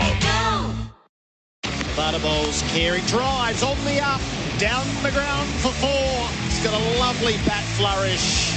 Carey will guide Australia down to 500 as he hooks the ball to the finest of fine legs. Bharat tries again. Carey uppercuts him over the top of the keeper for 4 more. Heading in towards Carey, who's on 87 on strike, and he pulls this back at a square between the two fielders for 4. He's into the 90s. And that's where we find him, Alex Carey on 98. Cam Green is 34. SEN Test Cricket for Host Plus, an industry super fund for all Australians. We are in the drinks break. Australia's lead is 346. The drinks break is for Bundaberg Ginger Beer. Our experts for Anaconda hit summer for 6 with Anaconda's 10% price beat guarantee. Ian Smith and Damien Fleming as we count down toward what will be a momentous moment should it arrive. Oh, it'll arrive, I think. I've got a good feeling for Alex Carey here, and he's going to defy the trend here at the MCG, and so he deserves to, because apart from the numbers and the statistics, it's been a wonderful innings to watch. He's played some beautiful shots. He's very proficient through extra cover, square of the wicket on the offside, and then when they've gone and short into the body, he's been able to play the pull shot extremely well. Played a very fortuitous hook shot where it just went over his head, really, and then I think it was Ngidi came back second ball with another bounce and he ramped him over slip, the tallest slip in the world just by the by Janssen, but he got it over him, and I just sort of thought, well, that's kind of control that he's in. So a text here coming in saying no commentator's curse. That's from James. That was directed at Dwayne. It's really now it's directed at you, Gerard. Yes. You never want to assume, but you want to give it the right build-up. And it has been a keeper's innings full of stroke making. It's a special category. You're in it, Smithy. There's 173 from 136 balls in your repertoire. I love keeper centuries. Well, I'll tell you what, I scored 2. That was my first one. I really do still remember the moment I got my first one, so I'm hoping that Alex Carey has that same feeling. Marco Janssen is the bowling change. Start your journey in Mildura. Plan it at visitmildura.com.au. Is it still his second role in the side? For mine, anyway. He might regard them as 50-50 roles. For me, it's got to be the best keeper he can be. Alex Carey, is this to be his moment? He has to swish at a ball outside the off stump, but he nearly nicks off. Gee, it's a delayed appeal from Verena, wasn't it? Well, that was a nervous swish at the ball. You've both been talking about how compact and assured this innings has been. He's played some glorious cover drives, reverse sweeping Maharaj, but yeah, this milestone's no doubt in his mind right now. And Janssen has a handy habit of picking up a wicket in the first over of his spell. He's in. He bowls to Carey, who cuts away for 4. Bat raised immediately as it beat cover. It's a maiden test hunt for Alex Carey as he comes back for a third. He's a fully fledged Aussie keeper now. It's rare company. A joyful feat. The first by an Australian keeper in nearly a decade. And he draws alongside Rod Marsh with a century on the MCG.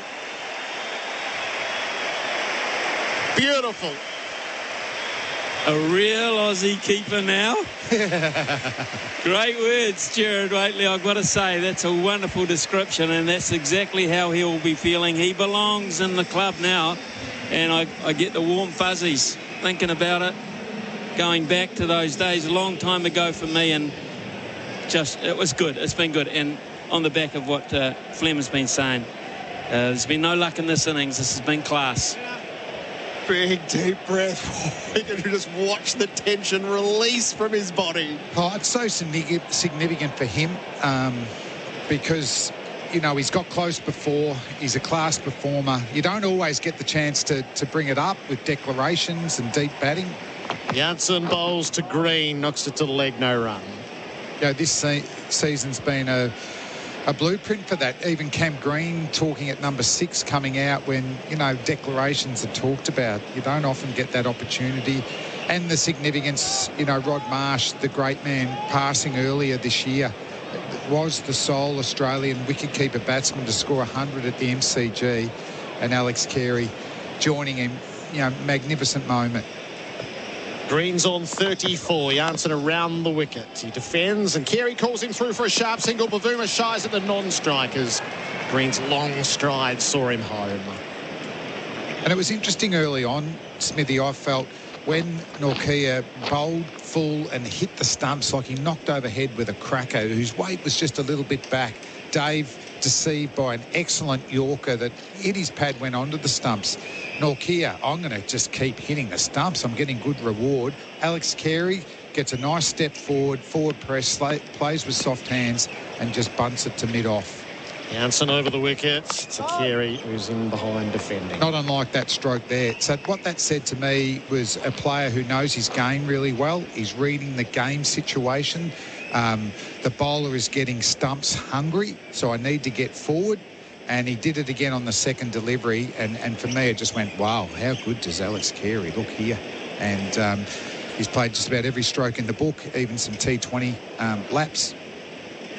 Fantastic effort. Well, it's his first, but it won't be his only one. I can promise you that. Not on this evidence. Too classy for that. Jansen bowls to him, and he's come forward in defence. The end of a momentous over. 7 for 539. The lead is a neat 350 on the Liberty scoreboard. Liberty loans for free thinkers. Harris Scarf's Boxing Day sale is on now with up to 60% off all homewares and Manchester, up to 40% off all electrical and up to 50% off all clothing. Exclusions apply. Shop now. The SEN app is now compatible with Apple Watch. Download it today. Liberty Home Loans hit different. They're for the free thinkers, the go-getters and the creatives. So if you're a free thinker, you'll be right at home. Liberty, loans for free thinkers. Visit liberty.com.au. That's how we want. Approved applicants only. Lending criteria apply. Our player of the day, thanks to Bingley, it's going to be Alex Carey. He's on 101. The century came off 133 balls. There's a delightful set of boundaries all around the wickets. Maharaj begins his new over. Cam Green backs up on the stumps, defends. Well, if you get a chance to watch the replay, and at some stage you will, you'll note that when he hit that ball through the covers, the first guy to raise his arms was Cameron Green. He ran down the pitch with both arms in the air, which shows what a popular guy he is, point one. They're great mates, clearly. All the Australian team was out in the dugout up there. The crowd were up. I mean, clearly a very popular member of this Australian side, but I love to watch Cameron Green running down, this big figure with both arms in the air. Green back and cutting. He won't beat cover. Now, there's a lovely relationship apparently between these two as 6 and 7. They give Green a little bit of a hard time as the young punk on the scene earning all the dollars, and Carey, he's the father figure to him. Don't worry about them, I've got you. So there's a lovely chemistry between the two of them. Green defence. Yeah. Well, that now, though, Flem, brings another element into this game all of a sudden. And I noticed that the two players came out with a drink, and there was a little consultation, and they're just drink runners, but whether there was a message to say, right, let's move this game on, and shall we surprise South Africa just before tea? Green. Would we like to bowl at them? Sorry, would we like to bowl at them twice? Oh, definitely. I think any time from now. I'd be happy if they started bowling very soon. There's 15 minutes extra in this session. Green's forward and defending. We'll pick that up in a moment. A maiden from Maharaj. Alex Carey, the leading run scorer for Victoria Police, made for more today at least. He's on 101. When the job needs doing, that's Ace. When you need it fast, That's Ace. When it's Ace Gutters, it's built to last. As a roofing plumber working on an estate, I can't afford to be sitting around waiting for gutters, fascias and downpipes to be delivered. That's why I've always used Ace Gutters. If I order a stocked item by 5 a.m. that morning, I know I'll get it the same day. When it's Ace Gutters, it's built to last. Call 9586 4888 or log on to acegutters.com.au. This session of play for real lawn fanatics, they use Lawn Hub Fertiliser. Australia 7 for 5, 39. The replay Ian Smith spoke about for Robot Building Supplies. Lovely moment shared by Cam Green and Alex Carey out in the middle. And again, the messages just coming from the dugout between overs so that everybody's clear on what the ploy is from here. Carey's 101. He's got the strike. Janssen none for 73 as he begins his 23rd over. He's over the wicket to Carey, who prods forward and defends to mid-off. Yeah, I don't know what the point will be when they decide to have a bowl. You know, do you just swing the bat and get bowled out? You know, the cricket fan in me wants these two to be not out for their batting averages. But because of the conditions, they're nothing like yesterday. I can see Boland and Cummins bowling 2 or 3 spells. So, you know, if it's in half an hour or straight after tea, I mean, why not pull out now? Janssen bowls to Carey, who cuts him away the deep point and takes a single. The lead is 351. Let's look at what's left in the day, and I think that's what Pat Cummins will be doing as well. I take your point on the conditions, and it's a very valid one compared to yesterday. This is a wonderful day to bowl right now, especially with a lead like that. Point 2 is how many overs are Australia going to bowl?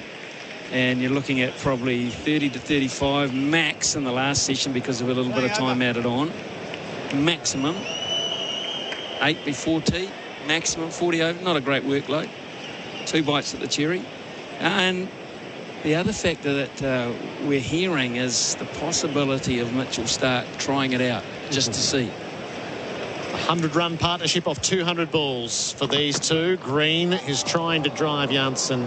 He's beaten on the outside edge. Yeah, I'm taking into account that Stark isn't bowling, and I'm still backing us to get in there. I mean, what recent history of South Africa's batting suggests 200 is really tough for them. This pitch is very good, though. But these are very good fast bowling conditions. So why not get them under the pump early on? Agree, totally. I mean, you do... Even Richie Beno, I say even Richie Beno always used to remind us, do what the opposition least want you to do. 2 slips now for Green, who's leaving outside the off stump. What you don't want to do just before tea? Staring down the barrel of a 400 deficit. Yep. And your test match is over. Yep. So if they were to declare, so there's an extra 15 minutes in the session, so to get half an hour, they would declare at 2:45, I think, take the 10 minutes, and then yeah, so maybe 12 more minutes of batting, something like that. Half an hour on the way to tea, and then let loose afterwards. Janssen bowls, Green leaves. He's going to play, and then withdrew the bat right at the last. So this looks like they're still saying be positive, put the bad ball away. It's not turning into T20, score quickly. Just respect the bowling. Yeah, I don't even think the runs are a factor now. The lead's that big. And on the evidence of South Africa's batting performance in the last 12 months or so, it's a massive lead. So I'm not even sure. It's just the time and the timing of when Pat Cummins says, right, I'm ready to bowl. Scotty Boland, I'm ready to roll with you too. Janssen is coming around the wicket as he bowls to Green. He drives him away into the covers, knocked down by Zondo, but not cleanly fielded by Bavuma, I beg your pardon, but a single taken on the misfield. Green to 36.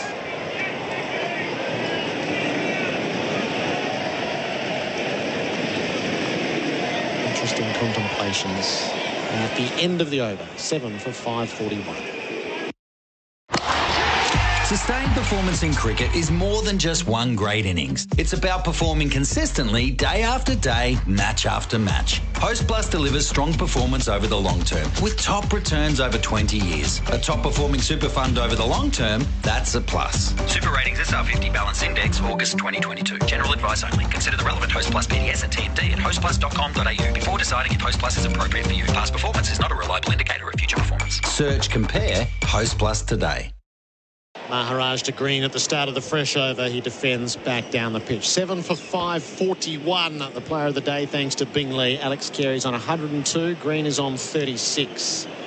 The lead is 252. Damien, Fleming and Ian Smith with you for Anaconda. Hit summer for 6 with Anaconda's 10% price beat guarantee. Maharaj around the wicket, bowls, and Green back on his stumps defending.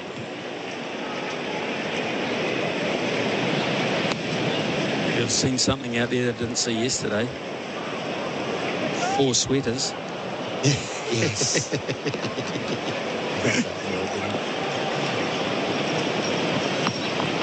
Green from the crease. They're treating Maharaj with respect. He's in his 40th over.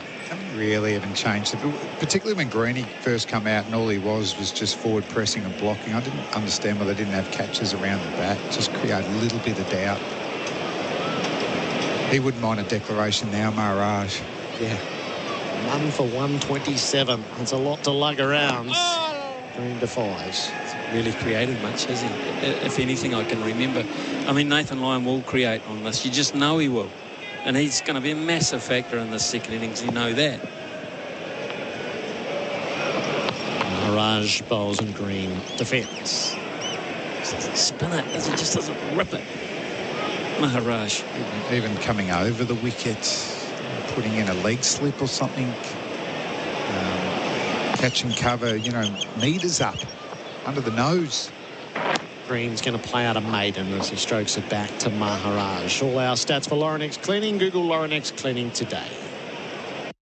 Melbourne's new home of soccer is Kialba Hotel's purpose-built sports bar. The place to cheer, eat, drink and play in true sporting style. Catch all the A-League action and excitement on the 4 massive HD screens. Visit kialbahotels.com.au. Drink responsibly. The GWM Ute is up for the challenge. Born tough and built smart to give you more. More features, reliability, comfort and safety for less. GWM Ute. Go with more. South Africa not creating much. 2 clean bowls at the start of the day. A catch to the keeper and then Zondo caught out line with some happy hitting. Get your snaffle strat on at snaffle.com.au. Jansen is in from the worn ends. Carey's drive and he beats the dive at mid-off, although it's parried down. Bharat diving away to his left, got something on it and they're able to take a single. That is a terrific piece of fielding from a very big man who has given us all without a great deal of reward. So for Ngidi, that is superb. Absolutely superb. He's having a laugh now too. He's hit the left elbow and landed on it. It's just a little the worse for wear, trying to shake it off.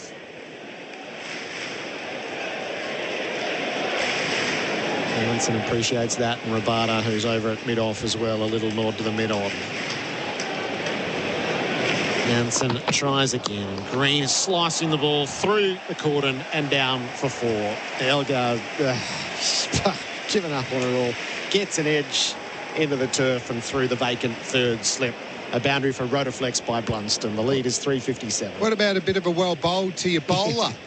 Come on. Guess who's doing it? Ngidi. Yeah. The other, his fast bowling mate, had his arm around him. Well bowled. He did everything but the teapot there, Elgar. Head back. Oh. Eyes to the heavens here at the G. It can be a character building game. Green is 40. He has 4 boundaries. 2 slips and a gully in place. Jansen bowls to him a bouncer. Green got down underneath it. It was a well-directed bouncer too. Very excited, Alex Carey, first Test 100. And the other big milestone today, I'm assuming you acknowledged it here in the box. Just want to say thanks to Nathan Lyon. Got to 25, raised the bat not once, but twice. So this is real. We've got a new tradition in the Australian cricket team. You bat 9, 10 and 11. You raise the bat to 25. 21 years I've been working on this. You have to go back and study the video. Green ducks the next bouncer from Janssen as well. Just check my socials. Right. I got the chance to jump in and call it. And to look, if you look at the vision, have a look at Justin Langer and Simon Katich's face. They didn't know what I was talking about. And straight away, all the punchy batsmen, Ponting, Katich, Blewett, Langer. Oh, what happens if we got a wicket as a part-top? No, that's not the game. So well done to Nathan Lyon. Oh, I love it. 25 of the best. Green faces out to Janssen. He drives him into the stumps at the non-striker's end and loses a boundary because of it.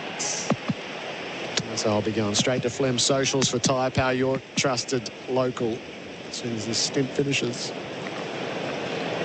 Getting a lot of love from McGrath, Gillespie, Kasperwich and co. Mitch Johnson, thanks for your support.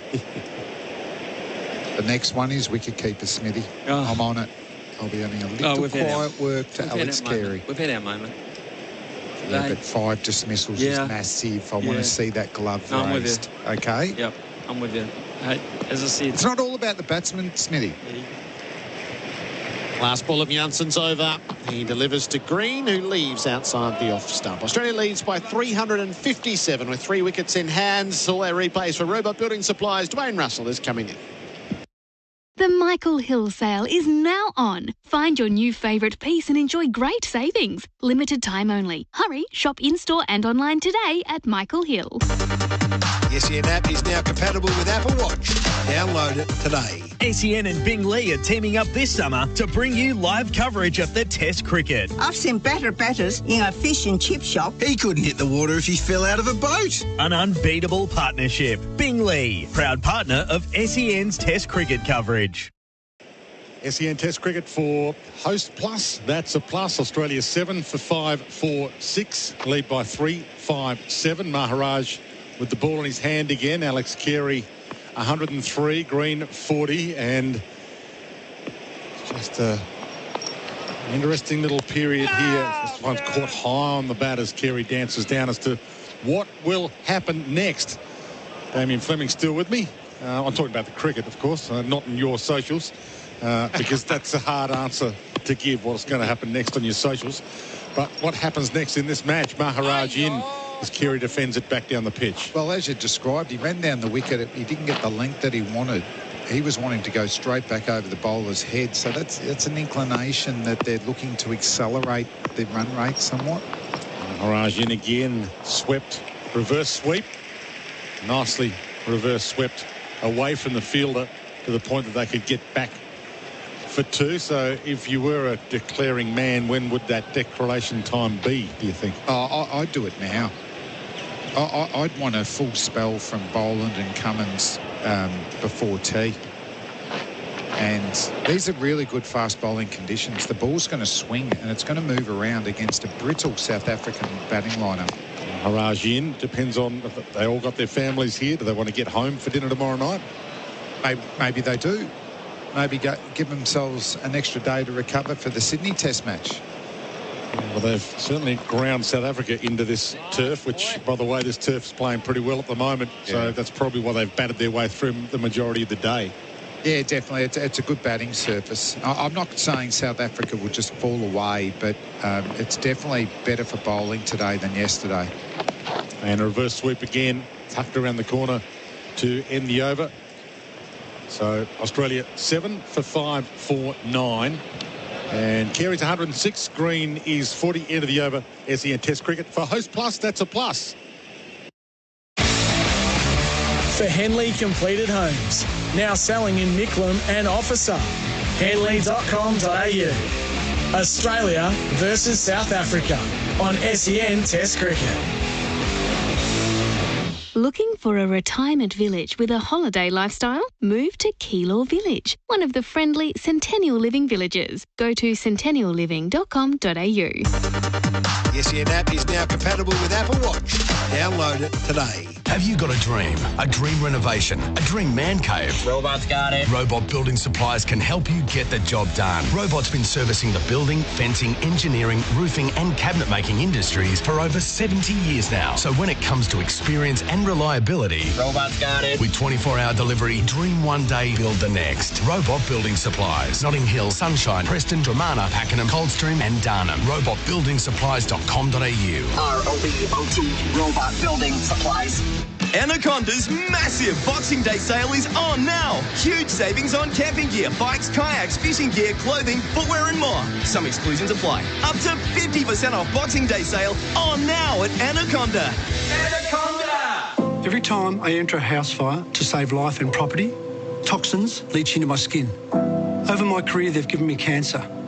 It's impacted my whole family. Fortunately, special laws allowed firefighters like me to receive medical help. But the Andrews government has trashed these laws, putting me and my family at risk.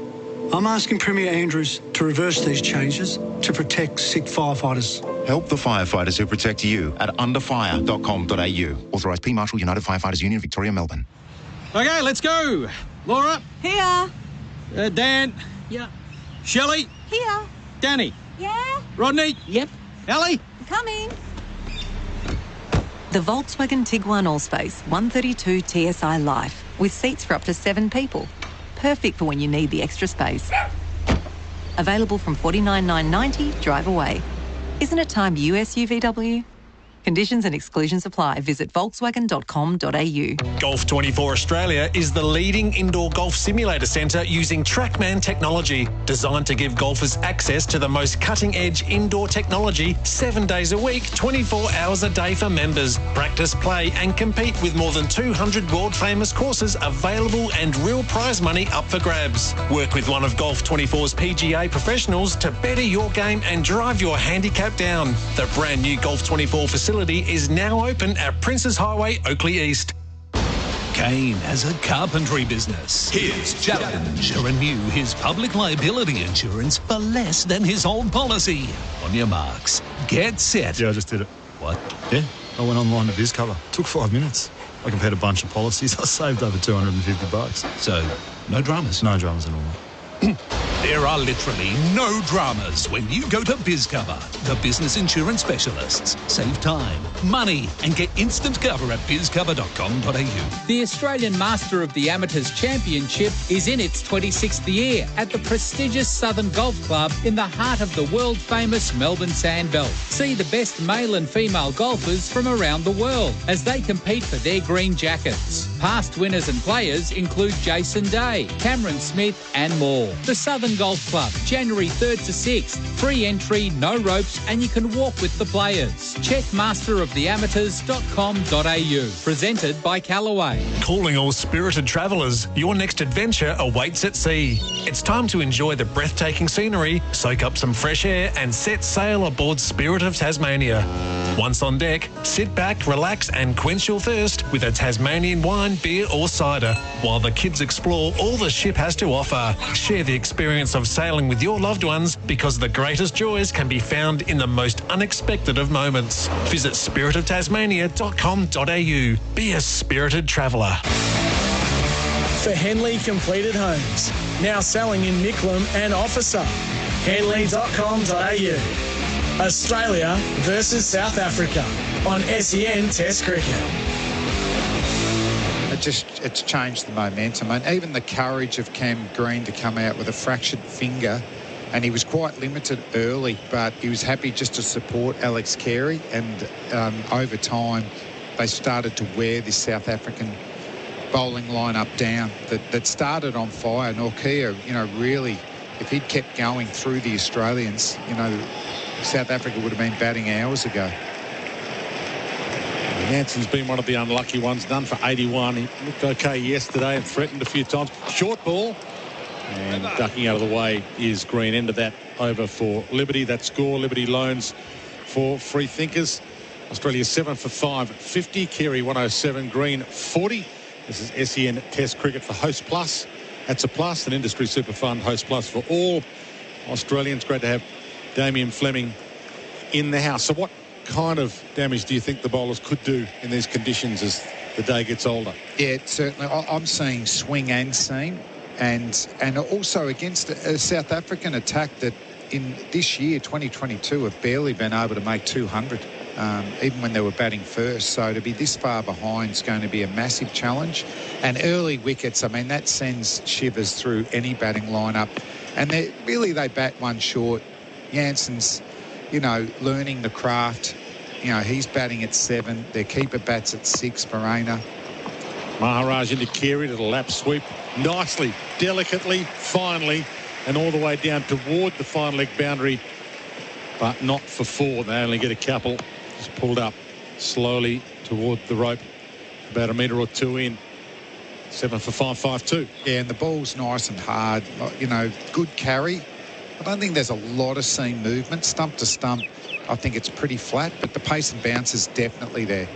Maharaj to Carey again. First Test century today for him, and he tucks it for a quick single, and Green is quickly through to the danger end. It wasn't that dangerous, but he did have to motor a little mid-pitch. 7 for 5, 5-3 as Chris Rogers also joins Damien, Fleming and I. Welcome back to you, Chris. Hello, Dwayne. Hello, Flem. Bucky, how are you? Very well. Very excited for Alex Carey. Oh, Bucky. It's been such an impressive innings. That's the thing that stood out. He's just looked as comfortable as anyone. Green inside half of the bat, tried to drive that forward, and in the end tucked down towards fine leg off the inside edge of his bat. Adds another couple, and he's starting to work his way towards a half century, Cam Green. You figured out what's happening with the declaration, you think, Flem? No idea? Maharaj in, and rocking back on the back foot was Green, but he couldn't get it past cover. You might have heard these stats, but Colos had sent them through earlier that South Africa had been out for under 200 7 times in a row. So their chances of making Australia bat again, given that Australia lead by 366, you're saying, what? Not great. Fanciful. If they could bat a third time, though. Well, Dave Warner batted on 3 days in this test. Maharaj in, and cut again, and straight on the deck to cover again. No chance of a run.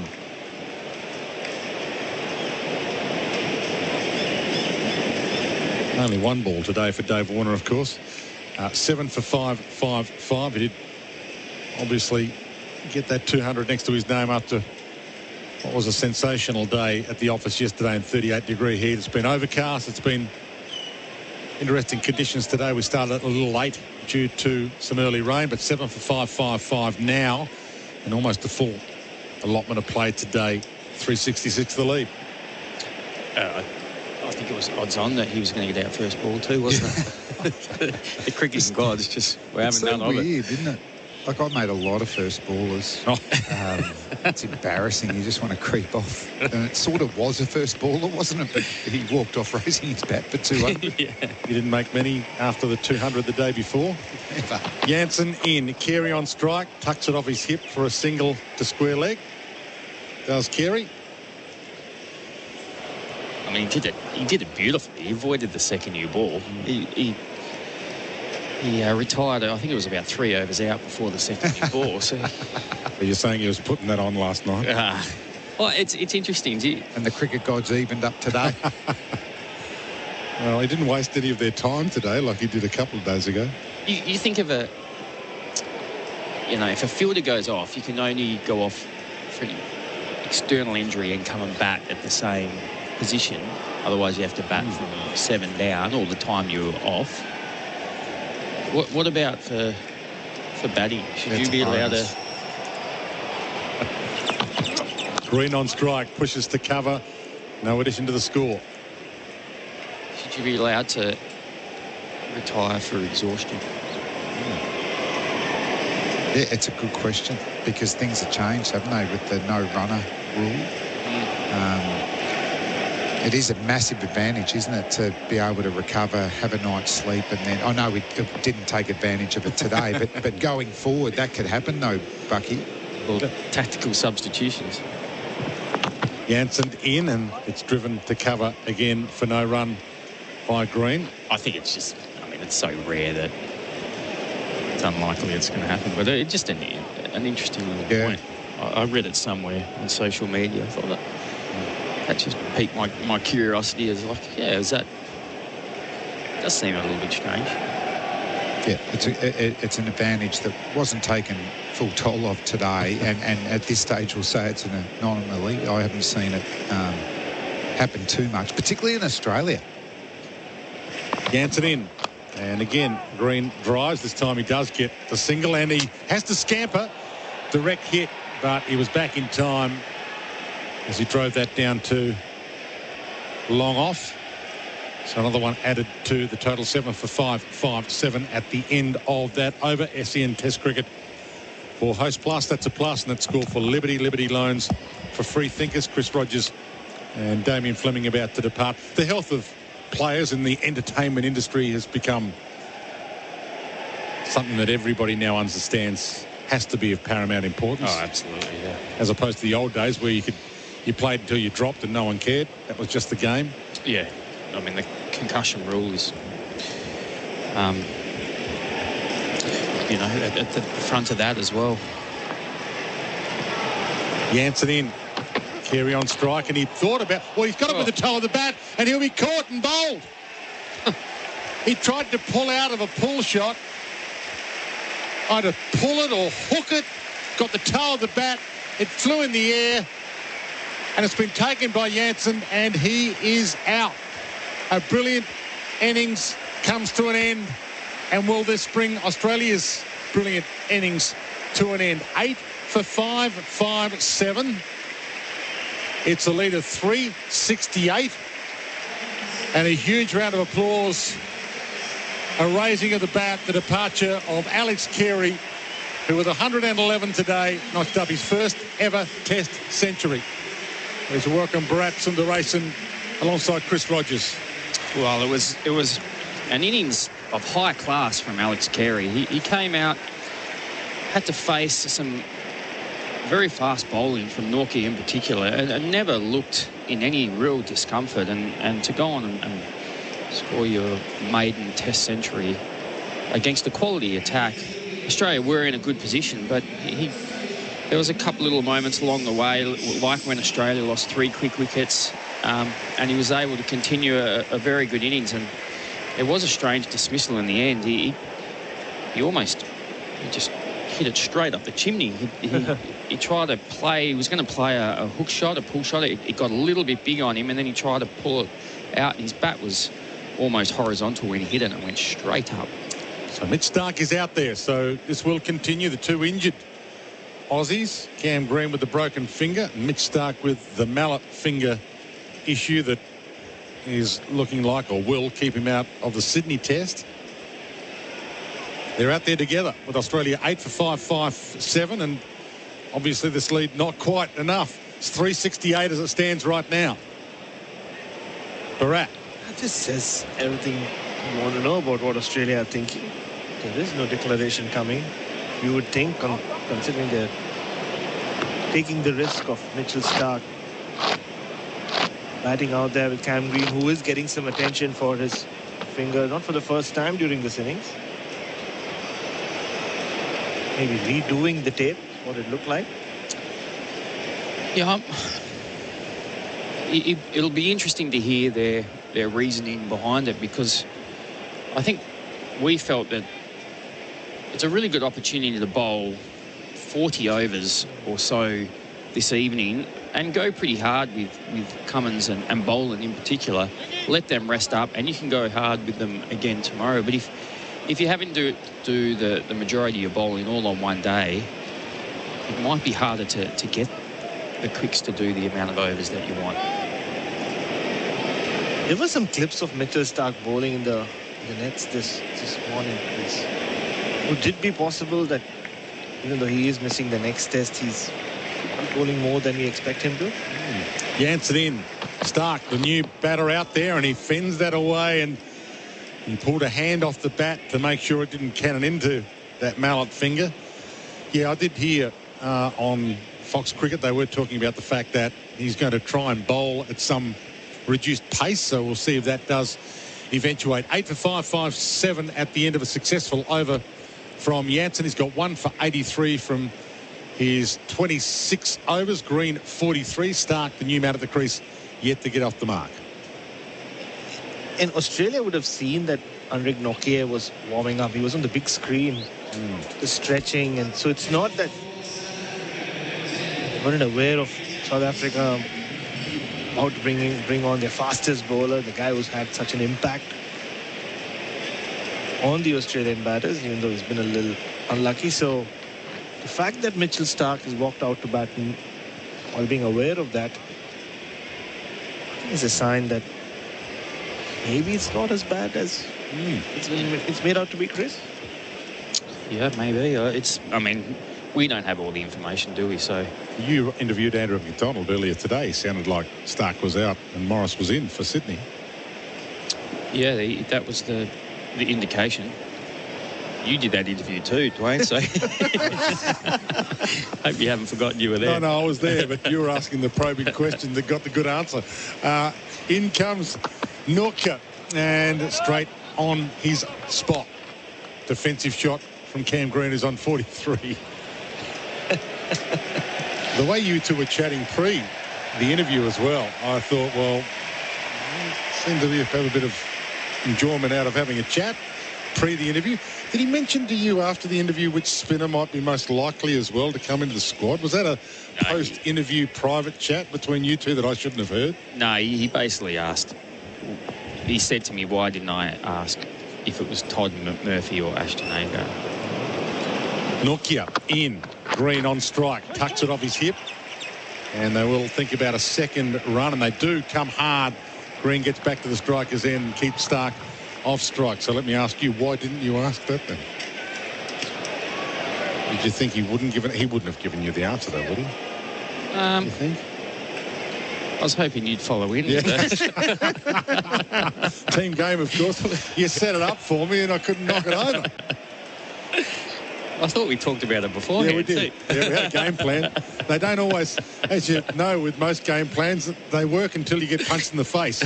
And then all game plans go out the door. Nokia into Green is on 45. And he throws the bat at this outside off. Didn't carry to the keeper anyway. Rayner did corral it to stop it from running through to the boundary for buys. All I'll say is this is why I always preferred interviewing people by myself. Not doing it in a pair. He was expansive, at least on Morris, in the Starc situation, and it's nice to at least get the latest on the injuries to Green pre the day's play, and Starc as well as Warner, who he told us was going to come out and bat again, but the plan was obviously for him to bat longer than the one ball. Nokia in. Green on strike. Turns it off his pads back of the square on the leg side for another single, and that will bring Mitch Starc on strike. And the fastest of the quicks, Nokia, about to send one down to him. And it looks like Scott Boland's padded up. So there, little applause from the crowd as that was flashed up onto the big screen. So they might be batting all the way to tee at least, or batting to time, perhaps, Australia, with Boland padded up, ready to go if needed.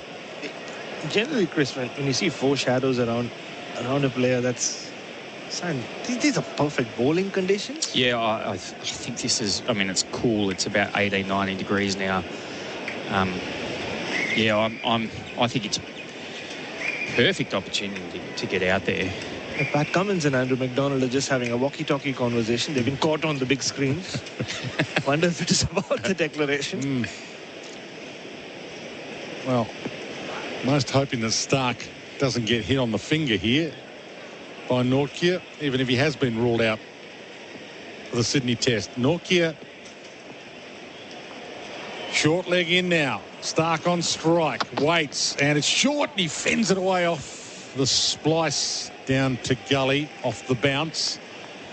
Gets away with it. No wicket lost and no finger hit. But this is a red rag to a bull here, you would think, for Nokia. Yeah, I think that they feel there's a wounded seagull out there, don't they? And they're trying hard to hit that finger again. For the record, Australia's lead 3-7-1, 8 for 5, 60. Stark on strike, short again, and he waves out of the way of it through to the keeper. And he's content to see the over out. Nortje, that overdone, 3 for 83. He was the wrecker earlier today, and a good spell it was. Australia lead by 371. Australia 8 for 5, 60. That score for Liberty. Liberty loans for free thinkers. SEN Test Cricket for Host Plus, an industry super fund for all Australians. Bharat, Sundaresan, still with Chris Rogers and I.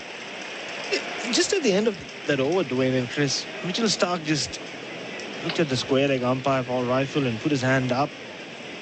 I don't know whether the Australians are happy with the light out there.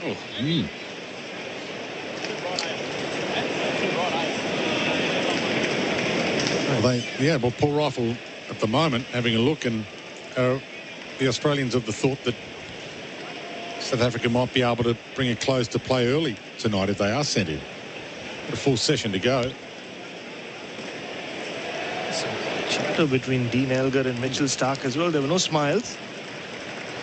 Jansen in and ducking out of the way. This time it's Cameron Green, who's on 46, and maybe a half century for Cameron Green. A little milestone that gets notched up. Maybe just more load into the bowlers, who, even though there's a big gap between this test and Sydney and does get wrapped up tomorrow, it'll be a bigger gap than was scheduled. Maybe the extra load to grind them into the turf even more. Part of the thought process. Green on strike, and he waves the bat at this, flashes it over the top of point to the boundary for 4. Brilliant shot, brings up his 50, waves the bat in the air. And for a man with a broken finger, it has been a delight to watch. He was cautious early, a little hesitant perhaps early to throw the bat hard at any, but he threw the bat hard at that to bring up the half ton. A courageous knock from Cam Green. He struggled early on to play horizontal bat shots, of course, with that injured index finger, not able to put too much pressure on that bottom hand. On strike again, waits and ducks out of the way of a short delivery from Jansen. And he's constantly been getting treatment from the physio as well, but he's braved it out there. Clearly he started feeling a lot better. Just his grip on the bat, as was evident in that shot. Big man versus big man, Marco Jansen. An amazing week and a bit, really, when you consider $3 million in the IPL auction. Took a 5 in the first innings, now has a half century to go with it as he pushes forward defensively. He's starting to make a name for himself now as an all-rounder of great calibre. Well, I mean, it's why Australia persisted with him. I mean, he's had moments along the way as well. It's not like they've had to carry him. He's still contributed, but I think that they feel that he could be the best player in the team. It's probably just a matter of time. He waits here, Green, on 50, and he rocks out of the way, ducks out of the way of that bouncer again. It's really interesting here because South Africa are almost trying to force the umpires a little bit into going off. They just want to get out of here. Either they go and bat or there's light. There's cloud cover for the rest of the day as well. So if you go off, I'm not sure how the umpires are going to bring the players back on. So Green on 50, waits and flashes the bat outside off. Didn't make any contact.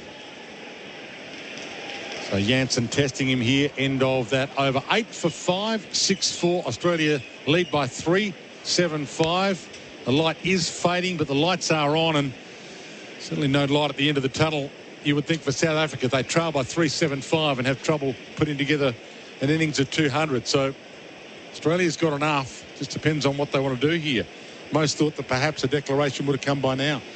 The fact that Jansen and Nokia, especially those two, are being allowed to bowl, Chris, means the umpires think the light is okay. Yeah. You got a really tall fast bowler. Yeah. And the quickest bowler bowling in tandem. I mean, you know, we're looking at this thinking they should definitely stay out there. Yeah. They shouldn't be coming off. It's Test cricket. It's going to get hard at times. What I'm too confused about is now that the fast bowlers are bowling in tandem, that period after lunch yesterday when Maharaj bowled, and we thought it was because South Africa were trying to make sure that they didn't get reprimanded for a slow over rate, but here's where you probably should be bowling the spinner, and you should have been bowling quicks at that stage. Nortje to the injured Stark, who's yet to get off the mark, and he digs it into the belly button. The Stark keeps it out. That's why you pick 4 fast bowlers for those moments where you need to bowl them. Something Nokia said yesterday, I asked him in the press conference, Chris, about, you know, hitting. There's 3 of them got hit on the fingers on a pitch which has looked really flat. And he said it's something that they've been working on with different grips so that one ball jumps and one ball kind of just skids through. Nokia to Stark. Short leg in. And Stark turns it off his pads. Backward a square for a couple. And he's off the mark with that 2. And this number continues to grow. 8 for 5, 6, 6. I'll hit a 3-7-7. Is fast bowler talk, you think, Chris? Well, I was going to respond, well, 8 for 5, 6, 6. They should be working on trying to get the edge, but that's a bit unfair. They bowled well in the last Test match. Nortje to Stark again, who waits, and he tries to pull it and does successfully all the way to the rope. Off the meat. And 6 all the way over the rope from Mitchell Stark. A boundary for Rotoflex by Blunston. Stability meets the freedom to move. Certainly was off the meat. Top half of the meat, perhaps. Yeah, maybe. I'll give him some benefit of doubt. Those top edges, when you pull, they can absolutely fly. And I think that was the blind hook shot. You close your eyes and swing. Gee, you're not cutting him much slack. He waits for this again, and he flashes the bat at this, tries to hammer it through cover. Unsuccessful this time. Mitchell Stark, who's on 8. Oh, I did a lot of them in my time too, Dwayne. When they come down that quickly, your instinct at times is just close your eyes and swing. I mean, they're the best kind of fast bowlers to get a top edge too as well, right, Chris? It's rarely that you'll get caught. Invariably, it'll fly over the... If it lands in fine legs hands, then oh well. Nortje 3 for 91. In he runs, and a full-length delivery dug out by Mitchell Stark. Kept it out and gets himself a single. If you're Nokia, you're thinking this is a chance for you to finish with a 5-wicket haul. He deserves it. They might rob him of that, though, if he gets a 4th, and they do declare. 8 for 5, 7, 3. Lead of 3, 8, 4. Green's 50. Stark 9. Last man out was Alex Carey. Put up his first ever Test century. I wonder whether the MCG crowd want to see Scott Boland walk out with bat in hand or with ball in hand. Does he want to? Oh, I know which one the crowd would be right now, wouldn't they? You wouldn't want him hit on the knuckle, though. Oh, imagine if he had the ball in hand right now, that the crowd would be going. Oh, that's true. Nortje, final delivery of this over. The Cameron Green, who's on strike, it's short. He had to rock back and take it off the back foot defensively, pushed it back down into the turf, and that is the end of the over. So Green 50, Stark 9, 8 for 5, 7, 3, a lead of 384. A score for Liberty Loans for free thinkers. which oil has been trusted for over 150 years. Managers and operators running a fleet of B-doubles, they know. Drivers who need to make on-time deliveries, they know. And when you think about it, you know. Valvoline, the original engine oil. Liberty Home Loans hit different. They're for the free thinkers, the go-getters and the creatives. So if you're a free thinker, you'll be right at home. Liberty, loans for free thinkers. Visit liberty.com.au. That's how we want. Approved applicants only. Lending criteria apply. Australia's lead is 384 as we head towards the tea break. Just a momentary break in play. Do you need a break? Head to Mildura for the next long weekend. How are you doing? Just a bit of manoeuvring of the field. There's some phone signs that have been made to declare. There's an impatience at the MCG for Australia to get at South Africa. It's an impatience which is not shared by the dressing room. While you were contemplating the light, I noticed Andrew McDonald was having a chat with the fourth umpire and then relaying information up to Pat Cummins. So I wonder if the light was the source of that discussion. Janssen bowls to Stark, who defends a ball that was rising up at the chest. And just what the implications would be if Australia came out to bowl with the light like this. I don't know. The floodlights are on. It's clear enough. Each player is marked by that trademark X on the ground, which says it's the artificial lights rather than the natural light, but there's no problem with visibility. You have, like we just said, Gerard, the tallest bowler and the fastest bowler bowling in tandem. That generally is a sign that no light meter. And Pat Cummins did have his white trousers on. Does that mean anything at all? Stark is on 9. Janssen bowls to him. He has a hook at a ball and misses. But I don't understand what's the worst case scenario anyway. Like you're going to be bowling tomorrow first up.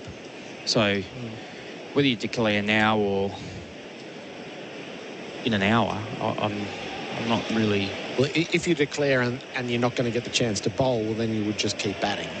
Because why would you stop and have nothing I understand that, but wouldn't you just want to get out there and bowl and use the time that you have available? Janssen over the wicket, bowls, Stark drives. He flicked that, ended up backward of square. He's turned the blade as he was 2/3 of the way through the drive and picks up a single down to deep backward square. Yeah, you can't have Nokia and Janssen bowling and then all of a sudden the light's too bad when Australia come out. So Elgar's having it both ways here. Yeah, so you if Elgar wants to make his point, he should put Maharaj on at this end and he should bowl from the other end and go, well, we just don't think it's safe. The only reason why now I think they've left it too late in this session to declare anyway is if they think that those 2 extra overs that you won't lose by declaring a T could come in handy. Janssen's now bowling to Green, who's on 50. He's hop onto the back foot to defend. And the way Scott Boland takes his wickets, that could mean 6 wickets, 2 overs. Yeah, I mean, do you need more runs? That's the other thing. Do you just take your chances? Yeah, you can. They've had enough runs for a long time. I think 385 is plenty. So this clearly owes to the reduction in the number of bowlers they've got. I don't know. It's a curious holding phase. Green drives back to Janssen and bursts through him. It's almost evasive action rather than an attempt to field, and a single is taken behind the stump. Side note, Matt Page is down on the tractor, anticipating that he might be called into the middle at any moment. Well, there is a little bit of weather around. I know when we were on earlier at lunch that someone had messaged in to say it was raining in Geelong, but it was a small percent chance that it was going to rain. Still, the radar doesn't cause any real concern. There's bits and pieces on it, but nothing that you would anticipate was going to constitute a lengthy delay. Janssen is bowling, and Stark is trying to hook. Did he get hit by it? It ricocheted out on the offside. Yeah, it's rattled the helmet. And off it comes for a little bit of an inspection. This is the reason why there is a risk in batting at the moment. I know these two are unlikely to bowl. And Stark's just moving one around the ear hole. thought that must have come off the cue end because he didn't even flinch. Yeah. A few bats rolling around on the floor, I would have thought. Left side of the head. Yeah, and Mitch Stark signaling to Pat, hey, it's time to have a bowl here. There's no mistaking that little signal on the Robot Building Supplies scoreboard. Come on, Pat, you're supposed to be a bowling captain, mate. I think the question could be asked too. If they had declared half an hour ago, they would have had at least this 20 minutes to bowl. Might have eked out one or two. That's the bit that surprises me, is that they wouldn't have taken that 6-over burst on the way to tea. Full on assault, then rest up for 20 minutes and do it again. I mean, and I don't think you want to declare at tea and give the batters extra time to prepare. And that's what the batters do want. Yeah, so the delay in play here while Mitch Stark is being first assessed, and then he'll have to figure out his helmet. This is going to take us most of the way to tea. So it's just a farcical half hour that sometimes presents in Test cricket. The kids have made the "we want Scotty Boland" signs. Get the game moving. It's like when Major League, when they call for Ricky Vaughan, isn't it? It's the wild thing. All the messages in the ground, all the messages direct to the commentary box for Tyre Power, your trusted local. 0433 98 11 16. I think Pat Cummins has got the sense that we're all watching you, Pat. We're waiting. Look at him on the replay screen for Robot Building Supplies.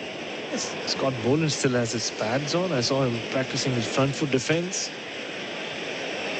I wonder if this doctor for Australia has ever been worked so hard. 2 years ago when India won here, Chris Rogers has really recommended that the player of the series should go to the physio.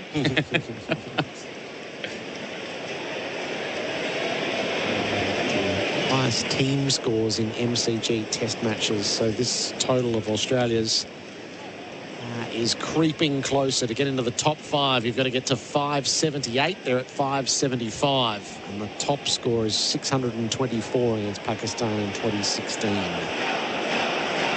Oh, Pat's waving now. Is he? Yeah. Yeah. Waiting a bit too long, Pat. He's called him in. Only Mitch Stark could get through to him. And that delay of play has forced the hand of the Australian captain. The declaration has come. 8 declared for 575, and a hearty cheer around the MCG for it. Green is unbeaten on 51, and Stark is 10 not out. It came off 145 overs. So I should give you the call of the card. And then I presume it's tea. And Australia will let loose after that. The logic of that's a bit lost. Well, I just think we'd have to hear their reasoning. And surely they have their reasoning. Yeah. It just... And everyone second guesses declarations. And it just...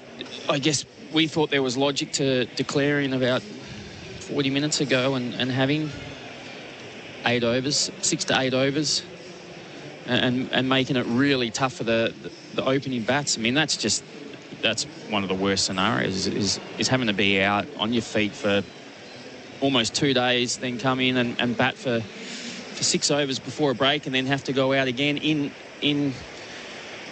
overcast conditions. Is there any logic? I mean, you're the opening batter.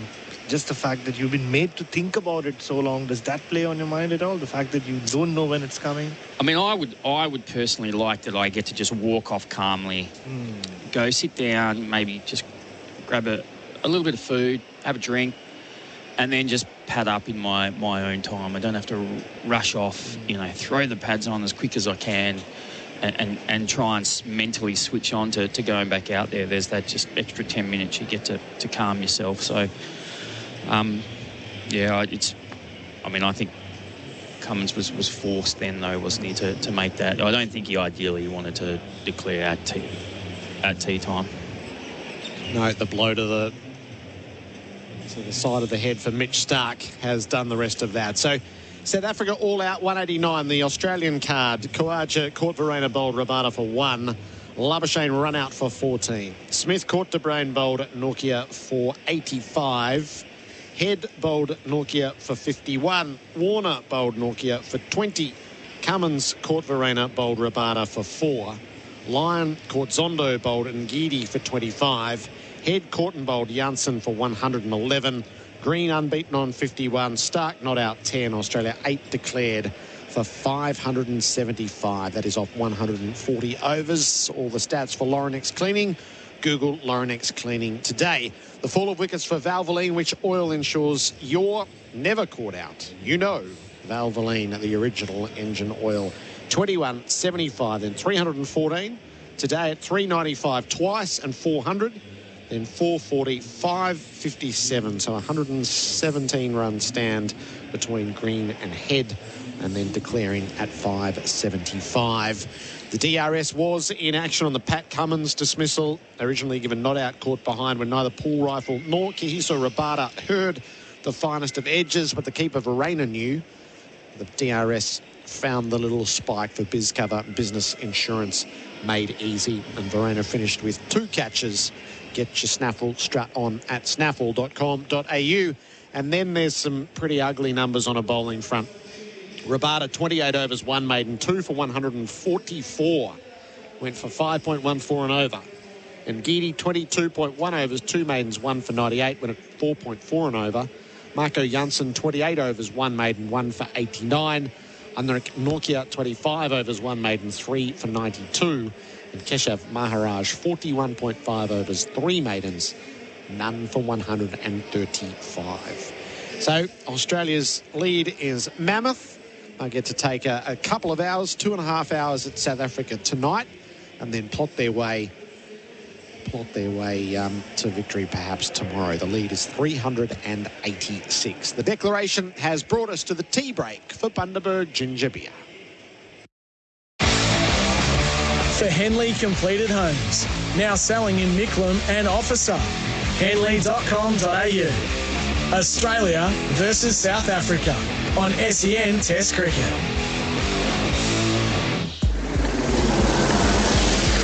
Good afternoon. There's been an accident in Pascoe South, Bell Street eastbound, just after the Tulla off-ramp, currently down to 1 lane there, and it's still chaos on the West Gate with those works underway until January 4. Delays back to Kingsway, taking a couple of hours to work through. We highly recommend taking Wurundjeri Way, Footscray Road or Dynon Road instead. It's end of year madness at JB with crazy deals like over $1,100 off the latest Sony 75-inch TV. Crazy deals only at JB. That's the latest SEN Sky Traffic. Looking for a retirement village with a holiday lifestyle? Move to Keilor Village, one of the friendly Centennial Living villages. Go to centennialliving.com.au. The SEN app is now compatible with Apple Watch. Download it today. Have you got a dream renovation, a dream man cave? Robot's got it. Robot Building Supplies can help you get the job done. Robot's been servicing the building, fencing, engineering, roofing and cabinet making industries for over 70 years now. So when it comes to experience and reliability, Robot's got it. With 24-hour delivery, dream one day, build the next. Robot Building Supplies. Notting Hill, Sunshine, Preston, Dramana, Pakenham, Coldstream and Darnham. RobotBuildingSupplies.com.au. ROBOT Robot Building Supplies. Anaconda's massive Boxing Day sale is on now. Huge savings on camping gear, bikes, kayaks, fishing gear, clothing, footwear and more. Some exclusions apply. Up to 50% off Boxing Day sale on now at Anaconda. Anaconda! Every time I enter a house fire to save life and property, toxins leach into my skin. Over my career, they've given me cancer. It's impacted my whole family. Fortunately, special laws allowed firefighters like me to receive medical help. But the Andrews government has trashed these laws, putting me and my family at risk. I'm asking Premier Andrews to reverse these changes to protect sick firefighters. Help the firefighters who protect you at underfire.com.au. Authorised P. Marshall, United Firefighters Union, Victoria, Melbourne. Okay, let's go. Laura. Here. Dan. Yeah. Shelley. Here. Danny. Yeah. Rodney. Yep. Ellie. Coming. The Volkswagen Tiguan Allspace 132 TSI Life with seats for up to 7 people. perfect for when you need the extra space. Available from $49,990, drive away. Isn't it time you SUVW? Conditions and exclusions apply. Visit volkswagen.com.au. Golf 24 Australia is the leading indoor golf simulator centre using TrackMan technology, designed to give golfers access to the most cutting-edge indoor technology 7 days a week, 24 hours a day for members. Practice, play and compete with more than 200 world-famous courses available and real prize money up for grabs. Work with one of Golf 24's PGA professionals to better your game and drive your handicap down. The brand new Golf 24 facility is now open at Princes Highway, Oakley East. Kane has a carpentry business. His challenge to renew his public liability insurance for less than his old policy. On your marks, get set. Yeah, I just did it. What? Yeah, I went online to BizCover. Took 5 minutes. I compared a bunch of policies. I saved over $250. So, no dramas? No dramas at all. There are literally no dramas when you go to BizCover, the business insurance specialists. Save time, money, and get instant cover at bizcover.com.au. The Australian Master of the Amateurs Championship is in its 26th year at the prestigious Southern Golf Club in the heart of the world-famous Melbourne Sandbelt. See the best male and female golfers from around the world as they compete for their green jackets. Past winners and players include Jason Day, Cameron Smith and more. The Southern Golf Club, January 3rd to 6th. Free entry, no ropes, and you can walk with the players. Check masteroftheamateurs.com.au. Presented by Callaway. For Henley Completed Homes, now selling in Micklem and Officer. Henley.com.au. Australia versus South Africa on SEN Test Cricket. Wait for 4! It's a maiden test hunt for Alex Carey as he comes back for a third. He's a fully fledged Aussie keeper now. Carey on strike, and he thought about, well, he's got it with the toe of the bat, and he'll be caught and bowled. Green on strike, and he waves the bat at this, flashes it over the top of point to the boundary for 4. Brilliant shot, brings up his 50, waves the bat in the air. And that delay of play has forced the hand of the Australian captain. The declaration has come. 8 declared for 575 and a hearty cheer around the MCG for it. The tea break. The Bundaberg Ginger Beer, the great Australian brew. Australia's lead is 386 at the tea break for Bundaberg Ginger Beer, the great Australian brew. 8 declared for 575. A session that saw the maiden test century of our keeper, Alex Carey, and Cam Green's 6th test half century with 51. Now Mitch Starc banged in the head. Could he be concussed? Simon Katich is part of our call team for Bundaberg Ginger Beer. Hello to you, Kat. Good afternoon, Gerard, and all our listeners. So Mitch Starc he's wandering back out there. The suspicious mind would say, just go get that concussion test. We already know you're out of Sydney, and we could release either Lance Morris or Josh Hazlewood as your sub. Well, the other part of it too is if he tries to bowl with this new ball and gets a spell out of that and then gets delayed onset concussion and subs out. But look, that's the sceptical part of it all, but I don't think the Australians will flaunt the rules like that. But, you know, technically he could have been concussed from that blow on the head. And then it raises the question. Crushed by it. Yeah. It hit him at pace from Jansen, so who's to say that he's not concussed or he doesn't get delayed onset in about half an hour's time. So, yeah, it raises an interesting question around that whole process. What was going on there, do you think, around the declaration?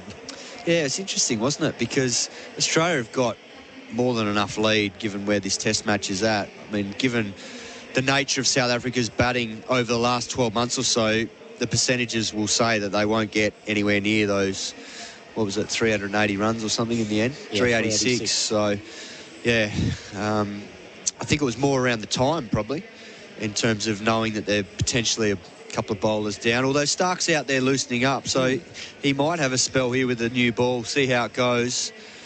And if he's no good, then he doesn't bowl. But, yeah, I think it was more around they want a shorter crack at the South Africans tonight, particularly now with the lights fully on. It's gloomy out there. It was getting what looked to be quite dark at times. So they want to burst tonight, try and open up this South African batting lineup again and then finish the job tomorrow. It feels like a good time to bowl, doesn't it? Oh, it does. definitely. Particularly with fresh legs and particularly with heavy legs of the opposition. You can't underestimate that in Test cricket. It plays such a part.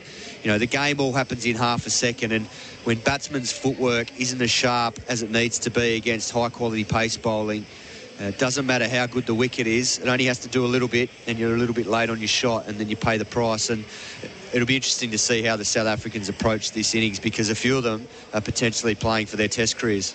The leading run scorer for Victoria Police made for more. Dave Warner with 200. Today's great story is Alex Carey, who made 111. Wow, what a knock. So thrilled for him. Maiden Test 100. It's a huge moment for any young player, because it basically means he will feel like he belongs at this level. He should have already felt like that, because I think what we saw from him behind the stumps in Adelaide against the West Indies, that effort taking those 3 catches was superb. And then, you know, he got beautiful 93 in Karachi earlier in the year in Pakistan. He's been in good form in 2022. I think he's been averaging over 55. So, yeah, there was no question about him being a big part of this team. The problem was he just hadn't had any time in the middle. But the way he played today and how commanding a knock it was with his ball striking and just his trust in his technique, it was superb to watch. And it came off only 133 balls. Like, that's serious going in a Test match against a very good attack. Yep, there's a terrific innings. And the leading wicket taker for Valvoline, the original engine oil, Norkia, finished with 3 for 92. And the rest, it was all a bit of a lament. Yeah, it was. He can hold his head high. He ran out of juice in that last little spell there to Mitchell Starc. He bowled a couple of 116k slower balls, and you could just tell with his approach to the crease, he had nothing left in the tank. I mean, it might not sound like a lot of overs, 25, but he did the bulk of it yesterday in the 37 degrees, and he did the bulk of it around 150 k's an hour. So he did not hold back in anything that he delivered. He deserved 5, didn't get the chance. Well, yeah, didn't get the chance now that Australia declared, but he certainly was brilliant for South Africa. All right, that clears the way for Australia to let loose at South Africa in the final session of day 3. It's a big mountain for South Africa to climb to just get Australia to bat again. This has been the tea break for Bundaberg Ginger Beer, the great Australian brew. For Henley Completed Homes, now selling in Micklem and Officer. Henley.com.au. Australia versus South Africa on SEN Test Cricket. Good afternoon. A couple of accidents about. One in Pascoe South, Bell Street eastbound, just after the Tulla off-ramp. One lane currently closed. Another in Chelsea Heights, Wells Road at Thames Promenade. And Narre Warren at Madgett Drive near Narre Warren North Road. Also be aware of those Westgate Freeway works. We recommend taking Wurundjeri Way, Footscray Road or Dynon Road instead. Ready to play by your own rules? Powerball's massive $100 million draw is on tomorrow. Enter in-store, online or on the Lot app before 8:30 tomorrow night. That's latest SEN Sky Traffic. The Rebel sale is now on. Get the Garmin Forerunner 745, half price, now $449. Offer ends January 15. Rebel, sport is calling. The SEN app is now compatible with Apple Watch. Download it today. Looking for an exciting trip away this summer? You'll be spoiled for choice in Mildura. From sports to art and music, Mildura has what you're looking for when it comes to events. Enjoy a night under the stars, a show at the theatre, or check out the local venues offering live music and entertainment. There's always plenty for the kids to enjoy, coupled with natural landscapes, great food and amazing weather. So what are you waiting for? Find out more online at visitmildura.com.au and get planning. Lalor, what's in the box? That's a new 75-inch TV, Mum. No, that box. That's an Nespresso coffee machine. No, not that one. Mum, there are so many boxes. It's our biggest Bingley Boxing Day sale ever. Boxing. Get it? No. There's more top brands, more latest models, more great deals store-wide, from kitchen and laundry, TVs and tech, health and fitness. Yes, it's really big, but what's in the box you're holding? That's my lunch. That's really big too. The Bingley Boxing Day sale, on now. Bingley, better living every day. I'm a professional Victorian firefighter and I proudly protect you and your family. But it's reached a point where our safety is being put at risk. This means your safety is at risk too.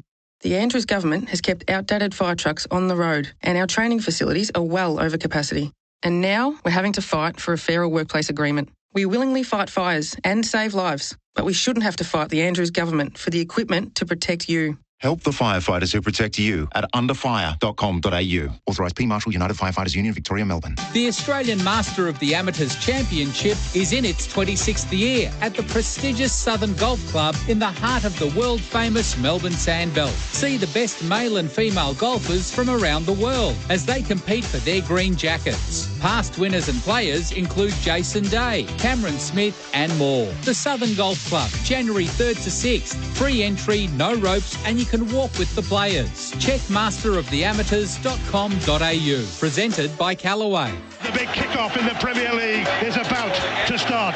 The Premier League is back. Watch all the action on Optus Sport Live or watch later with mini matches, extended highlights and more. The biggest clubs and the world's best players are all in one place. Optus Sport. Astonishing! Don't miss the action. Search Optus Sport today. With summer here, the forecast at Chadstone Mitsubishi is looking brighter than ever because right now there's stock available for immediate delivery. Find great offers across the Mitsubishi range, including the bold new Mitsubishi Outlander and the tough Mitsubishi Triton. With expert service plus finance options, the Chadstone Mitsubishi team are just so easy to deal with. Stock is available for immediate delivery. To secure yours, go and see the champion team today. ChadstoneMitsubishi.com.au, LMCT 11716. Barbecues Galore Epic Boxing Day deals are now on. Up to 50% off big brand barbecues. Up to 50% off outdoor furniture. And up to 50% off outdoor heating and backyard essentials. Don't miss out. Hurry, online and in-store. Only at Barbecues Galore.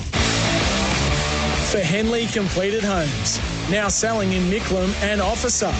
Henley.com.au. Australia versus South Africa on SEN Test Cricket. Before you dig, lodge a free inquiry online. Umpires are walking back out into the middle of the MCG. There was a little conversation just before, just beforehand with the Australian coach Andrew McDonald. And the fourth umpire has been involved in all of that as well. They've got their coats on. Looks like winter in England, Pete Lalor. What a contrast to yesterday. Winter in England, some call it summer in Melbourne. Gerard, Whateley. Gee, it was dark. Even walking to the ground this morning, admittedly I had my sunglasses on because I'm cool. But it was very dark this morning. And it's dark now, isn't it, even with the lights on. So do you reckon there's a discussion about surely they can bowl? And do you reckon Mitchell Starc looks like he's going to bowl, doesn't he? Yep, so we watched him go through a warm-up with a half and half ball. He finished that and then walked away and started to strap his finger up. So I think there's every reason to think he's going to take the new ball and try his luck, see how he goes, and then figure it out from there. And according to my very poor understanding of the regulations on this, if you do the injury in the game, you can strap it up. But that means, were he to play the next test, which one assumes he doesn't, he won't be able to. Yes. Yeah. Yep. So that seems reasonably sensible. And it's not giving him much advantage, is it, really? I mean, it only really gives a spinner for grip, perhaps. Yeah, doesn't feel like there's any issues on that front. No. And he's marking out his run at this members' end. So most of the Australians had their cable knits on, either the vests or the full sweater, to give you an idea of the difference of conditions from yesterday. The lights are blazing. This session is for Before You Dig. Lodge a free inquiry online. And the mountain for South Africa is to get to 387 to make Australia bat again. It's Scott Boland, you can hear, who's gone down to fine leg with his adoring public gathered en masse. And Saul Avea and Dean Elgar are in the middle for South Africa. They like their sportsmen at the MCG, don't they? There's been plenty of celebration of achievements in this fantastic test match. It has been excellent. Today was a little slow, but as we keep saying, it takes a bit of patience, test match cricket, doesn't it?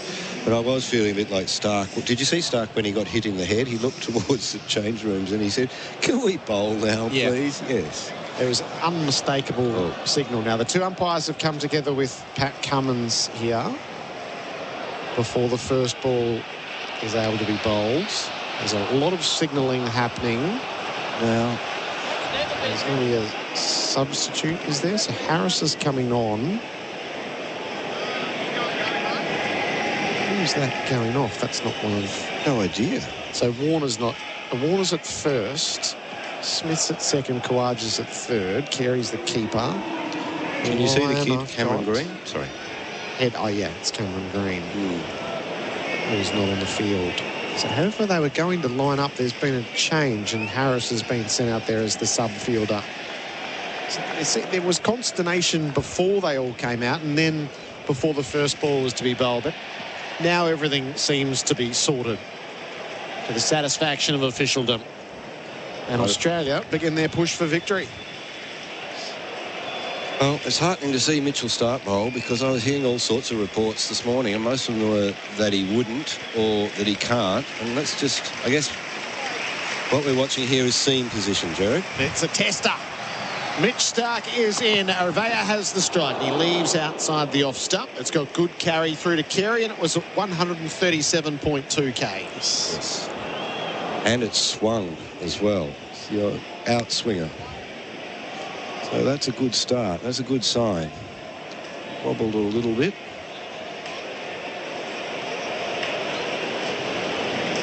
The last thing they want here is to bowl Boland and Cummins into the ground. Yeah. Damage them for Sydney, which is, of course, what the Australians were doing to the South Africans most of today, batting them into the ground. Yeah. Put 145 overs into them. Starc left arm over the wicket, bowls, Arvea leaves the ball that is shaping away from him and into the gloves of Carey. Cummins warming up down below us, so he'll take the new ball from the worn end. Only Starc will know how it feels, but it all looks quite right.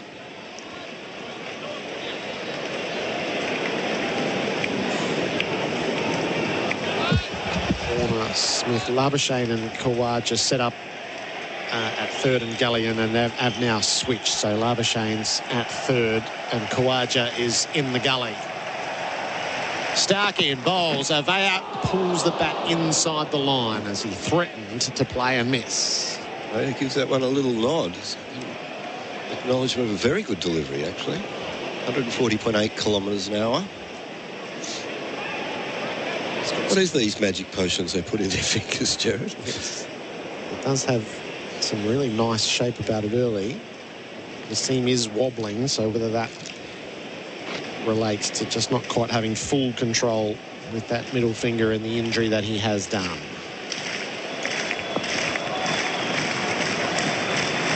Starc getting the ball to shape. He's in and he's bowling to Arvea. It's down the leg side. He will swipe at it. It's through to Carey untouched. Pushed that one in straight, I think. First few curving away. But the line wasn't right. It was a little grueling, the Australians saying out there. I've never heard an Australian crowd cheer a declaration like they did. But imagine how much worse it was for the South Africans. Yes. Yeah. I mean, they were lucky that it's not a hot day, but it were a hot day yesterday, and it was 2 long days of bowling. 34,000 fans in at the MCG to see it. They're watching Starc as he comes in and bowls to Arvea down the leg side again. So just lost that line that he had at the start of the over. 34 here today, are you saying? Yep. Wow, that's a good crowd, isn't it? It's a great crowd. So we've gone 65, 42 and a half, and 34 and a bit. Well done, Melbourne. It's been an excellent test match. Great stories on every day so far. So Cam Green on day 1, Dave Warner on day 2, Alex Carey today. I suspect there's a bit to write in the last 2.5 hours. And then whoever it is who takes the bull by the horns for Australia tomorrow. Well, the cricket's been on the front page of the national broadsheet 3 days running. Arvea faces up. Starc bowls, and it's left alone. A maiden over from Mitch Starc to start the session for Host Plus. That's a plus. None for none. 387. So Alex Carey, what a joyful century it is when an Australian keeper does it. I love the way he bats. There was a little bit of criticism from his critics before he came into the Test team that he just sat to the leg side of the ball and, you know, pushed it through the offside. But if you have a look at his scoring errors, it was all around the ground. It's very difficult to bowl to, I think. Such a clean, crisp hitter and a clever cricketer, a calm cricketer. It was fantastic. And it was good for Green too. I mean, I was a bit dubious about Green being out there batting with the injured finger. But he put away a 50. That'll boost his confidence a bit more. This session is for Before You Dig Australia. Pat Cummins is at the worn stand end. 209 Test wickets. A lot will be required of him. The bat pad, Travis Head is in place 2 pitches away. Dean Elgar faces up to Pat Cummins and he's leaving a rising delivery. Comes across him and through to the gloves of Carey. So I'm sure you said this earlier, but it's the first Boxing Day 100 by an Australian keeper. The second by a keeper at the MCG since the Centenary Test. Yeah. Isn't that quite the statistic? If I was taking him out for a first date, I wouldn't admit this, but I was there. When Rod Marsh made his ton? Yeah. Cummins rolls in. Let's fly. Elgar pulls his bat inside the line as it crosses through the Carey. Apologies, I'm soothing my throat with a Bundaberg ginger beer. Why wouldn't you? Why wouldn't you? Yep, so first keeper to score a century for Australia since 2013. Brad Haddon and Matthew Wade combined for 5 in the post-Adam Gilchrist era. So it's a rare modern feat. He's such a likeable player, isn't he? There's a little delivery from Bundaberg ginger beer, if you would. Cummins bowls. Elgar fends down the leg side. Carey low down. They like it. This is all about whether it carried.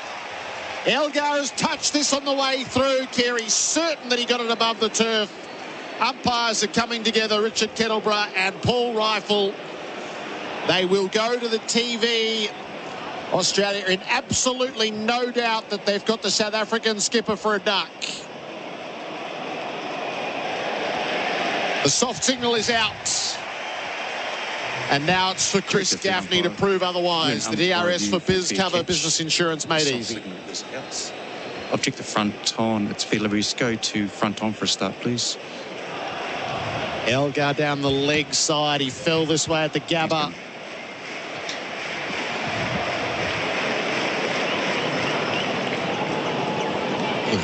Off the glove, no question. Just roll it through. Carey leaps away, low down. Looks like the fingers are on the ball. Gloves are underneath that. Have onside the hot spot. Just confirm glove. Just roll it through. Can't see that. Snicko, please. It's not really about whether he's touched it or not. It's about whether it's into the gloves of Carey. Running through. Okay, thank you. It's clear glove. Please go through to the catch. Your best angle of the catch, please. I feel like we already knew that.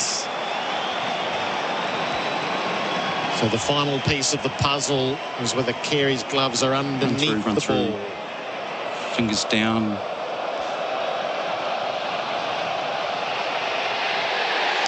Just roll that back. Looks like fingers under the ball. Ball into the glove. The crowd has decided. Fingers on the ground. That's just Chris Gaffney to confirm. Off the big screen.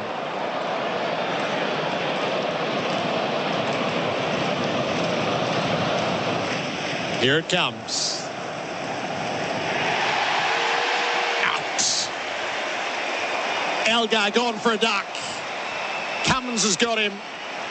And Alex Carey's whale of a day continues. It's what South Africa couldn't grasp. The chances down the leg side. And right out of the gates, Carey does. South Africa is 1 for none. The perfect start for Pat Cummins' Australians. And just what South Africa didn't lead. Dean Elgar, their most experienced batsman, the one who could have done a little bit of damage here to the bowling attack, and he's gone for a duck. South Africa 1 for none. Cummins has sent down 3 deliveries and got a wicket. There's a bit in this pitch, Gerard. I don't think South Africa exploited as much as they did. There's certainly a bit in it with the new ball. Yep. So, but that's a pretty ordinary way to get out, isn't it? Strangle down the leg side. 3 and 2 at the Gabba, and then 26 when he ran himself out. He'd had 2 lives to get to 26, and now a duck for Elgar. So he's having a miserable time of it. And those who know think his captaincy's been bewildering as well. So she's a pretty dismal time in Australia. Not the first touring captain to suffer this fate. But where does South Africa turn? If not Dean Elgar, who? Yeah. There's no experience in that top 6. He and Bavuma are the only batters that have been to Australia before. Yeah, and this brittle lineup loses its most experienced player instantly. The mate scoreboard make the switch to mate mobile. Reads 1 for none. And Tienis de Bruyn. Middle. He's up in the middle. He didn't look like a gritty number 3 to me. He looked like a free hitter. And it was daft the way he got out in the first innings. This is a really stern environment to walk out into. It's gloomy. The lights are on. It's a large crowd. The opponent is hostile. The mountain is steep. He's got so little Test cricket behind him. The slips gesturing at there. Smith and Labuschagne are pointing something to Pat Cummins behind him. I don't know what it is. And to the umpires. Oh, of course. Sight screen. Look at it. Oh yes. Yeah. It was the bank sponsor logo. rather than the white. The Test series without some sort of interruption involving the sight screen. Cummins already a wicket taker. He's in and he bowls to de Bruyn, who's maybe came inside the line of it. Rising delivery outside the off stump. Isn't that fizzing through to Carey? It really is. Back of the length. Carey's taking it up around the ears. We underestimated this pitch a little bit, Gerard. I mean, I know they've made a lot of runs on it, but it does a little bit. It's been up and down from this end too. It feels like it's been a really good one. There's a certain gloaming to the Kookaburra in the gloom at the moment. Cummins bowls and de Bruyn. Oh, he didn't offer. Give him. No. Oh, morally, you are out, Tienis. Oh. That's a shocking leave right in front of the stumps. Would not agree with you more, Gerard Whateley. If you don't use that bat, just get out of there. Dear God, what was he thinking? We're going to look front on for Robo Building Supplies. It's shaping in right at the stumps. It hits at the top of the pad, if not just above. It's going over the bails, but reprehensible from the number 3. People will say he left it on height. Nonsense. That's chronic misjudgment. Yeah. It's up over the top of the stumps on the projection. De Bruyn is leaving with better conviction outside the off stump. 1 for none. 2 maidens to start. Pat with a wicket maiden. The mate scoreboard make the switch to mate mobile. Good afternoon. There's been an incident in Maribyrnong, Rayleigh Road at Van Ness Avenue. Traffic currently heavy in all directions. Also still massive delays on the Westgate Freeway with works until January 4, down to 1-lane outbound with delays of up to 3 hours. We recommend taking Wurundjeri Way, Footscray Road or Dynon Road instead. It's end of year madness at JB with crazy deals like over $1,500 off a Samsung 55-inch OLED TV. That is crazy. Only at JB. That's the latest SEN Sky Traffic. SEN Test cricket for Host Plus, an industry super fun for all Australians. 1 for none after 2 overs. Elgar the man out. Arvea faces up to the fresh over of Mitch Stark. Left arm over the wicket. He bowls and Arvea full face of the bat. Guides the ball out to cover. Line closes from point. They just take a single. Lead down to 385 with 9 wickets in hand, Gerard. Yes, they're on the board. Now, Pete, you've opened the box from Bundaberg Ginger Beer. Did you get one of these? Did. What have you got? A ginger beer with my face on it. That's not going to sell many ginger beers, Bundaberg, I'm sorry to say. Sack your marketing department. That's fantastic. It's lovely. Yeah, for each of us, they've made a personalised label. Brewed for Peter Lalor. There you go. The great Australian brew. I brewed a beer once down here. Yeah. The Daily Telegraph's Automail, it was called. I autographed the side of the label. We sold it too. 3 slips and a gully in place. De Bruyn faces up to Stark, and he's leaving outside the off stump. Wide-eyed. Hadn't played cricket since Test cricket since 2019. Has not banged the door down to win his place back in the side, but turned to in a moment of desperation. Threw his wicket away in the first innings with an injudicious pull shot straight up in the air, which triggered the collapse before lunch on day one, and really that's where it all opened up. The chasm for South Africa to fall into. De Bruyn, high back lift. Stark strides in, bowls. He opens the face and runs the ball out through gully. He'll get runs. He'll get maybe 4 of them. Late dive. Oh, this is irrepressible, isn't he? Full length across the turf. The hook slide and saves a run. Well, his jumper's grubby. That's going to sit in a tub for a week to get that stain out of the wool. That was like the grand final sprint. Labuschagne, Khawaja. They dropped Khawaja early, in fairness. Lyon and Smith. Smith peeled out very early. Khawaja tried to keep up with no hope. Labuschagne headlong to the rope to save it. 3 for De Bruyn. South Africa 1 for 4. Kind of shows they're all up for this, doesn't it? When 4 slips chase the ball to the boundary. Stark bowls. Avea defends out near cover. Doesn't go. Lyon trots around to his left to field. And a grimace from Stark this time. He's got a towel which is now wrapped around the finger. So that is the first sign of real discomfort. He's bowling under duress. You can see the discoloration of the nail on the middle finger of the left hand. And then it's as he rips down the seam, that's what it does to the front of the finger. Yeah, and hand behind back and a grimace of pain in the aftermath. So whatever his spells are, they'll be short. Can they be damaging? Avea leaves tight to the off stump. Might be a bit like Teddy Richards in that famous Swans final where he had to get jabbed every quarter, because it looks like the jab's starting to wear off a little bit now. He's really feeling the pain. He didn't grimace at all that first over, but that hurts now. So Pat Cummins and Paul Rifle are having a chat, I think, about what they're allowed to do strapping wise, just judging by the body language that's taking place. Stark has no wrapping around it. I think the query was what are we allowed to do in game? Stark, last ball of his second over. Avea, shaped to cut at it. A ball that he really should have been leaving. It's through to Carey, untouched. 1 for 4. Mate scoreboard, make the switch to Mate Mobile.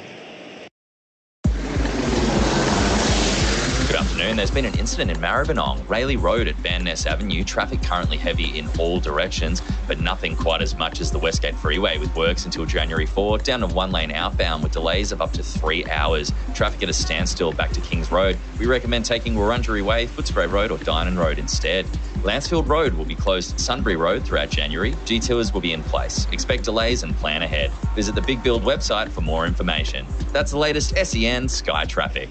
This session of play for Before You Dig Australia. Pat Cummins bowling to Tiernas De Bruyn, and De Bruyn reaches on the drive. It squirts away off an inside portion of the bat to mid-on Boland Field. Just took a delight of the fans in the lower deck of the Warren stand. No run. The usually stoic Stark wandered to the boundary then with grimacing, holding the finger inside that little towel he's got in the back of his pants, and he's doing the same thing again. Hold your finger because it hurts so much. Yeah, there's not many overs in which Stark, and then they have to make the assessments as he'll need to go off the field, and then how long he has to be on before he's able to bowl again. Cummins over the wicket, bowls. De Bruyn defends to Boland at mid-on. Yeah, I'm not sure, but I think there's a little bit of blood. It's a little bit of blood on the towel. It's bleeding a bit. Oh, yeah. It's a mess. There's a few spots on the pants now as well. He is a mess. So Cameron Green is watching on from the dugout. He'll play no part out on the field. And Stark, it's a bit like Robert Redford in The Natural. He's out on the field bleeding for the cause. Cummins muscles his way in, bowls, bouncer. Dwayne gets underneath it. You still have the blood rule in the AFL, Gerard? Yep. They do, yeah. I think just the trickle is okay. It's openly flowing. Wipe it away. I don't think there's a blood rule in cricket, is there? But he's down there talking to Josh Hazelwood, standing on the other side of the boundary. Josh is just going, are you starting to feel dizzy? Mitch, how many fingers am I holding up? 11? Cummins is in the low 140s. Dwayne is on 3 and he's leaving the ball outside the off stump. Back of a length, not really attacking the stumps yet. It was interesting. One of the things Cam Green said at his press conference on night 1, he spoke about what Cummins says to him. So Cummins finds his rhythm by bowling 4th or 5th stump, kissing the wicket and banging it into Carey's gloves. And once he's got that, he knows he's in flow. He's got rhythm. Okay, yeah. And I don't think Pat's ever said it. As sort of Green gave that up as one of the hints from an old pro that he'd been given. Dwayne on strike. Edges dropped by Warner, low down at first slip. Or did it bounce on the way to him? He didn't grasp it cleanly. I think he dropped it. He definitely dropped that, Gerard. It was to his right. It carried. And he just got it. And then he's given it the old crocodile palms, hasn't he? Yep. So Warner will be playing under some duress as well. It was in and then just popped out of the bottom of the fingers. I don't see David Warner drop too many catches and slips. He's a good slipper. Couldn't quite snaffle it. Get your snaffle strut on at snaffle.com.au. Cummins to Dwayne, who drops it to the leg side. It's fielded by Head, who scurries. No run. End of the over. 1 for 4. It might have been 2 for the scoreboard for Mate. Make the switch to Mate Mobile. Ringing in 2023 from the comfort of your own home, watch Melbourne's New Year's Eve fireworks live on Channel 9 from 11 p.m. Search Melbourne New Year's Eve for details. The SEN app is now compatible with Apple Watch. Download it today. Hello, it's Emma Martino from State Transport. If you have a truck, crave a work-life balance and the option to work your way, become an owner driver for State Transport. Apply today. statetransport.com.au/drivers. SEN Test Cricket for Host Plus. That's a plus. Dave Warner's day was to go out first ball and drop a catch. What a mug, hey? Oh, he made 200 yesterday, you say? Stark begins the new over. Avea on the back foot. He beats Lyons' dive at points as he punched it away. And he'll get some runs as Khawaja comes out of the gully to chase it down at the city end. He is 4, Avea. South Africa 1 for 7. Pete Lawler's in the experts chair for Anaconda. Hit summer for 6 with Anaconda's 10% price beat guarantee. And with an Australian quick bleeding for the cause, we've called in the bowlologist, Damien Fleming. Yeah, good call. Good timing. Gerard, Pete, listeners. Hi, Damien. See Warner gesturing after he dropped that catch. You'd always have an excuse, wouldn't you? But I think he's right. I think he's saying that it kind of swung away from him. I watched the replay, correct. It swung away from him? It did swing. It did. You can confirm that, Damien. Confirmed. The brain faces up. Stark full onto the pad. Appealing, bleeding, not out. They scramble through for a leg by. Throw comes. It's all not out. Carey, Cummins into joint Stark just to make their quick decision. They'll leave it be. Just a pat on the back from captain to bowler. Appreciative of the efforts. That might have been just clipping leg. That is a cracking delivery. You know, that only needed centimetres straighter. That swung so late. Did it hit the back leg? Oh, it got the back foot. It hit the back foot right in front of the stumps. I reckon I would have given that if I was an umpire. And I reckon it would have stayed with umpire's decision. Yeah. Umpire's call. The replay for Robot Building Supplies. We'll wait to get a look at the projections of it. So these are challenging times. Avea Faces up to Stark and fends the ball to the leg side. They go with the stroke. Cummins fields from mid-on. He can't create any further threat. So Elgar again down the leg side. Second time in the series. Cummins picks him up, and then they might have had a catch that Warner couldn't quite grasp. So lots happened in a couple of overs. Yeah, Hawks ain't just missing leg, but I'm telling you, if that's 5 centimetres straight on, middle and off, that is out, and he's not going to hit the ball. Impressive, Mitchell Stark. Pace is up, late swing, good swinging conditions here at the MCG. Blood-speckled pants, Stark bowls, Dwayne keeps him out. He blocks the ball to the leg side. I spoke to the Australians when Stark did the injury. They told me that he would be allowed to bowl with a bandage on his finger, but he's clearly not allowed to bowl with a bandage on the finger. So I think if it's a external injury, as in you need to have it bleed to death. It's bleeding. Yeah, I think but if it's bruising or ligament damage, no. There's blood there, Damien. Yeah. Stark sets in from the members' end. He bowls to Dwayne, who leaves tight to the off stump. He's getting really good shape for a bloke who must be struggling to feel that finger. Curved that one back in. I guess the risk here is that he doesn't really take enough time to set the batsman up. He knows he's got limited time to bowl, so he's probably reaching for a wicket ball. But it's fast, isn't it? I've seen some footage of the different releases when his wrist and fingers are behind the ball for swing, and then also there's the cross seamers. Stark bowls, Dwayne leaves, he plants the foot forward. End of 5 overs, it's 1 for 9. The Mate scoreboard make the switch to Mate Mobile. Don't miss The Fabelmans, the heartwarming movie from legendary filmmaker Steven Spielberg, starring Michelle Williams, Paul Dano and Seth Rogen. The Fabelmans, in cinemas January 5. SEN app is now compatible with Apple Watch. Download it today. Looking like a lobster at the barbecue? Stuff has the goods for your face and body. Their new lightweight SPF 50 Plus for the face absorbs fast and smells amazing. Buying Stuff also funds young men's mental health through charity partner The Man Cave. Visit websiteofstuff.com.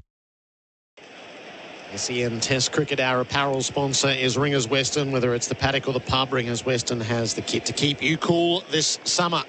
1 for 9, South Africa. Elgar gone. Dwayne dropped. Avea is 5.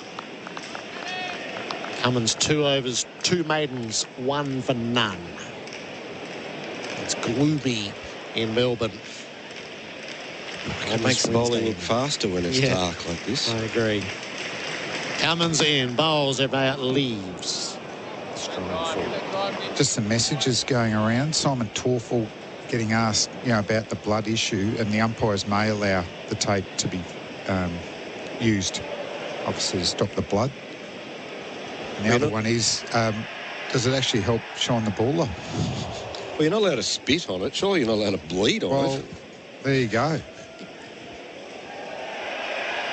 It's a novel way. Was it naturally bleeding, or has he been the wrestler with the hidden razor and just nicked it open? It's starting to sound like Bharat now. Cummins to Avea, who's leaning forward and defending to mid-off. Well.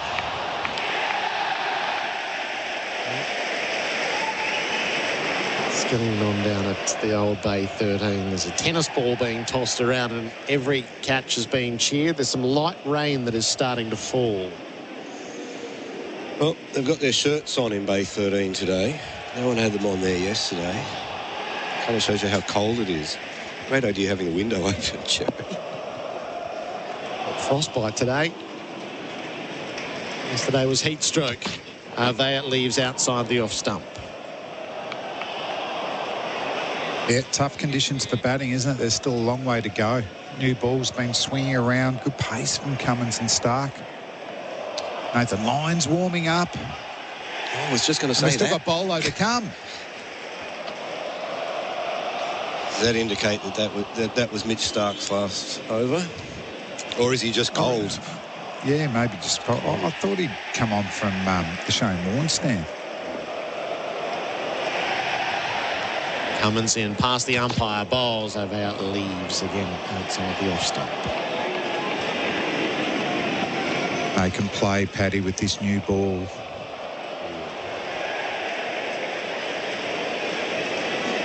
That in-swinger was a beauty, just a little bit short. Just the upskilling of the quicks. You know, Pat Cummins didn't have that a few years ago.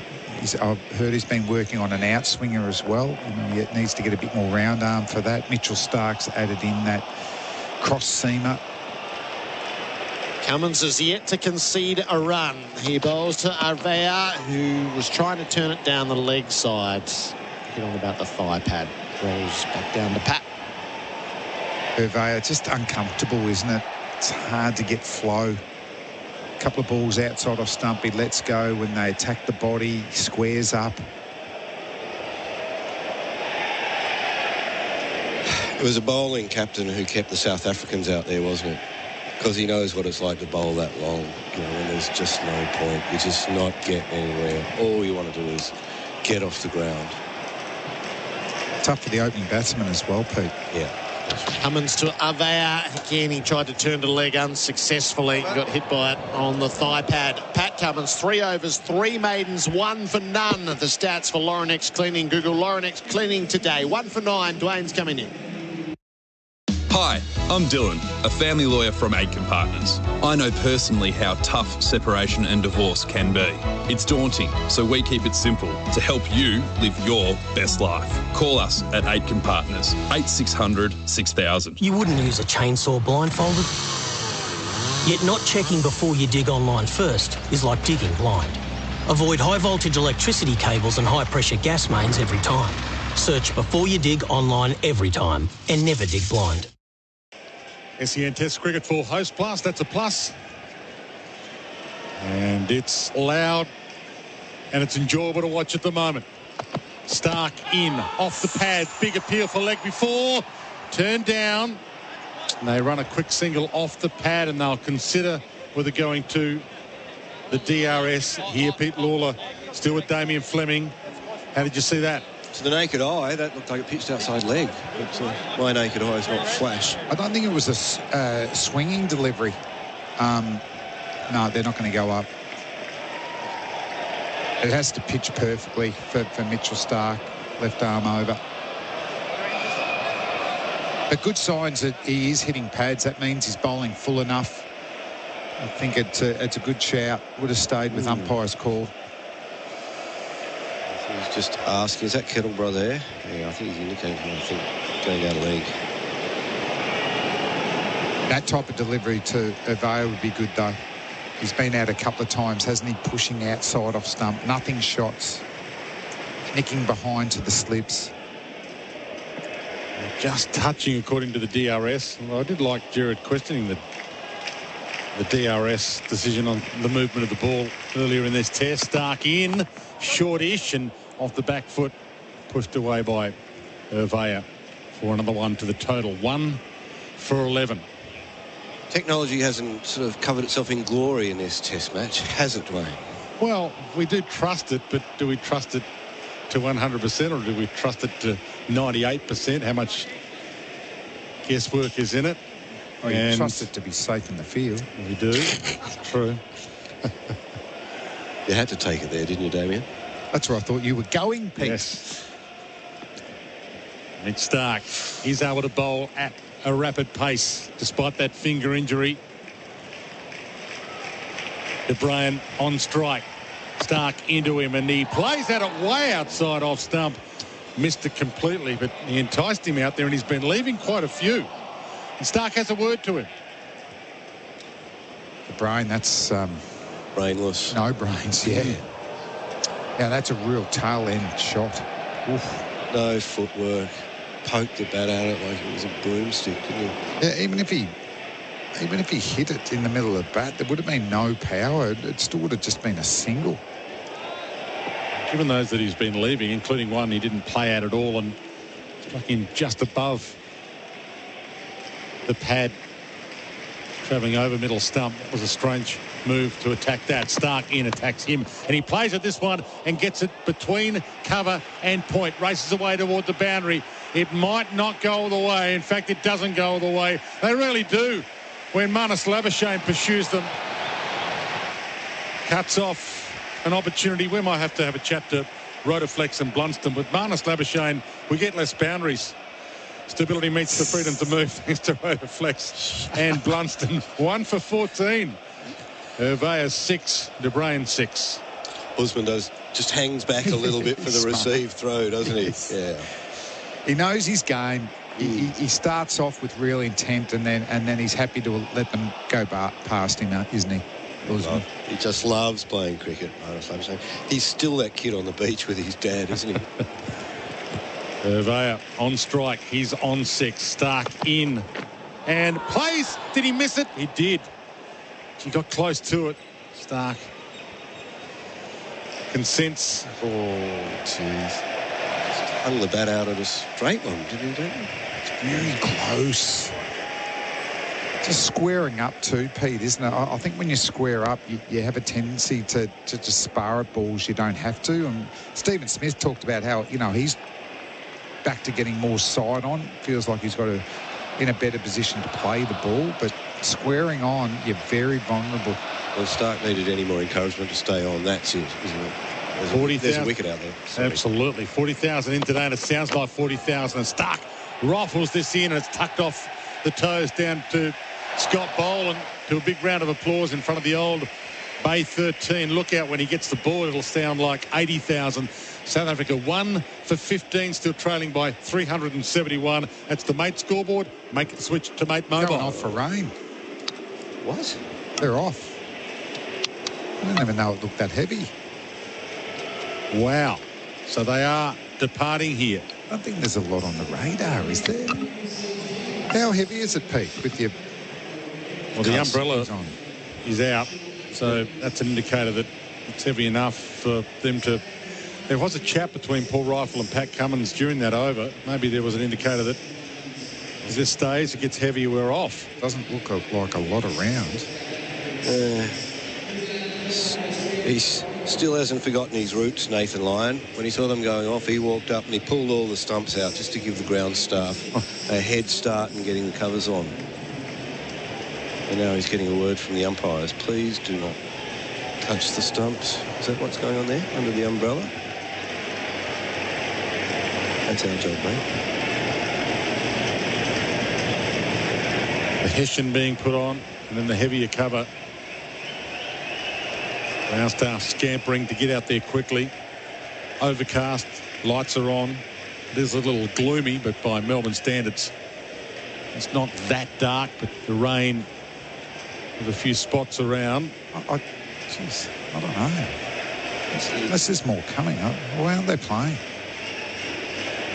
So you're absolutely sure it's... Well, the rain... It's a bit heavier now. Yeah. It is a bit heavier now than it was 10 minutes ago. So the way it stands right now, South Africa 1 for 15. The one man out, Dean Elgar, caught Kerry Bowl Cummins for a duck off 3 deliveries. They were 1 for none, South Africa. They're 1 for 15 now. Hervea 7. De Bruyn 6. Still trailing by 371. If you've just jumped in the car, listening to SEN Test Cricket for Host Plus, that's a plus. Australia 8 for 575 declared in response to South Africa's first innings of 189. Well, just have a look on the... There's a little bit of... Yeah. It's not a lot, is it, Pete? No, it's a very light sprinkle of rain. We'd still have to water the garden tonight. But, no, they bowl well here, Cummins and Stark. And South Africa will be happy that they've still got 9 wickets in hand. They could have lost a couple more there. Elgar's tour, the nightmare continues, really, doesn't it? Again, caught down the leg side. He was frustrated in the field when he was captaining. When Australia got a couple of edges that didn't go to hand. But an opportunity for the South African top order to show that they've got the skills to play more test match cricket. There's not too many with extravagant batting averages. But they've got one innings here, a couple at the SCG as well to show that they are the future of South Africa's top order, because even though the bowling wasn't at its best today, you know, they do have an attacker that could generally get 20 test wickets in most venues around the world. But the problem has been, as a collective, scoring over 200 as a team. I think in the last 7 innings, they've failed to do that. So still a big opportunity. It's not going to be easy once we get play. It's going to be muggy. The ball's going to move around, but still it's an opportunity.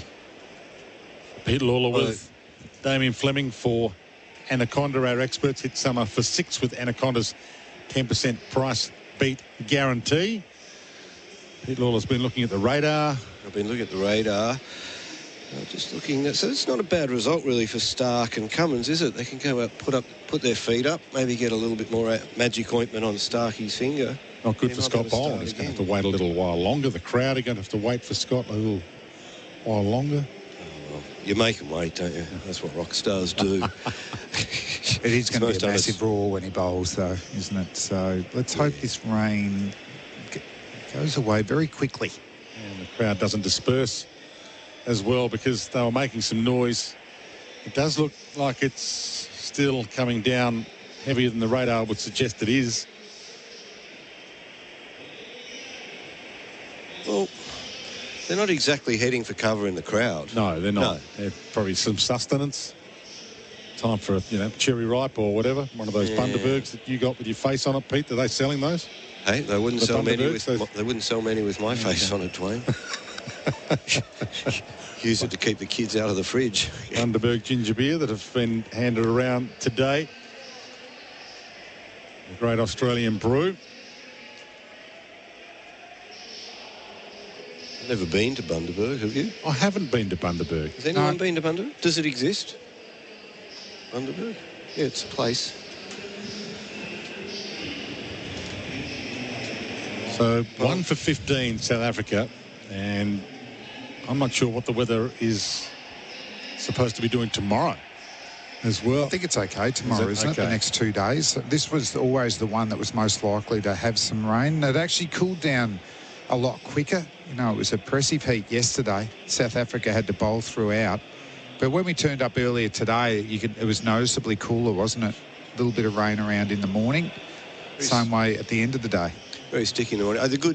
The good sign here is that they're only using the small cover, aren't they? They've got the big one on the back of the trailer. They're certainly not worrying about covering the run-ups or anything like that. Hopefully that's a good sign and not negligence. Yeah. No, I think it'll be fine. I think once it stops, they'll be pretty much out there again. Well, the ground stuff just hanging around. Very good drainage ground, the MCG. Is it? Yes. Is there a cricket ground in Australia that isn't a good drainage ground? No, but I just like saying that term. So, what have you been able to glean from the newspaper reports, the talk in the back rooms here at the MCG about what selection changes might happen for the Sydney Test, gentlemen? Well, it's all up in the air. But what's got us really excited was Andrew McDonald on SEN this morning, and the sort of very strong signal that the wild thing, Lance Morris, might get a go there. But not, strangely enough, everybody's pretty happy about that, if you're Josh Hazlewood, yeah? Yeah, I wonder what they're thinking there.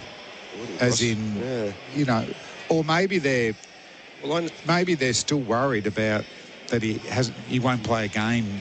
His first game to prove his fitness will be in a test match, Dwayne. I mean, that's a risk, isn't it? I mean, that grunter muscle can hang around for a long time. He was bowling in the nets leading up to this test, but pulled out. I mean, it's only another week. It's a concern that side muscle. They were very specific in Adelaide when they brought in Boland as cover for Hazlewood, and they brought in Lance Morris as cover for Stark. Yep. I know he's not a left-hander, left armour, but he's a disruptor in the style of Stark. He can ruffle feathers. He bowls very fast. He bowls faster than Stark. In Sydney, on a dry, what is apparently a very dry square up there, where it might reverse.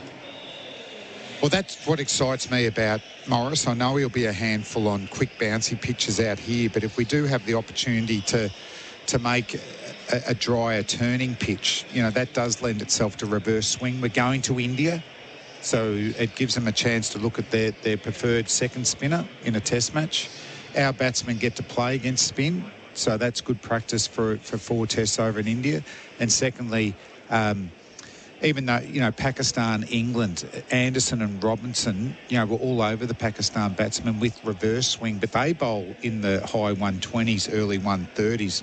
Morris is going to be close to 150 bowling reverse. So when they do pick new people, I want to see them. Yeah, I want to see them too. It's interesting, though, isn't it, that we're talking a dry pitch. Usually the narrative is 2 spinners for the SCG. It never eventuates.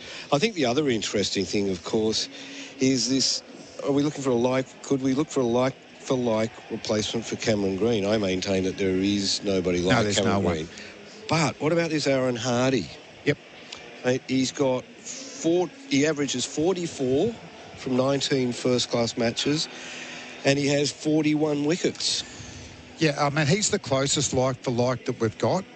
Made some runs for Australia A, I think, in Sri Lanka. Yes, he was on the Australian A tour. He's only averaging 26 this year. But, you know, you can see his movement in the BBL. He's more a batting all-rounder. You know, names like Will Sutherland, who's getting some runs at Shield level for the first time. He's more a bowling all-rounder. Right. So I think... He's Victorian too, isn't he, Damien? Hardy? No. Yeah, Hardy's Western Australian, Sutherland's Victorian. Where are you going? Anyway, it doesn't matter. Keep going. Trying to gauge your level of support for different options. But I think watching this here, probably Carey bats 6, even if Hardy does get a go at number 7 and bowls some handy medium pace. So I think he's the closest to Cam Green. So it looks like Mitch Starc is going to be not playing at the SCG. That was virtually confirmed by Andrew McDonald earlier today. Yeah, Cam Green definitely out, do you think? He looks like he can bat. He batted today, but won't be able to bowl. And the worry is in the field. Yeah. You know, where do you field him? So I'd say it's the 2 changes. And he's not fielding in this second innings for South Africa, given Marcus Harris was out there for him. So Agar, Zampa, Swepson. Yeah, it'd be interesting if they debut a new all-rounder who's not quite at Green's level. Do they want the spinner to be a reasonable batting option as well? And that would mean Agar. Swepson obviously spins the ball away from right-handers. But I think going to India, it's the Jadeja type left-arm quick off-spin or finger spin that seems to have a lot of success over there more than flighty leg spinners. So I'm thinking Agar, Kuhneman from Queensland. Zampa's an interesting one, but he's only played the 1 Shield game. So I'm probably thinking Ashton Agar, and it strengthens your batting as well. Well, they took Ashton Agar to Pakistan, didn't they? And I don't think he's done anything to go down the radar at all. I think Todd Murphy will be the one that ends up with the most test match wickets, but he's an off spinner as well as Nathan Lyon, so that might go against him. Rain heavier, if anything, than lighter, which is bad news. Here is the umpires still out there, umbrellas up, heavy cover not yet placed on, so we're waiting here as the old Bay 13 is getting a little boisterous and bored. And the sensible members of the crowd have all moved under cover. But not those in the Bay. Oh, sorry, I didn't notice that down there. No. Yeah.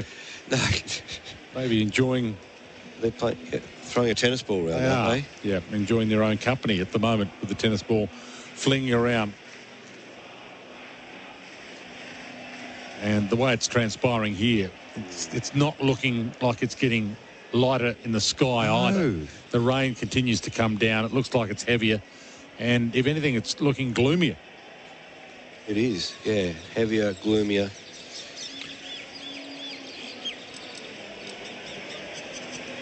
Yeah, it's set in a bit, hasn't it? Like the radar's not giving us a lot, is there? No. So it's right on us. There's no breeze, so it's not blowing it away whatsoever. It's a shame because that was becoming an exciting session. Well, not if you're a South African top order batsman, but Cummins and Starc were creating plenty of opportunities. So time-wise, we've still got the best part of 90 minutes if we were able to play. But at the moment, it would take a while before play restarted. And that's the issue right now. South Africa trailing by 371 runs, 1 for 15. Urvea 7. De Bruyn 6. The men at the crease. But weren't they playing till 6:15 today? I think they are. Okay. Yeah, So I think they pushed it back because of time loss at the start of the day. Well, the ground staff aren't too concerned. They still only got the small cover on. Yep. Yep.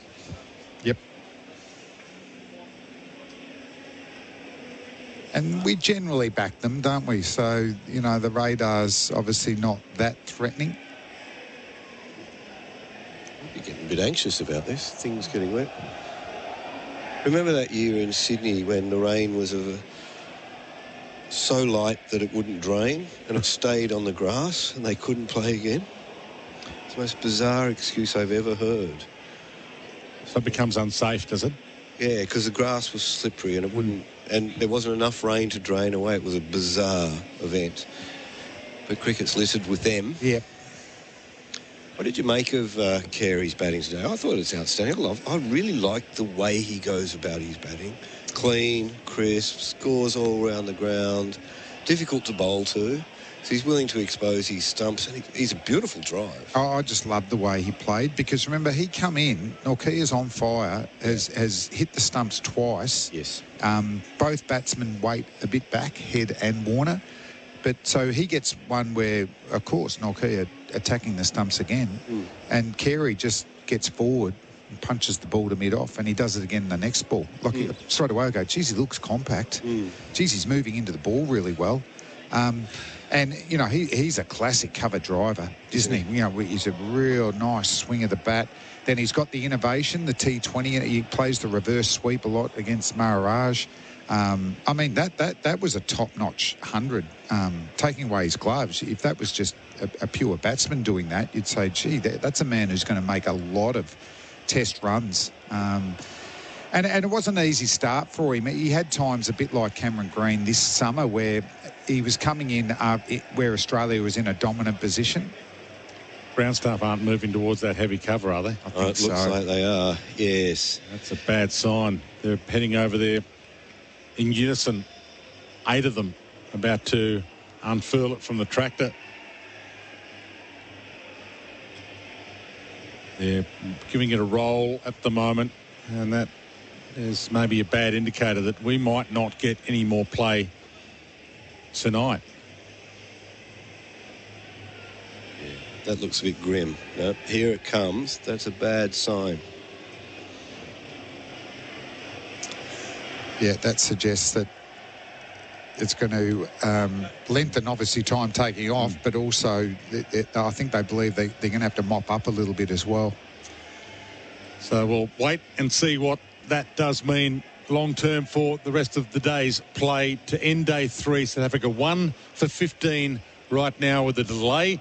Urvea 7, De Bruyn 6. The one man out was the captain, Dean Elgar, caught Carey bowled Cummins for a duck, faced 3 deliveries, 1 for none at that stage. It's 1 for 15 right now after Australia in their first innings 8 for 5, 7-5 declared in response to South Africa's first innings total of 189. Great to have your company wherever you're listening. We'll bring you an update straight after this quick break on SEN Test Cricket for Host Plus. That's a plus.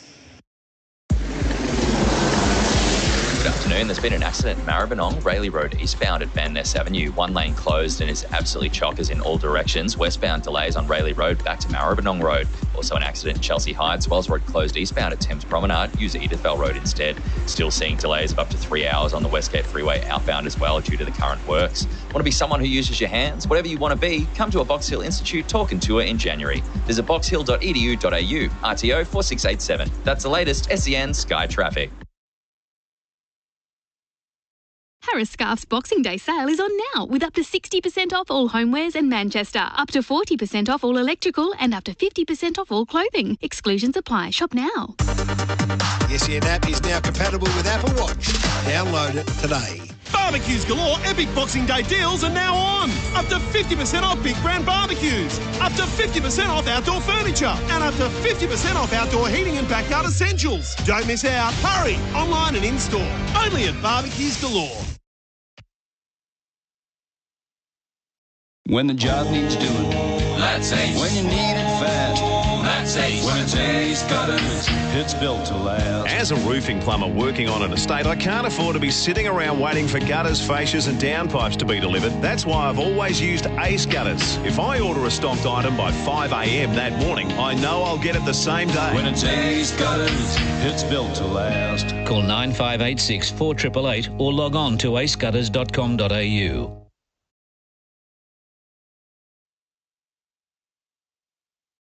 The Victoria's Basement massive half-yearly clearance is on now with huge markdowns on cookware, kitchenware, dinnerware, glassware and cutlery. Shop online now at Victoria's Basement.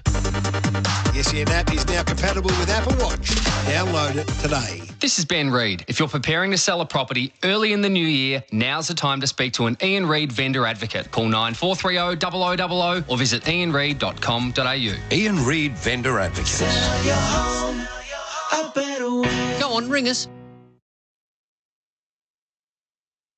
Calling all spirited travellers, your next adventure awaits at sea. Aboard Spirit of Tasmania. Settle in and enjoy the breathtaking scenery while you relax on deck with a Tasmanian wine, beer or cider. Visit spiritoftasmania.com.au. Be a spirited traveller. You wouldn't use a chainsaw blindfolded? Yet not checking before you dig online first is like digging blind. Avoid high-voltage electricity cables and high-pressure gas mains every time. Search before you dig online every time and never dig blind. The Aussie summer and country racing. It really is the perfect combination for friends, family and the kids. That's right, the kids will be covered all summer long with free entry, free Kelly Sports supervised activities and a free merch backpack with a discount sports power voucher. So go on, support the locals. There's entertainment with fantastic hospitality packages and all the up-close racing action. Summer and country racing. Stronger together. Book now at country.racing.com. The IKEA sale is now on with up to 50% off hundreds of products. Shop now to grab a bargain at your local IKEA store or online at ikea.com.au. The SEN app is now compatible with Apple Watch. Download it today. The GWM Ute is up for the challenge. Born tough and built smart to give you more. More features, reliability, comfort and safety for less. GWM Ute. Go with more. Which Oil has been trusted for over 150 years. Businesses needing lubricants for all farm equipment, they know. Farmers with harvesters and pickers, they know. And when you think about it, you know. Valvoline, the original engine oil. Melbourne's new home of soccer is Kialba Hotel's purpose-built sports bar. The place to cheer, eat, drink and play in true sporting style. Catch all the A-League action and excitement on the 4 massive HD screens. Visit kialbahotel.com.au. Drink responsibly. It's Australia's first 10-year warranty with 10 years capped price servicing. Mitsubishi 1010. You can count on it. Exclusions and conditions including Mitsubishi servicing apply. See your Mitsubishi dealer for details. The SEN app is now compatible with Apple Watch. Download it today. Calling all spirited travellers, your next adventure awaits at sea. Aboard Spirit of Tasmania. Settle in and enjoy the breathtaking scenery while you relax on deck with a Tasmanian wine, beer or cider. Visit spiritoftasmania.com.au. Be a spirited traveller. Guess who's been a leader in kitchen and laundry appliances for over 110 years? Whirlpool. Using patented 6 Sense technology, Whirlpool guarantees outstanding results while saving precious time and energy. So, have you got a Whirlpool? Visit whirlpool.com.au. The GWM Ute is up for the challenge. Born tough and built smart to give you more. More features, reliability, comfort and safety for less. GWM Ute. Go with more. He bowls to Carey, who cuts away for 4. It's a maiden test ton for Alex Carey as he comes back for a third. He's a fully fledged Aussie keeper now. Cummins bowls. Elgar fends down the leg side. Carey, no down. They like it. This is all about whether it carry. Going to the glove. The crowd has decided. Things and on the now ground. it's just Chris Gaffney to confirm. The big screen. Here it comes.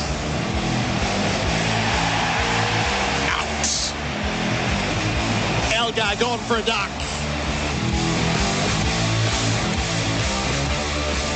It was an action-packed day in what we saw early, and then crowned by Alex Carey's century, and Australia picked up a wicket before the rain delay. 1 for 15 South Africa through 7 overs. Dean Elgar's miserable tour saw him gone for a duck. 3 balls he faced from Pat Cummins, gloved one down the leg side.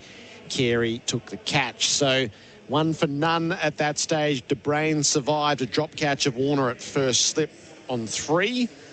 And then the rain started at 20 past 4, and it got quite heavy. It's just a fraction lighter now, but it's a little unclear what the fate of the next, say, I would say half an hour's time, knowing that the scheduled stumps is 5:45. There has to be enough time to prepare the ground to get back on for a decent amount of play. So we're getting right into the area where another 15 minutes and it might be abandoned. When we get to rain delays, it's great to get your input from around the state. As Paul said through, it's dry in Footscray, boys. Not a drop of rain here. Best guess is rain at the G won't last long. It's probably lasted a little bit longer than we might have first anticipated. But Joe's in Roval said, I know it's not much help, but it's bucketing in Roval. So all I can tell you is it's raining in Jollymont. That's for sure. 0433 98 11 16 to send through your thoughts for Tyre Power, your tyre experts. Simon Katich and Chris Rogers are in the experts chair for Anaconda. Hit summer for 6 with Anaconda's 10% price beat guarantee. Hello to you, Kat. Good afternoon, Gerard and Buck and all our listeners. Hello, Kat.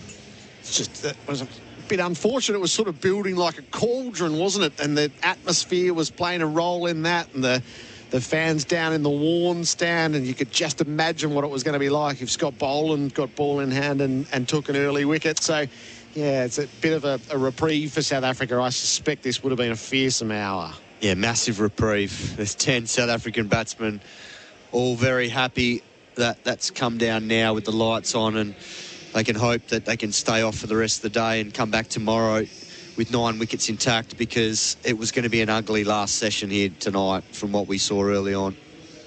Yeah, I mean, that drop catch by Davey Warner too was probably a sign of things to come in terms of that Australia were going to create chances. It was just whether Australia was good enough to take them. So it is a reprieve. I guess it's still the curiosity around when the declaration happened. Yeah, Australia probably cost itself, half an hour of bowling.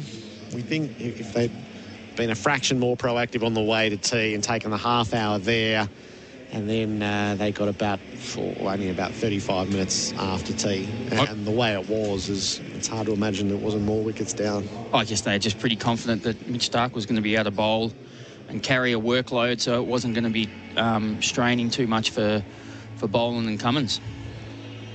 Yeah, it was a nice surprise to see him bowling almost the same pace he normally does. So I wasn't expecting that. And he bowled well. Good late swing, good pace.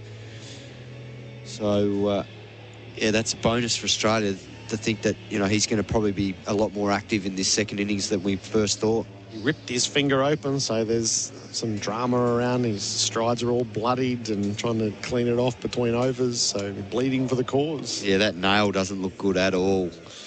Nasty. But, yes, the Yorker that he got to swing into Dwayne, it was a beautiful ball, so it spoke of a pretty good amount of control.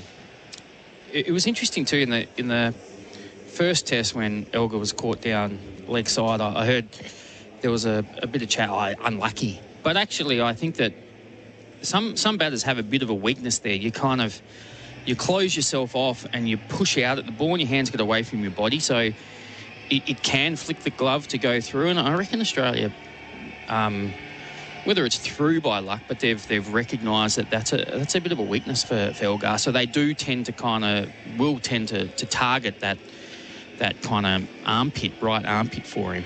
Yeah, I definitely think they targeted it.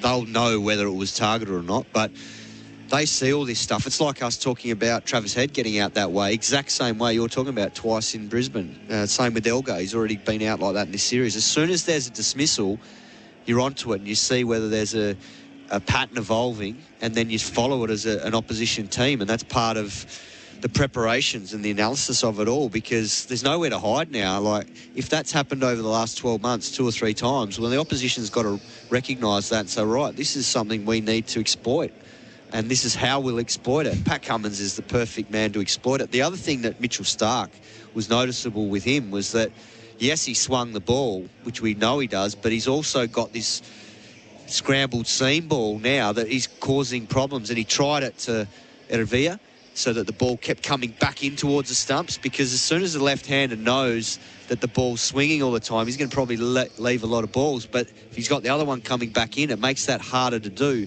And then conversely to the right-hander, he got that ball to swing back in and wrap Dwayne on the pads, which was close. But then he's got this scrambled seam ball that just keeps tracking across. And now that he's got the ability, and he did it to Bavuma in the first innings so well, hitting the seam and just angling over, and then it gets the outside edge. So it's definitely a bowler's game, isn't it? Can swing him or move it both ways. It makes it hard for the batters, but it's high class fast bowling. To be able to swing it at pace and also be able to get the ball to seam the other way. And then as a batter, you've got to play the line and hope that you have a bit of luck, you miss it, or you get a little inside edge that goes down a fine leg to get you off strike. But little things like that, but it is quality bowling. Starc, 4 overs, 1 maiden, none for 13. Pat Cummins has the figures: 3 overs, 3 maidens, 1 for none. Perfect set of numbers, isn't it? Well, you could tell he cranks it up too, because he ran in hard. It was good pace early. He was all over both of them. And Dwayne survived the drop catch to Davey Warner. It was a tough catch because it caught the seam up after it had hit the outside edge. And the amount of sort of distance it swung before it actually got to Davey Warner was remarkable, because it went a long way. And you could see him indicate after he dropped the catch, not to make an excuse, but it did swing a lot. And that's the problem with these sorts of conditions, is that if that ball does catch the seam up off an edge, it's almost like catching in the slips in England, isn't it, Buck? It's hard work. Yeah, it is. With the ball dipping and swinging late. Yeah.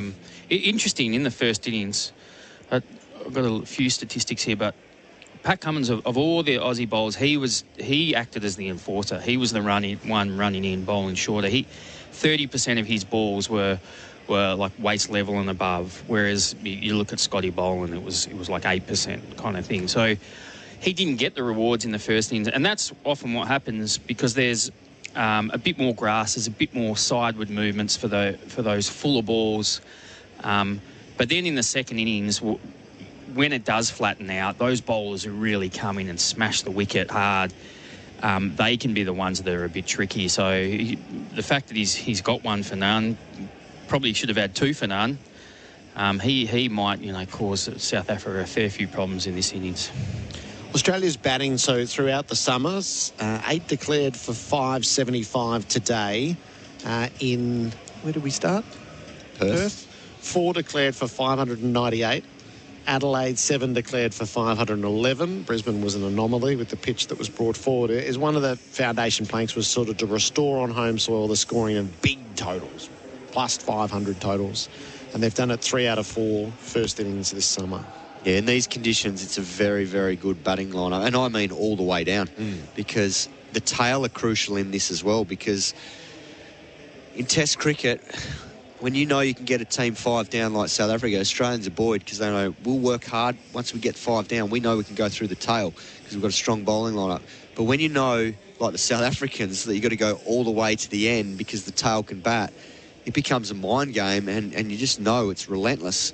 And that's what we've seen from this Australian batting lineup. I mean, Alex Carey today, he's hardly had a hit this summer, and he looked as good as anyone has this summer, the way he played, particularly his driving on the up. Like, he was hitting balls that didn't deserve to go for 4 through wide mid-off, but he was just standing and delivering.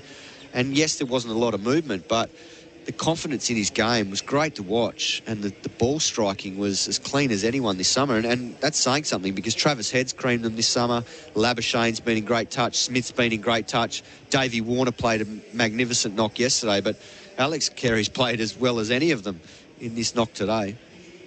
And Australia's had centuries out of, so a double century out of Warner. Khawaja, curiously, so highest run scorer for the year, he hasn't scored 100. Labuschagne's got a double 100 and hundreds to match. Smith with 100, Head with a couple of hundreds, Green with a 50 today, and Carey's century. So each batting position has absolutely paid its way in all of that. Yeah, Australia looks strong throughout, and they've got a lot of experience as well that runs throughout the side. There's only Cam Green really. Travis Head's a younger player, kind of making his way, but also he's doing some incredible things as well. But it's a strong lineup, and you compare that to the South African side, which looks brittle really. But it bodes well for Australia. They've got some big challenges coming up. Whether we'll see in India, we'll see a different balance side, no doubt. I mean, that they'll have to bring in spin options to play over there. But equally, when they go to England, it'll be interesting. I think that they've got a team that's going to compete, and it's going to make for an exciting Test series, especially if England come out and play with the positive intent that they have been in recent times, and probably, of course, they will. Yeah, I know in this summer there has been the lament that the cricket hasn't been as competitive as many would have hoped, but this is an excellent Test team, like perfect for Australia, but more than that. And you saw them in Pakistan, and that's a historic performance. They split their games in Sri Lanka. They'll be a bit dirty on that second Test, and they made mistakes in that. But this is an excellent, excellent lineup, I think. One of the best collectives in our lifetimes. I think they have the potential to be. Yeah, definitely. And that's, I guess, the challenge that was presented quite a while ago when the Australian team was dominant for a long period of time, was that a lot of home contests became one-sided, and people started to say, oh, this is not great. But a lot of it was because the Australian team at the time was so strong. And this team now has got the hallmarks of that as well. When you look at the batting, when you look at the bowling, Nathan Lyon with the spin option. So it's going to rival that. And that's why this next 6 months is a huge test for them, because that'll challenge this group as to whether they belong in that same echelon of the past, because India and England are those sort of frontiers for this group. You know, there hasn't been a team that's won in England since 2001. And then in terms of India, last time we won there was in 2004. And prior to that, it had taken 38 years or something like that to win in India. So these are the two great challenges. So Everest is sitting there waiting, and they're going to go close because they play in Dharamshala. So the irony of this is that it's such an exciting time for this group, and they should feel blessed to have the chance to be able to scale these heights. And I think they're potentially getting ready to do that in the way that they played this summer, albeit against weaker opposition, particularly with the West Indies. But there's some very good cricketers in this South African team. They just don't have the depth across the board in their batting to have put the Australian team under any sort of scoreboard pressure.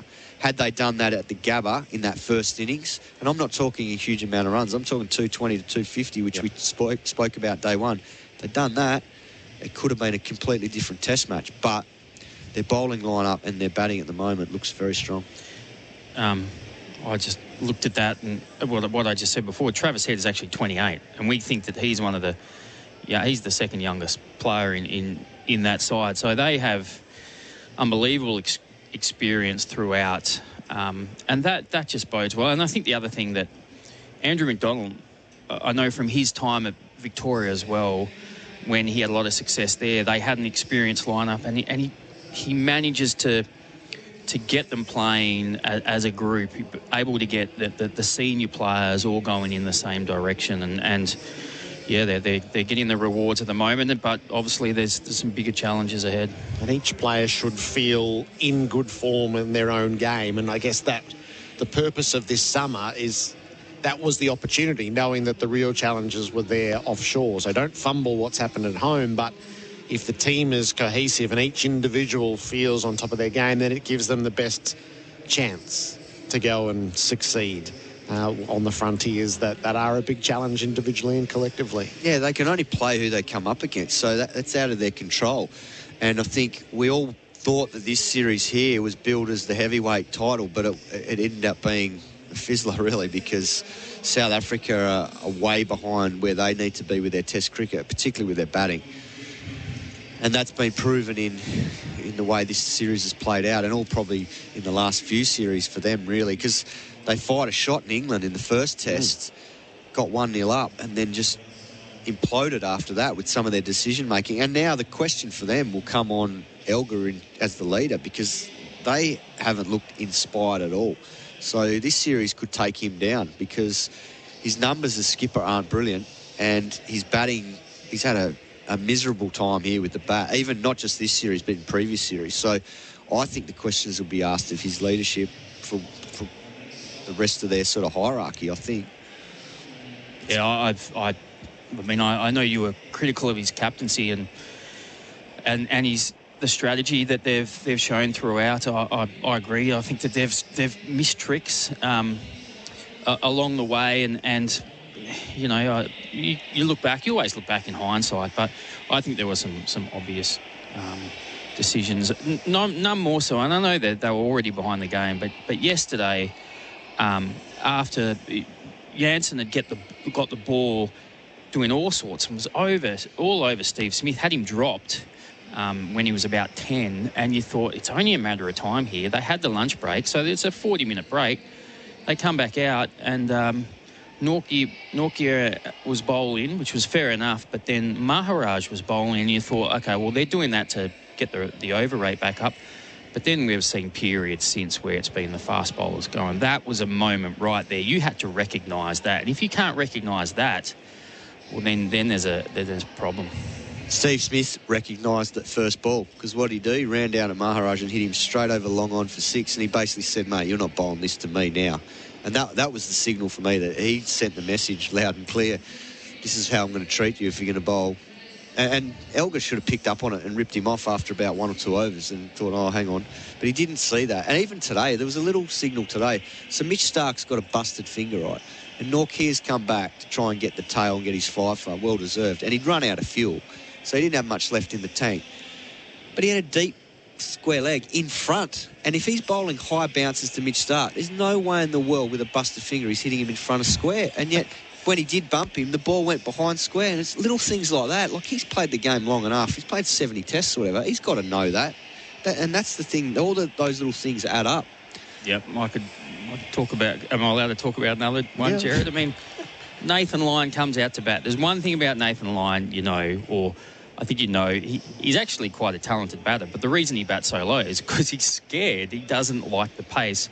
And Nortje was on fire, and they just didn't manage to get Lyon on strike. They somehow that they just didn't spread the field. They didn't do what they needed. And Carey faced another over and a half, could have been 2 overs and a half off him.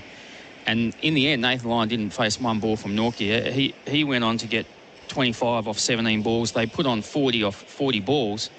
And just like that, the game seemed to change. Yep. Any sense of momentum that they had when Nortje had knocked over Head and Warner in consecutive balls, and then they nicked Cummins off, that was it. And it was in the body language of Nortje. It had to be in that 15 minutes, and they weren't they able to force the advantage, but they conceded any authority that they might have exerted.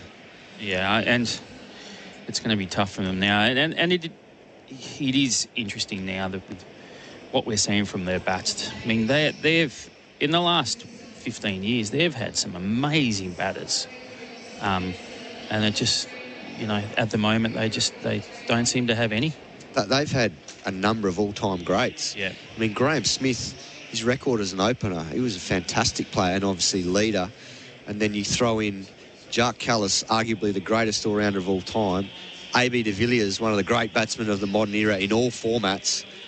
Hashim Amla, underrated. He was a gun as well.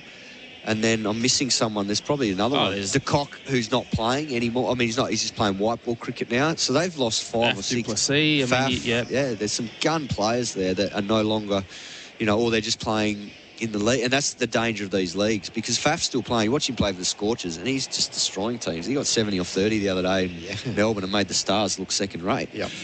So... got that little jab in, didn't I? So that was one of the issues with their batting lineup at the start. Is Elgar had come here previously.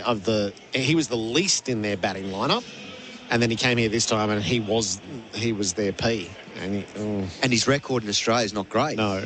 Even before this series. So that was a concern. And I think everyone felt that before the series was how was their batting going to go against the Australian bowling lineup. And that's proven to be the case now.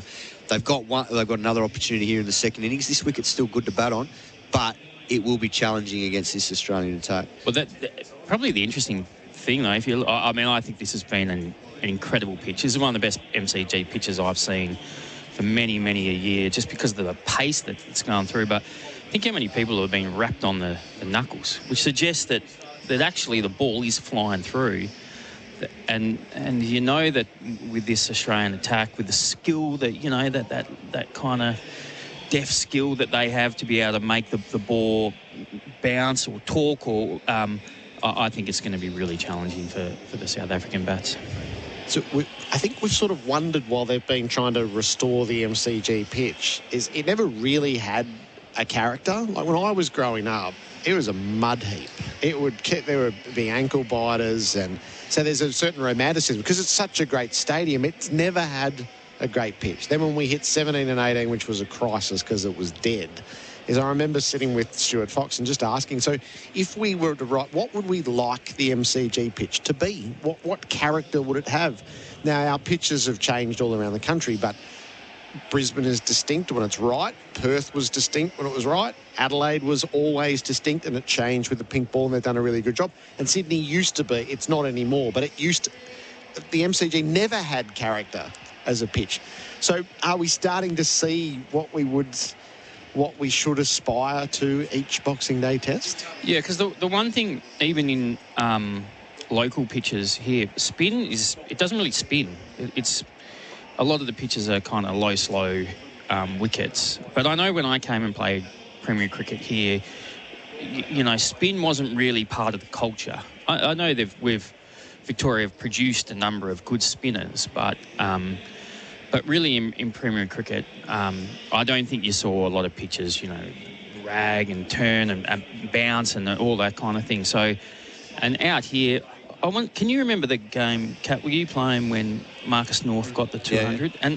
But we'd come here, play here, and Darren Berry, I think, was captain at the time, and you'd have like 3 in the catching ring in front of point on the offside and 3 in the catching ring on the leg side as well, and there'd be no one behind square apart from the keeper and maybe a gully line kind of thing, but it was just so low and slow, and you had to bowl straight at the pads, and that was it. It was almost target pads and stumps, few variations, but that's not what you want to. That doesn't make for exciting cricket. So this is excellent. This is, you know, the fact that Matt Page has been able to. He's talked about how he's been able to compact it and make it harder, and that it's flying through. I think it's been excellent. It helps when you have a number of bowlers on each side who can let it go or are really tall. But I think that then the good bowlers stand out as well, because you have to be a good bowler to make the most of these conditions. If you're not, it's good enough as a batting pitch that you'll get put away. Do you like it, Simon? Yeah, I like this. I think it's been a very good wicket. I think there's no problem with it at all. It's been a proper test wicket where, you know, if you bend your back, there's something there. And if you bat well enough, there's plenty of time to get runs on it. And it's always had that sort of easy-paced nature at times, you know, where compared to, say, Perth or Brisbane, you've got a bit more time as a batsman. And I think we saw that on day one. Obviously, it was a little bit different yesterday with Norkia's pace because guys are getting rushed because he's bowling 150. But it's always felt like if you get in, it's just got that extra bit of time to be able to play off the back foot and to score runs square of the wicket. But then if you're good enough, you can drive the ball in the up like Alex Carey today and still score, you know, through mid-off and mid-on or back past the bowler. And, I think it's been very good. So we're in a rain delay. I think it's stopped raining, but we're on the clock now. There is a question for you two. I think that you can answer from James, because you've both been. Do you want to read it or do you want me to read it? You can read it. You're a bit closer. Just managed to get 2 weeks leave from work for February, March. Thinking of going to India. Should I go to the first 2 tests, Nagpur and Delhi, or tests 3 and 4, Dharamshala and Ahmedabad. Cheers, James. Ooh, well, I haven't been to Dharamshala, but everyone tells me it's probably one of the most picturesque grounds in world cricket because it's at the foothills of the Himalayas, and it's amazing, the backdrop there. And then Ahmedabad's the biggest stadium in the world. I've been there, and that is a huge stadium. It holds about 120, and it's amazing. It's got 2 different types of wicket blocks. It's got the red soil block, and then it's got the black soil block. So they can alternate which type of wicket they want to play on, depending on what's on offer. But I think when they played, it might have been England there recently, it was definitely the spinning red soil. So, look, it's a tough one, that, because the new stadium at Nagpur, that definitely spins. And then Delhi can be quite flat from memory. Jeez, that's a tough one. So 3 and 4 wins for scenery, venue, stadium. But 1 and 2 is where the test series is going to be set up. Yeah. If India happen to be 2-0 up, then you've seen essentially dead rubbers. So my inclination is to get there early, take Nagpur and Delhi. But as a tourist experience, I suspect Dharamshala and Ahmedabad is a better itinerary. Well, if you've got full 5 weeks, go the lot. But I think there's a week gap in between the second and third test, so it turns it into a 5-week tour. It does, yeah. 2, then a gap, and then 2. So the 4th umpire has come out to have a word to Matt Page. The score is 1 for 15 off 7 overs when the rain hit at 20 past 4. That's the Mate scoreboard. Make the switch to Mate Mobile. But the prospect of having the game in any sort of shape before the scheduled stumps, we are just about to run out of time, I think. But correct me if I'm wrong, but it's not raining anymore, is it? Doesn't look like it. It looks gloomy, though. Yeah, I can't see them. And it's normally, about 45 minutes before they'd get it ready and fit? Yeah. Is that roughly? Yep, I'd say about that. Yeah. And stumps is 5:45 today with the 15 minutes back, so we're not going to see another ball. And I think most people have figured that out. They've been making their own fun in the warm stand, but that's thinned out as well. And there's a speckling of fans in under the awnings and the like. And then there are those who have come around the tunnel in hope of an autograph, and hopefully the Australian players will come out and fulfil a bit of that in the not-too-distant future. So I suspect your duties are now done, Cat and Buck. We'll pick up with you tomorrow. Have a little think about... We're going to get everyone to name their Sydney 11 tomorrow.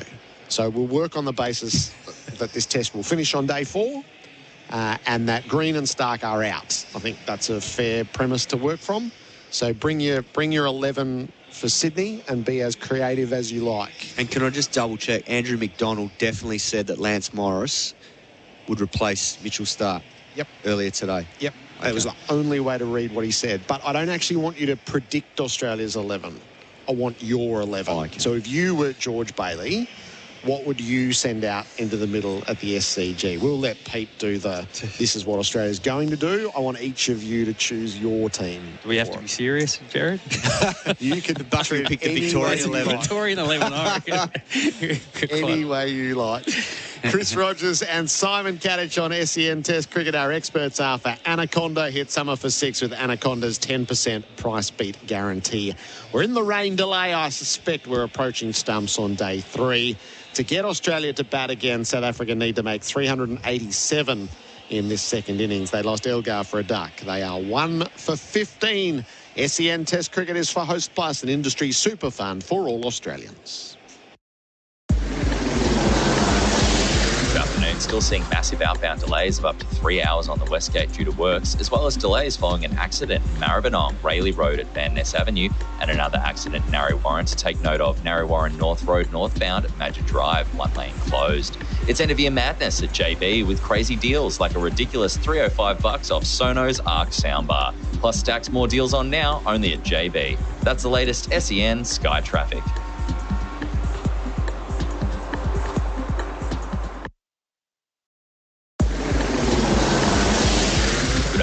Works on the Westgate Freeway are underway until January 4, currently down to 1 lane outbound with delays of up to 3 hours. Traffic at a standstill all the way back to Kingsway. Avoid it if you can and take Footscray Road or Dynon Road instead. Also an accident in Narre Warren North Road northbound at Madger Drive, 1 lane currently closed there. Major closures on Footscray Road and work on the Westgate Freeway at Williamstown Road from January 11 for Westgate Tunnel project works. Search Big Build for info. That's the latest SEN Sky traffic.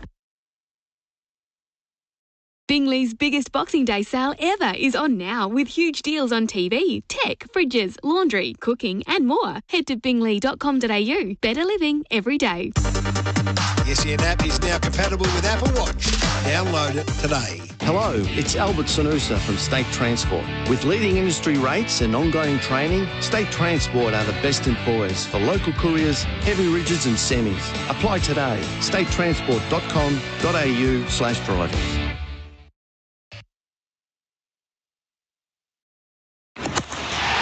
It's a hot summer's day. You've got the longest game of cricket in history playing in the background. Your aircon's blasting and your mate's just fallen asleep on the couch. Day for it. Enjoy an ice-cold better beer this summer. Barbecues Galore Epic Boxing Day deals are now on. Up to 50% off big brand barbecues. Up to 50% off outdoor furniture. And up to 50% off outdoor heating and backyard essentials. Don't miss out. Hurry. Online and in-store. Only at Barbecues Galore. Bingley's biggest Boxing Day sale ever is on now with huge deals on TV, tech, fridges, laundry, cooking and more. Head to bingley.com.au. Better living every day. The SEN app is now compatible with Apple Watch. Download it today. The GWM Ute is up for the challenge. Born tough and built smart to give you more. More features, reliability, comfort and safety for less. GWM Ute. Go with more. It's been an almighty year at Berwick BMW. Neil Phillips and his team send all their thanks and appreciation to their new and loyal customers. Over the holiday season, Berwick BMW's team will continue to deliver exceptional customer service and be open for any assistance you need in securing your ultimate driving machine. Also, with next day service availability, you can organise to have your vehicle serviced prior to that summer road trip. Season's greetings from Berwick BMW, LMCT 8953.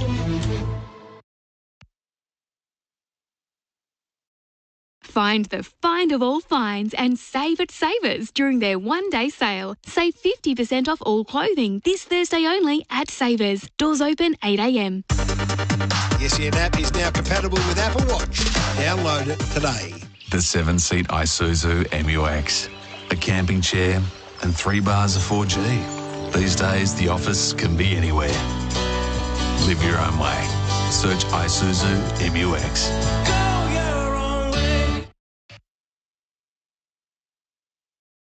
At E&S, we're having our massive Boxing Day sale with huge savings on some of the world's biggest brands. Get a Bosch dishwasher for only $7.49, a Westinghouse quad door fridge for $17.49 and a Bosch built-in oven for just $7.98. Plus get free delivery and removal on fridges, dishwashers, washers and dryers. We'll also install your dishwasher from only $99 and we won't be beaten on price. So visit one of our 9 showrooms today or shop online and get the E&S feeling. Sale ends Saturday. T's and C's apply. Looking for a quality, safe and friendly retirement village that's affordable? Move to Burnside Village near Caroline Springs, a lifestyle village by Centennial Living. Go to centennialliving.com.au. The SEN app is now compatible with Apple Watch.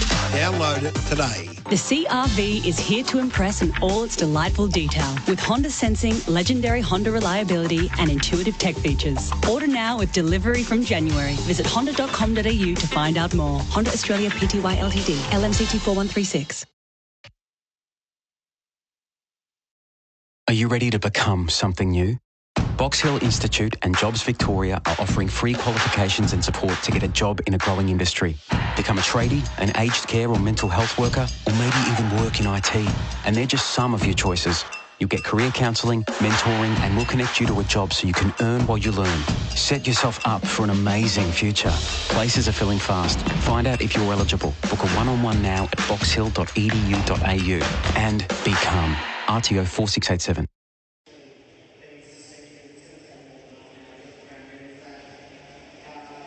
Stumps has been called at the MCG, so day 3 is over. The rain delay began at 4:20. and it sees us through. The umpires sauntered out, had a little chat with the ground staff and decided there was no possibility of any further play. It means day 4 will start at 10 a.m. tomorrow, and there'll be 98 overs. So half hour added at the start of the day. If you've got tickets, 10 a.m. at the MCG is the first ball. 1 for 15, South Africa. They have to amass 387 to get Australia to bat a second time. South Africa 189, Australia 8 declared for 575, and 1 for 15 with Elgar. Court-Carey bowled Cummins for naught. Dwayne was dropped by Warner off the bowling of Cummins as well when he was on 3. Avea is 7, Dwayne is 6, and that's how we will set up tomorrow. SEN Test Cricket for Host Plus, that's a plus. That scoreboard for Mate, make the switch to Mate Mobile. The session of play, what we saw, it was gloomy, it was lively, it was pretty raucous. It looked like it was going to be a hell of a time for the batters, and it was good fun, the 7 overs that we saw for Dial Before You Dig Australia, but then the rain had its way. Our experts, just to conclude our day, Jonty Rhodes is back. Welcome, Jonty. Gerard, thank you. Bharat Sundaresan, great to have you here, Bharat. Sure, thank you. Just before we get to the cricket issues, we took a stab at answering James's question, but Bharat, this is really for you. So James has organised 2 weeks leave in February, March. He is going to go to India. He can go to 2 tests, either 1 and 2, Nagpur and Delhi, or 3 and 4, Dharamshala and Ahmedabad. We thought from a tourist perspective you would go 3-4, but from a cricket perspective you always want to be there at the start of the series. What to do, Bharat? Nagpur in February. There's not much to do in Nagpur, you're right. So, and the stadium is quite far away. It's not the most accessible. But you're right. India-Australia series, though, forget about the tourism. You want to be there at the start, like Gerard said, because things can heat up very quickly, and they generally happen in the first 2 tests, like we found out last time, Pune and Ahmedabad. But if you want to just look around, Dharamshala is, of course, beautiful. You might bump into the Dalai Lama. Why not? But the stadium in Ahmedabad? The new one, and then the Narendra Modi Stadium, and Ahmedabad's a beautiful little town. Lots of good food if it's towards the end of the Test series and it becomes really, that stadium's going to be buzzing. 1-1 and 132,000 people there. Yeah, why not? I would go tourism and good cricket, end of the tour. But Dharamshala, to miss out on that would be terrible. Yeah, he spent more time in India than I have. Don't forget, Gerard, in the last 5 years. But the problem for me is the cricket gets in the way for me. So, I'm more, get me on the motorbike, get out there, explore the country.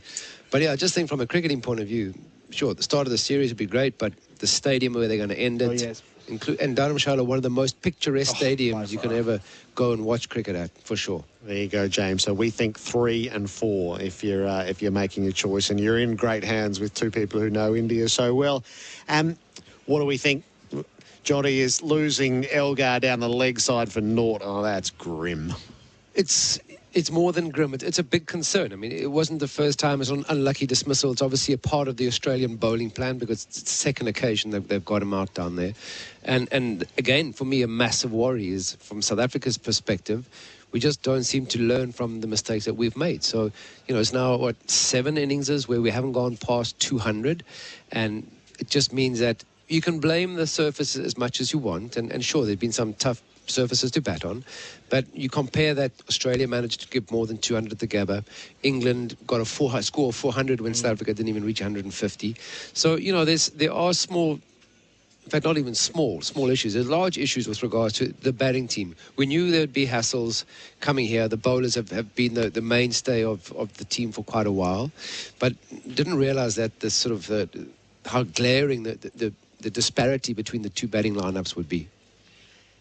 Absolutely, and you're right. I mean, they keep making the same mistakes all over again. And when your senior most batter and your captain is getting out the same way, it's a cause for concern. It could have been grimmer. I mean, Dwayne, like you said, Jonty, in the first innings, does not look like a number 3. Test number 3 for sure. Should have been out. David Warner rarely drops one at first slip, so he's got a life. Maybe he'll come and score runs tomorrow, but he just looks out of sorts. He looks out of place at this level. I think out of place is the key there, Bharat, because number 3 is a bit like an opening batter. He's a hard-hitting middle order batter, and I know what it's like batting in the middle. We'd like to get bat on ball, and that's the last thing you want to be doing when you're at the top of the order.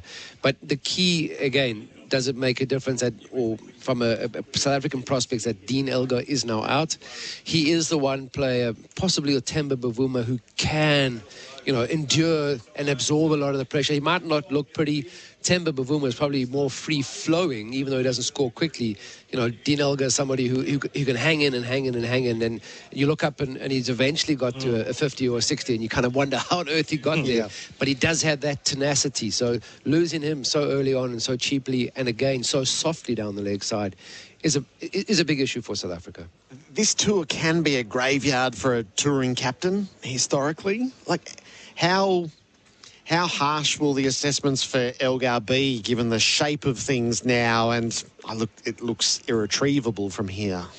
I think you're right. I mean, because as cricket players, everyone talks about you want to come to Australia and you want to perform against the Aussies, because that is a great indication of where you are from your own personal set of skills. Because Test cricket, as a sport within itself, it is such a massive contest for your cricketing abilities and your mental abilities too.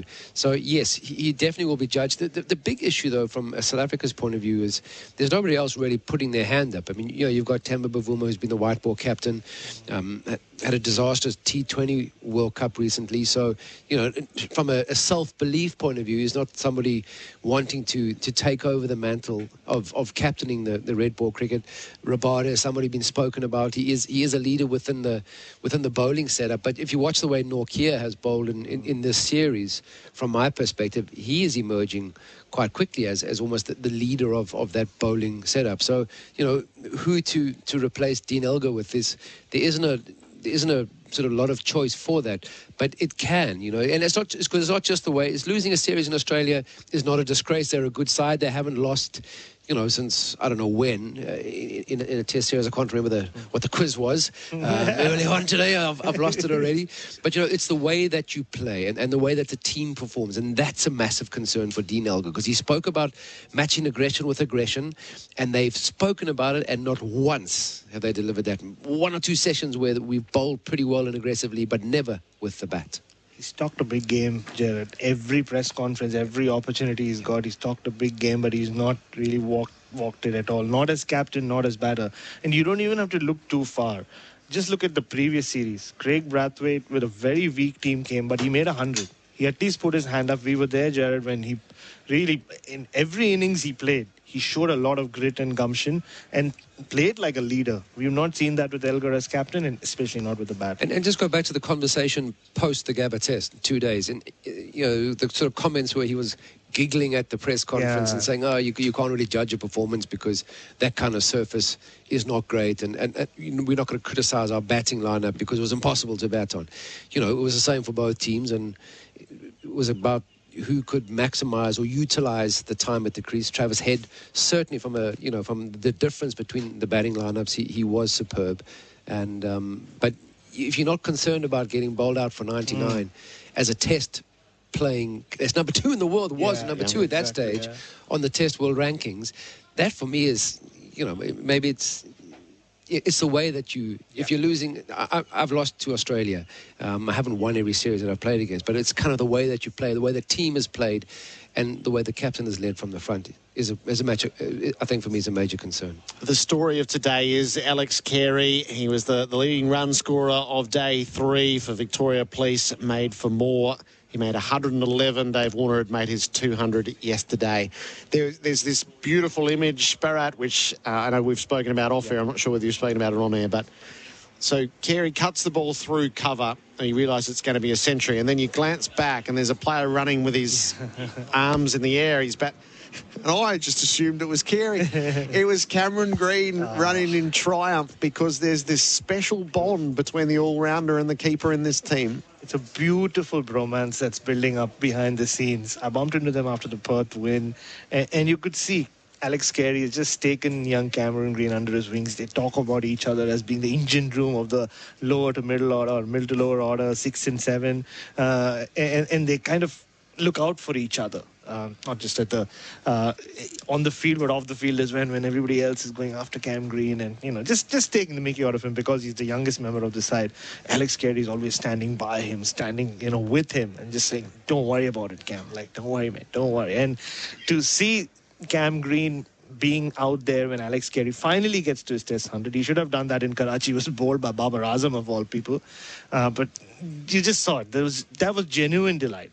And not only did he have his arms raised, Gerard, then once they finished the second run, Cam Green sprinted down the pitch and just gave him a bear hug.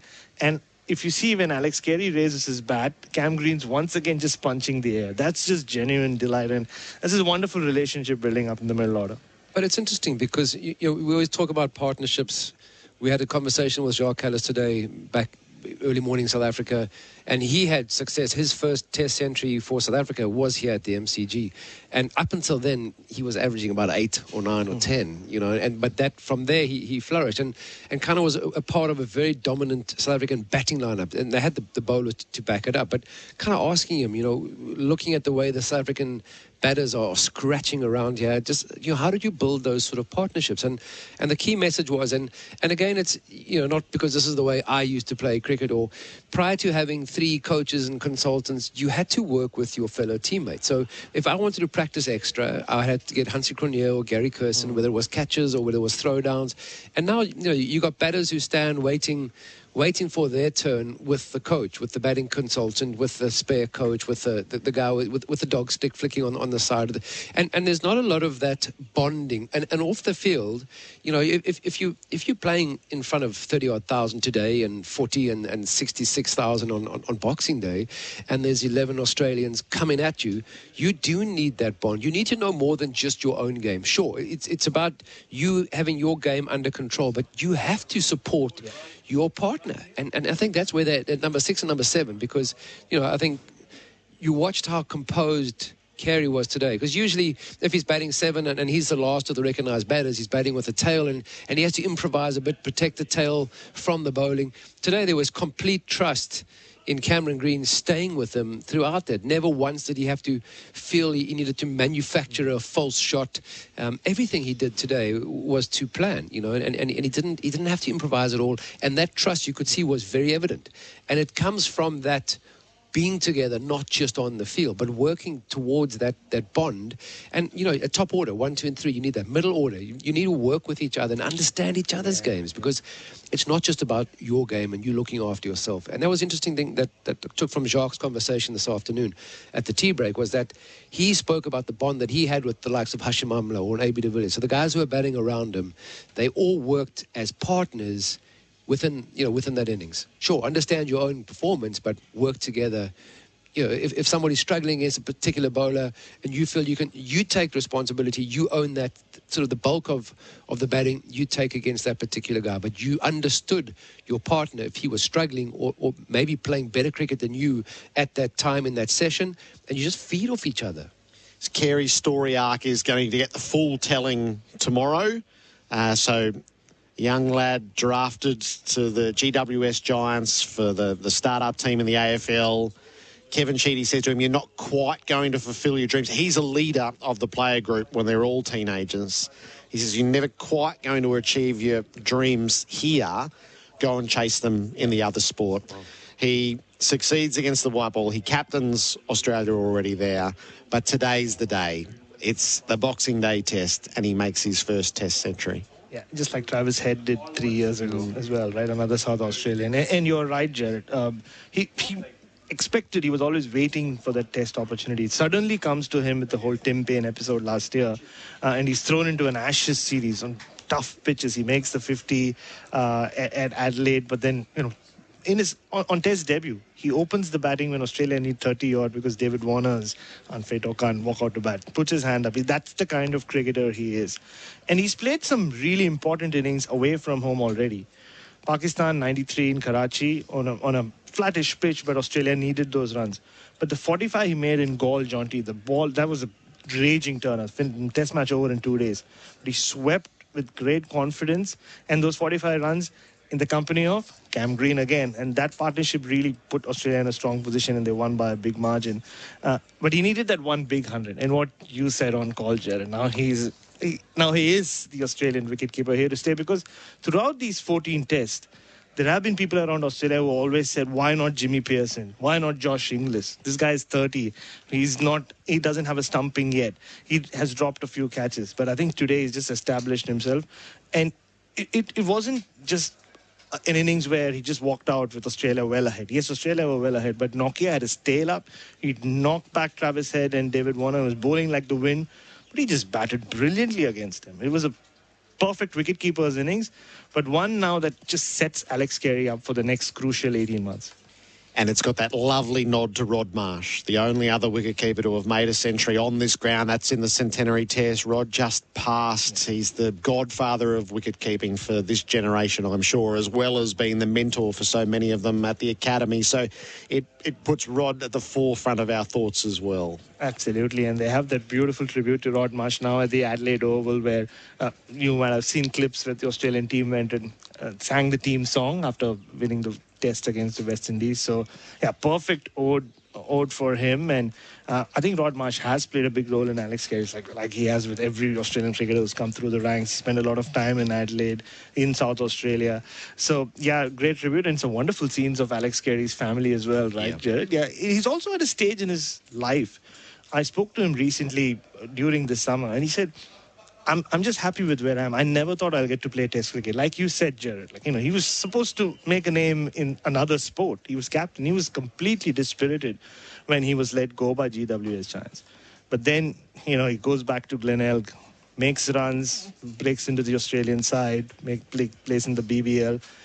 But he's in a place where he's like, I played one Test. I have a baggy green cap. Nobody can take that away from me. So whatever happens from now, I'm happy. And that's a great place to be, as you know, Jonty, as a cricketer, as a sports person.